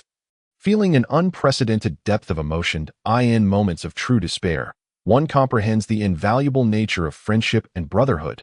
If he had once envied this team, now he felt a pang of bitterness, not for their strength, but for not being one of them. The unparalleled camaraderie among his teammates bound them together, unafraid even in the face of death. This was their creed. Each would willingly lay down their life for their comrades, a bond unmatched by any other team. Su. Beautiful lady, retreat first. Zheng Qiu swiftly reached Su Ping's side. Aware of her precarious condition, particularly the severity of her wounds, he intended to throw her to safety for Wang Xia's healing. Whoosh! Zheng Qiu grasped Su Ping's arms and, with a powerful heave, flung her away. Leave it to me. Wang Xia had remained on the periphery. Encased in a shimmering light shield, a golden light enveloped Su Ping. He unleashed his revitalization technique. The moment this healing energy flowed into her, Su Ping watched as her wounds began to mend, and her mental fortitude surged. The most astonishing part was that under this newfound strength, her fatigue began to dissipate. What are you waiting for? Take down these hunters, Wang Xia urged, continuously casting his prayers into the fray. Though he had arrived last, his prowess in dispatching the hunters surpassed even that of Ho Tong, the little boxing king. A hunter that Ho Tong had struggled to defeat melted away like snow before Wang Xia's supportive spells. Each incantation caused multiple hunters to vanish in an instant, an awe-inspiring sight that left Ho Tong astounded by the sheer destructive power Wang Xia wielded. Thank goodness he didn't inherit any powers. At that moment, Ho Tong felt a wave of relief that Wang Xia had not received a legacy of his own. What would he have become if he had? A demon, a god, one by one. The hunters fell, and the tide of battle shifted dramatically with the arrival of the 5-man team. Ho Tong was utterly convinced. He recalled Wang Xia's words in the temple, where he had once scoffed at the notion that a supporter could dominate the battlefield. Now, he believed wholeheartedly. Indeed, from the moment the first golden beam had saved Su Ping, he recognized what true dominion meant. It was not merely about inflicting the most damage, but rather about being the pivotal turning point in achieving victory. Wang Xia embodied that turning point. The hunters, who had previously decimated a group of 40, now lacked even the slightest capacity to resist this newly united 5-man team. In Ho Tong's eyes, Wang Xia appeared as a formidable battlefield artist, his presence commanding the center of the conflict, guiding them toward triumph. A hunter suddenly lunged at Lin Tingfeng from behind, but Lin Tingfeng, trusting in Wang Xia, did not turn. He positioned himself to shield Zhao Ting from a frontal attack. Offering his back to the oncoming danger, golden light appeared just as the hunter was about to strike, a mere flicker of a prayer spell, yet it effectively thwarted the attack, providing Lin Tingfeng with a perfect defense.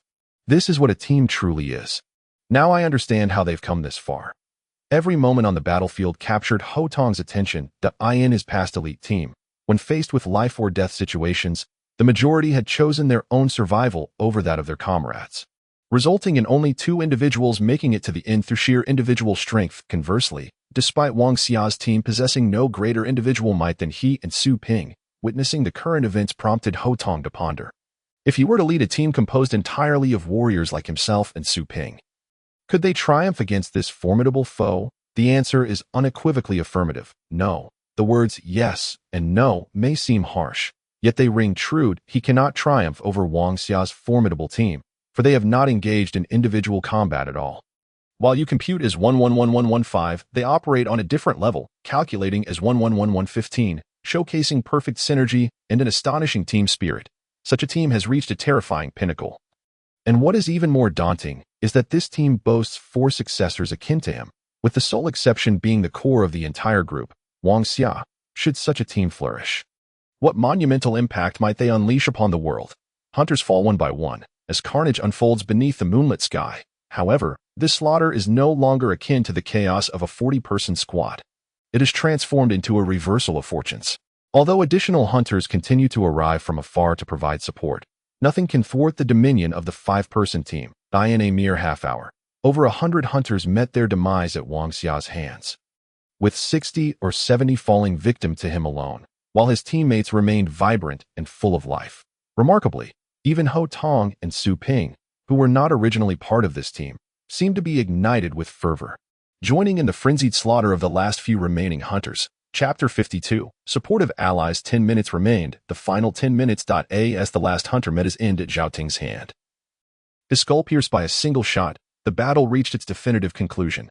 Under the moonlight, Wang Xia leaned against a small tree branch, making a gesture of victory. His 4 teammates responded with smiles, unaware of the profound impact this seemingly routine battle had on Ho Tong and Su Ping. I won't thank you, for mere words of gratitude cannot encapsulate my feelings. From now on, whenever you need me, Ho Tong, I will accompany you through fire and water, Ho Tong declared as he approached Lin Tingfeng. Although Lin Tingfeng bore the title of captain, Ho Tong understood that the true leadership of this team was merely a nominal distinction. Every issue must be resolved collectively, as they resembled a harmonious family. Old Ho, as long as you don't keep that serious face on all the time, I'll be satisfied, Zhang Qiu remarked with a playful tone. In the past, such words might have drawn Ho Tong's disdain, but at this moment, he felt the sincerity behind them. Thank you, Su Ping said, deliberately walking over to Wang Xia, casting a furtive glance at Ho Tong. The typically fierce Su Mei unexpectedly felt bashful today. No need for thanks. Just remember to invite me for wedding candies, Wang Xia replied with a smile, causing Su Ping's face to flush a deep crimson. I finally understand how you managed to infiltrate the sacred hall. Ho Tong mused, wishing in that moment that he belonged to this remarkable team. What? Old Ho envies our 5-person squad. No worries. Before you leave here, you and your partner can join us, Lin Tingfeng observed. Sensing that although Little Fist King was proud, he possessed a fundamental integrity that set him apart from individuals like Feng Han. Earlier, Ho Tong had an opportunity to escape. He could have left Su Ping behind. Yet he chose not to, a decision that solidified his place among them. Is that really possible? Ho Tong asked, gazing at Lin Tingfeng, who returned his look with sincerity. Very well, from today onward, I shall join your team. Any future good fortune must include me, Ho Tong proclaimed with a smile, leaving Su Ping momentarily stunned. She knew him best. Since he began training at 8, Ho Tong rarely smiled. Yet today, he appeared genuinely joyful and sincere. In this moment, Su Ping felt immense gratitude towards everyone, hoping to see Ho Tong happy. Ho Tong longed for joy, yet in the past, he had no friends, no brothers, his smiles were not for anyone. Today, in the company of Wang Xia and the others, he fully immersed himself, letting go of his past. Ha ha ha. As long as you're not afraid of us dragging you down, anything is possible. Can you believe Little Fist King is crying and begging to join us? Zhang Qiu jested shamelessly. Throwing an arm around Ho Tong's shoulder this, Ho Tong felt a twinge of embarrassment. What Little Fist King? That's just a title of others. From now on, I am a member of this team, Ho Tong asserted. Fist-bumping Lin Tingfeng as they exchanged knowing glances. In that moment, Wang Xia sensed an unmistakable camaraderie blossoming between them. Hey, how many did you lose? Zhao Ting asked, cleaning his knight's lance before slinging it over his back and stepping towards Ho Tong. Ho Tong glanced around at the dismembered corpses of hunters strewn about and shook his head slightly. 40 worthless souls. Zhang Qiu marveled, dismayed at the complete annihilation of 40 individuals. However, he quickly grasped the underlying truth. While 40 may sound substantial, in reality, it was not as formidable as it appeared. Not everyone among them possessed their own legacy, and those who made it here were predominantly of the 3rd or 4th tier. In one-on-one encounters against hunters, 3rd-tier individuals could prevail, but facing 2 opponents easily led to annihilation. 40 individuals battling over 100 hunters would likely result in a mutual destruction scenario. However, as their numbers dwindled, the hunters continued to multiply, leading to the grim outcome they had just witnessed, nearly total obliteration. After all, not everyone possessed Wang Xia's radiant power against these death-oriented hunters. Wang Xia's sacred light was an absolute weapon of mass destruction. Of the 100-plus hunters, he alone had dispatched more than half without breaking a sweat. Let us not linger here. It's making me nauseous, Shui Linglong said, stepping forward and glancing at the scattered remains with distaste. All right. Let us head east for a respite. Everyone's exhausted tonight, and we cannot ascertain what lies ahead that will rest for the night and set off tomorrow," Lin Tingfeng, the captain, announced, and the others readily agreed. The 7 of them, perhaps 6 men and 1 monkey, began their retreat towards a small eastern valley. The campfire was ignited, and Su Ping and Shui Linglong volunteered to patrol.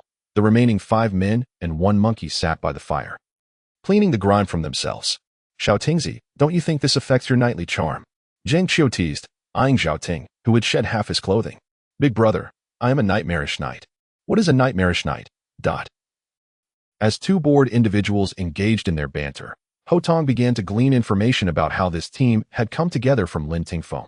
Upon learning that they had taken Wang Xia in after he was abandoned and unexpectedly acquired, Ho Tong felt on the brink of a breakdown. He wanted to scream in frustration. What kind of luck was it to stumble upon such a formidable light mage in the wilderness? When Ho Tong learned from Wang Xia about his identity and abilities as a light mage, he understood that this profession was not as terrifying as it seemed. Like any profession, it had its strengths. But equally, the vulnerabilities of a light mage were undeniable. With no offensive capabilities and initially weak defenses, a light mage could struggle to thrive without capable allies. However, if a powerful team was formed around a light mage, that team could achieve extraordinary feats in the future. Chapter 53. Tree Demon. This night passed relatively peacefully, with only the occasional emergence of a few Death Sea hunters, but under the overwhelming firepower of the patrollers, those hunters rarely returned. The following morning, everyone rose early. "Look, the water here has changed color," Shui Linglong exclaimed as she prepared to wash her face. The others hurried over, and indeed, as she had said, the previously clear water in the marsh had turned black, emanating a foul odor. Seeing this, an uneasy feeling settled over everyone. "It seems we must hasten our pace. The water is already undergoing a transformation. Soon, every tree may become a sentient being, evolving into unimaginable and terrifying monsters," Ho Tong warned. Gazing at the towering trees in the distance, he knew that if these trees were infected and transformed into tree demons, they would be rendered nearly immobile. "It appears we must travel day and night. What on earth is happening? Why has the unreturning cliff collapsed? What was that entity that emerged from the Dead Sea?" At this moment, Zhao Ting resembled a curious child, perhaps due to habit, as his gaze was fixated upon Wang Xia. "What use is there in looking at me? I am not an omnipotent deity. Such natural phenomena seldom occupy my thoughts," Wang Xia remarked, casually toying with the bone staff of Xiao Shan, completely indifferent to the latter's frantic attempts to reclaim it. Whenever the group laid eyes on Xiao Shan, they would be reminded of that fateful moment when the little monkey transformed into a black lightning bolt, striking down with lethal swiftness. Within this diminutive creature lay the immense energy of a prehistoric behemoth. Having charted the quickest course, the group of 7, accompanied by 1 monkey, began their march eastward. Along the way, they stumbled upon remnants of torn corpses, the darkened blood staining the ground, indicating that these unfortunate souls had met their demise just the day prior. The number of humans within the beast forest was staggering. Practically every area bore witness to the presence of the living. Yet, those hunters who had plummeted from the cliffs of no return seemed no longer bound by the confines of the Dead Sea. They wandered aimlessly like specters of the forest, seeking out any trace of vitality only to extinguish it. As the group proceeded with caution, a martial artist suddenly dashed towards them, appearing frenzied, with 2 or 3 terrified women trailing behind. Upon witnessing this scene, the 7 instinctively adopted defensive stances. Boom! The ground trembled violently, akin to an earthquake, and before their eyes, the earth erupted, roots bursting forth from beneath the soil. The fleeing individuals were impaled from below, skewered like meat on a spit. With their deaths, more people emerged from the shadows, frantically shouting and striving to escape this demonic forest. However, the roots, sharp as spears, claimed the lives of those seeking refuge. "It's over. The trees have turned into monsters." Observing this spectacle, Ho Tong's hands trembled. The beast forest was rife with trees. If they all became monstrous, could they still find a way out? Boom! The ground quaked once more, and a colossal root suddenly erupted beneath Zheng Qiu, aiming directly for him. He struck out with a palm, leveraging the recoil to narrowly evade the attack. Retreat. Without a moment's hesitation, Lin Tingfeng, the captain, made his decision.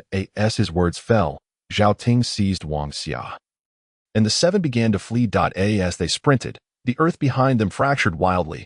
Enormous roots thrust upward, piercing through the fleeing crowd, each root claiming another life, leaving the unfortunate souls eternally impaled upon them. "Don't go this way," The seven, driven by fear, suddenly heard a voice ahead. When they turned to look, they beheld a towering tree, over 100 meters high, slowly shifting. With its movement, the ground cracked, and the surroundings trembled violently. The entire beast forest had succumbed to madness. Fully transformed into a realm of monstrosities, this was no longer a place for mere novices. Even a 5th or 6th tier practitioner might struggle to survive against these ancient tree demons. What in the world is this power? Zheng Xiu cursed vehemently. Yet the entire world had already plunged into chaos. They felt like mice trapped in a cage, with no matter how hard they tried to escape, the only outcome was a dead end.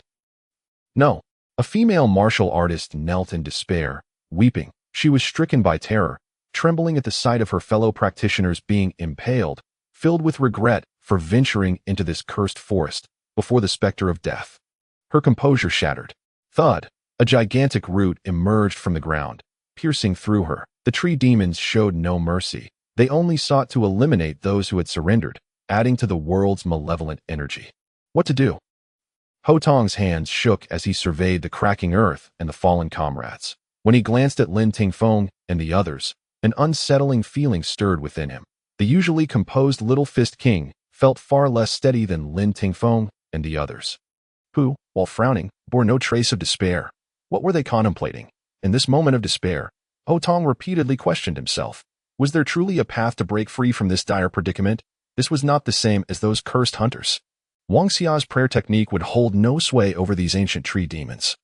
And even typical 6th or 7th tier powerhouses might not stand a chance against them. With the forest teeming with frenzied tree monstrosities, this was hell, a realm of death. The world seemed to have gone mad. The ground rippled like waves, drawing forth countless hidden souls, only to see them impaled by the tree demons. More and more people were driven into this nightmarish scene, their desperate cries echoing in the air. Yet, there was no mercy.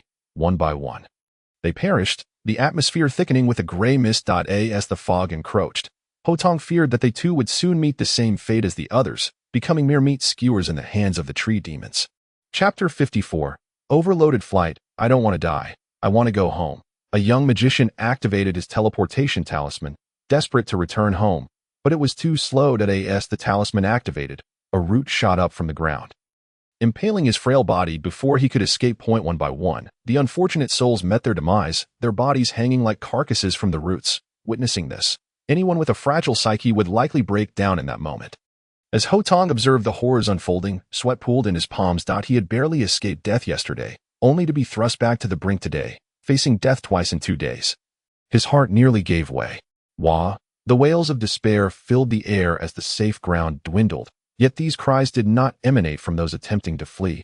They were the sounds of the fallen, now transformed into grotesque manifestations under the malevolent influence of the tree demons. Indeed, those who had succumbed now writhed upon the roots, their limbs thrashing as they sought to escape and attack the living. The sight sent chills down Wang Xia's spine. Those who had perished now morphed into repulsive creatures, black ichor oozing from their orifices. The cacophony of cries, screams, and the earth's cracking resonated like a funeral dirge. And in that moment, Ho Tong was struck by a tragic thought. Perhaps this time, all who entered the beast forest must perish here. Boom! The ground erupted once more, burying those still alive beneath the earth, while the thrumming roots drew perilously close to Wang Xia and the others. Wang Xia, we must go, Zhao Ting suddenly called out, and as his words fell, Ho Tong and Su Ping exchanged incredulous glances towards Wang Xia and Zhao Ting. Leave? How could they possibly escape? This was a realm of utter despair. How could anyone hope to flee? Prepare yourselves, for I shall lead us all on a journey eastward, and I will exert every ounce of my strength until we reach our escape, Wang Xia suddenly declared. Upon hearing the word fly, Ho Tong fell into speechlessness once more. Flight was a capability reserved for beings of the 7th tier. Although he had inquired extensively about Wang Xia's abilities as a luminary last night, he had genuinely been unaware of this power of flight. O omnipresent light, heed my call, in my name, grant the wings of light to those I protect. Wang Xia raised his hands high, and a golden radiance surged towards the heavens. The beam of light split apart. It shattered into countless luminous fragments. These fragments cascaded down upon the backs of the 7, coalescing into splendid feathers of light. In less than 3 seconds, golden wings appeared simultaneously on their backs. Let us proceed. At the moment the earth erupted, Wang Xia's wings of light were fully formed. With 6 teammates in tow, he began to ascend towards the east. For the first time experiencing flight, Ho Tong resembled a mesmerized child, frequently glancing back at the radiant wings adorning his back, overwhelmed by disbelief. Flight, a dream cherished by nearly everyone, was no exception for him. Yet, he had always understood that no matter the profession, one could only attain the ability to fly upon reaching the 7th tier. However, today, Wang Xia's wings of light shattered that notion. 7 pairs of golden wings, belonging to individuals who had yet to reach the 7th tier, soared above this desolate realm that I in midair. Their perspective expanded. They could witness the brutality of their surroundings. The beast forest had transformed into a land of despair. This was no longer a realm for trials. Perhaps from this day forth, even those of the 5th and 6th tiers would hesitate to tread here. Malevolence had completely engulfed the area. 7 beams of golden light, defying the very laws of this world, surged eastward. Though their speed was not excessively rapid, it was undoubtedly swifter than mere running. With each passing moment, Wang Xia harnessed the power of light within himself to support their flight. The wings of light required continuous guidance from him. Should his strength falter, they would shatter. The distance from their launch point to the exit was several hundred miles. Wang Xia was uncertain whether he could sustain this effort for so long. But at that moment, he had no choice. If he were to falter, his companions would meet the same grim fate as the wretched souls below. He was resolved to give everything he had. In that moment, silence enveloped them. All were stunned by the scenes unfolding beneath. Wang Xia strained to absorb sunlight, tirelessly replenishing his energy as he propelled them toward the glimmering beacon of hope that was the exit. 300 miles remained. Wang Xia mentally calculated the distance. 200 miles left. Cold sweat began to beat upon his brow, and his 6 companions seemed to sense his growing distress. Wang Xia, is it? Observing Wang Xia's unwavering determination, they all understood that he was fighting with every ounce of his being to guide the wings of light, carving a path of hope for them. 100 miles. Wang Xia's body began to tremble violently. Their speed was barely faster than walking now. Golden waves of light radiated from him, consuming the sunlight around to replenish his dwindling strength. Yet it proved futile. Sustaining the flight of 7 individuals over such a distance was a feat far beyond a mere 3rd-tier luminary. Wang Xia, let me down. Lin Tingfeng suddenly spoke up. At his words, every member shuddered. To descend now would mean certain death. However, allowing one person to fall might conserve Wang Xia's strength, potentially ensuring the survival of the others. To sacrifice one for the sake of the many. This was Lin Tingfeng's ethos. Looking at Lin Tingfeng, Ho Tong understood why Wang Xia was the core of their team, yet Lin Tingfeng had always been the captain. The true essence of leadership lay in self-sacrifice for the benefit of others. Let me down. The knight's code dictates that when sacrifice is required, the knight is always the first to volunteer. Zhao Ting smiled at Lin Tingfeng. His words laced with sincerity, though that sincerity might well lead to death. Chapter 55. Burning Life, Let Me Down. Another voice emerged, this one belonging to Xue Linglong. Confronted with mortality, this team was devoid of cowards. Each was willing to face death, willing to sacrifice themselves for the survival of their comrades. Just let me down. I'm the heaviest. Zheng Qiu chimed in. As he spoke, Ho Tong echoed. In truth, you are the real team. Su Su and I are already doomed. Let us go instead. Upon hearing Ho Tong's words, the others cast furious glances at the two. What do you mean? As long as we are part of this team. What do you mean by saying you are already doomed? Lin Tingfeng rarely resorted to profanity. Yet he could not restrain himself this time. Captain, thank you. Thank you for teaching me the true meaning of unity and brotherhood. In the next life, I will make it a point to meet you early. To fight alongside you. In that life, I shall ensure you receive this opportunity. But today, please allow me to die with dignity. Ho Tong's words brought tears to Xue Linglong's eyes. 100 miles remained. A distance steeped in despair. No one understood this better than Wang Xia. Even if he were to relinquish one person, he would not be able to cover that final stretch. Would Wang Xia abandon his teammates? Light never abandons anyone. Indeed, this statement embodies Wang Xia's guiding principle. At any moment, Wang Xia resolutely refuses to forsake any of his teammates, Ho Tong and Su Ping, even if they have only been part of the team for a mere day. In his heart, Wang Xia has already embraced them, thus they are his comrades. At that moment, when asked to abandon his teammates, he found it utterly impossible. Shut the hell up! Wang Xia shouted vehemently, and upon hearing his words, everyone lowered their heads, aware that, at this moment, Regardless of whom Wang Xia was compelled to forsake, it would feel as though a knife was being thrust deep into his heart. I have told you before. As long as I am still standing, no one will die. Trembling with emotion, Wang Xia felt as though the divine power within him had been drained. Although sunlight continuously replenished his strength, this replenishment was no match for the depletion he faced. Soon, he would completely lose his power.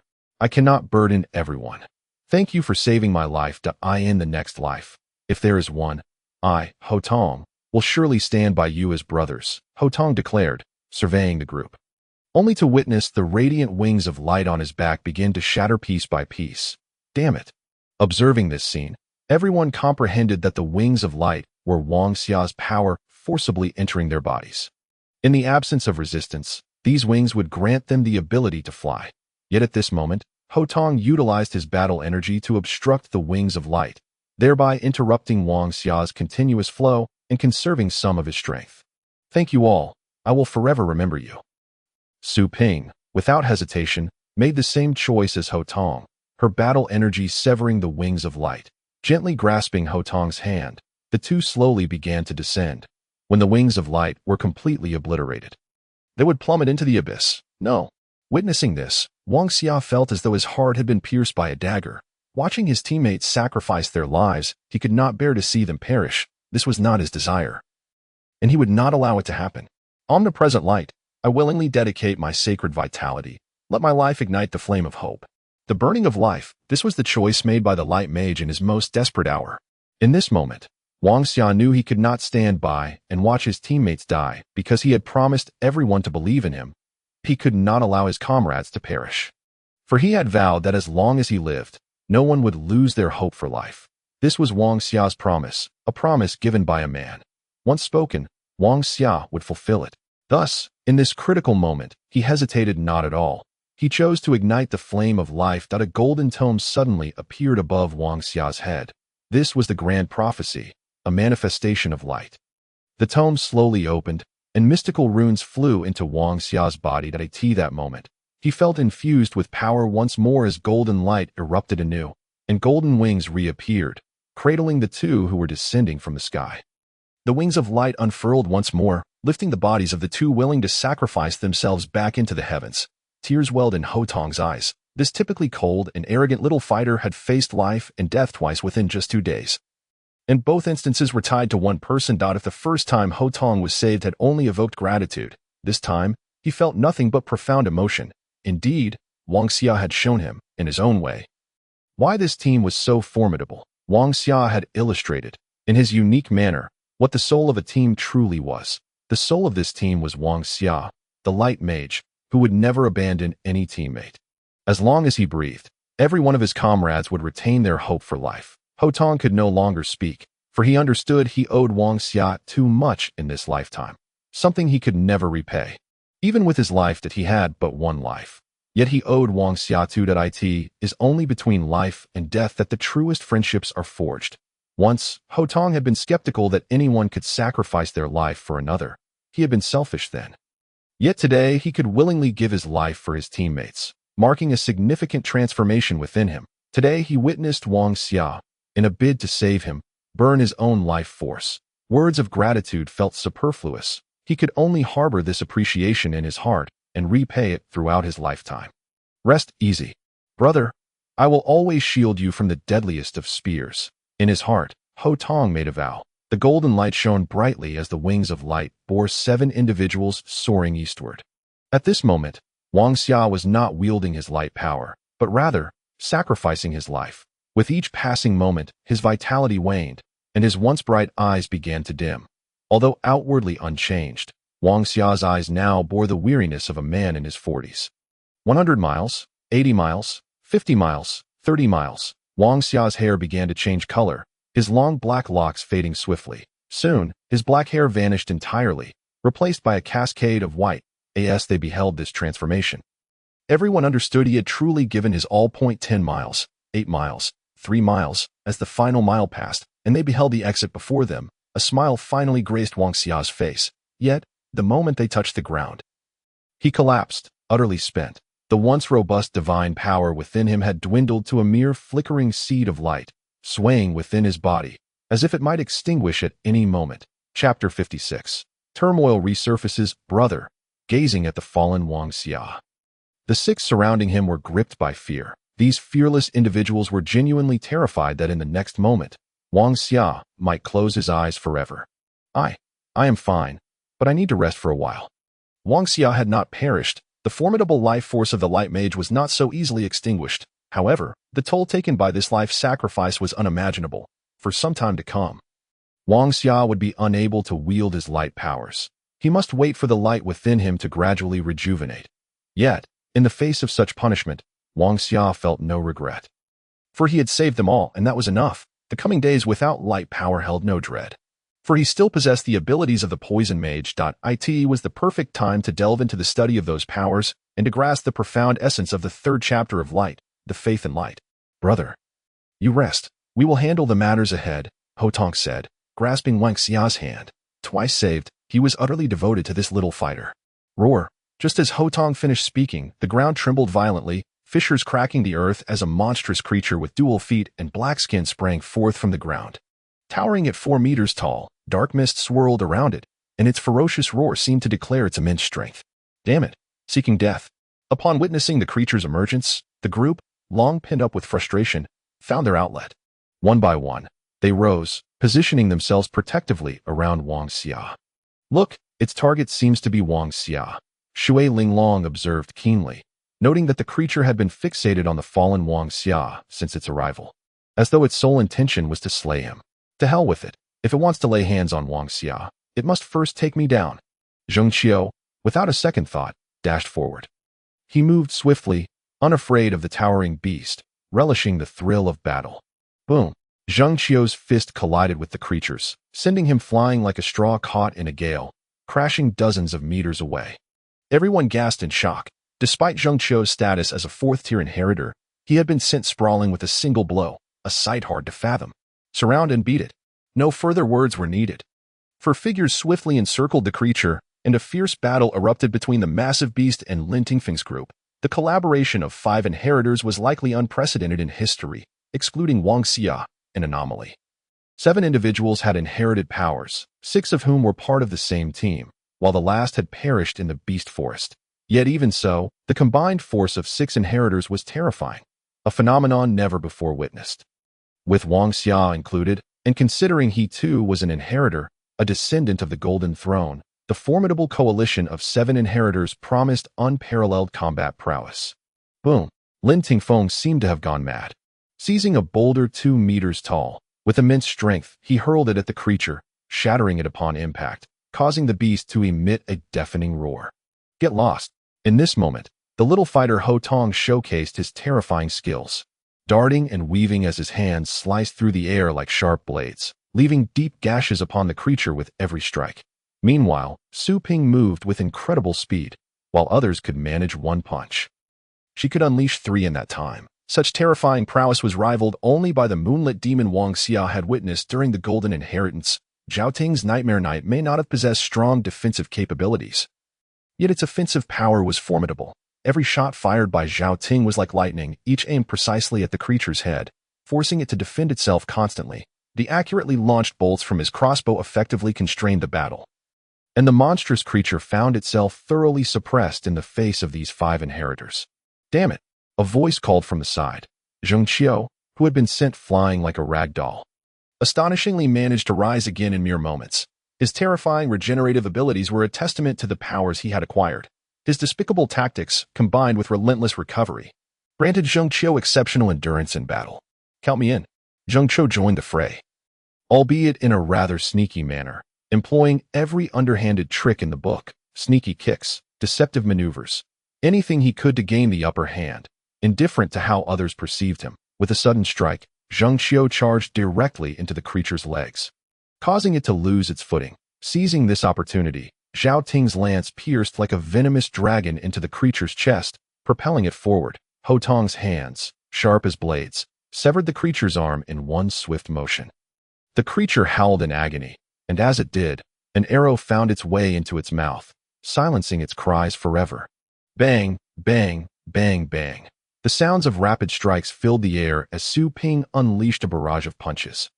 her fists moving like lightning, striking the creature's head over 100 times within mere seconds, causing its skull to cave in. With a forceful thrust, Zhao Ting hurled the massive beast to the ground. And what followed was a horrifying spectacle. Lin Tingfeng, from who knows where, seized another colossal stone, leaping into the air and crashing down upon the creature like a meteor. Oh my goodness, this is too brutal and bloody. Wang Xia could not help but exclaim as he witnessed the relentless onslaught, the creature meeting a gruesome fate.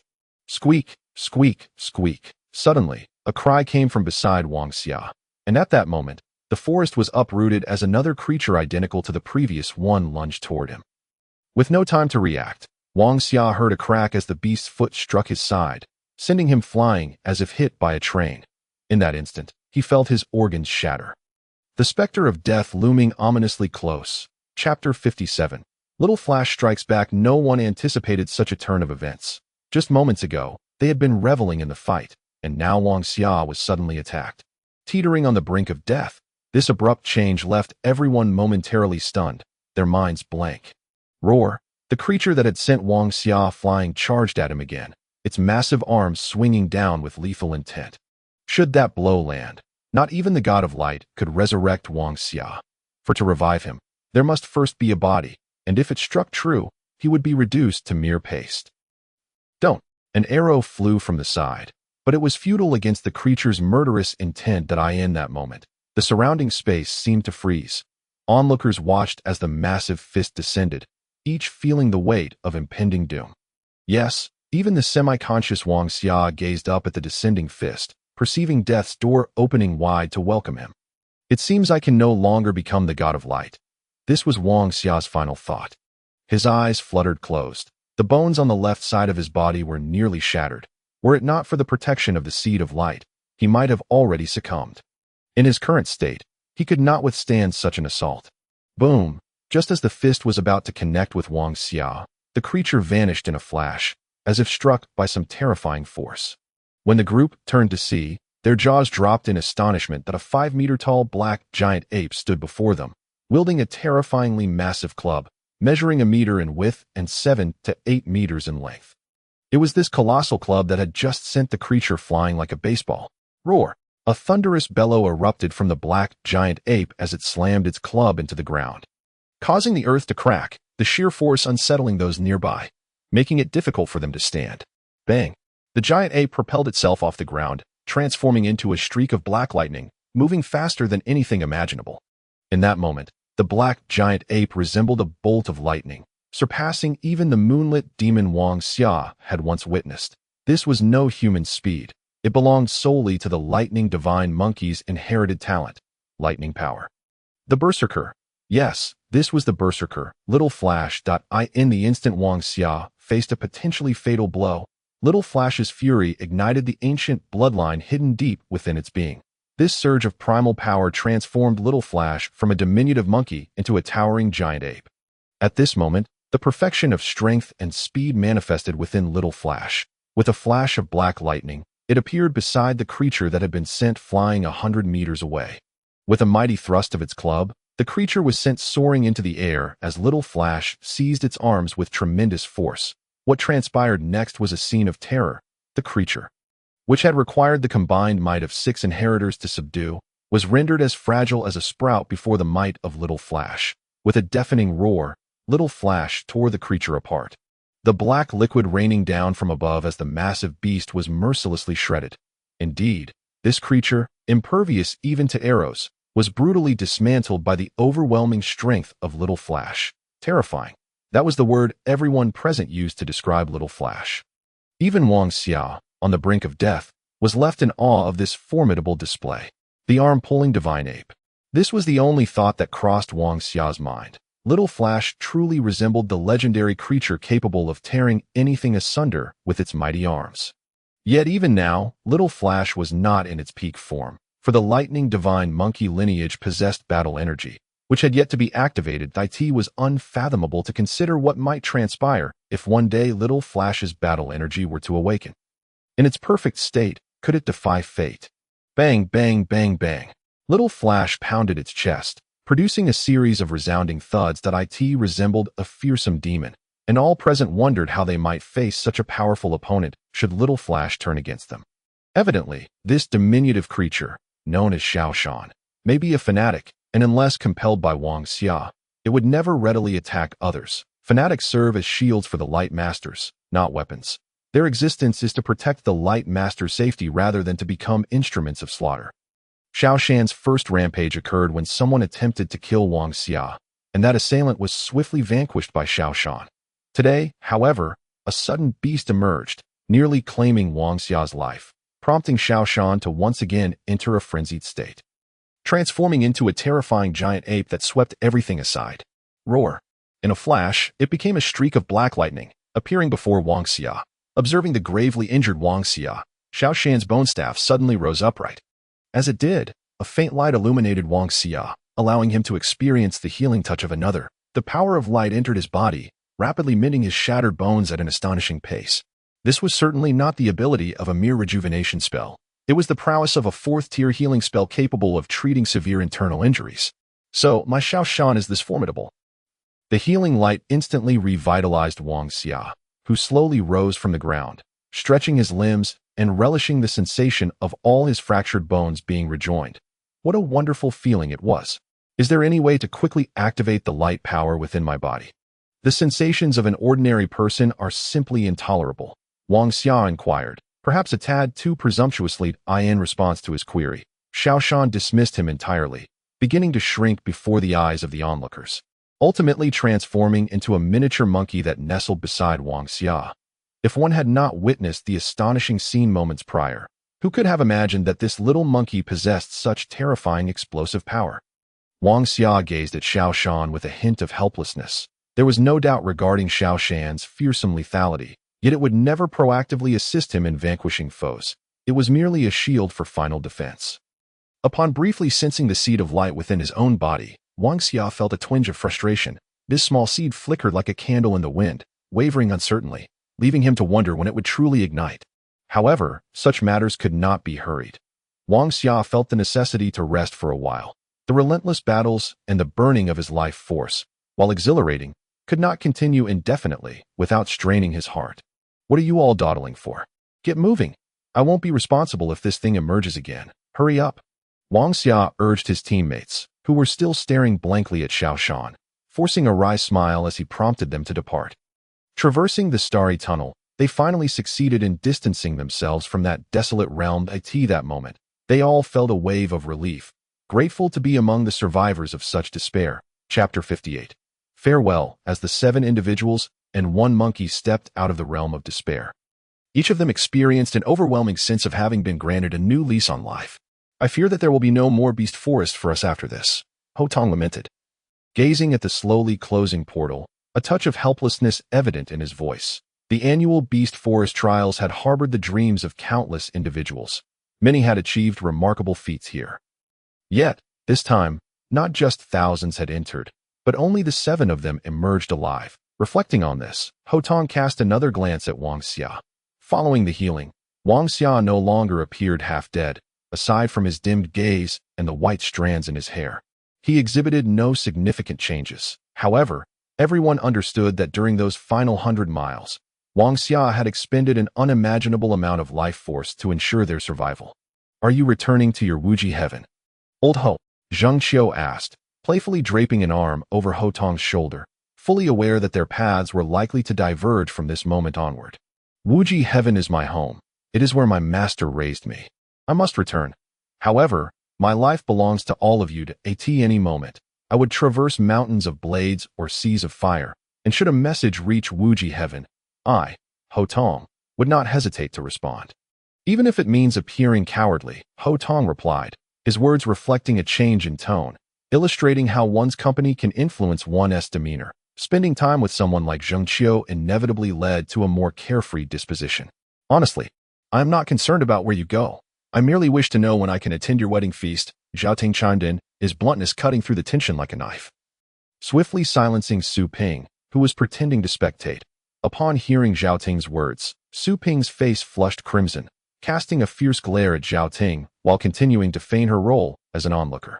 All right, enough of the antics. The events that transpired here will likely be known soon. I believe it is best if we keep our affairs private, Lin Tingfeng suggested, his considerations astute, given the scale of what had occurred. Even if they felt detached, the multitude of lives lost and their own safe return would undoubtedly raise suspicions. Ho Tong was unperturbed, for behind him stood the entirety of Wuji Heaven. Should word of Ho Tong's legacy spread, Wuji Heaven would certainly safeguard him. However, Lin Tingfeng and the others lacked such backing.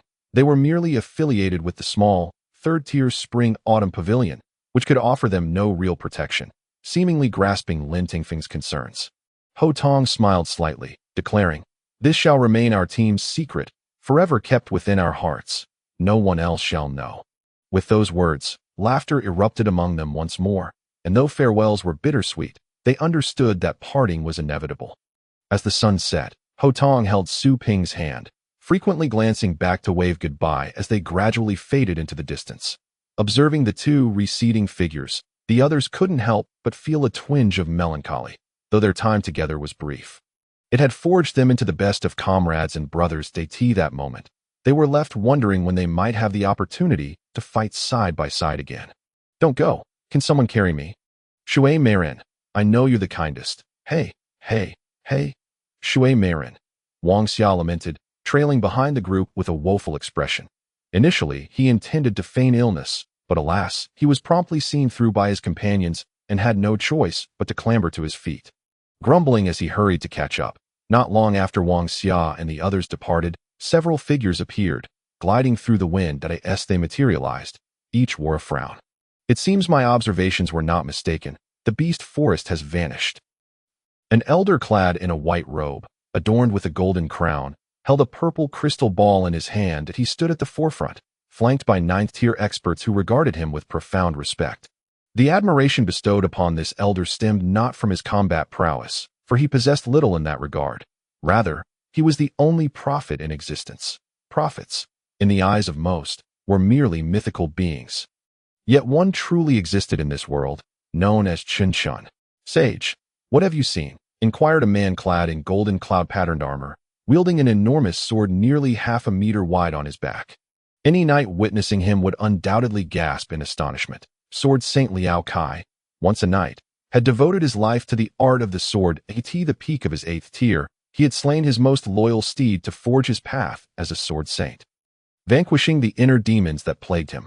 "I beheld a sea of stars." Chen Chen's eyes reflected a hint of confusion. Since becoming a prophet, he had never witnessed such an eerie scene that it was a vast expanse of stars, with a seemingly celestial path slowly unfurling within it, a road filled with the uncanny and the unknown. This was all he could perceive. He had attempted to clarify the vision further, but to no avail. That it was only possible through the burning of life. Yet Chen Chun, having aged considerably, could no longer afford such a sacrifice to glimpse the future. "What shall we do now?" Upon Liao Kai's departure, a man wielding a colossal bow emerged, his eyes as clear as water, yet waves of murderous intent intermittently emanated from his being, as if the souls of those he had slain were screaming in madness. The word "wait" escaped from Chen Chen's lips, marking the sage's first utterance of this term, deviating from his usual role of guiding them towards a goal. "I am too old. Although I beheld that fabled path 70 years ago, I lack the strength to ascertain its existence now. Upon my return, I shall rest for a year, and then devote the remainder of my life to guiding you all along the final road," Chen Chen declared, causing those nearby to lower their heads. Each of them was a legendary figure, long thought dead in the eyes of outsiders. Yet, who could fathom that they had already discovered a gateway unknown to the world beyond? They had knocked upon this door, yet pushing it open felt akin to an ant shaking a tree. Waiting, these many years they had been waiting, but what precisely they awaited remained shrouded in mystery. Even to Chen Shun, the sage who claimed to foresee the future. Nonetheless, they were certain of one thing. The door they had knocked upon indeed existed, a dazzling portal to an entirely different realm. Chapter 59. As the gates of the beast forest closed across the world, whispers of the forest began to circulate among the populace. Some claimed that the realm within the beast forest had been annihilated, with all who had ventured inside perishing. Others speculated that perhaps the inheritors had provoked the wrath of the divine beings of the temple, who sealed the forest to punish all greedy trespassers, condemning them to eternal confinement until their demise would allow the forest to reopen. There were also rumors that someone had unearthed a monumental secret within the beast forest and subsequently locked it away. Yet, all of this remained mere speculation. Even legendary sects dispatched countless formidable warriors to investigate the original entrance of the beast forest, but no results ever materialized, in the midst of this confusion. An explosive revelation emerged. Two disciples of Wujishan, Ho Tong and Su Ping, had emerged from the depths of the beast forest, proclaiming themselves as survivors of the recent calamity and bearers of its legacy. This news sent shockwaves throughout the world, igniting an insatiable curiosity among countless individuals eager to uncover the truth. However, the formidable Wujishan chose to dismiss these external clamors with indifference, in the face of such overwhelming power. Numerous large sects united to exert pressure upon Wujishan, compelling them to disclose some information. Naturally, the details revealed were but a modified version crafted by Ho Tong, with Wang Xia and his team having seemingly vanished from the narrative. The final inheritor. This was the title bestowed upon the Little Fist King by the world, a title that also foretold of the brilliant future that awaited him, as he would ascend to great heights. Earning the admiration of all, for countless years, it had been understood that any individual who obtained a legacy could become a formidable force, which explained why so many dared to challenge the perilous beast forest despite its scarce opportunities. As envy and resentment brewed among the masses, yet another announcement from Wujishan surfaced. The legacy acquired by Ho Tong was not that of an ordinary martial artist, but rather a branch known as the Blade Hand. If the earlier revelation of the final inheritor had been shocking, this Blade Hand legacy was nothing short of explosive, an exceedingly rare occupational inheritance. Historical records indicated that since the inception of the temple, such rare legacies had only materialized 4 times, with all but one unfortunate soul meeting a grim fate before they could mature. The other 3 had dominated their respective eras. Little Fist King shone brightly, truly emerging as the foremost figure among the younger generation, an undisputed champion. As for Su Ping, he did not receive public acknowledgement from Wujishan. Instead, they merely claimed he had obtained an ordinary martial artist's legacy, leaving no one aware that Su Ping was, in fact, a shadow martial artist. The triumph of the Little Fist King had diverted public attention from Wang Xia and his companions. Indeed, both the Little Fist King and Su Ping had received rare inheritances.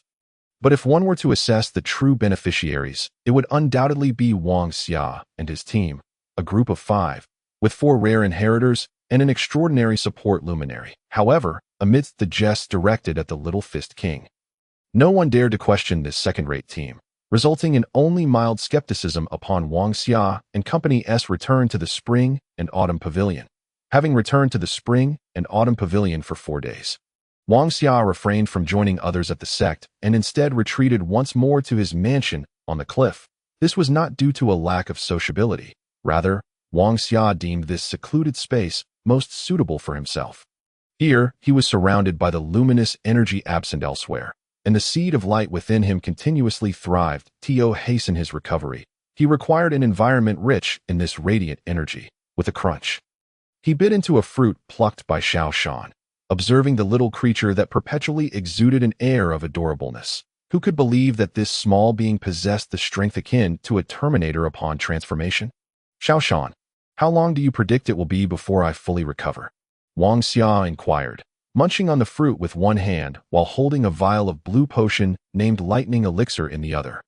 This potion, a formula he had acquired from the Poison Sorcerer's legacy, was the only one he could currently concoct that could be utilized for offensive purposes, as its name suggests. Upon breaking the vial, the potion would react with the air, transforming into a small bolt of lightning to strike adversaries. However, its potency was likely only effective against ordinary individuals. Wang Xia had previously tested it on Lin Tingfeng, who had completely disregarded its effects. A potion that could be so easily dismissed would typically deter other sorcerers from further experimentation.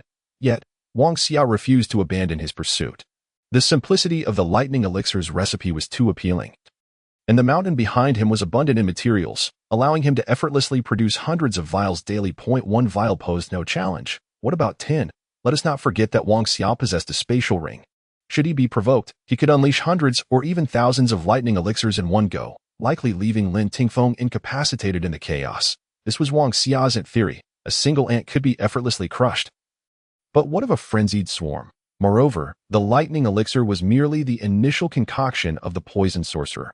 Future creations such as fire elixirs, lava elixirs, and deadly potions like the one-day doom powder were all formidable weaponry. With another satisfying bite into the succulent fruit, Wang Xia reveled in his current existence, grateful that he no longer had to worry about ambushes at night.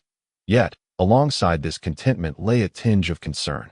Ever since acquiring the poison sorcerer's legacy, Wang Xia had tirelessly researched whether any potion could restore his dwindling vitality. After scouring his mind, he stumbled upon a potion known as the 10,000 Suns water.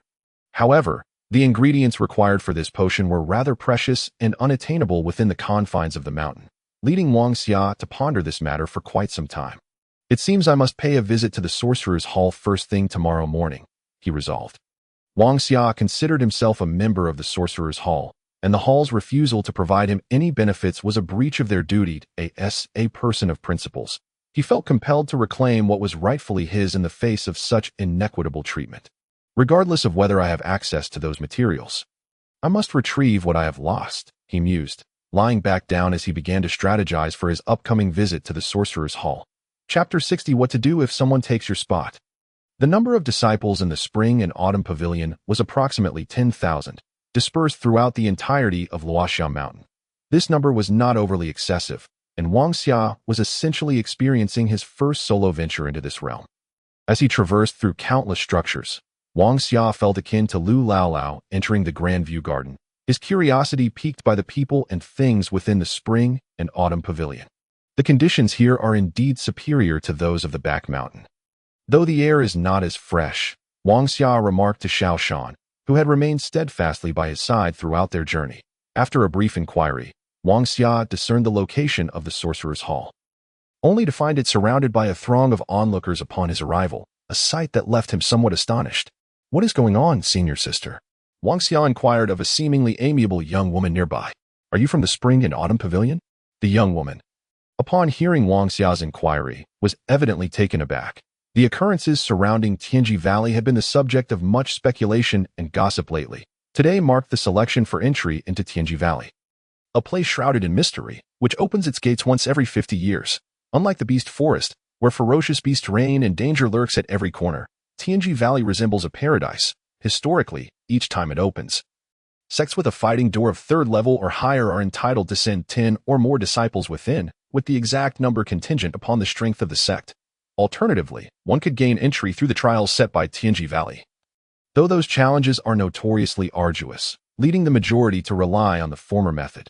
Every individual who steps foot into Tianji Valley is destined for extraordinary encounters, making its openings eagerly anticipated by all.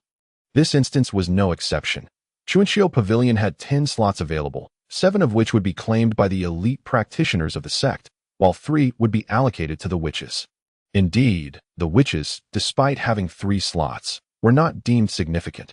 Rather, it was due to the plethora of spiritual herbs found within Tianji Valley, which are of paramount importance to any fighting sect. Thus, the 3 witches entering were merely there for herb gathering. Yet, even this seemingly menial task attracted countless individuals vying for the opportunity, eager to explore and to bask in glory before their peers. Today was the day of selection for the Tianji Valley slots, and the 7 cultivators were naturally chosen from the ranks of the sect's top disciples, while the 3 witches would be determined through a contest. Wang Xia listened to the elder sister's introduction, his brow slightly furrowing. Extraordinary encounters. Wasn't he that reserved for protagonists? Why had no one informed him? Where were his companions? As Wang Xia pondered this, he remained unaware that during this selection, Lin Tingfeng and others were still being overlooked. Their lineage had not come to the attention of the sect. Upon returning from the Beast Forest, no one suspected them, for their team was perceived as merely second-rate. Historically, many such teams only ventured briefly at the periphery of the Beast Forest before hastily retreating. From the higher-ups' perspective, this team was merely fortunate to have escaped unscathed. "Isn't that Wang Xia?" came a familiar voice. Turning, Wang Xia beheld Tang Lin, whom he referred to as Aunt, approaching amidst a throng of admirers. From her haughty demeanor, Wang Xia inferred she was likely a favored candidate in this selection. How tragic. Going to be a porter yet still thinking oneself remarkable. Wang Xia shot her a disdainful glance, preparing to leave. Hey, who said you could leave?" After fleeing the beast forest once, do you really think you're something special? Tang Lin remarked, her voice filled with mockery. P.S. the one I told you about. The witch who couldn't even secure entry into the sect. Emphasizing the word witch with particular intent, she relished the ridicule that in the past. Wang Xia might have dismissed such comments with a smile, but after all he had endured, he was no longer the beleaguered, powerless individual subject to scorn. Enduring was appropriate when one lacked capacity. However, if one possessed strength yet remained meek, that was not humility, it was cowardice. Wang Xia raised his head to meet Tang Lin's gaze. But before he could respond, she interjected, "You are also a witch. You must participate in today's selection." Right. Let him join too. We must see just how formidable this survivor truly is. Tang Lin's words were echoed by a sycophantic companion. The term survivor laden with derision. Ho Tong was a survivor, yet he was a successor, his prowess unparalleled. Wang Xia too was a survivor, but in the eyes of others, he was merely fortunate to have escaped a calamity. Tang Lin, fixated solely on revenge, had no regard for the implications of her actions. She considered herself a beauty, accustomed to being the center of attention, yet this individual persistently referred to her as it. How could she possibly accept this? Thus, she resolved that Wang Xia must participate in the selection, to be humiliated before all, so that everyone would scorn him, ensuring he was forever relegated to the depths of the wilderness. These thoughts consumed her. Tang Lin, self-proclaimed beauty, experienced a twisted and perverse thrill. Very well, I shall participate, but I must warn you, I have a peculiar nature. What if I were to seize your spot? Wang Xia's words were genuinely intended as a caution. He swore he meant well, with the power of his witch lineage, vanquishing an ordinary which would be as effortless as child's play. However, to those around, his statement was met with laughter, their scornful jeers filling the air. Completely oblivious to the fact that they had successfully provoked Wang Xia's ire. Bring him in. I genuinely look forward to him stealing my spot. I'm almost frightened. Tang Lin feigned fear. Eliciting another wave of laughter from the crowd, Wang Xia nodded slightly and, guided by a woman, entered through a side door. How reckless! I shall relish watching you disgrace yourself, Tang Lin proclaimed, following closely behind as she mused. Even if you are an unparalleled genius, unprepared, and having only learned basic witchcraft, without a mentor, what right do you have to boast before me? Chapter 61. Let us see about that inside the witch hall. It was Wang Xia's first visit. Upon entering, he was immediately struck by the chaotic atmosphere, accompanied by the pungent scent of herbs that assaulted his senses. That it was unfathomable to consider the immense survival skills required for witches to endure in such an environment. At that moment, Wang Xia felt a sense of appreciation for his lofty mansion in the sky. Little brother, follow this way. A woman, clearly a sycophant, led Wang Xia to the selection site, where hundreds of witches were busily preparing. The moment he surveyed the scene, it became evident he had been unceremoniously duped. Rows of identical small tables were arranged, each adorned with scanty, dried herbs and a few basic tools required for herb preparation. Scanning the area, Wang Xia realized that the participants had brought their own herbs and equipment, making his empty-handedness glaringly apparent. Observing Wang Xia's gloomy expression, the sycophant was overtaken by a twisted delight reminiscent of Tang Lin's. Relishing his predicament, Look, over there's a fool who brought nothing. Does he intend to challenge the limits of witchcraft? One individual remarked, arranging his own preparation tools. Surely, he must have offended someone and was brought here to be humiliated. Perhaps he will even be expelled from the witch hall today. Such occurrences are not uncommon. Another chimed in. Upon hearing this, Wang Xia inwardly cursed Tang Lin's malicious intent. Did he truly harbor such a significant grudge against her? It was merely a few disparaging remarks made out of irritation at her haughty demeanor back then. Yet, to his astonishment, she now sought to humiliate him publicly, potentially risking expulsion. With this single action, Wang Xia perceived her heart to be as venomous as that of a viper. Clenching his fists, he reflected that if he were still a mere novice wizard, he would be doomed. However, the legacy of the poison wizard had bestowed upon him unparalleled skills and methods within the realm of sorcery. Gazing at the rudimentary tools and herbs before him, Wang Xia felt no despair. The alchemical techniques of the poison wizard diverged significantly from those of other wizards. The essence lay in the very concept of poison in the hands of a poison wizard. Anything could be transformed into a lethal weapon, provided the right combinations were employed. Ghost flower, Bodhi fruit, peacock grass, illusion leaf. This will suffice, he mused, having already formulated a plan upon seeing these 4 herbs. Silence, silence, silence. Just as Wang Xia solidified his resolve, Lu Fuxing, an elder of the Wizarding Hall, ascended the platform. His gaze swept over the young wizards below, seemingly reminiscent of his own past. When his eyes fell upon Wang Xia, he paused momentarily, then a flicker of disdain crossed his features. Evidently looking down on Wang Xia, the wizard who had supposedly taken shortcuts to get where he was. This selection process is for a purpose you all surely understand that I have reiterated this many times. The 3 who succeed here will partake in the upcoming expedition to Tianji Valley. You know how rare this opportunity is, and you are also aware of the immense significance of this journey. Therefore, I advise those who wish to muddle through to depart now. Anyone daring to cause trouble today will be expelled from the Wizarding Hall, Lu Fuxing declared. His gaze once more locking onto Wang Xia. If sensing Lu Fuxing's scrutiny, the crowd turned their attention towards Wang Xia.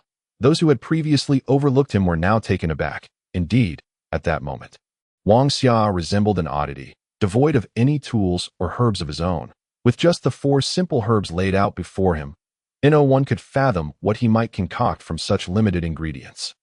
Observing Wang Xia, the onlookers regarded him as a mere clown, and they finally grasped the meaning of Lu Fuxing's words about muddling through. What are you staring at, you brat? Wang Xia brazenly retorted to a nearby pretty boy, who shot him a venomous glare, as if ready to pounce. Do you believe I could leave you so unrecognizable that even your mother wouldn't know you? Wang Xia threatened again, though it was clear the pretty boy had no intention of engaging further with this muddler. Turning away with a huff. The time limit is 1 hour. Ultimately, all potions will be tested on the testing stone for quality and efficacy. Let the process commence, Lu Fuxing stated dismissively, as behind him 2 non-participating disciples brought forth a stone resembling a ruler. This stone stood about half a meter tall, covered in various scales, the testing stone. Any potion crafted by a wizard would react upon being sprinkled on it, displaying a corresponding scale. The higher the potion's tier and quality, the more intense the reaction would be. Hence, with the testing stone serving as the judge, fairness and transparency were guaranteed, more reliable than even a notary. As the testing stone was revealed, the surrounding wizards commenced their frantic preparations, grinding, blending, catalyzing, and concocting. A series of procedures akin to an elaborate ritual unfolded before Wang Xia. Observing these nearly mechanical actions, Wang Xia felt nothing but disdain that if one were truly an adept wizard, catalysis and blending could naturally occur at the moment of final formation, without the need for such laborious efforts. Yet, to others, Wang Xia's disdain appeared as confusion. To them, he seemed like a dazed goose, aimlessly surveying his surroundings. Approximately 3 or 4 meters away, Tang Lin occasionally smirked, relishing the unfolding spectacle. She eagerly anticipated how this man would navigate his way out of the situation when the hour concluded. She believed that if he possessed even an ounce of pride, he would have to burrow into the earth to escape the impending shame. As time marched on, half an hour slipped by swiftly, and a few wizards had already completed their concoctions, forming lines to test their potions on the testing stone. Chapter 62. A familiar scent, Zhan Shui, Tier 3, Quality 4, announced an oddly named individual who was the first to step forward for testing. However, the potion he crafted was as peculiar as his name. A Tier 3, Quality 4 potion was not particularly lowly. For an entry-level wizard, such capability was commendable. Yet, to stand out in this selection, one would need a name that resonated with greatness. Lin Xiaotong, Tier 5, Quality 7. Suddenly, a resounding voice rang out. It echoed. Wang Xia noticed the pretty boy beside him displaying a dejected demeanor, akin to someone who had just lost a dear friend. Lin Xixiang is remarkable. How long has it been since he entered? To be able to concoct a Tier 5, Quality 7 potion. If he continues like this for another 2 years, he might just produce a magic potion, an effeminate voice chimed in, dabbing at his nose with a handkerchief in a rather nauseating manner. Indeed, Lin Xixiang, having only entered for less than half a year, can already create a Tier 5, Quality 7 potion in another 2 years. He truly might be capable of crafting magic potions. A deeper voice chimed in after the effeminate one, but upon seeing the electric glances exchanged between the two, Wang Xia was suddenly struck by how utterly sordid the Wizarding Hall seemed. One by one, participants approached to test their potions, yet none could surpass Lin Xiaotong. Although Wang Xia was not particularly well-versed in potion tiering, He gleaned from the surrounding chatter that Lin Qiutong was indeed quite impressive. Pei Ping. Tier 5, Quality 7. Another notable participant emerged, and as Pei Ping's potion was revealed to be of Tier 5, Quality 7, the crowd erupted into murmurs of admiration and envy. "You little rascal, better head home and tend to the fields." Tang Lin's irksome voice once again pierced Wang Xia's ear as he scrutinized the 4 herbs on his table. Casting a haughty glance at Wang Xia, Tang Lin stepped up to the testing stone with her concoction. Soon enough, her results were announced. Tier 5, Quality 6, although slightly inferior to the previous 2. This outcome nearly guaranteed her victory. Undoubtedly, apart from these 3, the others were either hoping for a stroke of luck or merely dabbling. After Tang Lin, a few more individuals tested their potions, yet most were Tier 3, with perhaps a rare Tier 4 appearing. However, none posed any threat when compared to her Tier 5. Quality 6. As the hour dwindled down to the final 10 minutes, Wang Xia remained the sole figure still standing idle. Wang Xia. Lu Fuxing's brow furrowed at the sight of Wang Xia. He had long regarded him as a source of disgrace, and with this opportunity, he felt compelled to expel the man. "Leave. From this day forth, you are no longer a member of my wizarding hall." Tang Lin, provide him with some funds and possessions. "Do not say we lack compassion," Lu Fuxing declared, genuinely unwilling to lay eyes on Wang Xia any longer. In his view, this gesture was the extent of his mercy. "Leave. I have yet to conduct the test. Why should I proceed?" Wang Xia gazed at Lu Fuxing at this moment. He was no longer the naive individual from the mountains, oblivious to the world around him. The encounter with the monstrous beasts had revealed the harsh realities of this world to Wang Xia, making him acutely aware that to survive and thrive, one must possess strength. The innocent are often preyed upon, and the noble steed is easily ridden. Wang Xia was determined not to revert to the former self who was commanded and dismissed at will. He sought transformation. He aspired to grow stronger. Test. Humph. Without herbs or tools, what will you use to compete, let alone test? Lu Fuxing barked angrily. Yet, Wang Xia paid him no heed.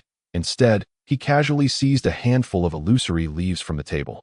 His demeanor exuding both nonchalance and disdain, he cast the illusory leaves into the rudimentary tool and began to grind them, piece by piece. Observing this, Lu Fuxing fell silent, eager to witness what this boy could possibly concoct with these seemingly unrelated items. As the illusory leaves were completely pulverized, Wang Xia then executed a most astonishing maneuver. He did not extract the powdered leaves from the tool. Instead, he casually grabbed a handful of peacock grass, tossing it into the mix with the same ease, and continued to grind it. That moment, the onlookers' expressions turned to disappointment. They had hoped for something remarkable, only to see this fellow fail to grasp even the most basic of concepts. The peacock grass gradually blended with the powdered illusory leaves, a transformation invisible to outsiders, as it all transpired within the confines of the tool. This was a unique technique, allowing for the seamless fusion of the herbs while grinding, a testament to Wang Xia's inherited abilities. Though his actions appeared haphazard, the quantities of the 2 herbs he had selected were indeed perfectly proportioned. Yet, how could these ordinary sorcerers comprehend the prowess of a poisoned sorcerer descended from the Golden Throne? Lu Fuxing observed Wang Xia, who was now crushing the 2 herbs, his brow furrowing slightly as if he sensed a peculiar aroma. Not enough. Wang Xia seemed oblivious to everything else as he carelessly tossed 3 Bodhi fruits into the tool, continuing to grind. At the moment the fruits were introduced, Lu Fuxing's pupils dilated dramatically. Indeed, what he perceived was entirely different from what others saw. They were merely spectators, while Lu Fuxing was attuned to the sense. When the illusory leaves and peacock grass merged, he had caught a whiff of the resulting herbal fragrance, yet he could not definitively ascertain it. However, the instant the Bodhi fruits were crushed, a scent emerged that he had only ever encountered in memories. This, Lu Fuxing regarded the young Wang Xia, observing his casual actions in disbelief. He could hardly fathom that what transpired now bore the same resemblance to the feats of an individual he had encountered 4 decades prior. It must be a coincidence. It surely cannot be anything else. Lu Fuxing repeatedly reassured himself, yet the increasingly familiar aroma gnawed at his conviction. No one else perceived Lu Fuxing's change. They were all like spectators at a farce, eagerly awaiting this completely ignorant Wang Xia to produce a heap of worthless refuse, curious to see how he would ultimately retreat in disgrace from the sorcerer's hall. Chapter 63. 7 Steps to Heartbreak Powder. The path of a sorcerer is long and arduous, even if one exhausts their entire life. What they see is but a mere fraction. This was a lesson imparted to Lu Fuxing by an elder 40 years ago, the very elder who was his grandmaster. It is not necessarily the higher-grade herbs that yield superior potions. All things in heaven and earth are interdependent. If one can master the right balance, anything is possible. The elder had effortlessly fused the illusory leaves, peacock grass, and Bodhi fruits within mere minutes. A feat that seemed almost divine to the young Lu Fuxing. Even now, Lu Fuxing could only manage such a fusion with great difficulty, yet he could never replicate Wang Xia's casual precision. Effortlessly grasping herbs without excessive measurement to achieve perfect ratios at this moment, Lu Fuxing was bewildered. He could not comprehend how this seemingly useless boy had reached such heights in such a short span of time. It must be luck. It has to be luck. Lu Fuxing believed there was a possibility of that, for sorcery is a curious vocation where coincidences can yield extraordinary results. However, when Wang Xia reached for the heartbreak grass, Lu Fuxing was left utterly dumbfounded. If the previous 3 herbs were mere coincidences, Wang Xia's inclusion of the heartbreak grass was tantamount to self-sabotage. The former 3 herbs were mild, no matter the quantity. They posed no threat. Yet, the heartbreak grass was a potent poison. When wielded wisely, it could save lives, but misused, it became lethally dangerous. The sudden addition of heartbreak grass was nothing short of reckless. But how could Lu Fuxing fathom Wang Xia's intentions? In his eyes, sorcery was a means of healing, while Wang Xia had never entertained such notions. From the very first day, he contemplated the sorcerer's vocation. He had no intention of using sorcerer's potions for healing. After all, how could a sorcerer, no matter how formidable, compete with a light mage? It was a ludicrous comparison. Thus, the concoction Wang Xia was preparing was not a life-saving remedy, but a lethal poison known as 7 Steps to Heartbreak Powder. This poison was colorless and odorless. Even touching or ingesting it would pose little immediate danger. Yet, it possessed a terrifying ability. Once applied to a blade, it would seal the fate of any who bled. After much contemplation over these 4 herbs, Wang Xia ultimately resolved to create the 7 Steps to Heartbreak Powder. With apparent casualness, he tossed a handful of heartbreak grass into the tool, simultaneously grinding the herbal mixture while locking eyes with Lu Fuxing.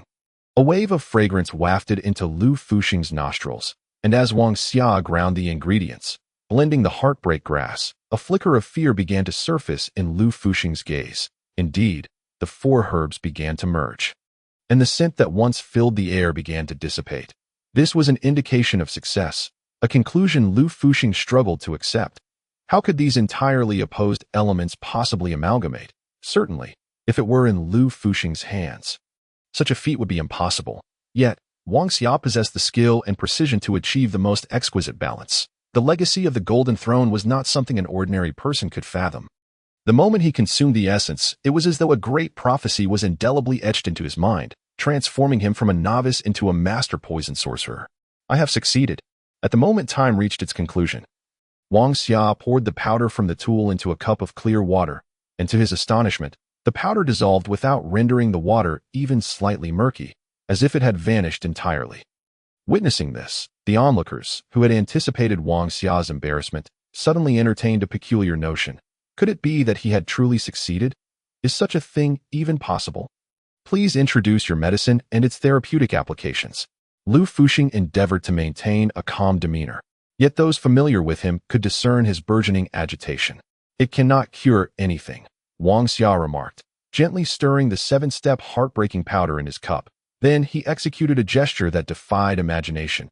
He placed his finger, which was smeared with the concoction, into his mouth. Witnessing this spectacle, the majority stood in stunned silence.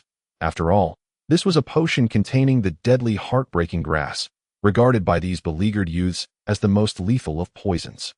Even a mere powder of heartbreaking grass could instantaneously claim a life, let alone the chaotic mixture Wang Xia had concocted. Yet, rather than collapsing in convulsions as anticipated, he appeared remarkably healthy. It is called 7-step heartbreaking powder, as the name suggests. It is a poison. The mere mention of the word poison from Wang Xia's lips incited an uproar among the onlookers. While wizards are not averse to using poison, it is generally held in disdain as a tool of the inferior. making Wang Xia's act of concocting poison in plain sight utterly inconceivable.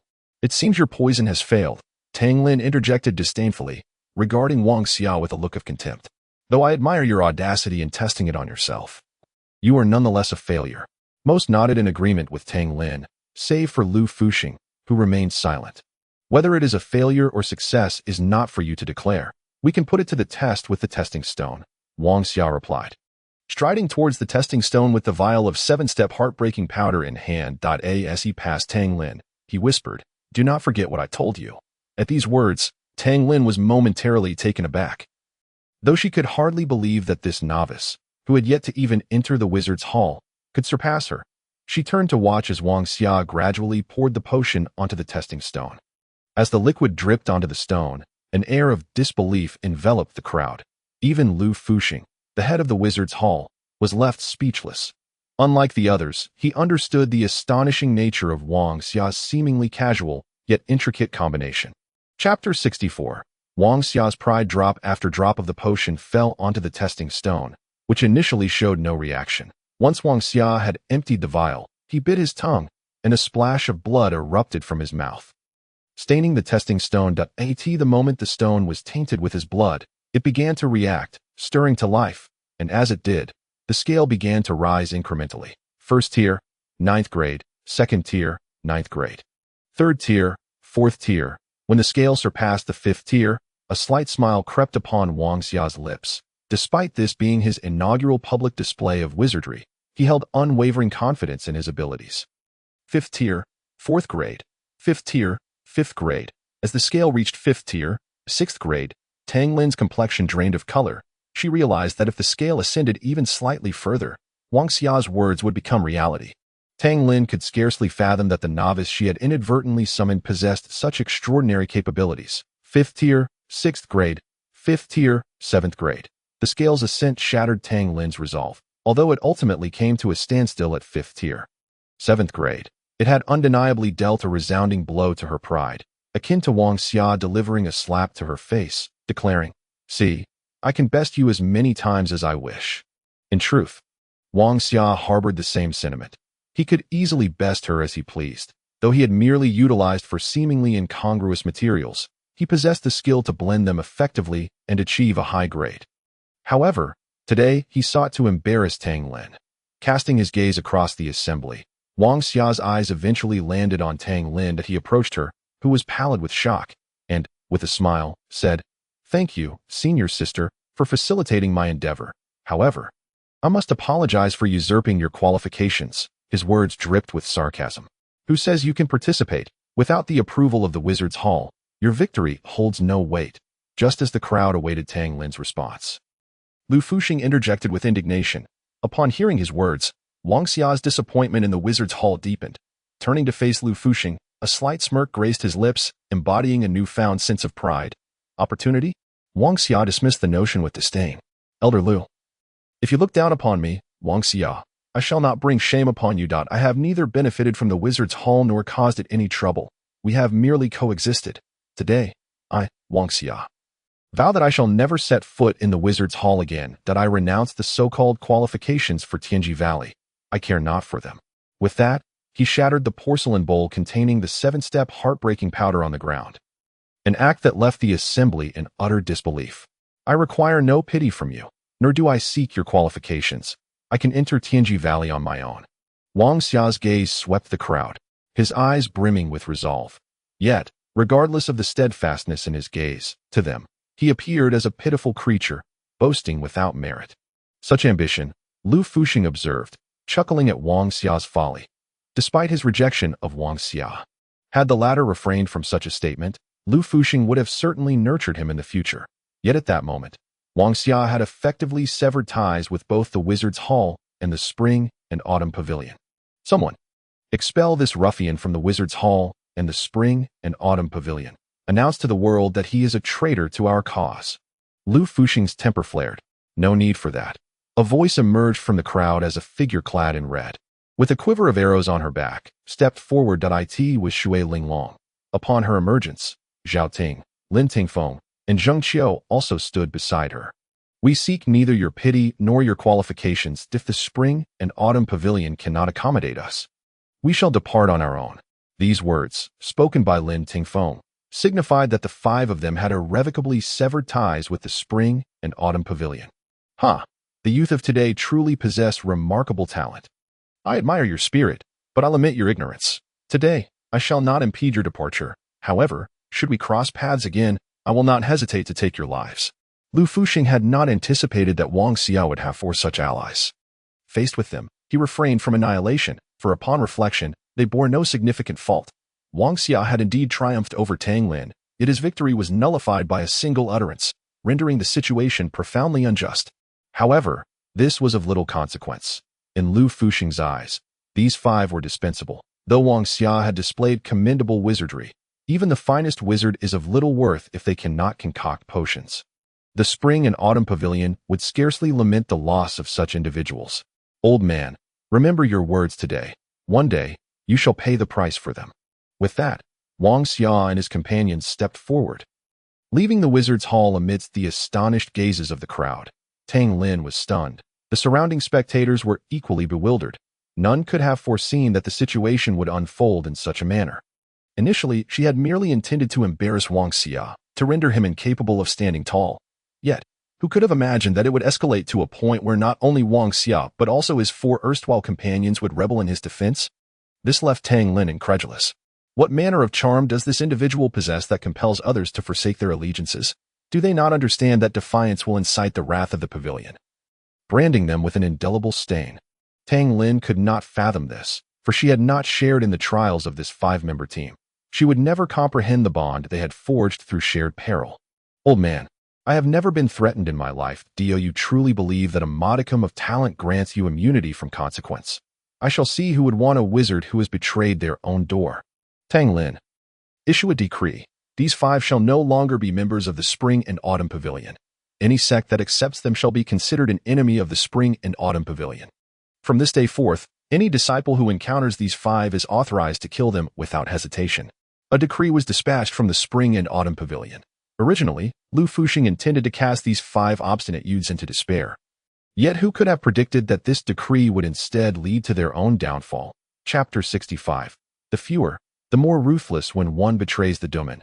It is only natural for an ordinary person to feel fear or confusion. Yet, the five who forsook the domain descended from the Laoxiao mountain range, each wearing a countenance of exuberant delight. No more pretending to be timid every single day. Those so-called elite disciples, I could handle 4 or 5 of them as easily as one might discipline a child. Zheng Xiu had long been suppressing his pent-up frustration. In the past, he had lacked the capability and was forced to endure the indignities within the Chuanqiu pavilion, but that was behind him now. With newfound strength, he would no longer suffer in silence. The skies were high, and the birds could soar, the seas vast, and the fish could leap freely. With the 5 of us, we don't need any quotas. Isn't it just the Tianji Valley? We've already breached the Ngiga Cliff. Do you really think we can't get into the Tianji Valley? Lin Tingfeng was no longer the naive leader he once was. Having endured much and received a legacy, he had acquired the sense of responsibility that came with it. So what if others possess the Tianji order? We can enter without it, Wang Xia remarked, as Shui Linglong looked at him with the expectation that he would acquiesce, leaving Wang Xia somewhat exasperated. His understanding of the Tianji Valley was woefully inadequate, and the most pressing issue was that his divine power had yet to recover. Under such circumstances, making promises would amount to mere bravado. Enough of this nonsense. We won't know if we can enter until we reach the Tianji Valley. You can't catch a tiger cub without entering the tiger's lair, Zhao Ting succinctly summarized, prompting the 5 to cheer and set forth towards the Tianji Valley. The Tianji Valley lay in the far western reaches of the continent, nestled within a desolate desert at its heart. The Tianji Valley sprawled, occupying nearly 1/10 of the echoing desert's expanse. Yet, this was merely a fraction of its entirety. The valley's underground realm was its most enigmatic feature. Legends spoke of a pathway leading to the abyss beneath the Tianji Valley, and over the years, many had claimed to have discovered it. However, those who ventured down either never returned or did so only after reaping some benefit, leaving the underground world of the Tianji Valley shrouded in mystery. Some whispered that beneath the Tianji Valley existed a miniature world inhabited by formidable demon tribes, where any intruder would be torn to shreds. Of course, this was merely a rumor. the true nature of what lay below, be it human, demon, or a mix of both, remained an enigma. After 12 days of traversing from Laoxiao Mountain to the echoing desert, Wang Xia and his companions spent an additional 18 days crossing nearly half of the echoing desert to reach the outskirts of the Tianji Valley. This delay could largely be attributed to Wang Xia, who had earned the illustrious title of dragging anchor along the way. Finally, Wei arrived. Why do I feel as though my legs are no longer my own? Shui Menu, can't you show some pity and give me a rub? Wang Xia collapsed dramatically onto the ground. Sure thing, Shui Linglong replied, setting down her crossbow and cracking her knuckles with a mischievous grin as she approached Wang Xia. Upon witnessing this terrifying scene, Wang Xia leaped up from the sand, joking that if Shui Menu truly let loose on him, his future would be in jeopardy. Cut it out, everyone, Lin Tingfeng interjected, pointing towards the greenery visible ahead. From this point onward, we enter the Tianji Valley's territory. As I've already informed you, the Tianji Valley is divided into 3 levels. The first and second levels are illusionary zones. Without the Tianji order, we must navigate these illusions to gain entry. As he spoke, the group turned their gaze towards Wang Xia, who without question was the preeminent figure when it came to breaching illusions. His sacred eye could obliterate all opposition. However, I must remind you that we are not safe.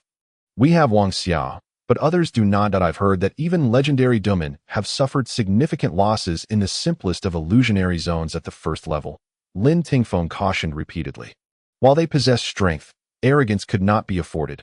Otherwise, it could lead to their undoing. This was no mere game. It was a matter of life and death, and each individual had but one life to live. Not everyone was endowed with Wang Xia's sacred eye, so countless opportunists would undoubtedly lurk in the first level, eager to seize the Tianji order. The first level shouldn't pose us much trouble. Perhaps our visibility will be slightly compromised. However, we must be wary of those despicable ambushers. Let us not capsize in this small gutter, Zhao Ting, ever the cautious one, remarked. Though few in words, his ferocity in battle was unmistakable. After some deliberation, they began to cautiously enter the first level of the Tianji Valley. Perhaps they had arrived too late, or perhaps the expanse of the valley was simply too vast. After delving several miles, they had yet to encounter a single feather. Yet, the longer they ventured, the graver their expressions became. Crack, crack. The sound of their feet upon the ground sent shivers down their spines. Wang Xia glanced down and was horrified to see that the source of the sound was a collection of stark white bones. The surrounding mist swirled and shifted, and the visibility of Wang Xia's companions, save for him, did not exceed 10 meters. Wang Xia's eyes had transformed into a golden hue as his sacred eye swept the area, ever vigilant for any treacherous souls lurking in the shadows. Captain, are we searching for treasure or for people? Zhao Ting suddenly inquired. Upon hearing this, the others paused momentarily before grasping the implication of his words. Indeed, they were faced with a dilemma. Upon entering, should they directly seek out treasures or pursue those who had obtained them? Both paths would involve choices, and with only 5 of them, the logical option would seem to be treasure hunting. However, given their strength, they also had to consider whether refraining from aggression would guarantee their safety. If we pursue treasure, do you think others will let us go even if we succeed? Shui Linglong, despite being a girl, possessed a fierce and assertive demeanor. But our numbers, Zheng Qiu pointed out, aware that the number of those gaining entry into the Tianji Valley would surely be significant. They were but 5 individuals in a realm not akin to a forest teeming with weak beasts. Did they truly have the qualifications to confront teams of 30 or 40? It is precisely because we are few that we must adopt ruthless tactics. If we yield excessively, others won't perceive us as low-key. They will deem us incompetent. Hence, we must instill fear in those legendary Dumen, making them understand that as long as they refrain from provoking us, they should count themselves fortunate. Those who seek to trouble us must be prepared to pay with their lives. Wang Xia had long shed his former gentle demeanor. The myriad of experiences he had undergone had wrought a profound transformation within him. To comrades, one could pledge their life, but to foes, the adversary must pay with theirs, such is the law of survival. Chapter 66. Do you believe I can send you to the heavens? Whether to seek treasure or prey on others was a question that left no doubt. None among Wang Xia and his companions adhered to a pacifist principle of, if others do not offend me, I shall not offend them. After deliberation, they reached a consensus. Where treasure exists, they would pursue it, and where people lurked, they would act against them. Though we are few, in this realm, our small number can indeed be an advantage. Our teams of 40 or 50 truly powerful. Their ambitions stretch wide. While we are but 5.to ensnare us, they would need to unite and encircle us. Wang Xia reiterated his argument regarding their advantages. Clap, clap. Suddenly, applause erupted. Just as Wang Xia prepared to express his gratitude, his 4 companions swiftly circled around him, enclosing him in their midst. Truly marvelous. A small number can indeed be advantageous. Ha ha ha. Shadows emerged from all directions, and Wang Xia's sacred eye scanned the area, estimating that at least 20 individuals had them surrounded. How foolish. 5 mere souls dare to tread into the Tianji Valley. Surrender your demon spirits and potions, and we shall grant you the courtesy of leaving your corpses intact. A magician clad in a fiery red coat stood at the forefront of the group, from his arrogant demeanor and words. Wang Xia discerned he was the leader of this band. See, I told you, one can't simply wish to remain inconspicuous without others allowing it. Wang Xia shrugged, golden light flickering around him. Had this been a month prior? He might have felt trepidation, but that was no longer the case. Over the past month, Wang Xia's divine power had fully recovered. Though his vitality had suffered, his combat prowess remained undiminished. It seems you were right. The idea of if others do not offend me, I shall not offend them is nothing but nonsense in this place, Zheng Qiu remarked, already swaggering toward the side. Do you believe that if you take another step forward, my crossbowman will turn you into a sieve? The magician observed Zheng Qiu approaching with confidence, convinced of their overwhelming advantage in numbers. Do you believe that when your crossbowman looses an arrow, I will send you soaring to the heavens? Zheng Qiu's step showed no signs of faltering. He advanced toward the destination with an air reminiscent of a rogue. It was evident that Zheng Qiu was not merely feigning confidence. His lineage granted him an extraordinary perceptive ability. He was acutely aware of the ranks of the 20 individuals before him. Aside from the magician, who had just reached the 4th tier, the majority were merely at the initial stage of the 3rd tier. Such a group might be considered elite among ordinary 3rd-tier combatants. Yet in the grand context of larger combat factions, they were inconsequential. If they were to encounter a team from Wuji Tian, it was likely that a single clash would obliterate them entirely. Release the arrows. The moment Zheng Qiu was within 10 paces, the magician spoke, and simultaneously, Zheng Qiu sprang into action. In that instant, he resembled a cheetah. Although his speed could not rival that of Shui Linglong, the power bestowed upon him by his heritage was sufficient to instill terror in ordinary practitioners. Countless arrows rained down from the distance, yet Zheng Qiu weaved through the storm like the most agile of monkeys. As he moved, Shui Linglong, standing beside Wang Xia, unleashed her crossbow with an astonishing swiftness.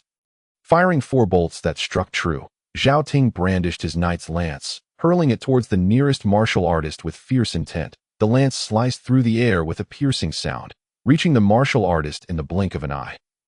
The most fearsome among them was Lin Tingfeng, whose body swelled as he faced the incoming bolts, choosing to disregard them entirely. The arrow struck him with a sound akin to metal clanging against stone, only to be deflected harmlessly away. That moment, no one paid heed to Wang Xia, for they understood that as long as Xiao Shan was present, harming Wang Xia would require the intervention of a being of at least the 7th tier. Otherwise, it would be tantamount to courting death.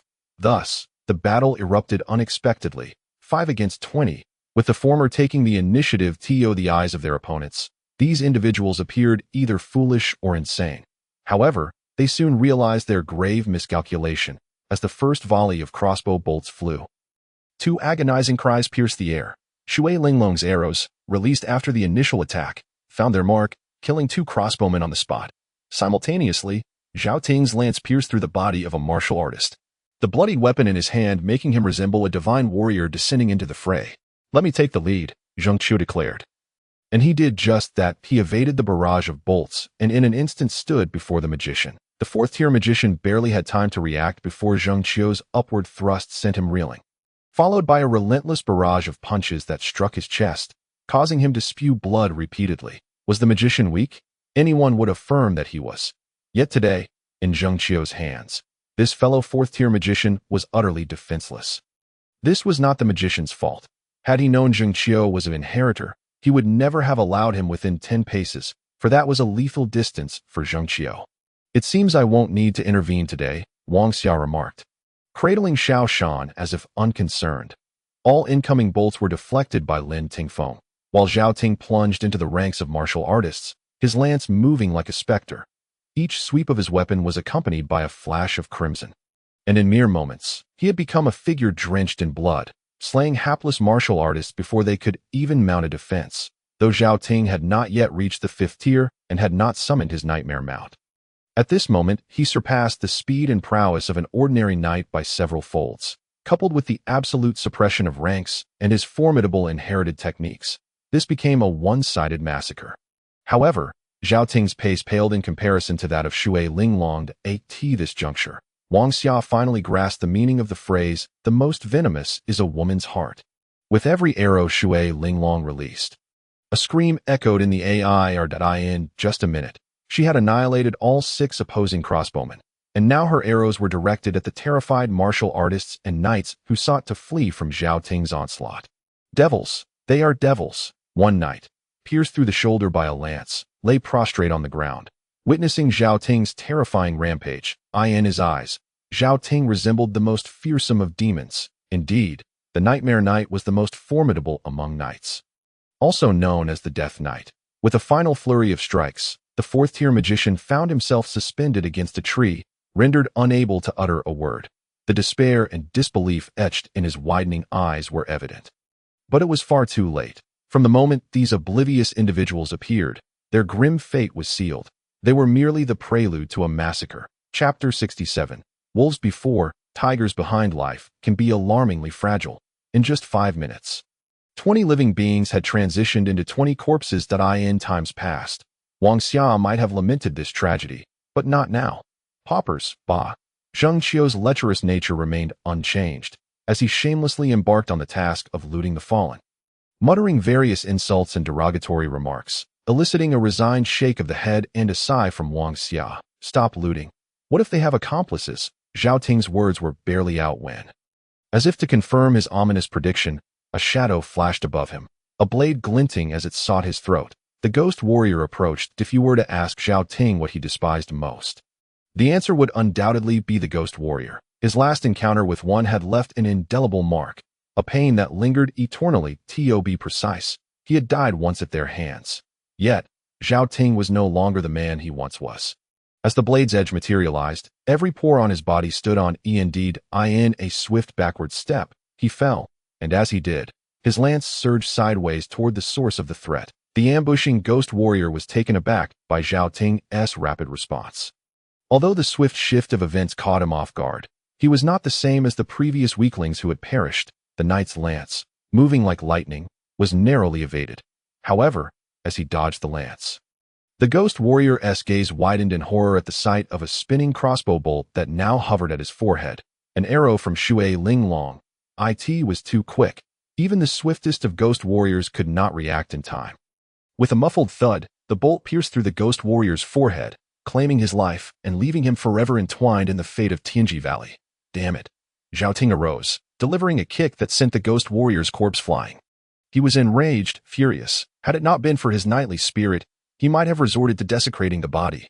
Run. There are many. Wang Xia suddenly shouted. Though others could not perceive them, he could see. Upon glancing behind Zhao Ting, he noted at least 30 shadowy figures stealthily approaching. The ghost warrior team, the most fearsome of ghost warrior legions. The moment Wang Xia laid eyes on them, he understood that they were undoubtedly the most elite force. Ghost warriors were already a rare breed, yet to gather 30 to 40 of them simultaneously was an achievement beyond the reach of ordinary factions. Without a moment's hesitation, Wang Xia recalled a name, Yueying Church.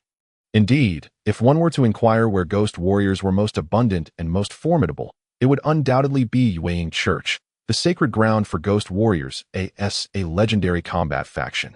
Yueying Church possessed a staggering 50 slots. Faced with 50 ghost warriors, even with Wang Xia activating the sacred eye, the 5 of them stood no chance of survival. The previous 5 against 20 was due to the abysmal individual strength of their opponents. Yet this new group of ghost warriors consisted of mid-level 3rd-tier individuals, some even nearing the peak of the 3rd tier or 4th tier. How could they possibly contend? Flee. There was no room for doubt. Among the 5, Xue Linglong, the swiftest, hoisted Wang Xia onto her back, and the 5 of them chose a random direction, Sprinting for their lives to flee from ghost warriors, the fastest profession, was a laughable notion under normal circumstances. However, here in Tianji Valley, the mist generated by the illusion array served as a natural shield for Wang Xia and his companions. The five of them dashed without restraint, leaving the ghost warriors momentarily bewildered. Just moments prior, Zhao Ting and Shui Linglong's near-perfect coordination in slaying a ghost warrior had left onlookers in awe, but that only served to confirm their strength. Yet now, their sudden retreat, as if they possessed foresight, was perplexing. All of them had entered a state of stealth. Without special markers, they could scarcely discern their own comrades' locations, let alone how their adversaries had discovered them. The leader of the pursuing party is a man with long black hair. At this moment, he understands that in order to ascertain how their adversaries discovered them, they must capture one of them. In this scenario, one side pursues while the other flees, and the latter holds an inherent advantage. This is no longer a matter of speed. In such circumstances, those who escape act with impunity, while those who chase must frequently pause to determine the direction of the fleeing party. Consequently, under this dynamic interplay, Wang Xia and his companions gradually increased the distance between themselves and their pursuers, a phenomenon that can only be described as miraculous. They fled frantically. Wang Xia occasionally glanced back. A faint smile crept onto his face when he realized that the ghostly warriors trailing them were beginning to fall behind. However, when he turned his gaze forward again, he nearly coughed up blood. What constitutes bad luck? In that moment, Wang Xia comprehended that their entire team seemed to be shrouded by the ominous presence of a misfortune deity in the midst of their frantic escape. They inadvertently stumbled upon a large group once more. Without a doubt, there were 40 or 50 individuals, a veritable legendary combat faction. With wolves ahead and tigers behind, Wang Xia felt the sweat beat upon his brow. His teammates seemed to notice his sudden change in demeanor and awaited his next command. Let us charge. Even if we cannot win, can we not break through? Observing Wang Xia's perilous state, Lin Tingfeng pulled him from Shui Linglong's grasp, hoisting him onto his back. I refuse to believe that any combat faction can obstruct us when we catch them off guard. Damn it. Let us go all out, if we manage to break through. The Moonshadow Pavilion following us will undoubtedly mistake this group for enemies and attempt to hunt us down. We can inside a dog-eat-dog scenario. Zhang Qiu, known for his ruthless nature, had to admit that his current strategy was indeed sound. Retreating would mean facing 40 or 50 ghostly warriors, and even with Wang Xia as formidable support capabilities, death would be inevitable. However, this group had not yet noticed them. Thus, a daring charge might yield opportunities. Should they succeed, the approaching ghostly warriors would likely perceive this faction as reinforcements, resolving all their dilemmas. Light shield. 5 golden lights flickered in Wang Xia's hands, manifesting as 5 golden eggshells upon his teammates. The subtle golden glow was not particularly noticeable amidst the mist, but the instant the light shield appeared, Zhao Ting seized his knight's spear and charged forward. Chapter 68. 5 individuals suddenly. 5 silhouettes surged from the side, stunning those who were resting in their eyes. 5 individuals attacking their 50-member team was akin to courting death. The Wu Ji Tian faction was no soft target. They were the strongest team to enter the Tianji Valley. Throughout their journey, no other team dared to provoke them easily. Yet now, 5 reckless individuals had emerged, prompting the Wu Ji Tian members to grab their weapons and confront them in a mere exchange. Zhao Ting, leading the charge, felled 3 peak, third-tier martial artists, an event that appeared almost mythical to the onlookers. These were not novice teams. They were genuine elites, with 48 skilled fighters joined by 2 formidable experts. Even an enemy force twice their size would struggle against them. Traditionally, Wu Ji Tian excelled in overcoming greater numbers, but today, in just a single encounter, they lost 3 fighters to the leading charge of Zhao Ting. Although those 3 were not slain on the spot, it was undeniable that their combat effectiveness had been severely diminished. Zhao Ting, in a frenzied state, was undoubtedly the most lethal member of the team. While most knights focused on defense, it was the martial artists and crossbowmen that constituted the core of an offensive. However, Wang Xia's team was entirely different. Despite lacking any combat prowess, Wang Xia was the absolute focal point of their squad. Guiding them with his support abilities and diverse skills, Lin Tingfeng, the martial artist, served as an exceptional defender, while Zhao Ting was the primary attacker. Zheng Qiu and Shui Linglong fulfilled the roles of auxiliary attackers. This team was nearly flawless, and the moment they encountered Wu Jitian, the latter nearly faltered. These 5 were no mere mortals. They were akin to 5 tigers descending from the mountains. Almost no one who charged forward could withstand Zhao Ting's assault. Following closely behind Zhao Ting, Zhang Qiu demonstrated what could only be described as the most despicable tactics imaginable. What monkey steals peaches? What breast assault? What low blows? Zhang Qiu was the epitome of a gender-neutral menace. Yet, despite his underhanded methods, no one dared to condemn him for his shamelessness. Each of his attacks bore the weight of lethality. And once ensnared by Zhang Qiu, it was almost certain that one would fall. Shui Linglong's arrows remained unloosed, for the chaos of the situation rendered it too perilous. A hasty shot might injure their own.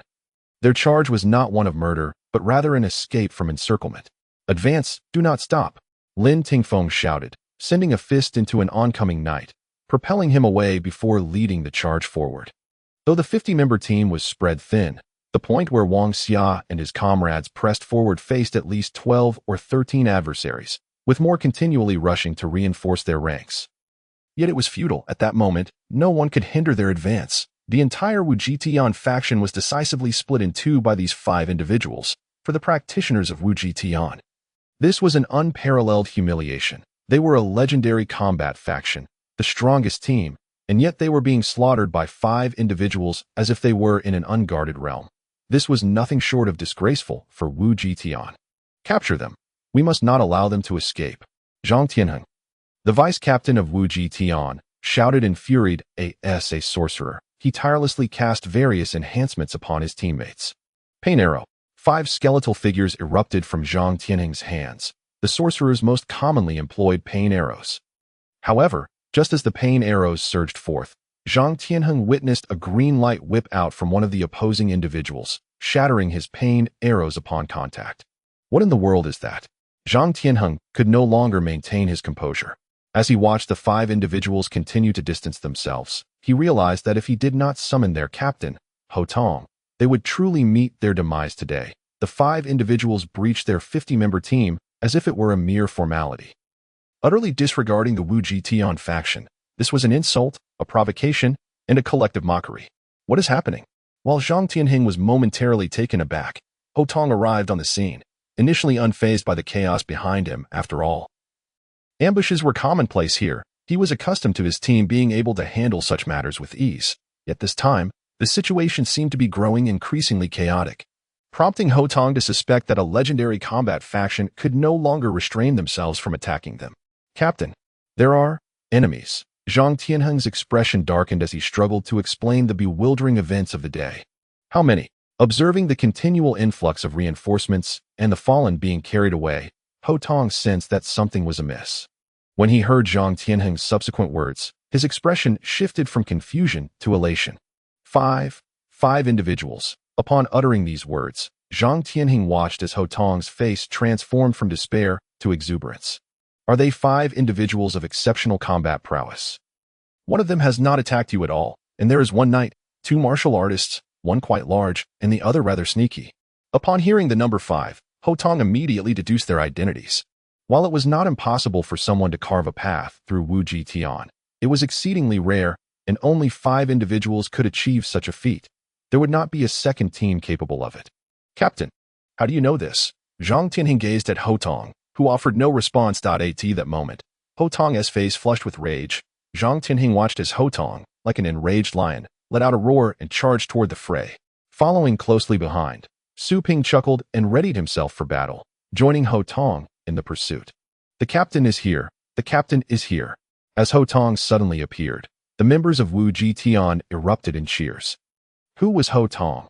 He is regarded as the foremost representative of the younger generation, and in the eyes of the members of Wu Jitian, their captain is akin to a divine being. At this moment, when the captain strikes, they believe that these 5 individuals are destined to perish here today. Bang! Ho Tong suddenly stomped his leg onto the ground, unleashing a tremendous shockwave that caused the earth to tremble. Scattering countless bones in all directions, like a cheetah, Ho Tong surged forward with remarkable swiftness. To the onlookers, his speed seemed almost inconceivable, leaving behind only a faint shadow in his wake. Chapter 69, Zhao Ting vs. Ho Tong was fast, and although Su Ping, who followed closely behind, did not unleash an onslaught as ferocious as Ho Tong's. He shadowed him like a phantom in that fleeting moment when the two men struck. Everyone was convinced that one of them would surely meet their demise. Given Ho Tong's terrifying offensive prowess, even if the opponent was swift, someone was bound to fall. As Zhao Ting charged forward, he sensed immediately that he was up against a formidable foe the instant Ho Tong unleashed his might. At that moment, he barely had time to discern who this person was. He abruptly thrust his spear upward at an almost unbelievable angle, aiming to counterattack behind him. The speed of this thrust was so extraordinary that even the members of Wuji Tian could not help but cheer for Zhao Ting. With this simple thrust, Ho Tong's seemingly lethal assault was rendered ineffective. However, Ho Tong would not retreat. This was their first encounter, and while it was not a fight to the death, the blood of a warrior surged within him, compelling him to confront Zhao Ting. Will the little king of punches face off against the little king of spears? Wang Xia's keen eyes spotted the moment Ho Tong charged, and he exclaimed. With his words, Lin Tingfeng and the others halted, realizing which team had arrived and who this master was. How embarrassing. Zhang Qiu felt somewhat sheepish. Just moments prior, he had attempted to attack a beautiful martial artist, only to find himself in an awkward situation. Yet, the focus of the battlefield was not on Zhang Qiu, but rather on Zhao Ting, who was now engaged with Ho Tong. Zhao Ting's spear moved even faster than before, each thrust imbued with a murderous intent, as if a vengeful spirit had possessed his weapon, ensuring that each strike carried the potential for death. Ho Tong's movements were equally astonishing. Every clash between his hands and Zhao Ting's spear ignited sparks, leaving the spectators in awe. Could a knight who had suddenly appeared truly match the godlike Ho Tong? Be careful, Zhao Ting warned Ho Tong, acknowledging the ferocity of his own spear technique. Yet, despite his caution, the terror of his strikes only intensified. The spear in his grasp transformed into a massive wheel, perpetually concealing lethal intent within its rotations. Everyone, do not intervene, Su Ping shouted sharply, noticing several crossbowmen poised to attack. Although Ho Tong and Zhao Ting were locked in fierce combat, she could see that neither was exerting their full strength. After all, they were not enemies but rather the closest of allies. Bang! Countless bones were sent flying by Ho Tong's sweeping kick, raining down upon Zhao Ting. The spear in Zhao Ting's hand shimmered like starlight. Amidst the twinkling, the bones disintegrated into powder. In that moment, Zhao Ting thrust his spear forward with the force of a reaper wielding a scythe, hovering above Ho Tong. Close combat. Yet this time, Zhao Ting fell into a trap. As he charged, Ho Tong seized the fleeting moment when Zhao Ting crossed through the bone powder, striking the spear aside and pinning Zhao Ting against himself. With a powerful palm strike, Zhao Ting felt a gentle force at his chest before he was hurled in a specific direction. After a few rotations in midair, Zhao Ting used his spear as a pivot upon landing. Glancing at Ho Tong, who was smiling at him from a distance, he realized he had been outmaneuvered. If that had been an enemy, he would have been utterly obliterated by Ho Tong's blade. In close combat, Lin Tingfeng's hill fist relies on brute strength to overwhelm opponents, while Zheng Qiu employs cunning tactics to deliver lethal blows in an instant. Su Ping is known for her speed. Once captured, an enemy would have mere seconds before facing a swift demise. As for Ho Tong, his punches may not be fatal, but the moment his hand strikes an enemy's chest, it is devastating. The battle between the two lasted no more than 15 or 16 seconds. Yet those moments left the onlookers, both martial artists and knights, utterly spellbound. That instant, both Ho Tong and Zhao Ting earned the respect of all present. Even their adversaries chose to honor the strength of their opponent. I knew it was you all along. Ha! Ho Tong stepped forward and embraced Zhao Ting, leaving the surrounding disciples of Wuji Tian in a state of bewilderment. Just moments ago, they had been locked in a fierce struggle, yet now they appeared as brothers. What was happening? My apologies. Zhao Ting realized the gravity of the misunderstanding. Thankfully, despite having injured many, he had refrained from killing anyone. Otherwise, he would have been at a loss for an explanation. What is going on? Zhang Tianheng watched in confusion, feeling as though he were in a dream. Yet, from Ho Tong's demeanor, it seemed he genuinely knew these 5 individuals, which was perplexing. If they were truly acquaintances, why had they attacked the Wuji Tian team? Be careful. Just as everyone was lost in confusion, Wang Xia's sacred eye detected a group of shadowy figures rushing towards them. Upon seeing the approaching ghostly warriors from the Moonshadow sect, Wang Xia's heart sank. His sacred eye was potent, yet it could not reveal all the ghostly figures due to their sheer numbers and vast range. There are ghostly warriors. Wang Xia shouted again. There are at least 40 or 50. The revelation sent a chill through all who heard. Their disbelief evident. How could he see what others could not? Let's go. It mattered not whether others believed in Wang Xia's abilities. Ho Tong did, for he understood the power of his sacred eye. When Wang Xia called out about the ghostly warriors, he commanded the entire Wuji Tian team to flee forward. Wang Xia was once again carried by Lin Tingfeng, but this time, unlike the previous escape of 5. They were now fleeing as a group of 55. Chapter 70.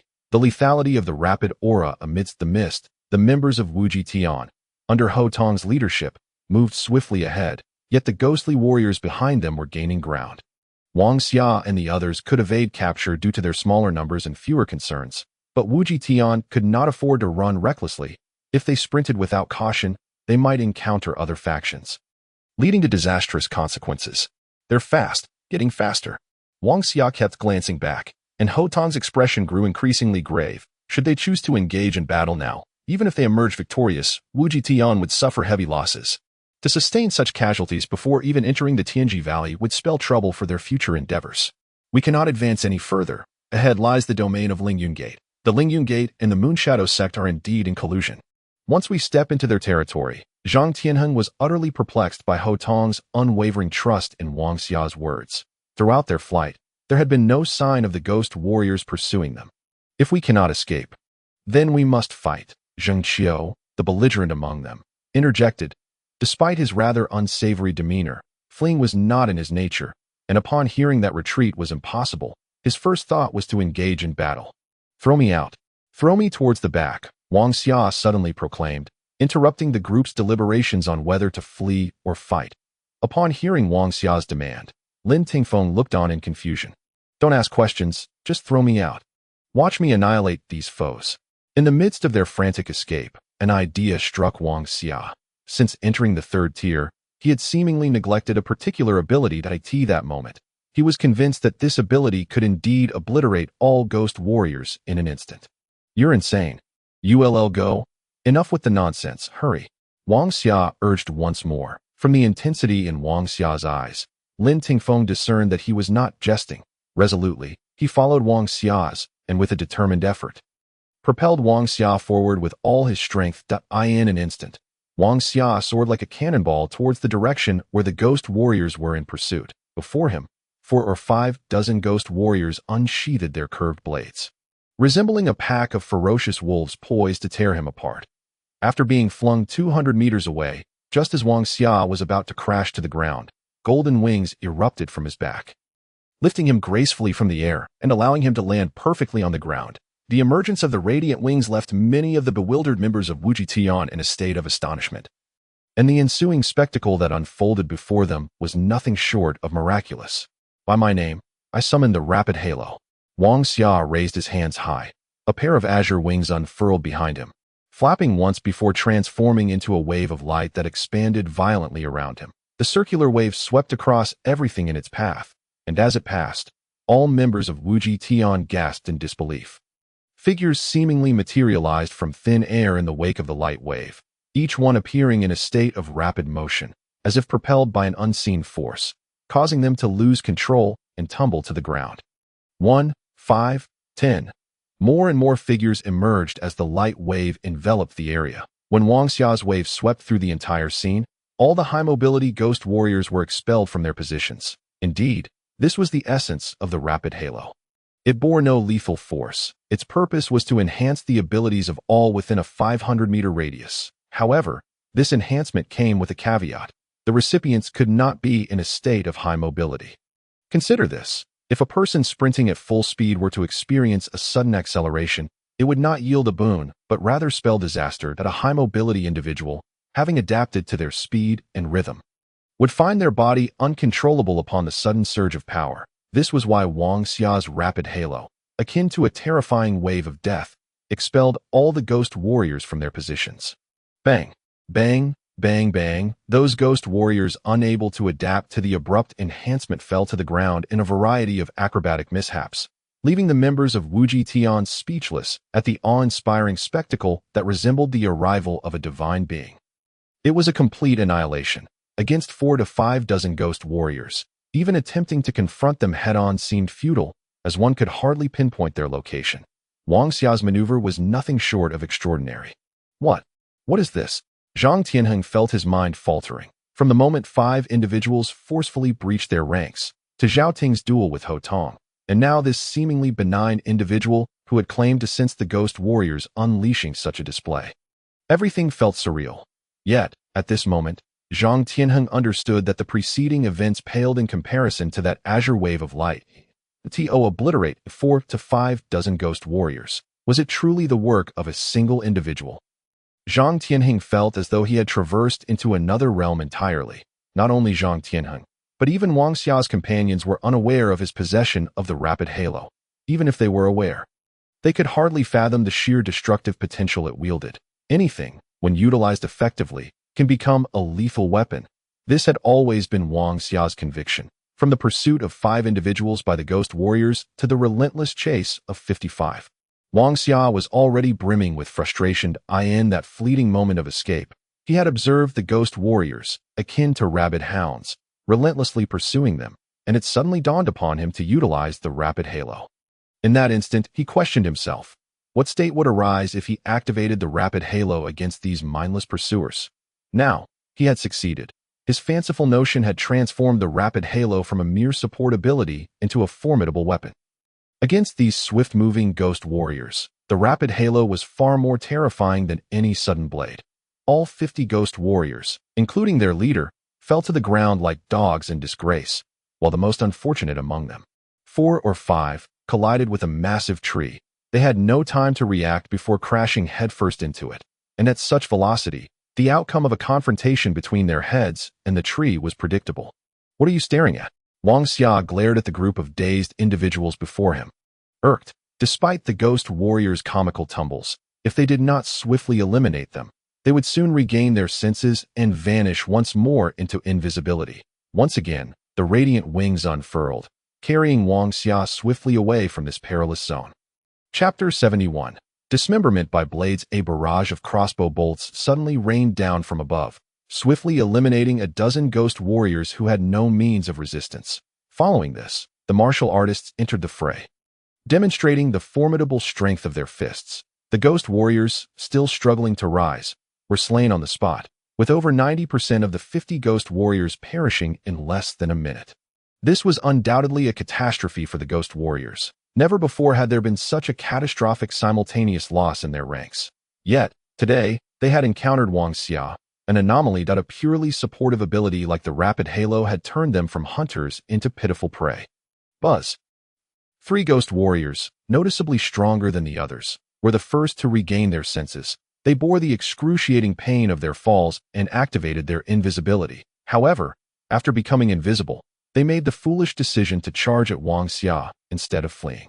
Seeking death, Wang Xia had already returned to Zhao Ting's side, and upon seeing the 3 ghost warriors rushing towards him, a small golden eye materialized in his hand. The golden light emitted from this eye rendered the invisibility of the 3 ghost warriors utterly ineffective.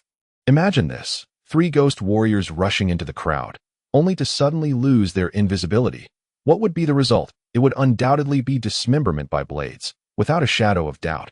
Even if one among them was the leader of the ghost warrior team, it would avail them nothing.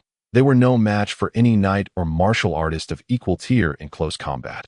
These 3 unfortunate souls relinquished their hopes of survival, and until their final moments.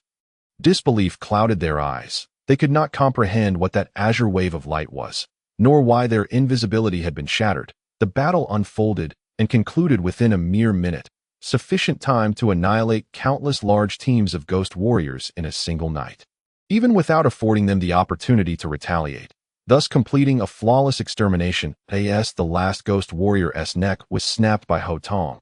He pondered the nature of that blue light and how Wang Xia had accomplished such a feat. Aside from the first ghost warrior who had fallen to Wang Xia and his companions, a total of 49 corpses lay before them, each one intact. As they surveyed the scene, who could possibly believe the events that had transpired here? Am I not dreaming? Zhang Tianheng gazed at Wang Xia, who stood beside Lin Tingfeng, suddenly questioning whether this fellow was not just a mere man, But perhaps a devil.it wasn't just him. Not a single member of his team could be deemed normal. Zhao Ting alone was enough to hold his own against Ho Tong, and the other three were certainly no less formidable. The most terrifying among them was the one clad in white, whose blue light waves possessed a lethal power he had witnessed firsthand. Nearly 50 ghost warriors had been swiftly obliterated by this individual, their only role being to deliver the final blow. Do not stare at me like that. This is physics. Something you cannot comprehend. Wang Xia understood that explaining the urgency of the light ring to everyone was quite challenging, so he simply activated his own urgent light ring, allowing them to experience it for themselves. The blue light waves emanated from Wang Xia, and upon seeing them, many began to entertain thoughts of fleeing. However, the blue light waves were far too swift for them to escape. Once the urgent light ring enveloped them, they were astonished to find themselves unharmed, gazing incredulously at Wang Xia, their minds filled with questions. How is this possible? Why has my speed suddenly increased? One individual, who had intended to stow his crossbow behind him, found his body unable to keep pace with the sudden acceleration and inadvertently drove the weapon into his thigh. With his cry, those around him also became aware of the changes in their bodies. And the remarkable utility of the urgent light ring dawned upon them. As this realization spread, a few astute individuals began to grasp what had transpired. Yes, it was speed, the sudden enhancement of velocity that had decimated the ghost warriors. Their bodily rhythms had accelerated, necessitating a brief adaptation period. Standing still posed no threat, but in a frenzy, the consequences could be dire. What a powerful ability! Ho Tong felt the transformation in his own body. With the augmentation from the urgent light ring, his speed had significantly increased within a mere half-minute, and he gradually acclimated to this effect. He was eager to discover how much his combat effectiveness would be amplified with the ring's influence. Unfortunately, Wang Xia could not provide an answer, as the urgent light ring held little significance for him. As a luminary, he was inherently slow, and without the 9th tier's time-space portal, he would merely be a target on the battlefield. A group of idlers were reveling in the benefits of their newfound speed, bouncing around merrily, oblivious to the fact that just moments prior, they had been engaged in a life-or-death struggle. "We can fight together again," Ho Tong exclaimed, throwing an arm around Wang Xia's shoulder, embodying the spirit of camaraderie, genuinely delighted in this moment. If the Wuji Tian team had once been considered among the elite in this expedition to the Tianji Valley, their strength had now been magnified with the addition of Wang Xia and his quartet. Ho Tong boldly declared, "Who dares to rival us? A supportive ally capable of rendering all mages ineffectual. A hunter brimming with lethal intent, a cunning strategist adept at ambushes, a powerhouse like Lin Tingfeng, and the nearly omnipotent Zhao Ting composed this quintet." Ho Tong understood well the immense destructive potential they wielded. "We do not possess the Tianji order, and we are still being pursued by our former sect, the Domain D. Oh, you dare to accept us?" The mention of the Domain ignited Wang Xia's ire. However, at that moment, Ho Tong's eyes sparkled. "Even if the mightiest divine temple were to pursue you, we would stand by you," he proclaimed. This declaration elicited laughter from Wang Xia, Lin Tingfeng, and the others. The Domain might not hold significant weight for them, as each had their own legacy, yet they needed a bastion, a sanctuary before they had fully matured. The legendary Wuji Tian, with Ho Tong among their ranks, was their ideal choice. "In the future, I shall be the master of Wuji Tian as long as you remain with us, even if the entire world seeks your demise. I, Ho Tong, will protect you, for we are brothers." The word brother obliterated any hesitation, and at that moment, Wang Xia and the others could not refuse. This was not merely a rejection of Wuji Tian, but a denial of Ho Tong's fraternal bond. "Very well. We shall shamelessly join Wuji Tian, but be forewarned, we are quite the troublemakers." The group erupted into laughter, playfully teasing one another, while Zhang Tianhing stood nearby, utterly baffled, feeling ignored and frustrated as the vice-captain. Chapter 72. Wang Xia's potion. The annihilation of 50 members of the Moon Shadow sect was a tale that could not be contained, even in the relatively secluded Tianji Valley. This was not the work of a singular individual or a few misfits from some minor sect. It was a legitimate level 5 legendary sect. While not every disciple of a legendary sect could be deemed a genius, those selected to participate in the expedition to Tianji Valley were undeniably elite. The most alarming aspect was that all 50 slain were ghost warriors. making the event even more unfathomable. 50 ghost warriors wiped out in unison. When the news first spread, many dismissed it as a jest, while the obliteration of 50 martial artists or knights might be plausible, given that prior to reaching level 5, no profession could harness battle aura, rendering them vulnerable. 50 ghost warriors were another matter entirely. Even before attaining level 5, they were formidable combatants. The combined might of 50 ghost warriors could instill dread in any faction. Yet, this formidable team had seemingly been annihilated by a prehistoric beast, with not a single survivor. It was nothing short of mythic, had it not been for the human-inflicted wounds found on each corpse. One might have genuinely believed that a prehistoric monster was responsible. Nevertheless, under the magnifying lens of countless vigilant observers, the atmosphere in Tianji Valley became fraught with anxiety. Yet, amid all of this, it seemed as though Wang Xia and the Wuji Tian team were unaffected. Over the past few days, they had settled into the valley without a clear objective, ultimately claiming a suitable territory as their temporary stronghold. Wang Xia held a small blue vial in his hand, its pale blue liquid gently swaying. After scrutinizing it for a while, he finally passed the vial to Zhao Ting, saying, "Give it a try. Are you sure I won't die?" Zhao Ting regarded the blue vial with skepticism. While everyone else was preoccupied with strategizing, Wang Xia had spent his time foraging for various spiritual herbs in the wilderness. Unfortunately, none of the Wuji Tian contingent had a wizard among them, leaving Wang Xia to concoct potions alone. Today, he had finally brewed a potion named Sky Blue Water, but being his first attempt, he needed a hapless soul to serve as his test subject. "You won't. You must trust in my abilities," Wang Xia asserted confidently. However, most present exchanged doubtful glances. Clearly, the crude grinding tools fashioned from 2 blue stones and the herbs that appeared to be toxic left little room for optimism about the potion's quality. Observing Wang Xia's self-assurance, Zhao Ting steeled himself and downed the contents of the vial in one gulp. As he did so, the onlooking disciples of Wuji Tian winced in sympathy. "It's horrid," Zhao Ting grimaced, resembling someone afflicted with food poisoning, but soon his pupils began to dilate. For a moment, everyone questioned whether he had truly been poisoned, yet Zhao Ting unexpectedly settled into a meditative posture, commencing his cultivation. "What is happening?" Zhang Tianhing was utterly overwhelmed by the recent events. Ever since Wang Xia and his quartet had joined the team, there had been no respite. The terror of the urgent light ring lingered in his mind, and Wang Xia's rejuvenation technique continuously healed the injured members of their group, showcasing the formidable power he possessed. Yet, that was not all. Now Wang Xia had begun tinkering with potion making, raising serious doubts about his true profession. That a blue light erupted from Zhao Ting, bathing him in its glow. After approximately a minute, Zhao Ting abruptly opened his eyes, staring at Wang Xia in disbelief. You have become a mage." Upon Zhao Ting's declaration, gasps filled the air. The distinction between a wizard and a mage was significant. A wizard could only concoct healing potions, while to achieve mage status, one must create potions capable of enhancing a person's cultivation level. Does this potion truly enhance cultivation? Zhang Tianheng fervently shook Zhao Ting's arm, exclaiming, "Indeed, it is roughly equivalent to the enhancement provided by half a demon spirit. However, the absorption rate of this substance is alarmingly rapid. If there were sufficient quantities, perhaps I could strive for the pinnacle of the 4th tier, or even reach the 5th, as Zhao Ting's words left his lips. The surrounding individuals regarded him with incredulous gazes, yet upon deeper contemplation, they recognized that there was no reason for Zhao Ting to fabricate such a rudimentary excuse. Thus, all of this could only be attributed to the enigmatic Wang Xia. Eyes turned towards this peculiar figure, the warlock, a rarity indeed. Even within their legendary sect, Wuji Tian, there existed merely 2 warlocks. Moreover, the efficiency of crafting potions capable of accelerating one's cultivation was dismally low, with an alarmingly abysmal success rate.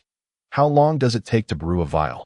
Ho Tong inquired, his excitement palpable, as he grasped Wang Xia's left arm, while Zhang Tianheng held onto his right, both shaking him with fervor. "Approximately a few minutes, but why brew just 1 vial?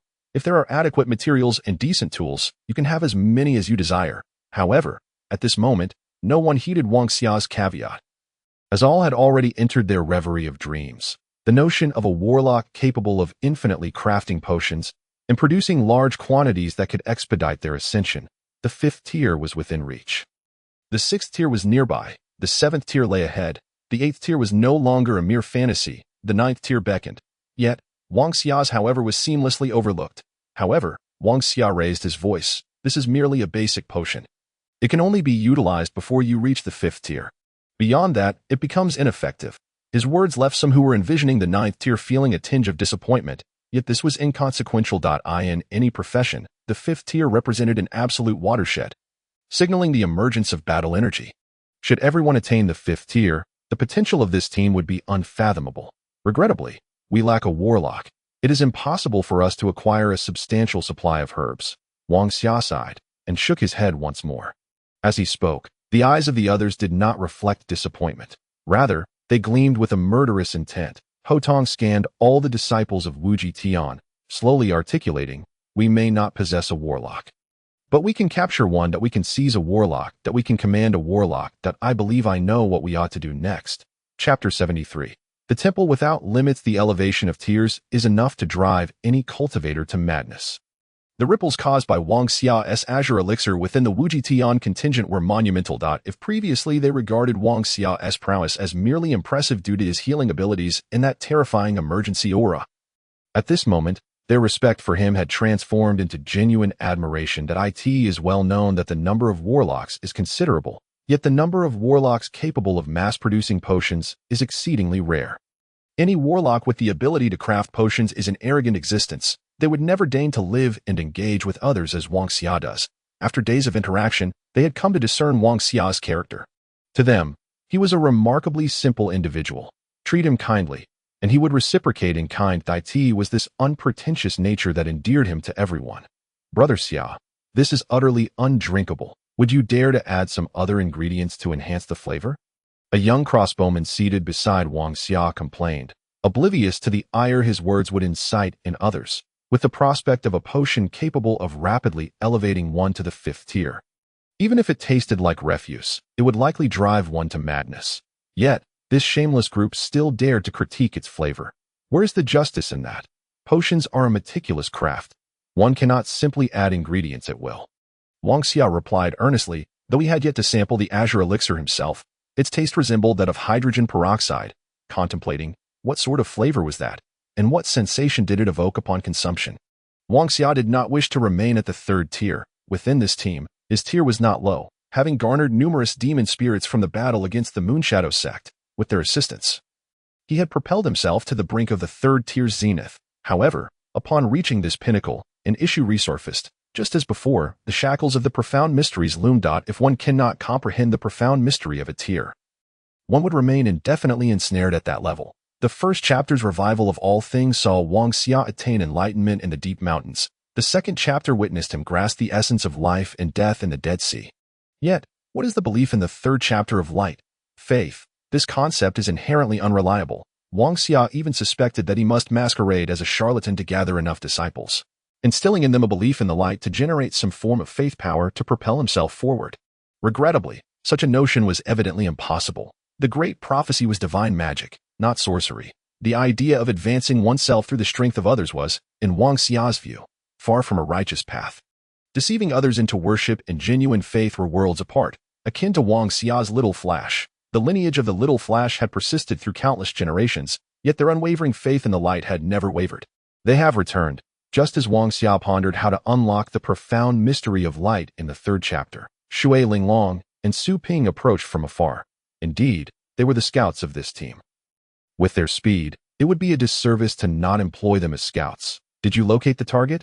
Lin Tingfeng inquired, holding a map he had diligently sketched over the past few days. Leaning in closer, Shui Linglong and Su Ping simultaneously shook their heads, and then Shui Linglong spoke. "The Valley of Heavenly Secrets is vast. Discovering a substantial gathering of spiritual herbs necessitates the presence of numerous warlocks, which cannot be accomplished in just a day or two. However, this journey was not in vain." "What do you mean?" Lin Tingfeng, initially somewhat disheartened, found renewed interest upon hearing Shui Linglong's words. Shui Linglong took the map from Lin Tingfeng and traced a line, gradually moving forward, saying, "Over here, you would never imagine what the temple's people have been up to." "The temple? Have you encountered members of the temple?" Upon hearing the mention of the temple, Lin Tingfeng slightly furrowed his brow. It is well known that among the 10 legendary combat factions, the temple undoubtedly stands as the most formidable. Perhaps in a bid to showcase their might, they have secured a quota of 20 more slots than any other legendary faction for their entry into the Tianji Valley.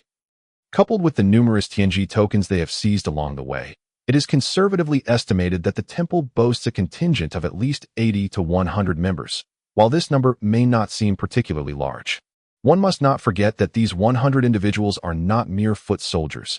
Each one is a master of at least the 3rd rank or higher.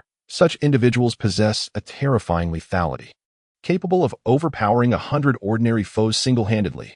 Thus, within the confines of the Tianji Valley, unless absolutely necessary, no faction would dare provoke the temple. Could it be that they intend to construct a castle here to open an inn? Zheng Qiu scoffed with a jesting demeanor. However, as soon as he uttered these words, he noticed the glances exchanged between Shui Linglong and Su Ping had shifted. How do you know that? Both young women inquired simultaneously, leaving Zheng Qiu feeling quite embarrassed. Indeed, it appeared that the Temple's members had seemingly gone mad, establishing a fortress in this very location. No way. Zheng Qiu felt awkward, yet the others around him had entered a contemplative state. Building a fortress is certainly a bold move. The Temple's members are more audacious than anyone else. Although their numbers are substantial, their ambitions are equally grand, and their chances of acquiring valuable resources are undoubtedly high. Given the temple's overwhelming strength, seizing from others is a perfectly normal endeavor. However, they must also take care to avoid inciting widespread ire. Thus, the construction of this fortress is, in essence, a strategic preparation for the impending plunder. While it may initially seem unwise, each of the temple's 100 members is far from ordinary. What would be an arduous task for common folk could likely be accomplished by them in just a few days. Therefore, this can be seen as a long-term investment, that by establishing a fortress to store the plundered goods within, they can maintain a defensible position that is difficult to breach. They can continuously launch ambushes against other teams. And even if others wish to besiege them, it would be challenging to make significant progress in a short time. Ho Tong pointed to the designated location of the fortress and continued. If I remember correctly, there should be a passage leading to the underground world nearby. Even if everyone were to unite against them, it would take time to breach their defenses, and during that time, they could easily escape through the maze-like underground. Indeed, Ho Tong's analysis was astute. He had anticipated nearly every conceivable angle. After hearing his insights, a singular thought arose in the minds of nearly all present. The temple is utterly shameless. However, while everyone lamented the temple's audacity, Wang Xia's mind was consumed by an even more unscrupulous thought. Chapter 74. The repeated reports of robbery plan. It must be said, Wang Xia is truly a person of remarkable imagination. While everyone else was busy cursing the temple's shamelessness, he devised an even more audacious scheme. Actually, Wang Xia began, instantly capturing everyone's attention, although he rarely voiced his opinions. It was undeniable that his role within the team was crucial, and his thoughts were equally significant. Why don't we just take it from them? Wang Xia proposed, gazing at the expectant crowd. Take it from them? Are we supposed to fly in and steal it? Ho Tong shot Wang Xia an incredulous look. The fortress was sealed on all sides. Unless those inside opened the stone doors, they would have to force their way in. But was the temple truly a soft target? The notion of breaching the stone doors seemed utterly preposterous. Yet, as soon as Ho Tong finished speaking, he regretted it. Originally intending to mock Wang Xia, he overlooked one crucial detail. Wang Xia could indeed fly. Exactly. We will fly into the fortress. This fortress is vital, and constructing our own would take too long. We cannot afford to match the temple's overwhelming numbers, Wang Xia explained, the corners of his mouth curling into a slight smile. Those familiar with him understood that such an expression often heralded unforeseen developments. While we may not be able to steal their belongings, we can certainly abduct their members. This statement left those nearby momentarily speechless. It wasn't that the idea of abduction was shocking. Rather, they simply could not comprehend the distinction between the two concepts. Is there not a fundamental difference between abducting people and stealing goods? Clearly, the gathered individuals had muddled the concept entirely, as the notion of kidnapping was entirely foreign to them. Kidnapping, indeed, posed significant challenges. One would need to incapacitate a team entirely. However, seizing a few individuals from a team would not be nearly as daunting. After all, every team would certainly have patrolling guards. For Ho Tong and his companions, the silent abduction of a few individuals would be a trivial endeavor in Wang Xia's eyes. Wang Xia's overall plan unfolded as follows. First, seize the temple's fortress, and then dispatch a covert squad to abduct elite members from various teams. The lives of these captives would serve as leverage to procure the necessary medicinal materials. Should anyone dare to boast, they would face the immediate consequences. If they were to exchange precious items for hostages, the teams might hesitate, but if the exchange involved only spiritual herbs, it was likely they would eventually relent despite their reluctance. After all, the spiritual herbs here are inexhaustible, but the number of people is finite. Losing even one member diminishes their strength. As Wang Xia laid out the entire plan, those beside him turned pale. To them, it was clear that Wang Xia was not someone who played by conventional rules. He could conceive of such underhanded tactics in the Tianji Valley, where everyone was preoccupied with seizing others' wealth. He had completely reversed the approach, preparing for a grand kidnapping, a scheme only someone as audacious as Wang Xia would dare undertake. Nevertheless, as they deliberated, they considered the feasibility of this audacious plan. Setting aside the potential difficulty of seizing the fortress, if they were to proceed with this scheme, it would inevitably provoke unparalleled animosity from all teams. However, this would be the quickest means to acquire spiritual herbs, which, while a burden for other teams, would serve as a boon for Wang Xia's group. By simultaneously seizing spiritual herbs and enhancing their own strength, if they acted swiftly, they might just forge the most formidable and rapid advancement team in history. Undeniably, this plan demanded a high tolerance for risk. Ordinary individuals would think twice before undertaking such a venture. Yet, were the individuals present truly ordinary? Each one was audacious and reckless. Individuals who thrived on chaos. If such a team were to go wild, what do you think? If everyone agrees, let us codename this plan repeated reports of robbery, shall we? Wang Xia suggested, speaking as if to himself. However, from everyone's reactions, it was evident that he understood the repeated reports of robbery plan was indeed achievable, albeit only after they had successfully seized the temple's fortress. Damn it. What's there to consider? I'm all in for such an exhilarating endeavor. Zheng Qiu declared decisively, as such underhanded schemes were perfectly in line with his character. I also find it feasible, but what about the fortress? The fortress is a matter we can deliberate further. Let us not forget, we possess advantages that others can only dream of. When it comes to stealth attacks, who can rival us? Wang Xia remarked, a hint of pride on his face. The fortress may be insurmountable for others, but it was not insurmountable for them. That if they chose the right moment for their assault, he could easily use his radiant wings to transport everyone into the fortress in waves. In such a scenario, the temple would be caught off guard and suffer significant losses before they even realized what had transpired. After all, who could have imagined that someone would dare to defy the 7th-rank flight laws and suddenly appear with over 50 individuals as if they descended from the heavens into their very stronghold? The repeated reports of robbery plan was clearly accepted, and the next step was to strategize on how to capture the fortress. If they could not seize the fortress, then all would be for naught. Ho Tong suggested a direct approach, flying in at night and eliminating them all. However, this idea was far too violent and perilous. The temple was not a soft target, and under overwhelming numerical superiority, such a method would undoubtedly lead to catastrophic losses. Thus, after a series of discussions and brainstorming sessions, they dispatched Xue Linglong and Su Ping, 2 female warriors, to embark on a reconnaissance mission. Surely, the temple could not remain holed up indefinitely.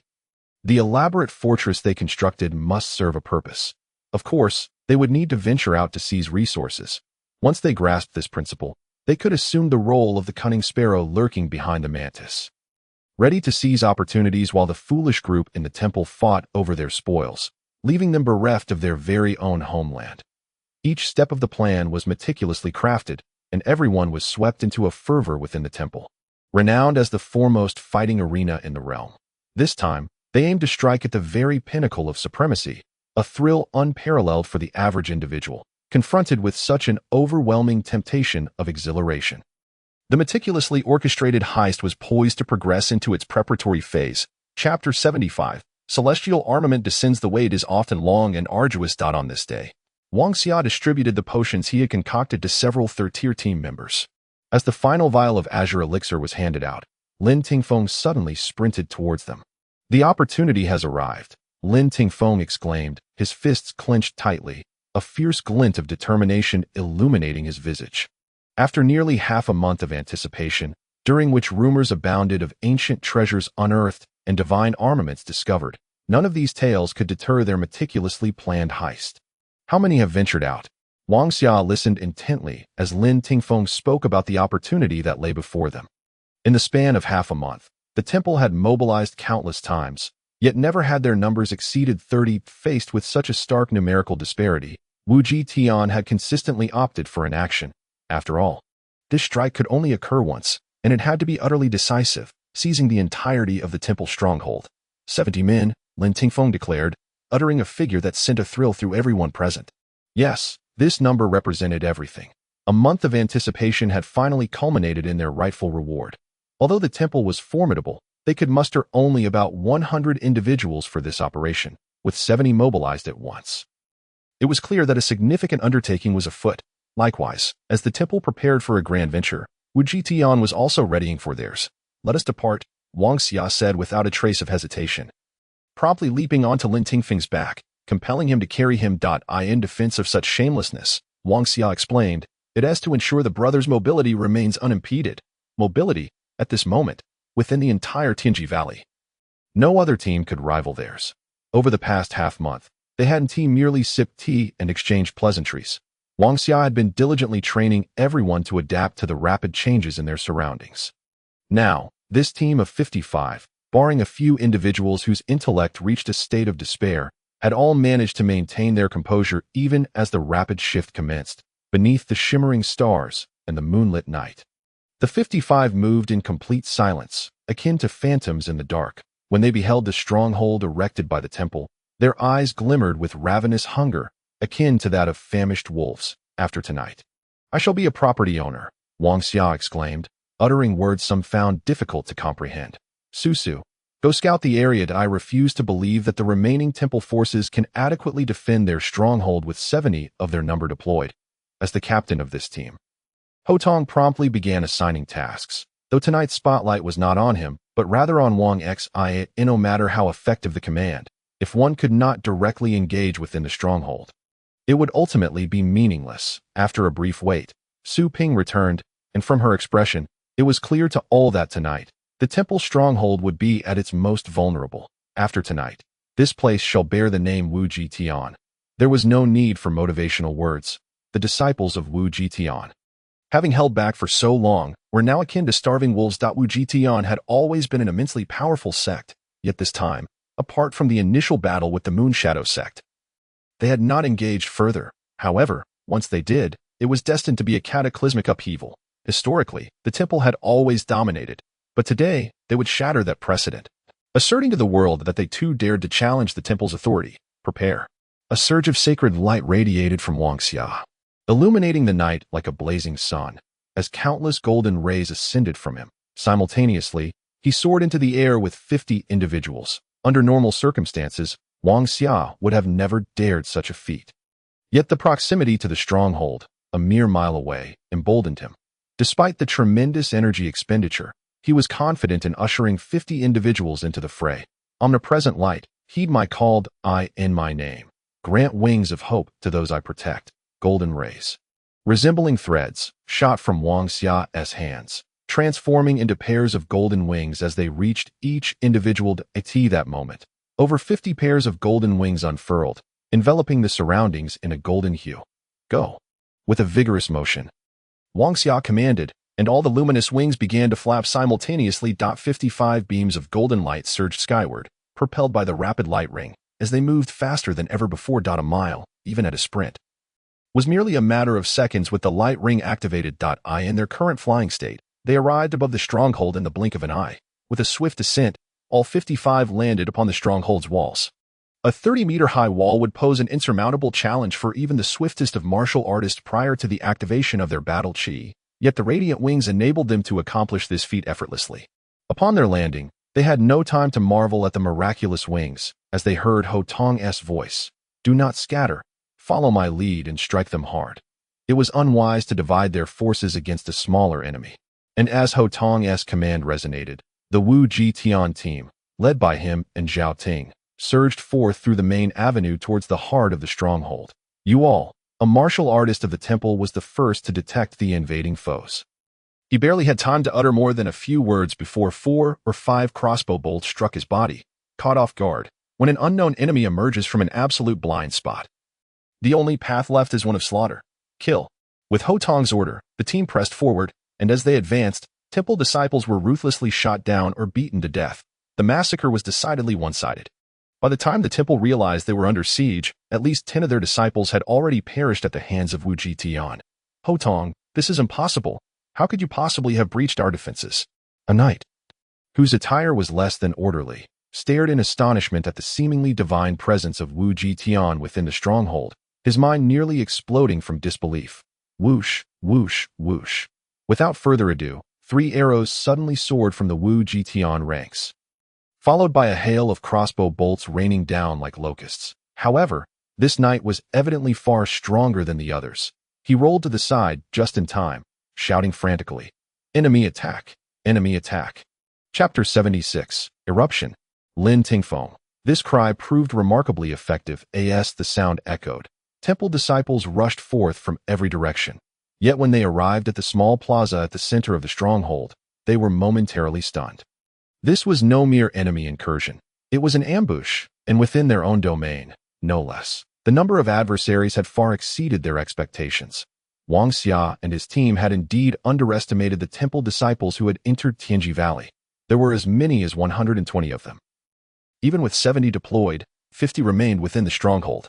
Yet after the brief surprise attack, only about 40 remained, and they were trickling in one by one. Without wasting a moment, Hotong charged headlong into the throng, heading towards the area with the most adversaries. His assault heralded the commencement of this sudden battle.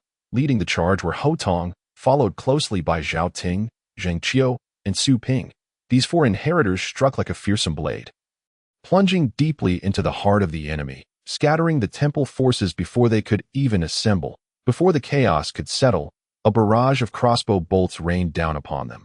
Many temple disciples, caught unawares, were pierced through the heart, while others hastily dodged only to confront the onslaught of martial artists and knights charging forth. The scene was utter pandemonium, a 100-person battle erupting into a full-scale war within the temple stronghold. At this moment, aside from Wang Xia and Lin Tingfeng, who remained by his side, everyone else had plunged into the fray. Zhao Ting's knightly spear became a fearsome weapon, bloody with every thrust. His long black hair billowed in the wind as he charged into the enemy ranks.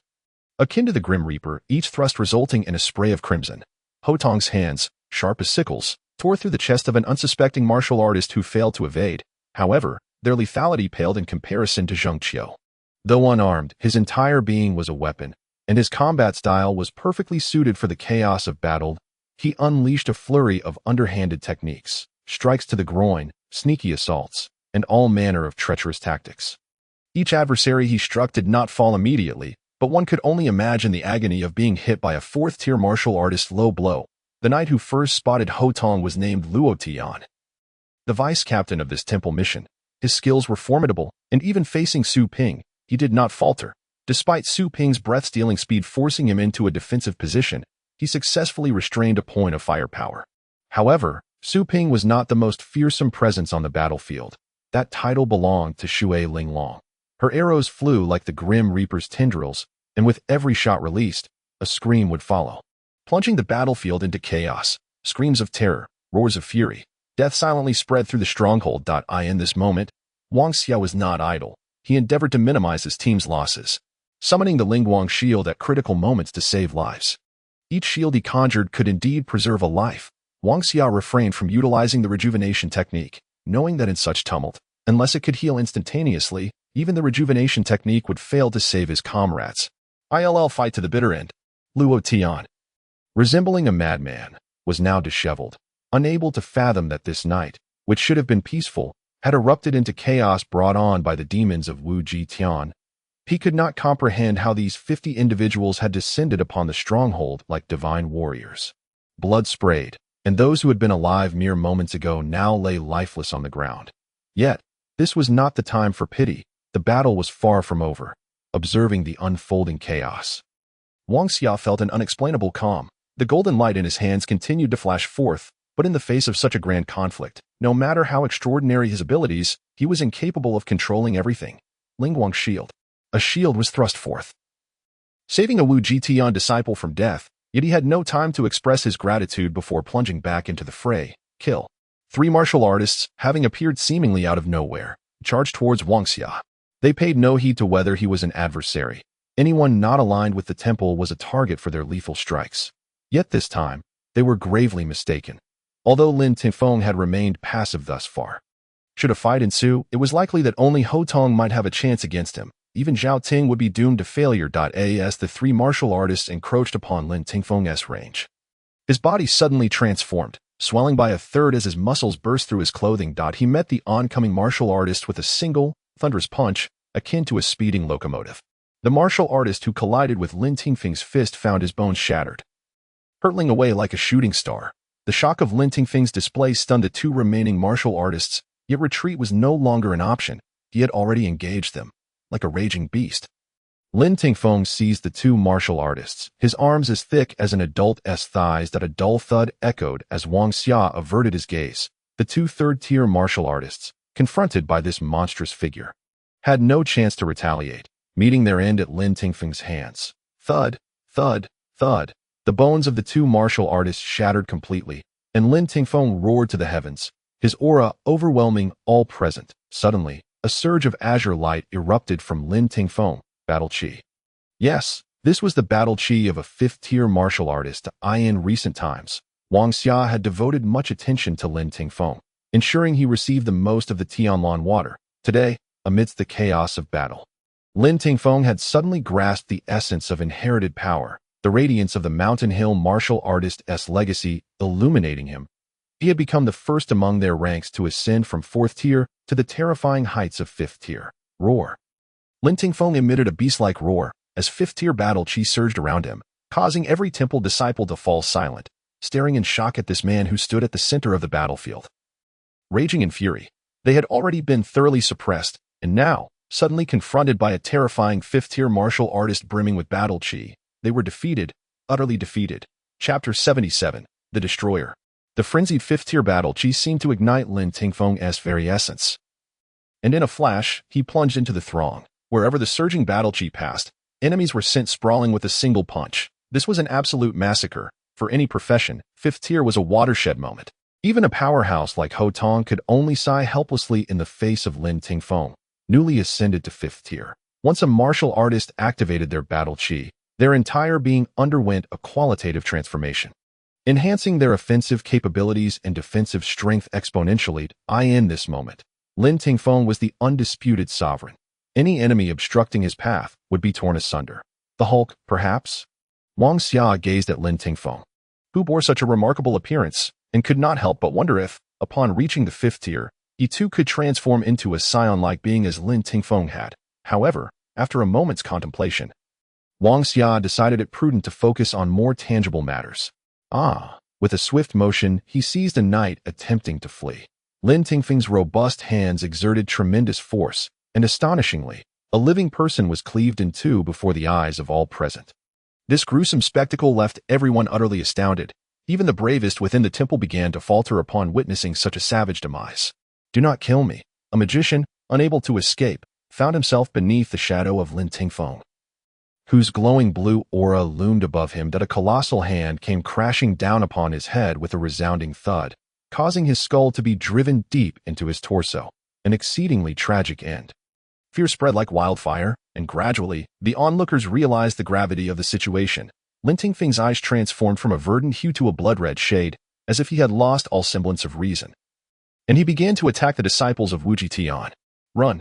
The air was filled with anguished cries as two more disciples from the temple were torn apart by Lin Tingfeng's wrath. Yet, in a similar vein, a disciple from Wuji Tian met a grim fate, as Lin Tingfeng's punch shattered every rib in his body. The chaos escalated. Lin Tingfeng appeared to have forgotten everything. Embodying the essence of a beast, he surged forward like a tank, crushing everything in his path, prompting a frantic retreat from all. Roar! Lin Tingfeng's furious howls echoed, as he could no longer distinguish friend from foe. His sole intent was to annihilate everything that crossed his vision. A frenzy of destruction engulfed the scene. At this moment, Lin Tingfeng could only be described by the term berserker. In the midst of this turmoil, Ho Tong, Zhao Ting, and several others had engaged Lin Tingfeng, including Zheng Qiu and Su Ping, forming a quartet surrounding him. Yet, after a mere exchange of blows, they comprehended why so many disciples were fleeing in terror. Unwilling to retaliate, Lin Tingfeng's power was overwhelmingly monstrous. Every collision with his fists left them feeling as though their very bones might shatter, while their own strikes inflicted little to no damage upon him. Whoosh! Waterling Long released an arrow, imbued with terrifying spiraling energy, aimed at Lin Tingfeng's left shoulder. However, the ensuing event further illuminated the sheer terror of Lin Tingfeng in this state. The crossbow bolt, capable of piercing even the sturdiest armor, was deflected upon contact with his shoulder, as the azure battle aura surrounding him served as an impenetrable shield. Only those of equal rank could hope to breach his formidable defenses. Boom! A sudden kick to the ground unleashed a powerful shockwave, sending the four assailants sprawling. Lin Tingfeng surged forward, his massive fists, enveloped in azure energy, aimed directly at Ho Tong. No. One could only imagine the catastrophic consequences had that fist connected. Buzz! A brilliant white light materialized above Lin Tingfeng, emanating an otherworldly force that disregarded his battle aura and penetrated his very being. At the moment the light entered him, Lin Tingfeng, in hot pursuit, abruptly came to a halt. His once blood-red eyes reverted to their original azure hue, and his consciousness returned to him. The light of intention. This was Wang Xia's gift. Unbeknownst to him, the legacy of the hill giant had bestowed immense power upon Lin Tingfeng, rendering him a king among the fifth tier. Yet, such power came at a cost. Lin Tingfeng had sacrificed his self-awareness, plunging into a frenzied state beyond his control. The light of intention, however, bore a calming essence as it illuminated him. Lin Tingfeng regained command of his body. Taking stock of his hands and the terrified gazes of those around him, he recalled the atrocities he had just committed. Turning slowly, Lin Tingfeng cast a glance at Wang Xia, sensing within him a guiding light illuminating the path of his heart. Undoubtedly, the light of intention. Who else dares to resist? He declared, pointing at the assembled disciples of the temple, his commanding presence nearly suffocating. Faced with the terrifying figure pulsating with azure battle energy, panic spread among the temple's ranks. They were acutely aware of the ferocity of Ho Tong and his companions. No one among them could best them in a one-on-one confrontation. Yet, witnessing four individuals swiftly defeated by this monstrous entity left them in despair. Had it not been for the mysterious white light that restored Lin Tingfeng's consciousness, Ho Tong might have faced a dire fate. Resistance. Mere moments ago, they might have rallied to fight for honor. But Lin Tingfeng's monstrous lethality obliterated such notions. Faced with the choice between life and honor, they opted for survival. We will never surrender, Luo Tian began, but before he could finish, Lin Tingfeng had already appeared before him, seizing his ankle and throwing him to the ground like a mere puppet. Boom, boom, boom, boom. For resounding impacts echoed as Lin Tingfeng hurled Luo Tian into the air, then propelled himself upward, soaring 10 meters into the sky. With arms glowing azure, he grasped Luo Tian's body, exerting tremendous force. Within moments, Luo Tian was torn asunder midair, blood rained down, and the disciples of the temple crumbled under the weight of despair. Several timid souls were reduced to tears. The brutality of such a death was unbearable, erasing any remnants of their pitiable dignity. Chapter 78. The dreamlike alliance. Luo Tian's demise ignited the complete disintegration of the temple's morale, as the blood rained down upon their faces. The disciples of the temple surrendered their weapons, utterly devoid of the courage to confront the monstrosity that was Lin Tingfeng. When hope evaporated, they found themselves with no reason to continue fighting. A singular force swept across the battlefield. Lin Tingfeng, at the fifth tier, exuded an aura of overwhelming majesty. Yet, the disciples of Wuji Tian regarded him with equal parts fear and trepidation. At that very moment, Lin Tingfeng's wrath had left at least two of their own grievously injured. Had it not been for Wang Xia's timely healing, they would have already met their grim fate. Find them all, Lin Tingfeng commanded, his upper body bare, casting a glance at Zhang Tianheng with an authority that brooked no dissent. Yet, in that moment, Zhang Tianheng was unfazed by Lin Tingfeng's terrifying presence. The echo of that command barely registered in his mind, and even threats would not elicit a response from him. Zhang Tianheng, accompanied by a cadre of Wuji Tian disciples, cautiously navigated past Lin Tingfeng to reach the beleaguered disciples of the temple. After all, no one could predict whether the beast would unleash its fury anew. Too cool, Captain, you are absolutely magnificent, Zhang Qiu exclaimed, disregarding the chaos. To others, Lin Tingfeng was a monster, but in Zhang Qiu's eyes, he remained the comrade with whom he had shared life and death. Ha ha ha. Lin Tingfeng chuckled, scratching the back of his head in a befuddled manner. Even he was astonished by the sheer destructive force he wielded upon reaching the fifth tier. Igniting his inherited power. Good heavens, that punch was something else. Ho Tong limped over. Though he had narrowly escaped the final, fatal blow, he had endured several strikes from Lin Tingfeng. That it was a testament to his resilience. Had anyone else been in his position, they would have been obliterated multiple times over. Captain is the captain. He's just so brutally powerful, Zhao Ting remarked, glancing at his bent knight's lance with a mix of exasperation. His weapon had felt like mere noodles against Lin Tingfeng's fists. My arrows couldn't even breach the captain's defenses. I'm beginning to question my prowess as a wind chaser. Water Linglong lamented, equally frustrated. She, more than anyone, understood the potency of her arrows, yet they had proven futile against Lin Tingfeng's battle aura, an enigma beyond comprehension. Hey, have you all lost your humanity? If I hadn't intervened, you'd all be done for. Wang Xia could no longer contain himself, feeling overshadowed. He had been the one to illuminate the battlefield with his light of intention, yet it seemed he had been shamelessly overlooked as attention shifted to Lin Tingfeng. Nevertheless, there was no denying that Wang Xia had indeed been eclipsed in that moment. Zhao Ting continued to test the limits of Lin Tingfeng's battle aura with his fists, while Water Linglong inquired about any potential weaknesses. After the fray subsided, order was restored. The remaining 22 disciples of the temple had all been subdued. However, the toll on Wuji Tian was significant. Out of 55 who had entered, only 47 remained. Such losses cast a shadow over their triumph. Fear not. Brothers, we shall carry your dreams with us as we forge ahead. We will always remember that here lay 8 dreamers, just like us. Lin Tingfeng, now returned to a semblance of normalcy, surveyed the assembly. If he had been largely unnoticed before, he was unequivocally the strongest among them now. His words ignited a fire within the hearts of his comrades, transforming their gazes into ones filled with newfound respect. Moreover, his declaration would no longer be disregarded by anyone, not even Zhang Tianheng, who had always been prone to murmuring. There was no denying the terror Lin Tingfeng had unleashed. Yet, as he spoke, it became apparent that this man, capable of monstrous transformations, possessed not only bloodlust and destruction, but also the virtue of camaraderie. Zhang Tianheng was no fool. He understood well that a fifth-tier inheritor would grasp their legacy's power. He recognized that Lin Tingfeng was not merely a martial artist, but a true inheritor of a formidable lineage, endowed with terrifying strength and near-impenetrable defenses, making him a force to be reckoned with. Through careful observation, Zhang Tianheng began to suspect that Wang Xia was also an inheritor, for the abilities he displayed were unlike anything he had encountered before. He had also noted the formidable strengths of Zhao Ting, Zheng Xiao, and Water Linglong. At that moment, he experienced a surreal sensation. A small squad of 5 had not only cut through their ranks, but had fortuitously joined Wuji Tian. Could it be that all 5 were inheritors? If that is the case, then what kind of impact will these 5 individuals have on Wujishan in the future? Zhang Tianheng is acutely aware that a single successor is sufficient to stir the winds and clouds. Among the successors known to Wujishan, there are 2, and now, with Lin Tingfeng's sudden rise, Zhang Tianheng is not only astonished, but also seems to glimpse the future glory of Wujishan.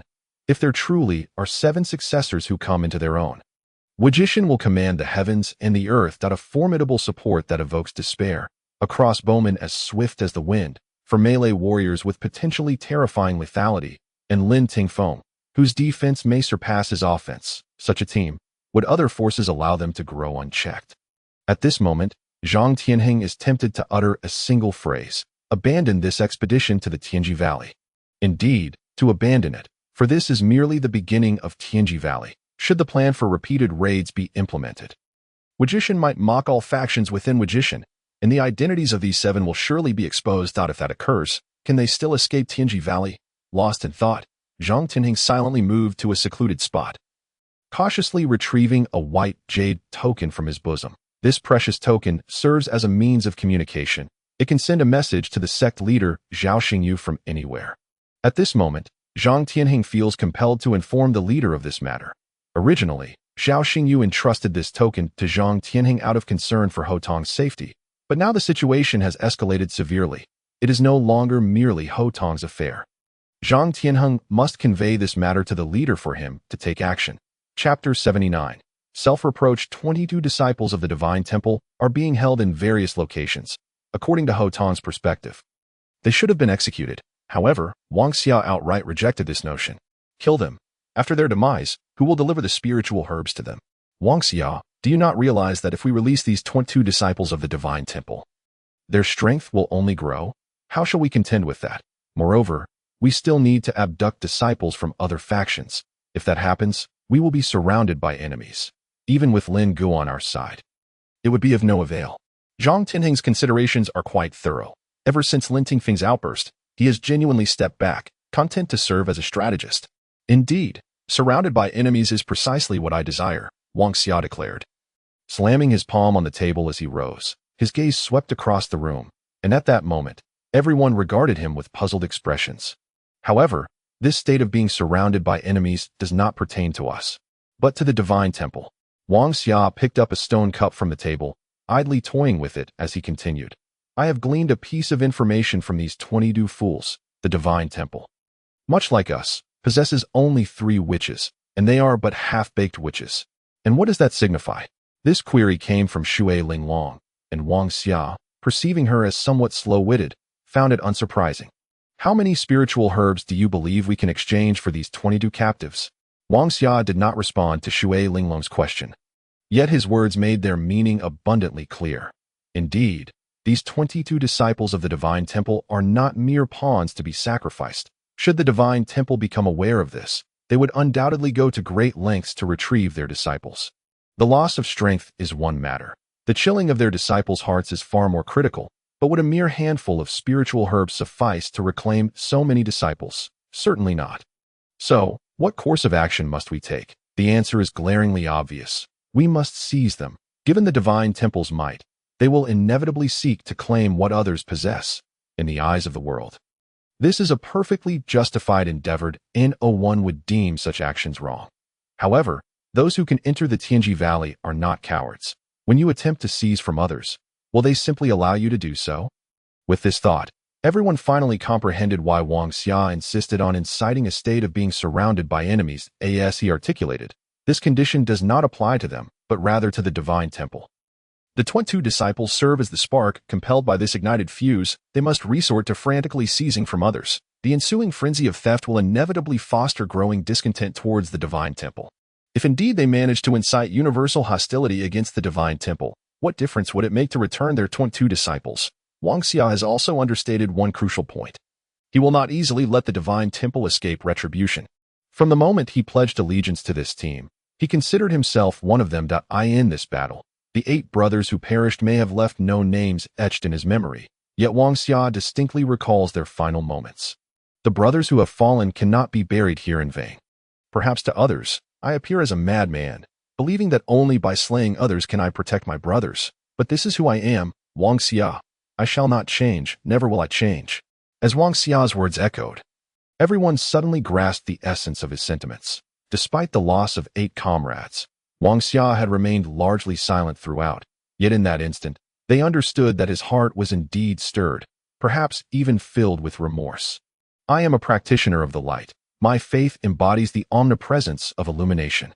I aspire to cast this light upon each of my comrades. Yet, Wang Xia's lips curled slightly, and silence enveloped the room. At this moment, no one dared to question Wang Xia's thoughts. Gently touching his nose, he surveyed the crowd and proclaimed, I am, at my core, a remarkably simple individual with a straightforward goal. I merely wish for every friend, every brother, and every loved one to live happily and joyfully. It is that simple. But Wang Xia refrained from articulating the subsequent but, for he understood that countless complexities lay behind it. This was not the peaceful world where Wang Xia once resided. Here, there is no compassion.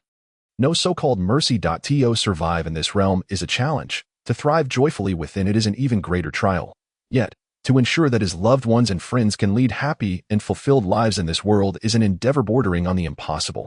Nonetheless, that aspiration had long since taken root in Wang Xia's heart. Since the beast forest. In pursuit of this dream, he recognized that a long road lay ahead. There is no room for weakness or indulgence here, in this place. Such traits are deemed cowardice. To achieve my goal, I must let my light shine upon the world. I want everyone to remember the name Wang Xia. And for those who covet my friends, I want them to tremble at the mere mention of my name. Wang Xia reminded himself fervently. I do not wish to witness any more lives lost, so in the time to come, we will wait here for the Divine Temple to deliver us the spiritual herbs. With sufficient herbs and tools, I will strive to concoct more Tianlan water. Wang Xia's declaration rekindled a glint of hope in everyone's eyes. Almost in unison, they cast their gazes toward Lin Tingfeng, for they had already witnessed the effects of Tianlan water through him. If sufficient Tianlan water could be procured, might they not give birth to an unprecedented fifth-tier team? Over 40 formidable beings wielding battle aura may not seem remarkable in the outside world, yet within Tianji Valley, they would undoubtedly be a force to be reckoned with, slaying any who stand in their path. Never has anyone been able to penetrate the depths of Tianji Valley because they lacked strength. Today, I, Wang Xia, guarantee that I will lead you all to the fifth tier, that we shall become the first team to step into the abyss, even if demons await us within, as long as we unite our hearts. We shall undoubtedly vanquish them. Wang Xia clenched his fists, sweeping his gaze across the assembly. The first team to enter the abyss. No one has succeeded thus far due to their insufficient strength. Wang Xia's simple words ignited an inferno of fervor within everyone. The very notion of strength is enough to compel countless individuals to risk their lives, and today, they stand on the precipice of achieving this first. Of proving that they are stronger than all others. Zhang Tianheng has always prided himself on his composure, yet undeniably, at this moment, Wang Xia's words have rekindled the fire within him. However, Zhang Tianheng also finds himself pondering. Is he truly as gentle as he appears? Why does he give me the impression of a born leader? Chapter 80. The first. The midnight hour arrives as expected, with countless stars adorning the night sky, seemingly narrating the extraordinary events of the evening. Within the fortress, Ho Tong stands at the lookout, braving the wind, gazing at a group of dark silhouettes gradually emerging in the distance. A faint smile begins to grace his lips. After waiting all day, the people from the temple have finally arrived.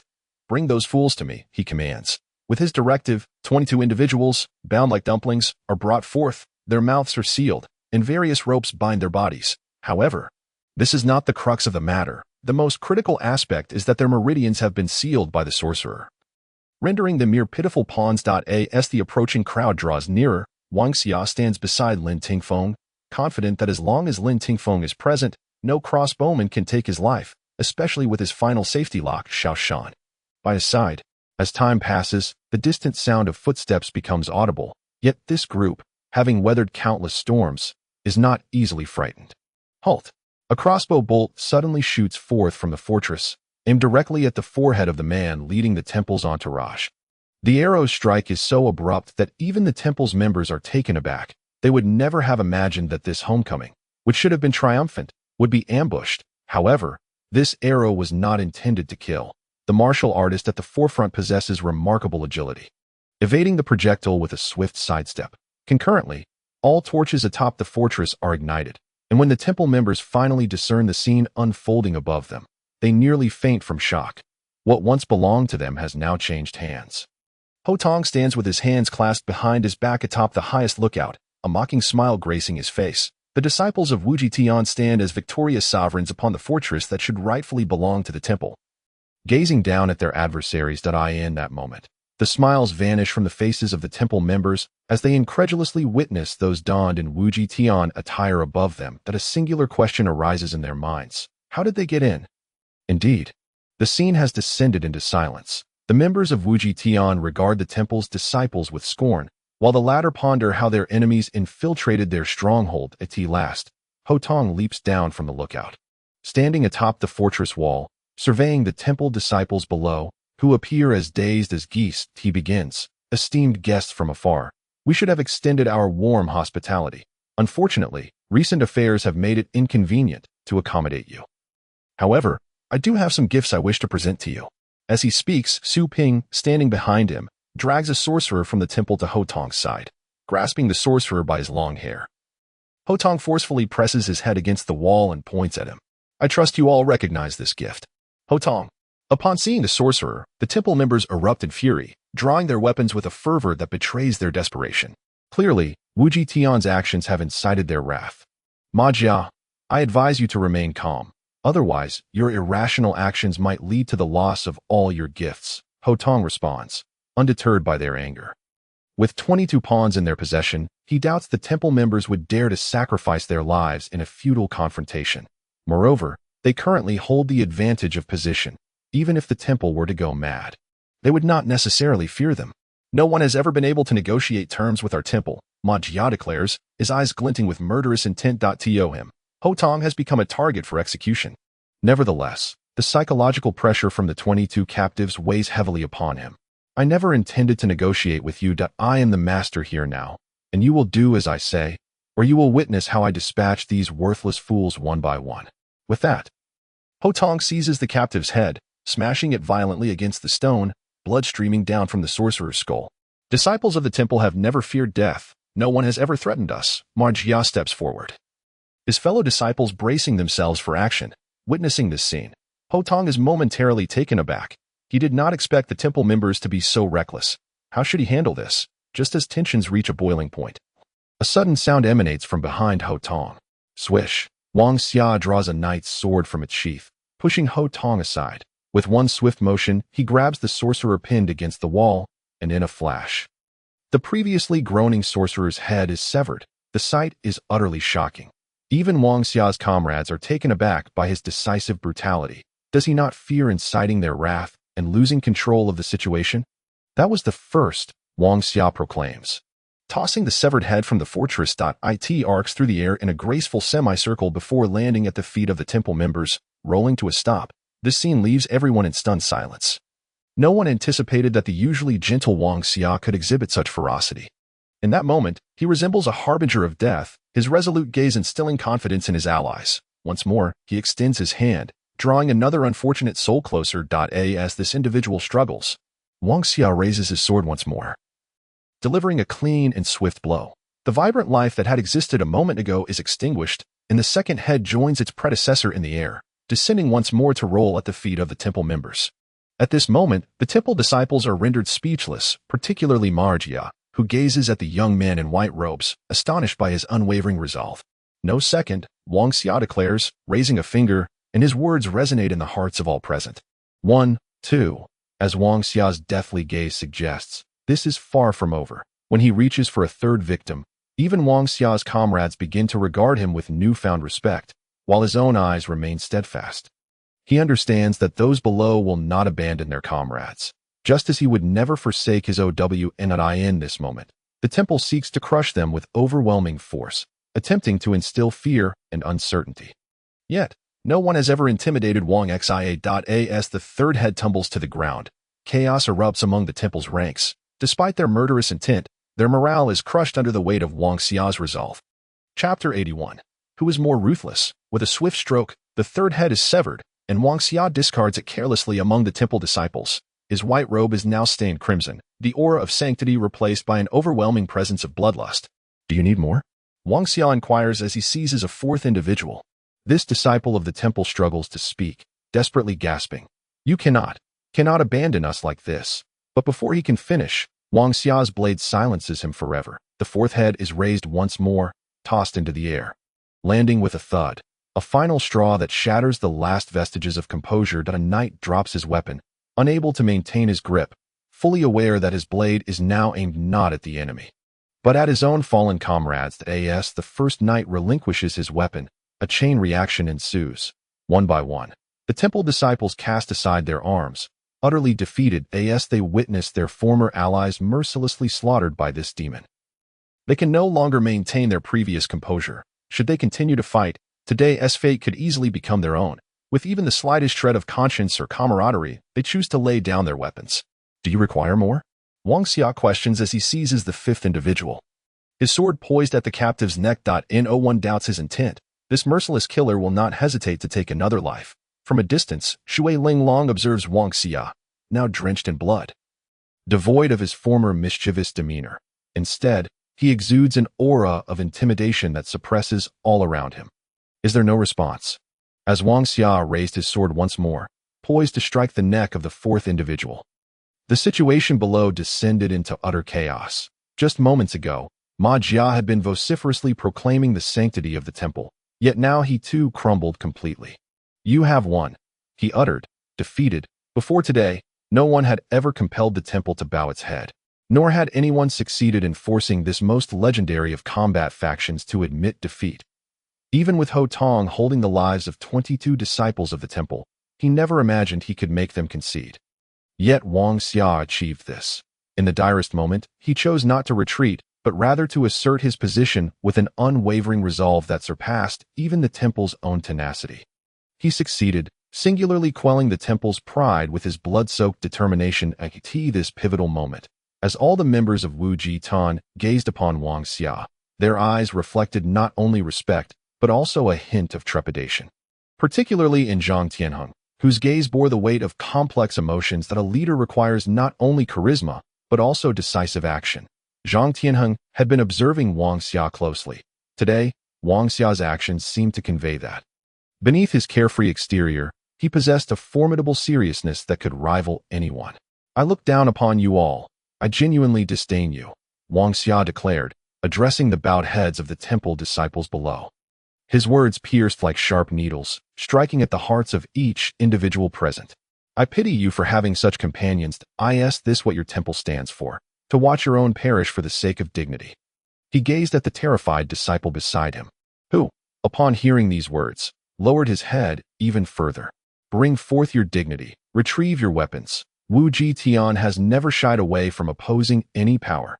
Wang Xia forcefully pushed aside the bloodied paper slips in his hand. Standing atop the battlements, his finger pointing at the gathered temple disciples. This was a collective mockery, an undeniable derision. Under any other circumstances, Wang Xia would have been swiftly dismembered, yet at this moment, none dared to act impulsively. For they realized that this blood-stained individual was far more ruthless than they had anticipated. 18 individuals. There are still 18 left. In 3 days' time, I will claim one life each day until I receive what I desire. If you wish to rescue your comrades, offer these in exchange. A long, bloodied scroll was cast down by Wang Xia, landing before Ma Jia. As Ma Jia lifted his head, he endeavored to memorize the visage of this young man. Good. Good. Good. Ma Jia could hardly muster any fierce retorts, fearing that the unpredictable individual above might become enraged and turn his wrath upon his own people. With 22 hostages, the count swiftly dwindled to 18.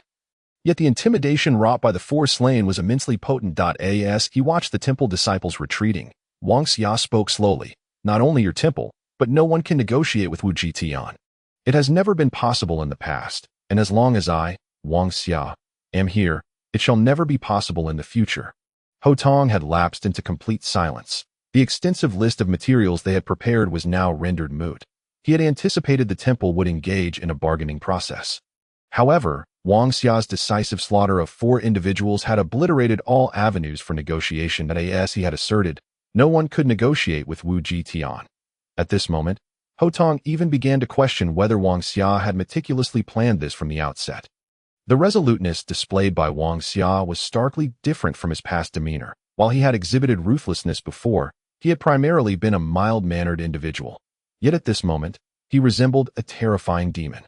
Wang Xia descended slowly from the battlements, grappling with the most complex of emotions. Since his arrival in this world, he had witnessed countless acts of violence. Yet today, he had personally executed 4 individuals, severing their heads with his own hands. In that instant, he had glimpsed fear, resentment, and confusion in the eyes of the deceased. As blood splattered across his face, his mind was left in a void. Yet Wang Xia persevered, for he understood that what they sought today was this very momentum. The temple, traditionally proud and formidable, would not be easily subdued if they could not be completely overwhelmed in spirit. A fierce battle would surely ensue. Even with the terrifying Lin Tingfeng among them, victory would inevitably come at the cost of many comrades' lives. Too many have already perished. I am a selfish individual. I will slay others. But no one shall take the lives of my friends and loved ones, neither now nor in the future. Wang Xia's hands trembled, while Lin Tingfeng silently followed behind him, having taken lives himself. He understood the profound psychological shift that accompanied the first act of murder. "I believe in the light. I should bring hope to others. Yet why do I feel like a harbinger of death? Instilling fear in those around me?" Another question surfaced in Wang Xia's mind. When he pondered repeatedly, he recognized that this inquiry held the key to unlocking the 4th chapter, should he fail to comprehend it. He would remain forever ensnared in the confines of his belief in the light. Chapter 82. The chaotic heavenly mechanism valley. In the ensuing days, the fortress of Wu Jitian became akin to a tourist attraction, drawing countless factions to witness the spectacle. All of this stemmed from a singular event. The temple had been driven out like a frightened dog, its stronghold seized by Wu Jitian. When this news first emerged, many dismissed it as a joke. How could the temple, which held the advantage of time, place, and manpower, be unceremoniously ousted from its home. It seemed utterly implausible. Nevertheless, some curious souls ventured to the site. Upon witnessing the legion of Wu Jitian occupying the fortress, disbelief was no longer an option. Indeed, Wu Jitian had truly usurped the temple's stronghold and expelled them from their ancestral grounds. The once mighty temple, long regarded as a titan, had been thoroughly humiliated. As this scene unfolded, numerous factions erupted in applause, reveling in the spectacle. Unable to confront the temple directly, they found joy in witnessing its downfall. However, a new question arose. How had Wu Jitian achieved such a feat? How had they managed to infiltrate the temple's stronghold and drive them out? With the spread of rumors, one individual unearthed the tale of Wu Jitian's surprise assault on the temple, resulting in the deaths of dozens and the capture of approximately 20 hostages. But that was not the most thrilling revelation. Another source disclosed that Wang Xia had single-handedly executed 4 individuals, decisively subduing the temple and forcing it to yield. Upon this revelation, all factions within the Heavenly Mechanism Valley went into a frenzy. Wang Xia had previously been an unknown name. Was Wu Jitian merely a dictatorship under Ho Tong? Who exactly was Wang Xia? An underling of Ho Tong or something more? Speculation ran rampant, yet it was undeniable that Wang Xia had achieved true notoriety. In the Beast Forest, he had basked in glory. However, all who could have posed a threat were now annihilated, leaving the mystery of Wang Xia's rise unsolvable. In this iteration of the Heavenly Mechanism Valley, Wang Xia's name became etched in the minds of all. Regrettably, the fame he garnered was not due to his identity as a beacon of light, but rather for his ruthless disposition. If hostages are in the enemy's hands, whatever they say must be believed. Do not pretend to be a big shot. This phrase began circulating among the various factions in the Heavenly Mechanism Valley. Undoubtedly, in the aftermath of these events, Wang Xia's name would frequently resurface among the younger generation. However, it was far from a commendable reputation, having taken hostages from the temple and executed 4 of its members. Wang Xia proclaimed his dominance and might through bloodshed, while the inhabitants of the Heavenly Mechanism Valley began to speculate on how long Wu Jitian could maintain its advantageous position. Would the temple quietly accept this defeat? Certainly not. The temple would not let this go so easily. As whispers began to circulate, the temple took action. However, to everyone's astonishment, their targets were not Wu Jitian but rather other smaller factions. Numerous sorcerers were abducted by the temple, which began coercing them to gather the spiritual herbs that Wu Jitian sought. Reports of kidnappings surged. Yes, Wang Xia had succeeded. From this day forth, incidents of theft seemed to vanish within the Heavenly Mechanism Valley. While various abduction cases proliferated, today, the temple kidnapped 4 sorcerers, compelling them to collect spiritual herbs while simultaneously threatening others to provide the required resources. As the threats regarding spiritual herbs commenced, confusion enveloped everyone. They could not comprehend the unfolding events. Previously, all who entered the Heavenly Mechanism Valley sought treasures, yet this time it had radically transformed, with thefts of herbs occurring frequently as if the treasures of the valley no longer mattered. What had transpired? As the turmoil surrounding the pill-snatching incidents commenced, the realm of Tianji Valley descended into utter chaos. The elixirs, once disregarded, now transformed into coveted treasures, igniting frequent large-scale battles over the acquisition of superior spiritual herbs, resulting in casualties that became all too commonplace. Even the formidable temple, a bastion of power, witnessed several of its disciples fall victim to the treachery of combat. This abduction marked the inception of complete disorder. The rampant bloodshed and relentless pillaging consumed Tianji Valley, driving its inhabitants into a frenzy over the spiritual herbs, a scene of unparalleled excitement and brutality, where reason seemed to dissipate entirely. Amidst this upheaval, one faction appeared as if struck by a heavy blow, leaving them in shock. Tang Lin gazed at the spiritual herbs in her possession, her mind consumed by a singular question. What connection does this Wang Xia have with the exiled Wang Xia? Are they one and the same? This query echoed not only in Tang Lin's thoughts but also among many disciples of the Chuanqiu Pavilion who were aware of Wang Xia's expulsion. Yet, despite their musings, they could not fathom it to be possible that in their eyes, that Wang Xia was merely an ineffectual wretch, while the current Wang Xia, a figure from Wujishan, commanded enough presence to intimidate the entire temple. The two could not possibly be conflated into a singular identity. It must be Brother Xia. It can only be Brother Xia. Hu Peng had also entered the fray, though he remained silent, for none understood Wang Xia's extraordinary nature better than he. The seemingly eccentric brother Xia, who once resided in a humble mountain village, harbored ambitions of his own in that moment. Hu Peng recalled the dreams they had shared under the night sky. Brother Xia, I believe in you. With your abilities, you will surely soar to greater heights. Clenching his fists, he felt a surge of anticipation, eager to witness the now illustrious Wang Xia. However, the reality of Wang Xia's situation was far from the grandeur envisioned by others.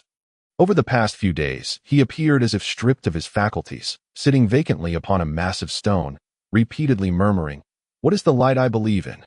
Wang Xia recognized that this inquiry was crucial to his ascension to the 4th tier. Unlike other professions that undergo significant transformations at the 5th tier, the 4th tier for a luminary would endow him with combat capabilities, albeit not comparable to those professions solely focused on pure offense. Nevertheless, Wang Xia found satisfaction in the potency of several of the 4th tier abilities, which were highly specialized. Yet, to attain the 4th tier, he must unravel the mystery of his own question. What indeed is the light he professes to believe in? Was the relentless slaughter truly his faith? Chapter 83. The Judgment of Light. Reclining in the small plaza of the fortress, Wang Xia rested his arms beneath his head, gazing at the myriad stars above, as if they were whispering secrets to him. Have I inexplicably arrived here, transforming from an ordinary office worker into a merciless killer? He mused aloud, while Shui Linglong, who had kept him company for nearly half the afternoon, remained silent beside him. To her, many of Wang Xia's words were inexplicable. Yet she had unwavering faith in him.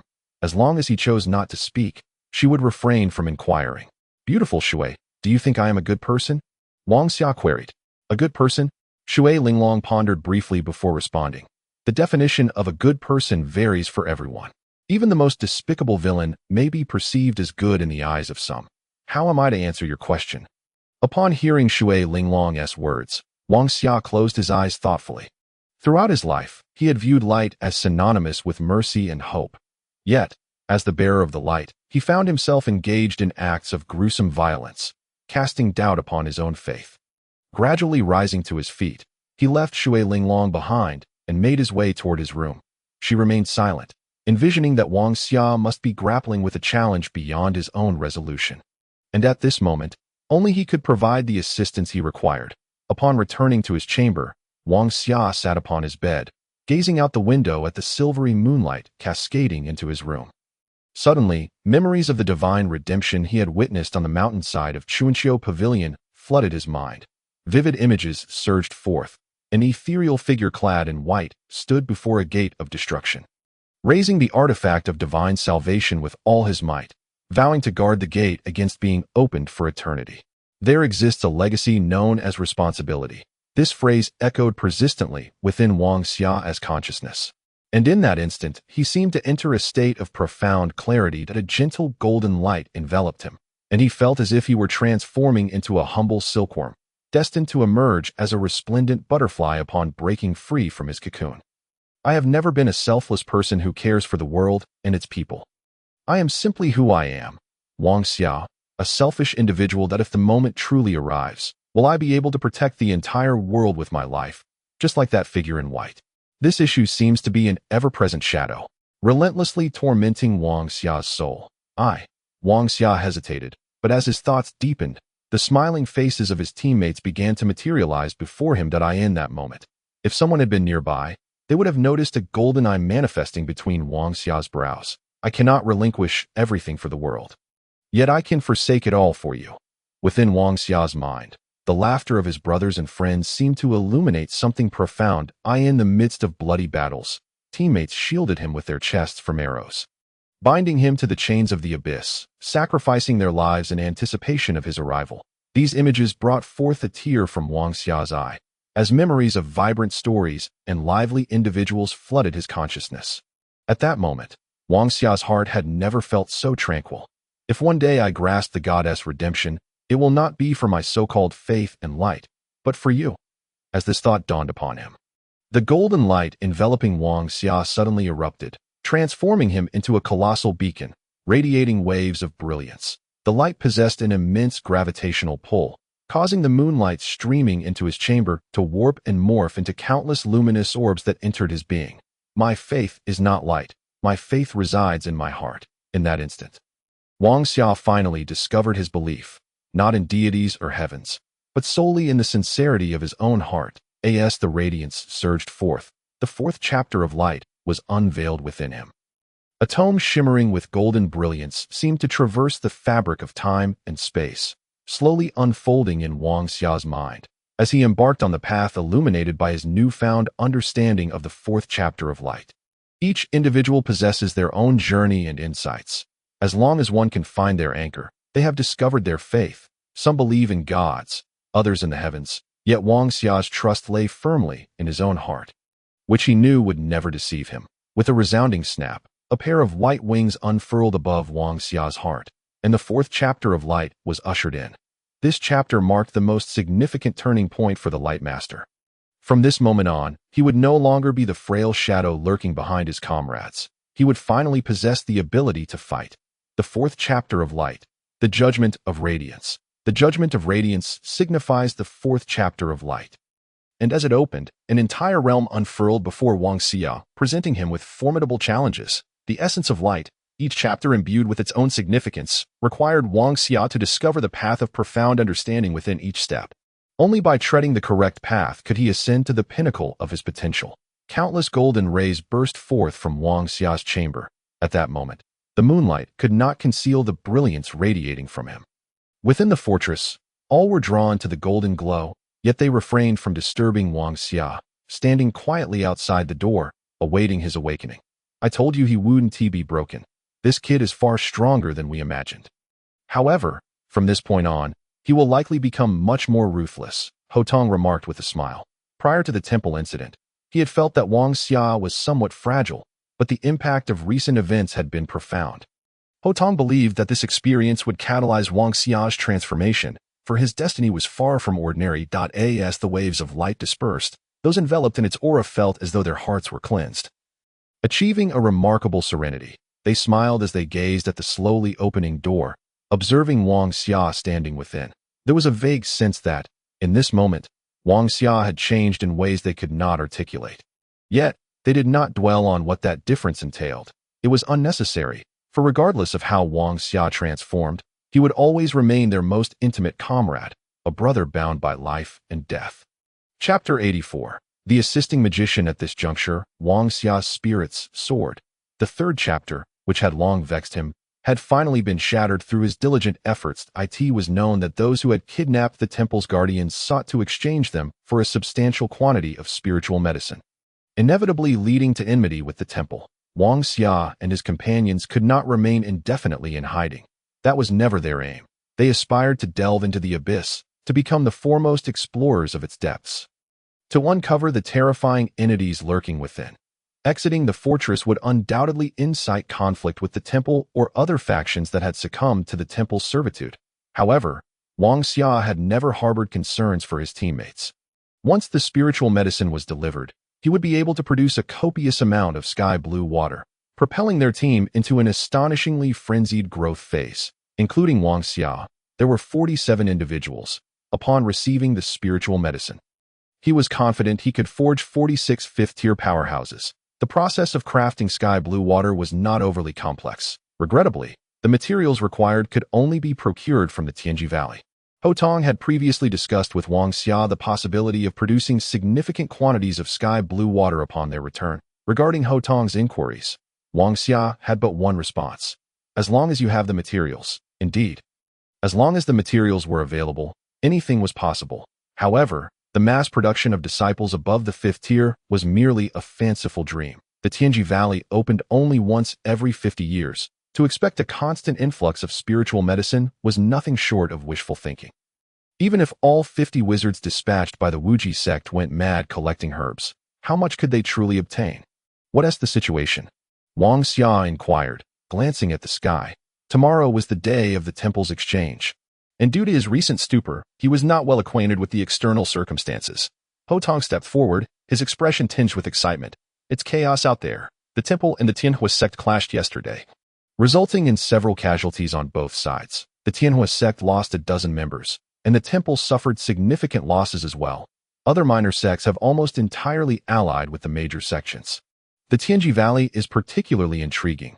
No one has dared to explore the treasures of the abyss, as they are all preoccupied with pillaging herbs. However, the temple, being a large establishment, should have gathered a substantial amount by now, nodding slightly. Wang Xia replied, "Prepare all the necessary tools. I need every magician to assist me. We don't have much time." Although the external situation appears turbulent, the temple's strength remains formidable, and they have numerous lackeys. If they manage to recruit nearly 20 more individuals, their influence will undoubtedly swell. Even if they cannot unify the factions in the short term, they will certainly quell the unrest among others. At that point, Wang Xia paused, and everyone understood. The temple was undoubtedly their mortal enemy. If Wang Xia were to become the temple's leader, he would go to any lengths to obliterate the Wuji sect. Silencing the voices of dissent. Understood, but our magicians are few. Zhang Tianheng calculated that even with himself included, they had only 8 magicians. Is that sufficient? It's enough. The most challenging part of crafting sky blue water lies in the final blending process. As long as you can help me crush the materials with the tools, I can expedite the production. Blending ratios, indeed, even if the formula for sky blue water were to be disclosed, Wang Xia remained unconcerned. The legacy of poisonous wizards was not to be underestimated. The blending ratios were akin to a lifetime of experience, firmly etched in Wang Xia's mind, even if he were to teach a wizard step by step. Without a solid month of practice, they would remain uncertain whether they were concocting poison or magic. Thus, Wang Xia had no fear of anyone attempting to steal his formula for sky blue water. For he held the most crucial knowledge. After a thorough allocation of tasks, the 8 magicians, including Zhang Tianheng, fully complied with Wang Xia's directives. This night was destined to be sleepless. Facing these 8 magicians, who had not dabbled in wizardry, Wang Xia found himself laboriously explaining the functions of various tools. "I know what this is. Isn't this for crushing? Why is it smaller than usual?" Zhang Tianheng questioned, observing a rather peculiar crushing device in Wang Xia's hand. Puzzled. "Fool, you don't need to know why. Just remember how to operate it." Wang Xia nearly lost his patience that night. These 8 magicians were like curious children, even when he had explained everything thoroughly. They would still ask, "Why? Why must I use first-tier strength? It makes it very uncomfortable for me." One bewildered magician scratched his head, confused as to why stronger power would not expedite the process. "Why do we need to pause for 10 minutes midway?" Another magician chimed in. Wang Xia hung his head, his face turning pale. Why? Is this the age of 100,000 whys? Stop! Wang Xia suddenly raised a finger, pointing at the 8 fools before him. "Do you know why I chose magicians instead of martial artists for this task?" Shaking his head, a synchronized gesture of disapproval, "For I have always believed that magicians ought to possess a certain cleverness." It appears I was mistaken. As Wang Xia's words fell, a crowd of individuals awaiting the outcome stood in stunned silence. It was a blatant mockery. In times past, they would have never let such an affront go unanswered, yet considering Wang Xia's prowess, they quickly deflated. Magicians possess the unique ability to control the output and release of their powers more effectively than other professions. I require each of you to be responsible for a specific ingredient. There is no need to question my directives. You must simply commit my instructions to memory and diligently complete your tasks. Do not attempt any tricks, for I shall not verify the quality of your work. The lives of your teammates serve as the ultimate measure," Wang Xia proclaimed, causing the previously questioning expressions of the group to transform into grave seriousness. Indeed, potions are an exacting craft. A single miscalculation can render them lethal. When Wang Xia declared that the lives of their comrades were the final test, all present understood the weight of their responsibility. "Wang Xia, rest assured, every word you have spoken is etched in my mind, that I pledge that my contribution will be flawless," Zhang Tianheng acknowledged, having grasped the gravity of the situation. "I too. And I guarantee my work will be without error." In an instant, all 8 individuals voiced their commitments, and seeing their resolve, Wang Xia finally exhaled in relief. "Phew, very well. Hone your skills tonight. Tomorrow, when the temple's minions deliver their items, we shall commence. Remember, our time is limited. If we fail to achieve a significant transformation before subduing the surrounding individuals at the temple, what awaits us is ruin and death." Chapter 85. The abyssal blood pearl. The might of the temple was indisputable. The following morning, as the sun rose above the horizon, the temple's representatives had already arrived before the fortress. Observing their former stronghold now occupied by numerous members of Wuji Tian, the temple's people were filled with humiliation. Each vowed in their hearts to reclaim this fortress that rightfully belonged to them, ensuring that the followers of Wuji Tian understood that opposing the temple would lead only to a dead end. "Where's Wang Xia? I demand to see Wang Xia," Ma Jia declared, his expression dark as he stood beneath the fortress, deliberately ignoring the figure of Ho Tong at the forefront as he called out Wang Xia's name. In truth, Ma Jia's maneuver was insidious. Despite Wang Xia's formidable display, he had always believed that Wang Xia was merely a pawn wielded by Ho Tong, by disregarding Ho Tong and directly summoning Wang Xia. He sought to plant seeds of doubt in Ho Tong's mind regarding Wang Xia. Yet this time, he was gravely mistaken. As his words echoed, Ho Tong stepped aside, allowing Wang Xia, clad in white robes and bearing a smile, to take his place. Upon witnessing this scene, Ma Jia's heart sank. In a sect, status holds paramount importance to Ma Jia. The nucleus of this team should be Ho Tong. Yet Ho Tong's current actions were utterly bewildering. Could it be? Could it be that Wang Xia is the true leader of this team? Ma Jia pondered, staring at the spirited figure of Wang Xia atop the fortress, desperately seeking some sign of dissent among the other disciples of Wuji Tian. Only to be met with disappointment. There was no sign of discontent regarding Wang Xia's standing, nor Ho Tong's apparent subordination. Rather, Ma Jia discerned a glimmer of fervor in their eyes. Yes, fervor, a kind of worshipful zeal.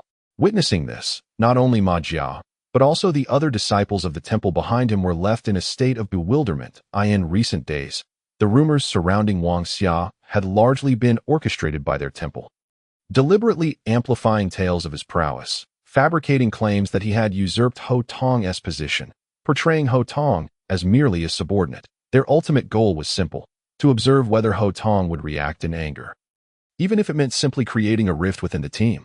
Yet now, Ma Jia found himself confounded. Was it possible that this white-clad Wang Xia was indeed the true core of Wuji Tian? Was he the very heart of this team? Impossible. It cannot be. Ho Tong is a rare inheritor. Who is this white-robed individual to overshadow him? Ma Jia's confusion deepened. He knew Ho Tong's character well. He was the sort who would never yield. Even under threat of death, to compel such a person to step back would require more than mere force. One would need to win his genuine respect. "Are you the captain of Wuji Tian?" Ma Jia, with malicious intent, attempted to probe once more. However, his words elicited a ripple of laughter from the disciples of Wuji Tian above. "Ha ha ha. What a fool, Captain. What era are we in?" "Exactly. No wonder the temple cannot compete with us. It seems they are still playing the captain game. What a tragedy. I still consider myself the captain." The last remark came from Lin Tingfeng. Listening to the uproar of laughter, the disciples of the temple below found themselves once again in turmoil. They could hardly fathom what sort of individuals occupied the heights. How could a team lacking a captain ever hope to fight?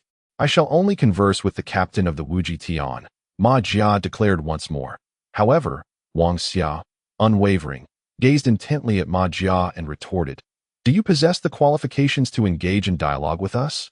As he spoke, Wang Xia unsheathed a long knife once again and seized one of the disciples from the divine temple. Upon witnessing this scene, Ma Jia's resolve crumbled. "You have triumphed. This is what you seek," he conceded. Observing Wang Xia's knife poised against the throat of his disciple, Ma Jia understood that should he continue to protest, the horrific events of 3 days prior would inevitably repeat themselves. He was convinced that this man clad in white was not jesting. A silver glimmering ring was cast from Ma Jia's hand beneath the fortress, which Wang Xia promptly caught before handing it over to Ho Tong, who stood beside him. "Inspect it," he commanded. Ho Tong nodded slightly and proceeded to examine the variety and quantity of spiritual herbs contained within the ring. Meanwhile, Wang Xia noticed a flash of malevolence flicker in Ma Jia's eyes. Is acquiring a spatial ring so effortless? If they dared to cast it here, they must be resolute in their intent to kill. Wang Xia pondered silently.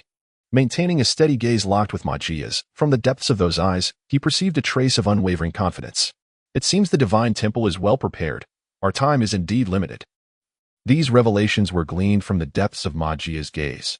Yet Wang Xia refrained from voicing them, for he believed he could soon bestow a grand surprise upon all factions. "Release them," Ho Tong commanded decisively after confirming the authenticity of the ring. Although Ma Jia was somewhat astonished by Ho Tong's words, he refrained from further comment. Both the Divine Temple and Wuji Tian were legendary sects. For such esteemed sects, honor often eclipsed all else. This transaction, though an abduction, stemmed from the Divine Temple's inferiority, and if Wuji Tian were to retain their prize without releasing the captives, it would transcend mere power dynamics, delving into the realm of Wuji Tian's reputation. One by one, the captives, bound like Zhongzi, were unceremoniously thrown down by the disciples of Wuji Tian. A group of disciples from the Divine Temple rushed forward to catch their comrades, the rescued disciples. On the verge of tears, felt as if they had endured inhuman conditions over the past 3 days, deprived of sustenance and subjected to brutal treatment at the slightest provocation. However, being cultivators, their physical injuries were minimal, though the psychological scars would require time to heal. Wang Xia, I shall remember your name. But before that, you and Wuji Tian can go to hell. Ma Jia bellowed, raising a blood-red orb high in his hand. As the orb came into view, even the most composed Ho Tong gasped in alarm. This is bad. That is the Abyss Blood Pearl. Upon seeing the ominous orb in Ma Jia's grasp, Ho Tong lunged forward like a fierce tiger descending a mountain, aiming to push Wang Xia out of harm's way. Yet, it was too late. As Ho Tong moved, the blood-red orb shattered, enveloping Wang Xia in a dense mist of blood within mere moments. Leaving even Xiao Shan unable to react, before the eyes of all, Wang Xia was engulfed by the blood-red fog and drawn into the abyss, vanishing from sight. Chapter 86. The blood altered the instant the blood mist enveloped Wang Xia. He felt as though his entire being was being torn apart. A surge of dark energy manifested at his brow, and he sensed a tremendous force colliding with him, propelling him downward. Ah! Wang Xia's anguished cries echoed through the void. For he was no longer within the fortress. He found himself plummeting into a black abyss. Open! Wang Xia summoned forth golden light, which transformed into radiant wings that appeared instantaneously upon his back. Yet, even the luminous wings could not halt his descent. It felt as though an invisible hand grasped him tightly, dragging him downwards. What in the world is this? Wang Xia thought, grappling with the unexpected passivity of his situation. He reminded himself to remain calm, to maintain composure. His eyes flared with golden light as the sacred eye illuminated his path through the darkness. In that moment, he gasped in astonishment, for before him stood another purple door. At that instant, he comprehended what had ensnared him.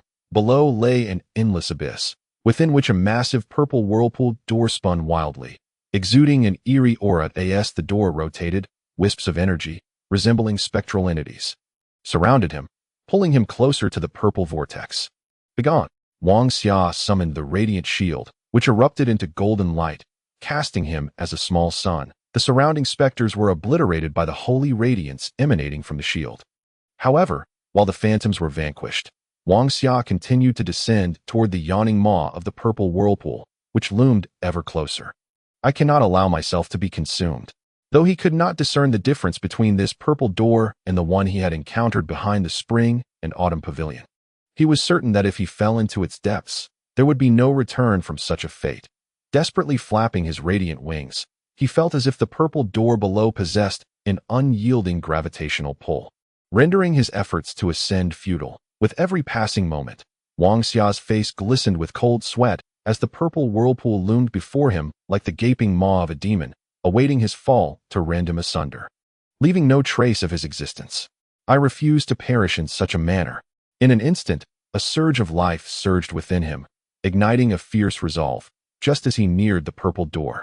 The ring on his finger erupted with a brilliant blue light, illuminating the darkness like a starry path.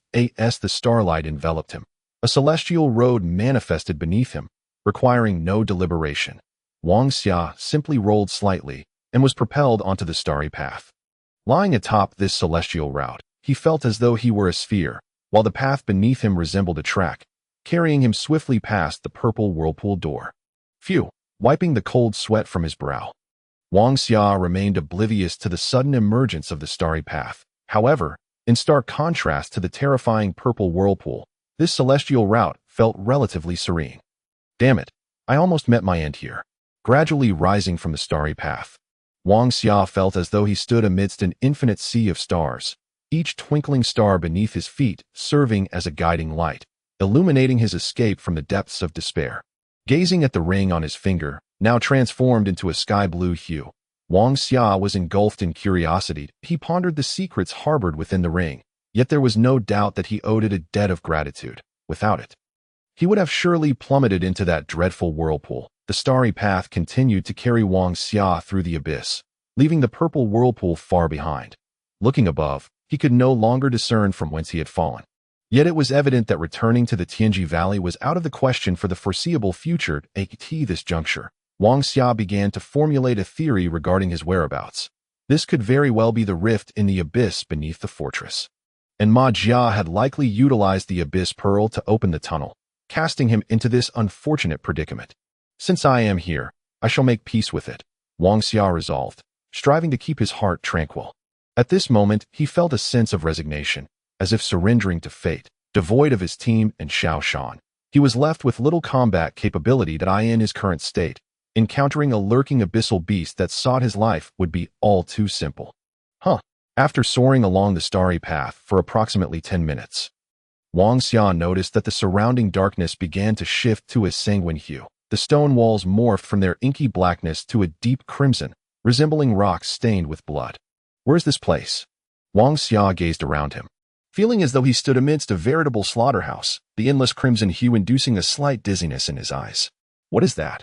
After traversing this blood-soaked underworld for half an hour, a sudden light appeared before him. Upon closer inspection, it revealed a structure resembling a pyramid, while beneath his feet, the starlight path continually propelled him toward this pyramid-like edifice. The altar. For reasons unknown, the moment Wang Xia laid eyes on the pyramid, he instinctively arrived at this conclusion. Yet, what perplexed him was the purpose of this altar in such a blood-drenched abyss, and what the light emanating from it signified. As the starlight path began to slowly dissipate, the endless starlight returned to Wang Xia's ring, and the once sky-blue star ring reverted to its original, unadorned state. When all the starlight vanished, Wang Xia found himself standing atop the blood-red altar. Chapter 87. To wear or not to wear. On the uneven surface of the altar, Wang Xia beheld the liquid flowing beneath him, reminiscent of blood, and a wave of nausea suddenly washed over him. He crouched slightly, suppressing the urge to retch, as his fingers brushed against the crimson fluid flowing atop the altar. The moment his fingers made contact, he froze in shock. It has a temperature? It actually has a temperature? Observing the red liquid on his fingertip, he made a decisive gesture. Break. In an instant, the Lingguang shield was torn asunder, and the moment it shattered, an overwhelming stench of blood assailed him, nearly causing Wang Xia to faint. That it was blood. Everywhere was blood. The altar beneath his feet, even the abyssal barriers, were soaked with this sanguine fluid, the source of which remained a mystery. What the hell is this place? At that moment, Wang Xia's body began to tremble uncontrollably.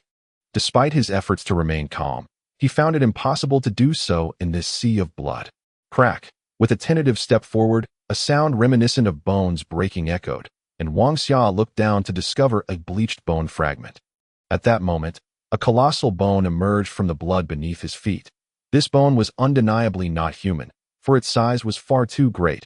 No human could possess such a massive skeletal structure. Summoning his courage, Wang Xia approached the enormous bone, which appeared to be a clavicle, albeit one that was 5 or 6 times the size of a normal human's. It was clear that this was not a human bone. The presence of such bones, coupled with the eternally warm blood, left Wang Xia questioning the nature of this place. Gurgle, gurgle. A faint sound emerged, and Wang Xia noticed the blood beneath him seeming to boil. Beginning to rise as the blood surged, tendrils of red mist, reminiscent of the abyssal blood pearls that had once enveloped him, began to spread around him. The mist gradually enveloped him, as if manipulated by some unseen force. And upon reaching above his head, it began to coalesce. This appears to be a map of the world I inhabit, Wang Xia mused, though he had not studied extensively at the Chunqiu Pavilion.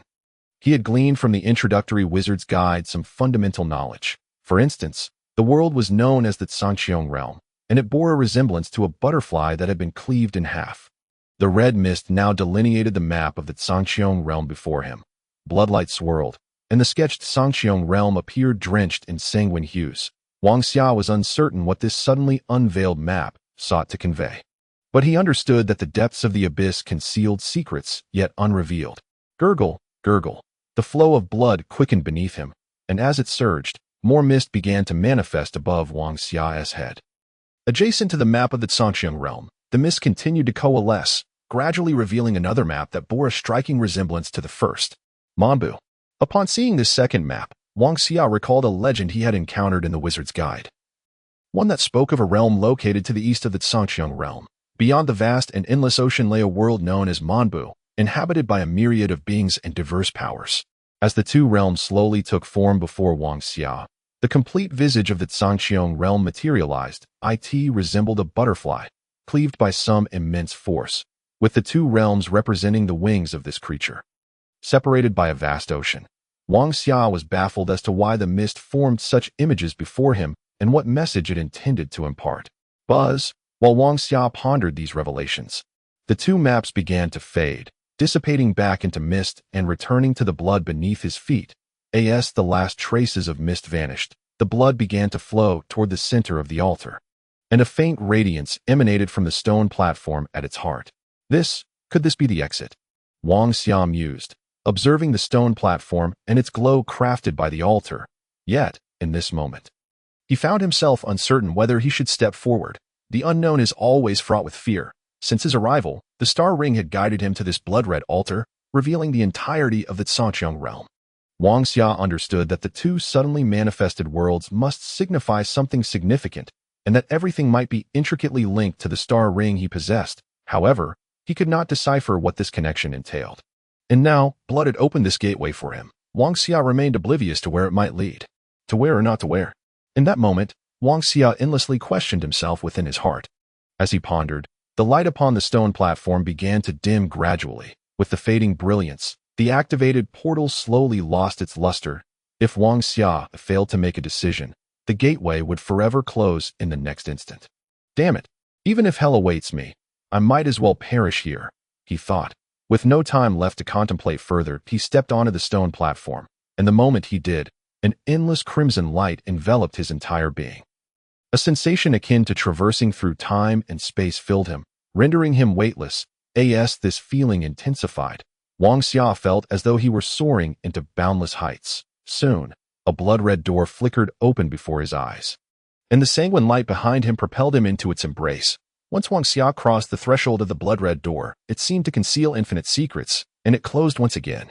The blood that had pooled upon the stone platform began to flow back to its original place, restoring the abyss filled with countless mysteries to its expected silence. Chapter 88. The world of ice and snow. A kaleidoscope of colors danced before Wang Xia's eyes, as if he were traversing through a wondrous passage. He was propelled forward by a tremendous force.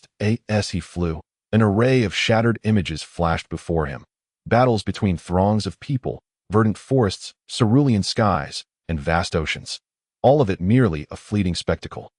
However, this sensation overwhelmed Wang Xia with an intense dizziness, leaving his mind no time to retain these visions. Just as Wang Xia felt his head on the verge of collapsing, the tunnel finally reached its terminus. The instant he burst forth from the tunnel, he beheld a vast expanse of azure sea beneath him. Oh my! Almost without time to react, he plunged into the water with a resounding splash. The icy sea water crashed against him, and a singular thought dominated his mind. I can't swim. Indeed, the unfortunate Wang Xia was utterly incapable of swimming. Even during his days in a temperature-controlled pool, he required the aid of inflatable floaties to feel safe. Now, the frigid water was likely nearing freezing point, and upon submersion, his entire body felt nearly paralyzed. The primal instinct for survival compelled him to struggle desperately for the surface, yet a person born without the ability to swim would only sink faster in such frigid waters. As Wang Xia felt himself nearing the brink of becoming a drowned corpse, a wave suddenly surged, lifting him from the depths. Tossed about like a rag doll by the tumultuous waters, he was flipped several times before once again plunging into the waves. One wave after another engulfed him, and Wang Xia unwittingly experienced the thrill of surfing amidst the chaos. Eventually, during yet another tumultuous encounter with the waves, he finally summoned forth the radiant wings of light. Golden feathers unfurling from his back, propelling him skyward out of the tumult. However, as he ascended into the frigid air, the biting wind threatened to freeze him. Yet, this sensation was far preferable to being battered by the waves. Teetering on the edge of life and death. Cough, cough, cough. Wang Xia expelled the salty seawater that had invaded his mouth, finally gaining clarity about his surroundings. It was unmistakably a vast ocean, yet as he gazed toward the east, he beheld an endless expanse of ice and snow merging with the sea. Amidst the frost lay a city steeped in exotic allure, rising majestically within the icy realm. Where on earth am I? Wang Xia pondered, staring at the city that stood resolutely amidst the snow. This did not resemble the world he had known. In his original domain, the Songqiong realm, it should still be the sweltering season of summer. And even in the farthest north, such a wintry scene would be unimaginable, let alone the presence of an ocean. Turning around, he found himself confronted by an infinite sea. In that moment, a realization struck him. Could it be that the portal connected two distant continents? I traversed the boundless sea from the west and arrived here. Could it be that this place is, the term Manbu had already surfaced in Wang Xia's mind, yet he was reluctant to embrace this notion. After all, he had only just begun to establish his footing over there, having seized the opportunity presented by Wu Jitian and gathered a group of comrades whose lives he entrusted to one another. However, before he could bask in his newfound glory, he found himself cast into this unfamiliar land, leaving him to ponder his next course of action. Gradually, he flew towards the coastline, the biting cold wind enabling his mind to remain clear. As he gazed upon the unknown city and world ahead, a moment of confusion enveloped him. Within mere minutes, Wang Xia had descended upon the shoreline, standing atop the frigid snow, contemplating his next move. Without Xiaoshan, without teammates, it's just me. How am I to survive in such a place? As this thought crossed his mind, a wave of dizziness washed over him, and an overwhelming fatigue settled in his heart. Ultimately, Wang Xia's vision darkened, and he collapsed upon the snow. Flurries of snow began to descend, blanketing him as he lay upon the coastline. It wouldn't be long before he succumbed to the cold. Yet, as fate would have it, just as Wang Xia was on the brink of being engulfed by the storm, a change appeared in the distance. Whoosh! A white silhouette darted towards him from afar. Behind this figure, a girl clad in a thick cotton coat wielded a red battle bow, her eyes fixed upon the rushing white form. An arrow was already nocked, poised on her bowstring, but just as she was about to release it, her eyes suddenly brightened. "Grandpa, it seems there's someone over there." Han Xing called out to her grandfather, who was watching her from a distance. Upon hearing her shout, Han Jiu hurriedly made his way towards her. "Let us go take a look," he said. Having spotted the white figure lying in the snow, without a moment's hesitation, the grandparent duo rushed towards Wang Xia. "Oh, it really is a person, and it seems he is still alive." Han Jiu brushed away the snow covering Wang Xia. Leaning down to place his ear upon the young man's chest, he could barely discern Wang Xia's faint heartbeat, which seemed so weak that it could vanish at any moment. "Grandpa, he looks like he is freezing to death. We must save him," Han Xing exclaimed, her innate kindness compelling her to help, despite recognizing that the young man, whose body was now turning purple from the cold, was likely on the brink of death. "Let us carry him back first. He is fortunate to still have a breath left. Otherwise, he would have become a lifeless corpse. Whether we can save him depends on his fate," Han Jiu replied, refraining from further discussion, setting down his tools. He grasped Wang Xia's white robe with his not-so-strong arms and hoisted him onto his back. Han Xing, having retrieved her beloved battle bow, followed closely behind as they sprinted towards the city of Fuhai. Chapter 89. The immortal Master Fuhai City is situated at the far western edge of Manbu. Due to its proximity to the cold sea, the area is shrouded in ice for at least 8 months out of the year. The world of Manbu stands in stark contrast to the realm of Songqiong.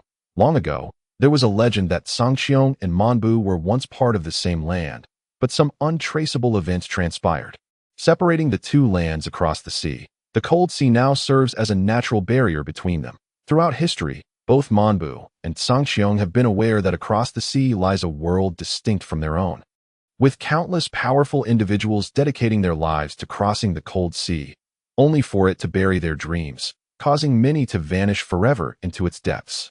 A groan of agony escaped from the small courtyard of the Han family. Wang Xia felt as if countless needles were mercilessly piercing his entire being, the pain causing his body to convulse uncontrollably.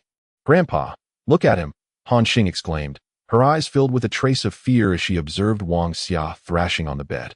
Streams of white light continuously emanated from his body, appearing weak as if it were shedding its final glow to illuminate the hopeful path ahead for its master. Simultaneously, blue liquid, the water from the cold sea, began to seep from Wang Xia, having infiltrated his body. He, he can't possibly be an immortal master, Hanjiu mused, astonished and fearful as he gazed at the radiating white light surrounding Wang Xia. An immortal master is the term used in this land for practitioners of cultivation. When Manbu and Sangqiong were severed, each continent retained different legacies. In Sangqiong, various professions and sects harmonized to create a glorious narrative unique to that world. In contrast, Manbu resembles the ancient world Wang Xia once inhabited, devoid of martial arts masters, yet filled with immortal masters capable of soaring through the skies and burrowing into the earth. There are no sects here. Only countless powerful or weak immortal sects. Ah! Wang Xia let out another cry of pain, feeling as if every ounce of flesh and blood was being siphoned from his body. At that moment, the luminous power within him transformed into a fire, scorching his very being. However, what filled him with despair was the realization that as the flame of light burned within him, his radiant power was gradually dissipating. No. Don't leave me. Wang Xia attempted to scream in fear, yet he could not halt the vanishing of his luminous energy. The once burning life force had suffered injury, and although he had taken time to recuperate, this journey through the starry sky had led him to breach the barrier of the cold sea, a place he was never meant to inhabit.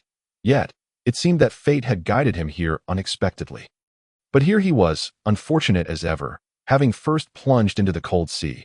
Each year during this season, the cold sea releases copious amounts of cold poison, which can kill even a 7th-tier cultivator upon contact.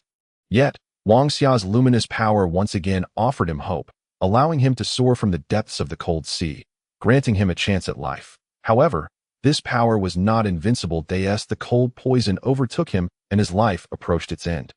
The luminous energy chose to sacrifice itself to save him. A pair of white wings slowly emerged from Wang Xia's back, but in his unconscious state, he was oblivious to it all. That moment, the wings of light appeared to bid farewell to their master one last time.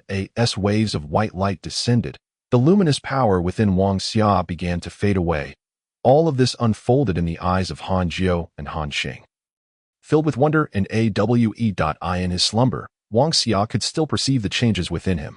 The grand prophecy he once activated was gradually shutting down, the brilliance of the prophecy dissipating slowly. Observing this transformation, Wang Xia began to question whether the god of light had abandoned him, whether the grand prophecy had forsaken him. Desperately, he sang a sacred hymn deep within his soul, hoping to restore the light of the grand prophecy. He longed for the moment when the grand prophecy would reopen, guiding him once more. Yet hope remained just that. Hope. The grand prophecy truly closed within Wang Xia, and with its closure, the original white light completely vanished. In that instant, Wang Xia realized that it was over. His luminous power had dissipated, and he had been cast from paradise into the depths of despair, from a once glorious light master to a pitiful wretch. Why? Why is this happening? He incessantly questioned, until ultimately, his world faded to black, and he lost all consciousness. Before the bed, Han Xing and Han Jiu gazed at the white-haired man, witnessing the unfolding events with a mixture of fear and excitement. Grandpa, is he an immortal master? Han Xing cast a fleeting glance at her grandfather, Han Jiu. Ever since she was a child, her aspiration had been to become an immortal master. However, even the nearest sect to Fuhai City was a daunting 1,000 miles away. Having never ventured beyond the confines of her city, Han Xing lacked the courage to take that pivotal step towards her dreams. Yet today, upon witnessing the remarkable transformations that had befallen Wang Xia, an idea suddenly blossomed within her heart. One day, she too would wield that extraordinary power and become a formidable immortal master. Beside her, her grandfather, Han Jiu, seemed to perceive his granddaughter's thoughts, gently wrapping his arm around her shoulders. He smiled and said, "My dear, I have always told you that if you possess a dream, you must pursue it. This may very well be an opportunity for you. Who knows? He might be a powerful immortal master. I have heard that such masters are deeply grateful, and since you have saved his life, perhaps he will take you on as his disciple." As Han Jiu's words echoed in the air, a glimmer of hope sparkled in Han Xing's eyes. Yes, this was indeed her aspiration, and it was also her chance. The moment when Wang Xia's grand prophecy technique concluded, far across the cold sea. Atop the highest peak of the celestial realm, the Yinglong Peak, Chen Chen's crystal ball shattered with a resounding crack, scattering into countless fragments. He glanced at the remnants in his hand, then rose and approached the door. Gazing eastward with an expression tinged with anticipation, murmuring, "In this world, You were destined to be but a transient visitor. That place is where you were meant to grow. Alas, alas. I shall not live to see you cross this desolate sea and return in an era new. Chapter 90. Wang Xia is blinded. The world around him collapsed in madness, as torrents of blood surged forth from the ground, with countless powerful figures succumbing to the sea of blood. Each bore a vividly alive visage, yet Wang Xia found himself unable to remember a single one. Martial artists, magicians, knights, crossbowmen. Are these immortals? The soaring figures seemed to unveil some extraordinary secret to Wang Xia, yet he remained oblivious to how they had materialized in his mind, or even what they represented. Ah! A cry of anguish escaped Wang Xia as he jolted upright in bed. Cold sweat soaking his back, he gazed at the thick quilt covering him, realizing that he must have been saved. I have been saved. A bittersweet smile graced his face, as it felt as though fate had played yet another cruel jest, transporting him to the celestial realm, allowing him to experience a dreamlike journey, only to cast him into the abyss once more, robbing him of everything. The omnipresent light. Wang Xia's voice was feeble, yearning for the familiar golden glow to manifest in his hands once more. Yet, he understood all too well that this was but a vain hope, for he knew that the grand prophecy technique within him had been sealed, and his seed of light had been mercilessly retracted. Cough. Cough, cough. A fit of violent coughing erupted, accompanied by a pain that felt as though his lungs were tearing apart. Wang Xia pressed a hand to his mouth, but when he looked down at his palm, he was horrified to find it stained with blood. Is my body in such a dire state? He pondered, reflecting on how, despite his frailty, he had never been reduced to such a weakness. When the light of life retreated, all nightmares seemed to converge upon him. You are awake. Just as Wang Xia contemplated the extent of his frail existence, a small voice called from outside. Turning his head, he beheld two inquisitive young girls gazing at him with wide eyes. What is happening? Wang Xia shook his head, noticing something had changed in his vision. As he looked at the girls, everything appeared blurred, evoking the disheartening sensation of extreme myopia. My eyes. As the saying goes, misfortune never comes alone. Before he could recover from the grief of losing his divine power, his body was besieged by yet another relentless assault. Burning life. It must be the consequence of burning my life essence. Wang Xia was acutely aware that both the changes in his sight and body stemmed from the reckless consumption of his life force. When the divine power had been suppressed within him, even in his frail state, the flame of hope had continued to burn, allowing him to maintain a semblance of normalcy. However, the moment the divine power vanished, everything erupted. His vision nearly failed, his body weakened to an extreme, and Wang Xia felt as though he had been driven to a dead end, his heart filled with confusion that I in an unknown world. On unfamiliar land, at the tender age of adolescence yet encumbered with the frailty of an aged body, he faced a relentless barrage of calamities. Were it not for Wang Xia's resilient and composed mindset, he might have already succumbed to madness. Are you an immortal master? Just when Wang Xia was at a loss, the small voice emerged once more, now much closer. Wang Xia yearned to see what this girl looked like. But that too was a distant wish. Immortal master. So the practitioners in this world are called immortal masters. Can an immortal master save me? Wang Xia, astute as he was, realized upon hearing the term that he was certainly no longer in the celestial realm. For in that realm, no one would ever refer to practitioners as immortal masters. You are not an immortal master. Then what is that white light surrounding you? Han Xing asked, her brows furrowed in confusion as she observed the silent Wang Xia on the bed. After all, she had witnessed the radiant white light emanating from him just yesterday, a feat beyond the capabilities of an ordinary person, which she believed could only be wielded by those ethereal, immortal masters. Yet, the man before her seemed reluctant to acknowledge it. As Han Xing pondered this, Wang Xia's mind was racing to in his current condition. Other than his mind still functioning normally, everything else seemed to be crumbling. However, the ability to think was enough for him at this moment. All that remained in his mind were two words, immortal master. What kind of world was this? What powers did the immortal masters possess? Could he ever return to the celestial realm and reunite with his former friends? One question after another surged through Wang Xia's mind. However, after swiftly sifting through them with his intellect, he grasped one crucial truth. All these inquiries must rest upon a singular premise, that he could restore himself. If restoration were unattainable, then all aspirations would merely be fanciful illusions. The latent perils born from the reckless burning of his life force lingered within him. And without the suppression of sacred power, His body felt as fragile as that of an elderly person. Should he fail to defy fate and alter his destiny, his future could tragically devolve into that of a beggar, scavenging discarded remnants on the streets, ultimately perishing in an anonymous alley on a frigid night, only to be discovered later and unceremoniously buried in some forgotten spot. This, of course, was not the fate Wang Xia desired. He had far too many unfulfilled ambitions and dreams to pursue. Such blows could not render him defeated. The poison sorcerer. Yes, I still possess the legacy of the poison sorcerer. In that instant, Wang Xia felt as though he had grasped a lifeline, completely disregarding Han Xing beside him as he delved into the depths of his mind, retrieving the tome of the poison sorcerer's legacy.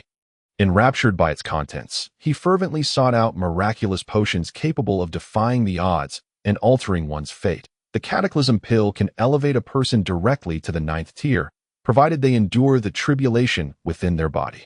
But that is of no use to me. The Fortune Powder can imbue one's physique with the strength of ancient behemoths. Yet, this is not what I seek. As Wang Xia explored an array of high-tier potions, he realized he was the only one capable of perceiving this wealth of knowledge. Were another to witness these potions and comprehend their effects and requirements, they would undoubtedly be driven to despair. Chapter 91. The Reversal Gold Pill. One by one, potions that seemed to defy the heavens materialized in Wang Xia's consciousness. If one were to scrutinize the materials required for these potions, they would indeed be deemed truly extraordinary.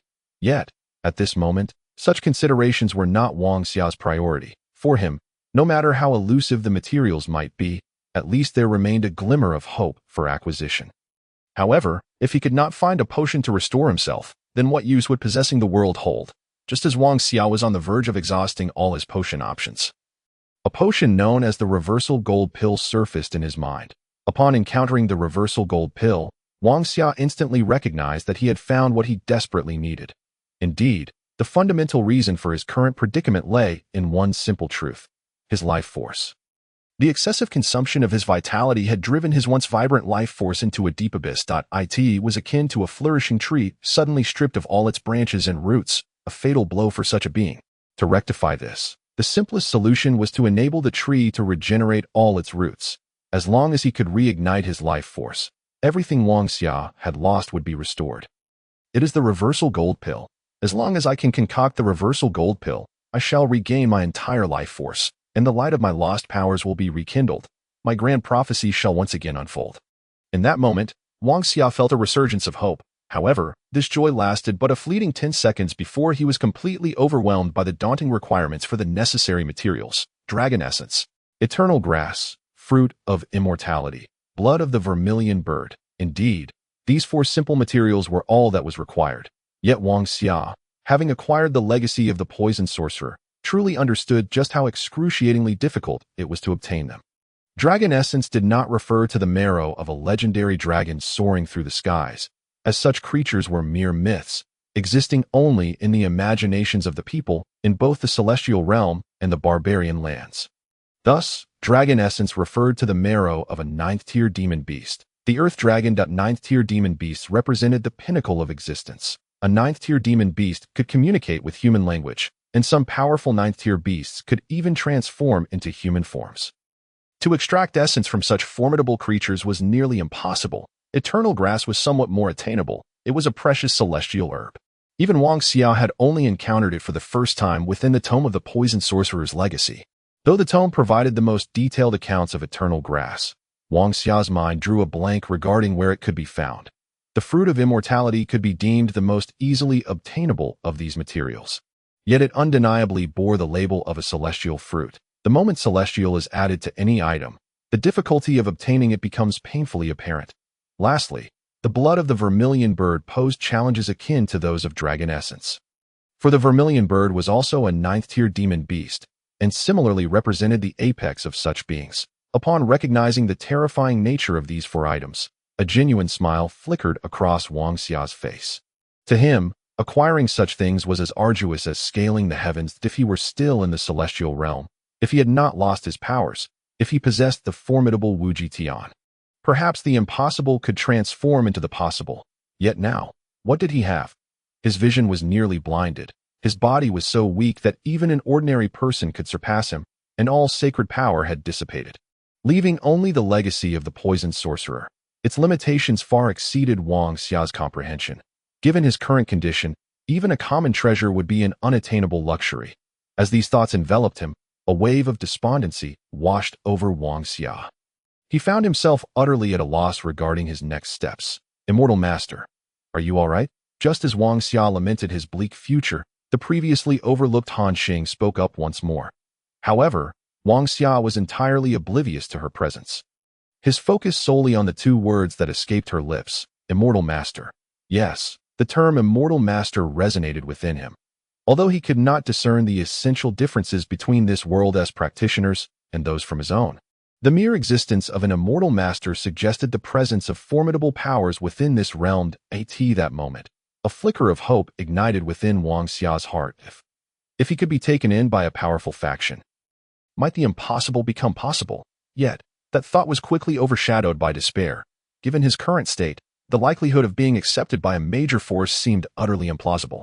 How could he expect such a faction to expend their efforts on acquiring those seemingly unattainable materials for him?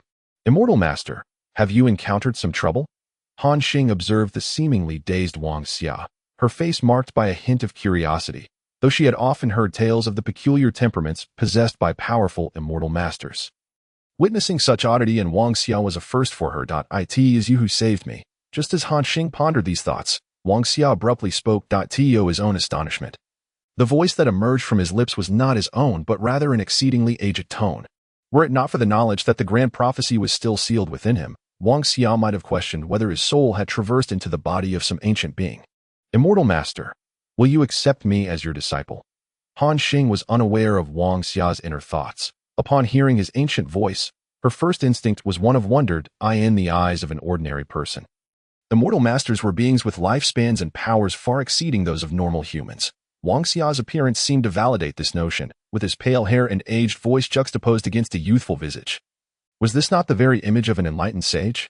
Undoubtedly, in that moment, Han Xing was utterly bewildered in the eyes of this young girl, who had seen little of the world. The individual she had saved was undeniably a formidable Immortal Master, one capable of altering her destiny. Immortal Master, will you accept me as your disciple? At that moment, Han Xing's resolve to seek apprenticeship solidified. She endeavored to present herself as docile, gazing at Wang Xia, completely unaware that, given his current eyesight, he could not possibly perceive her gestures.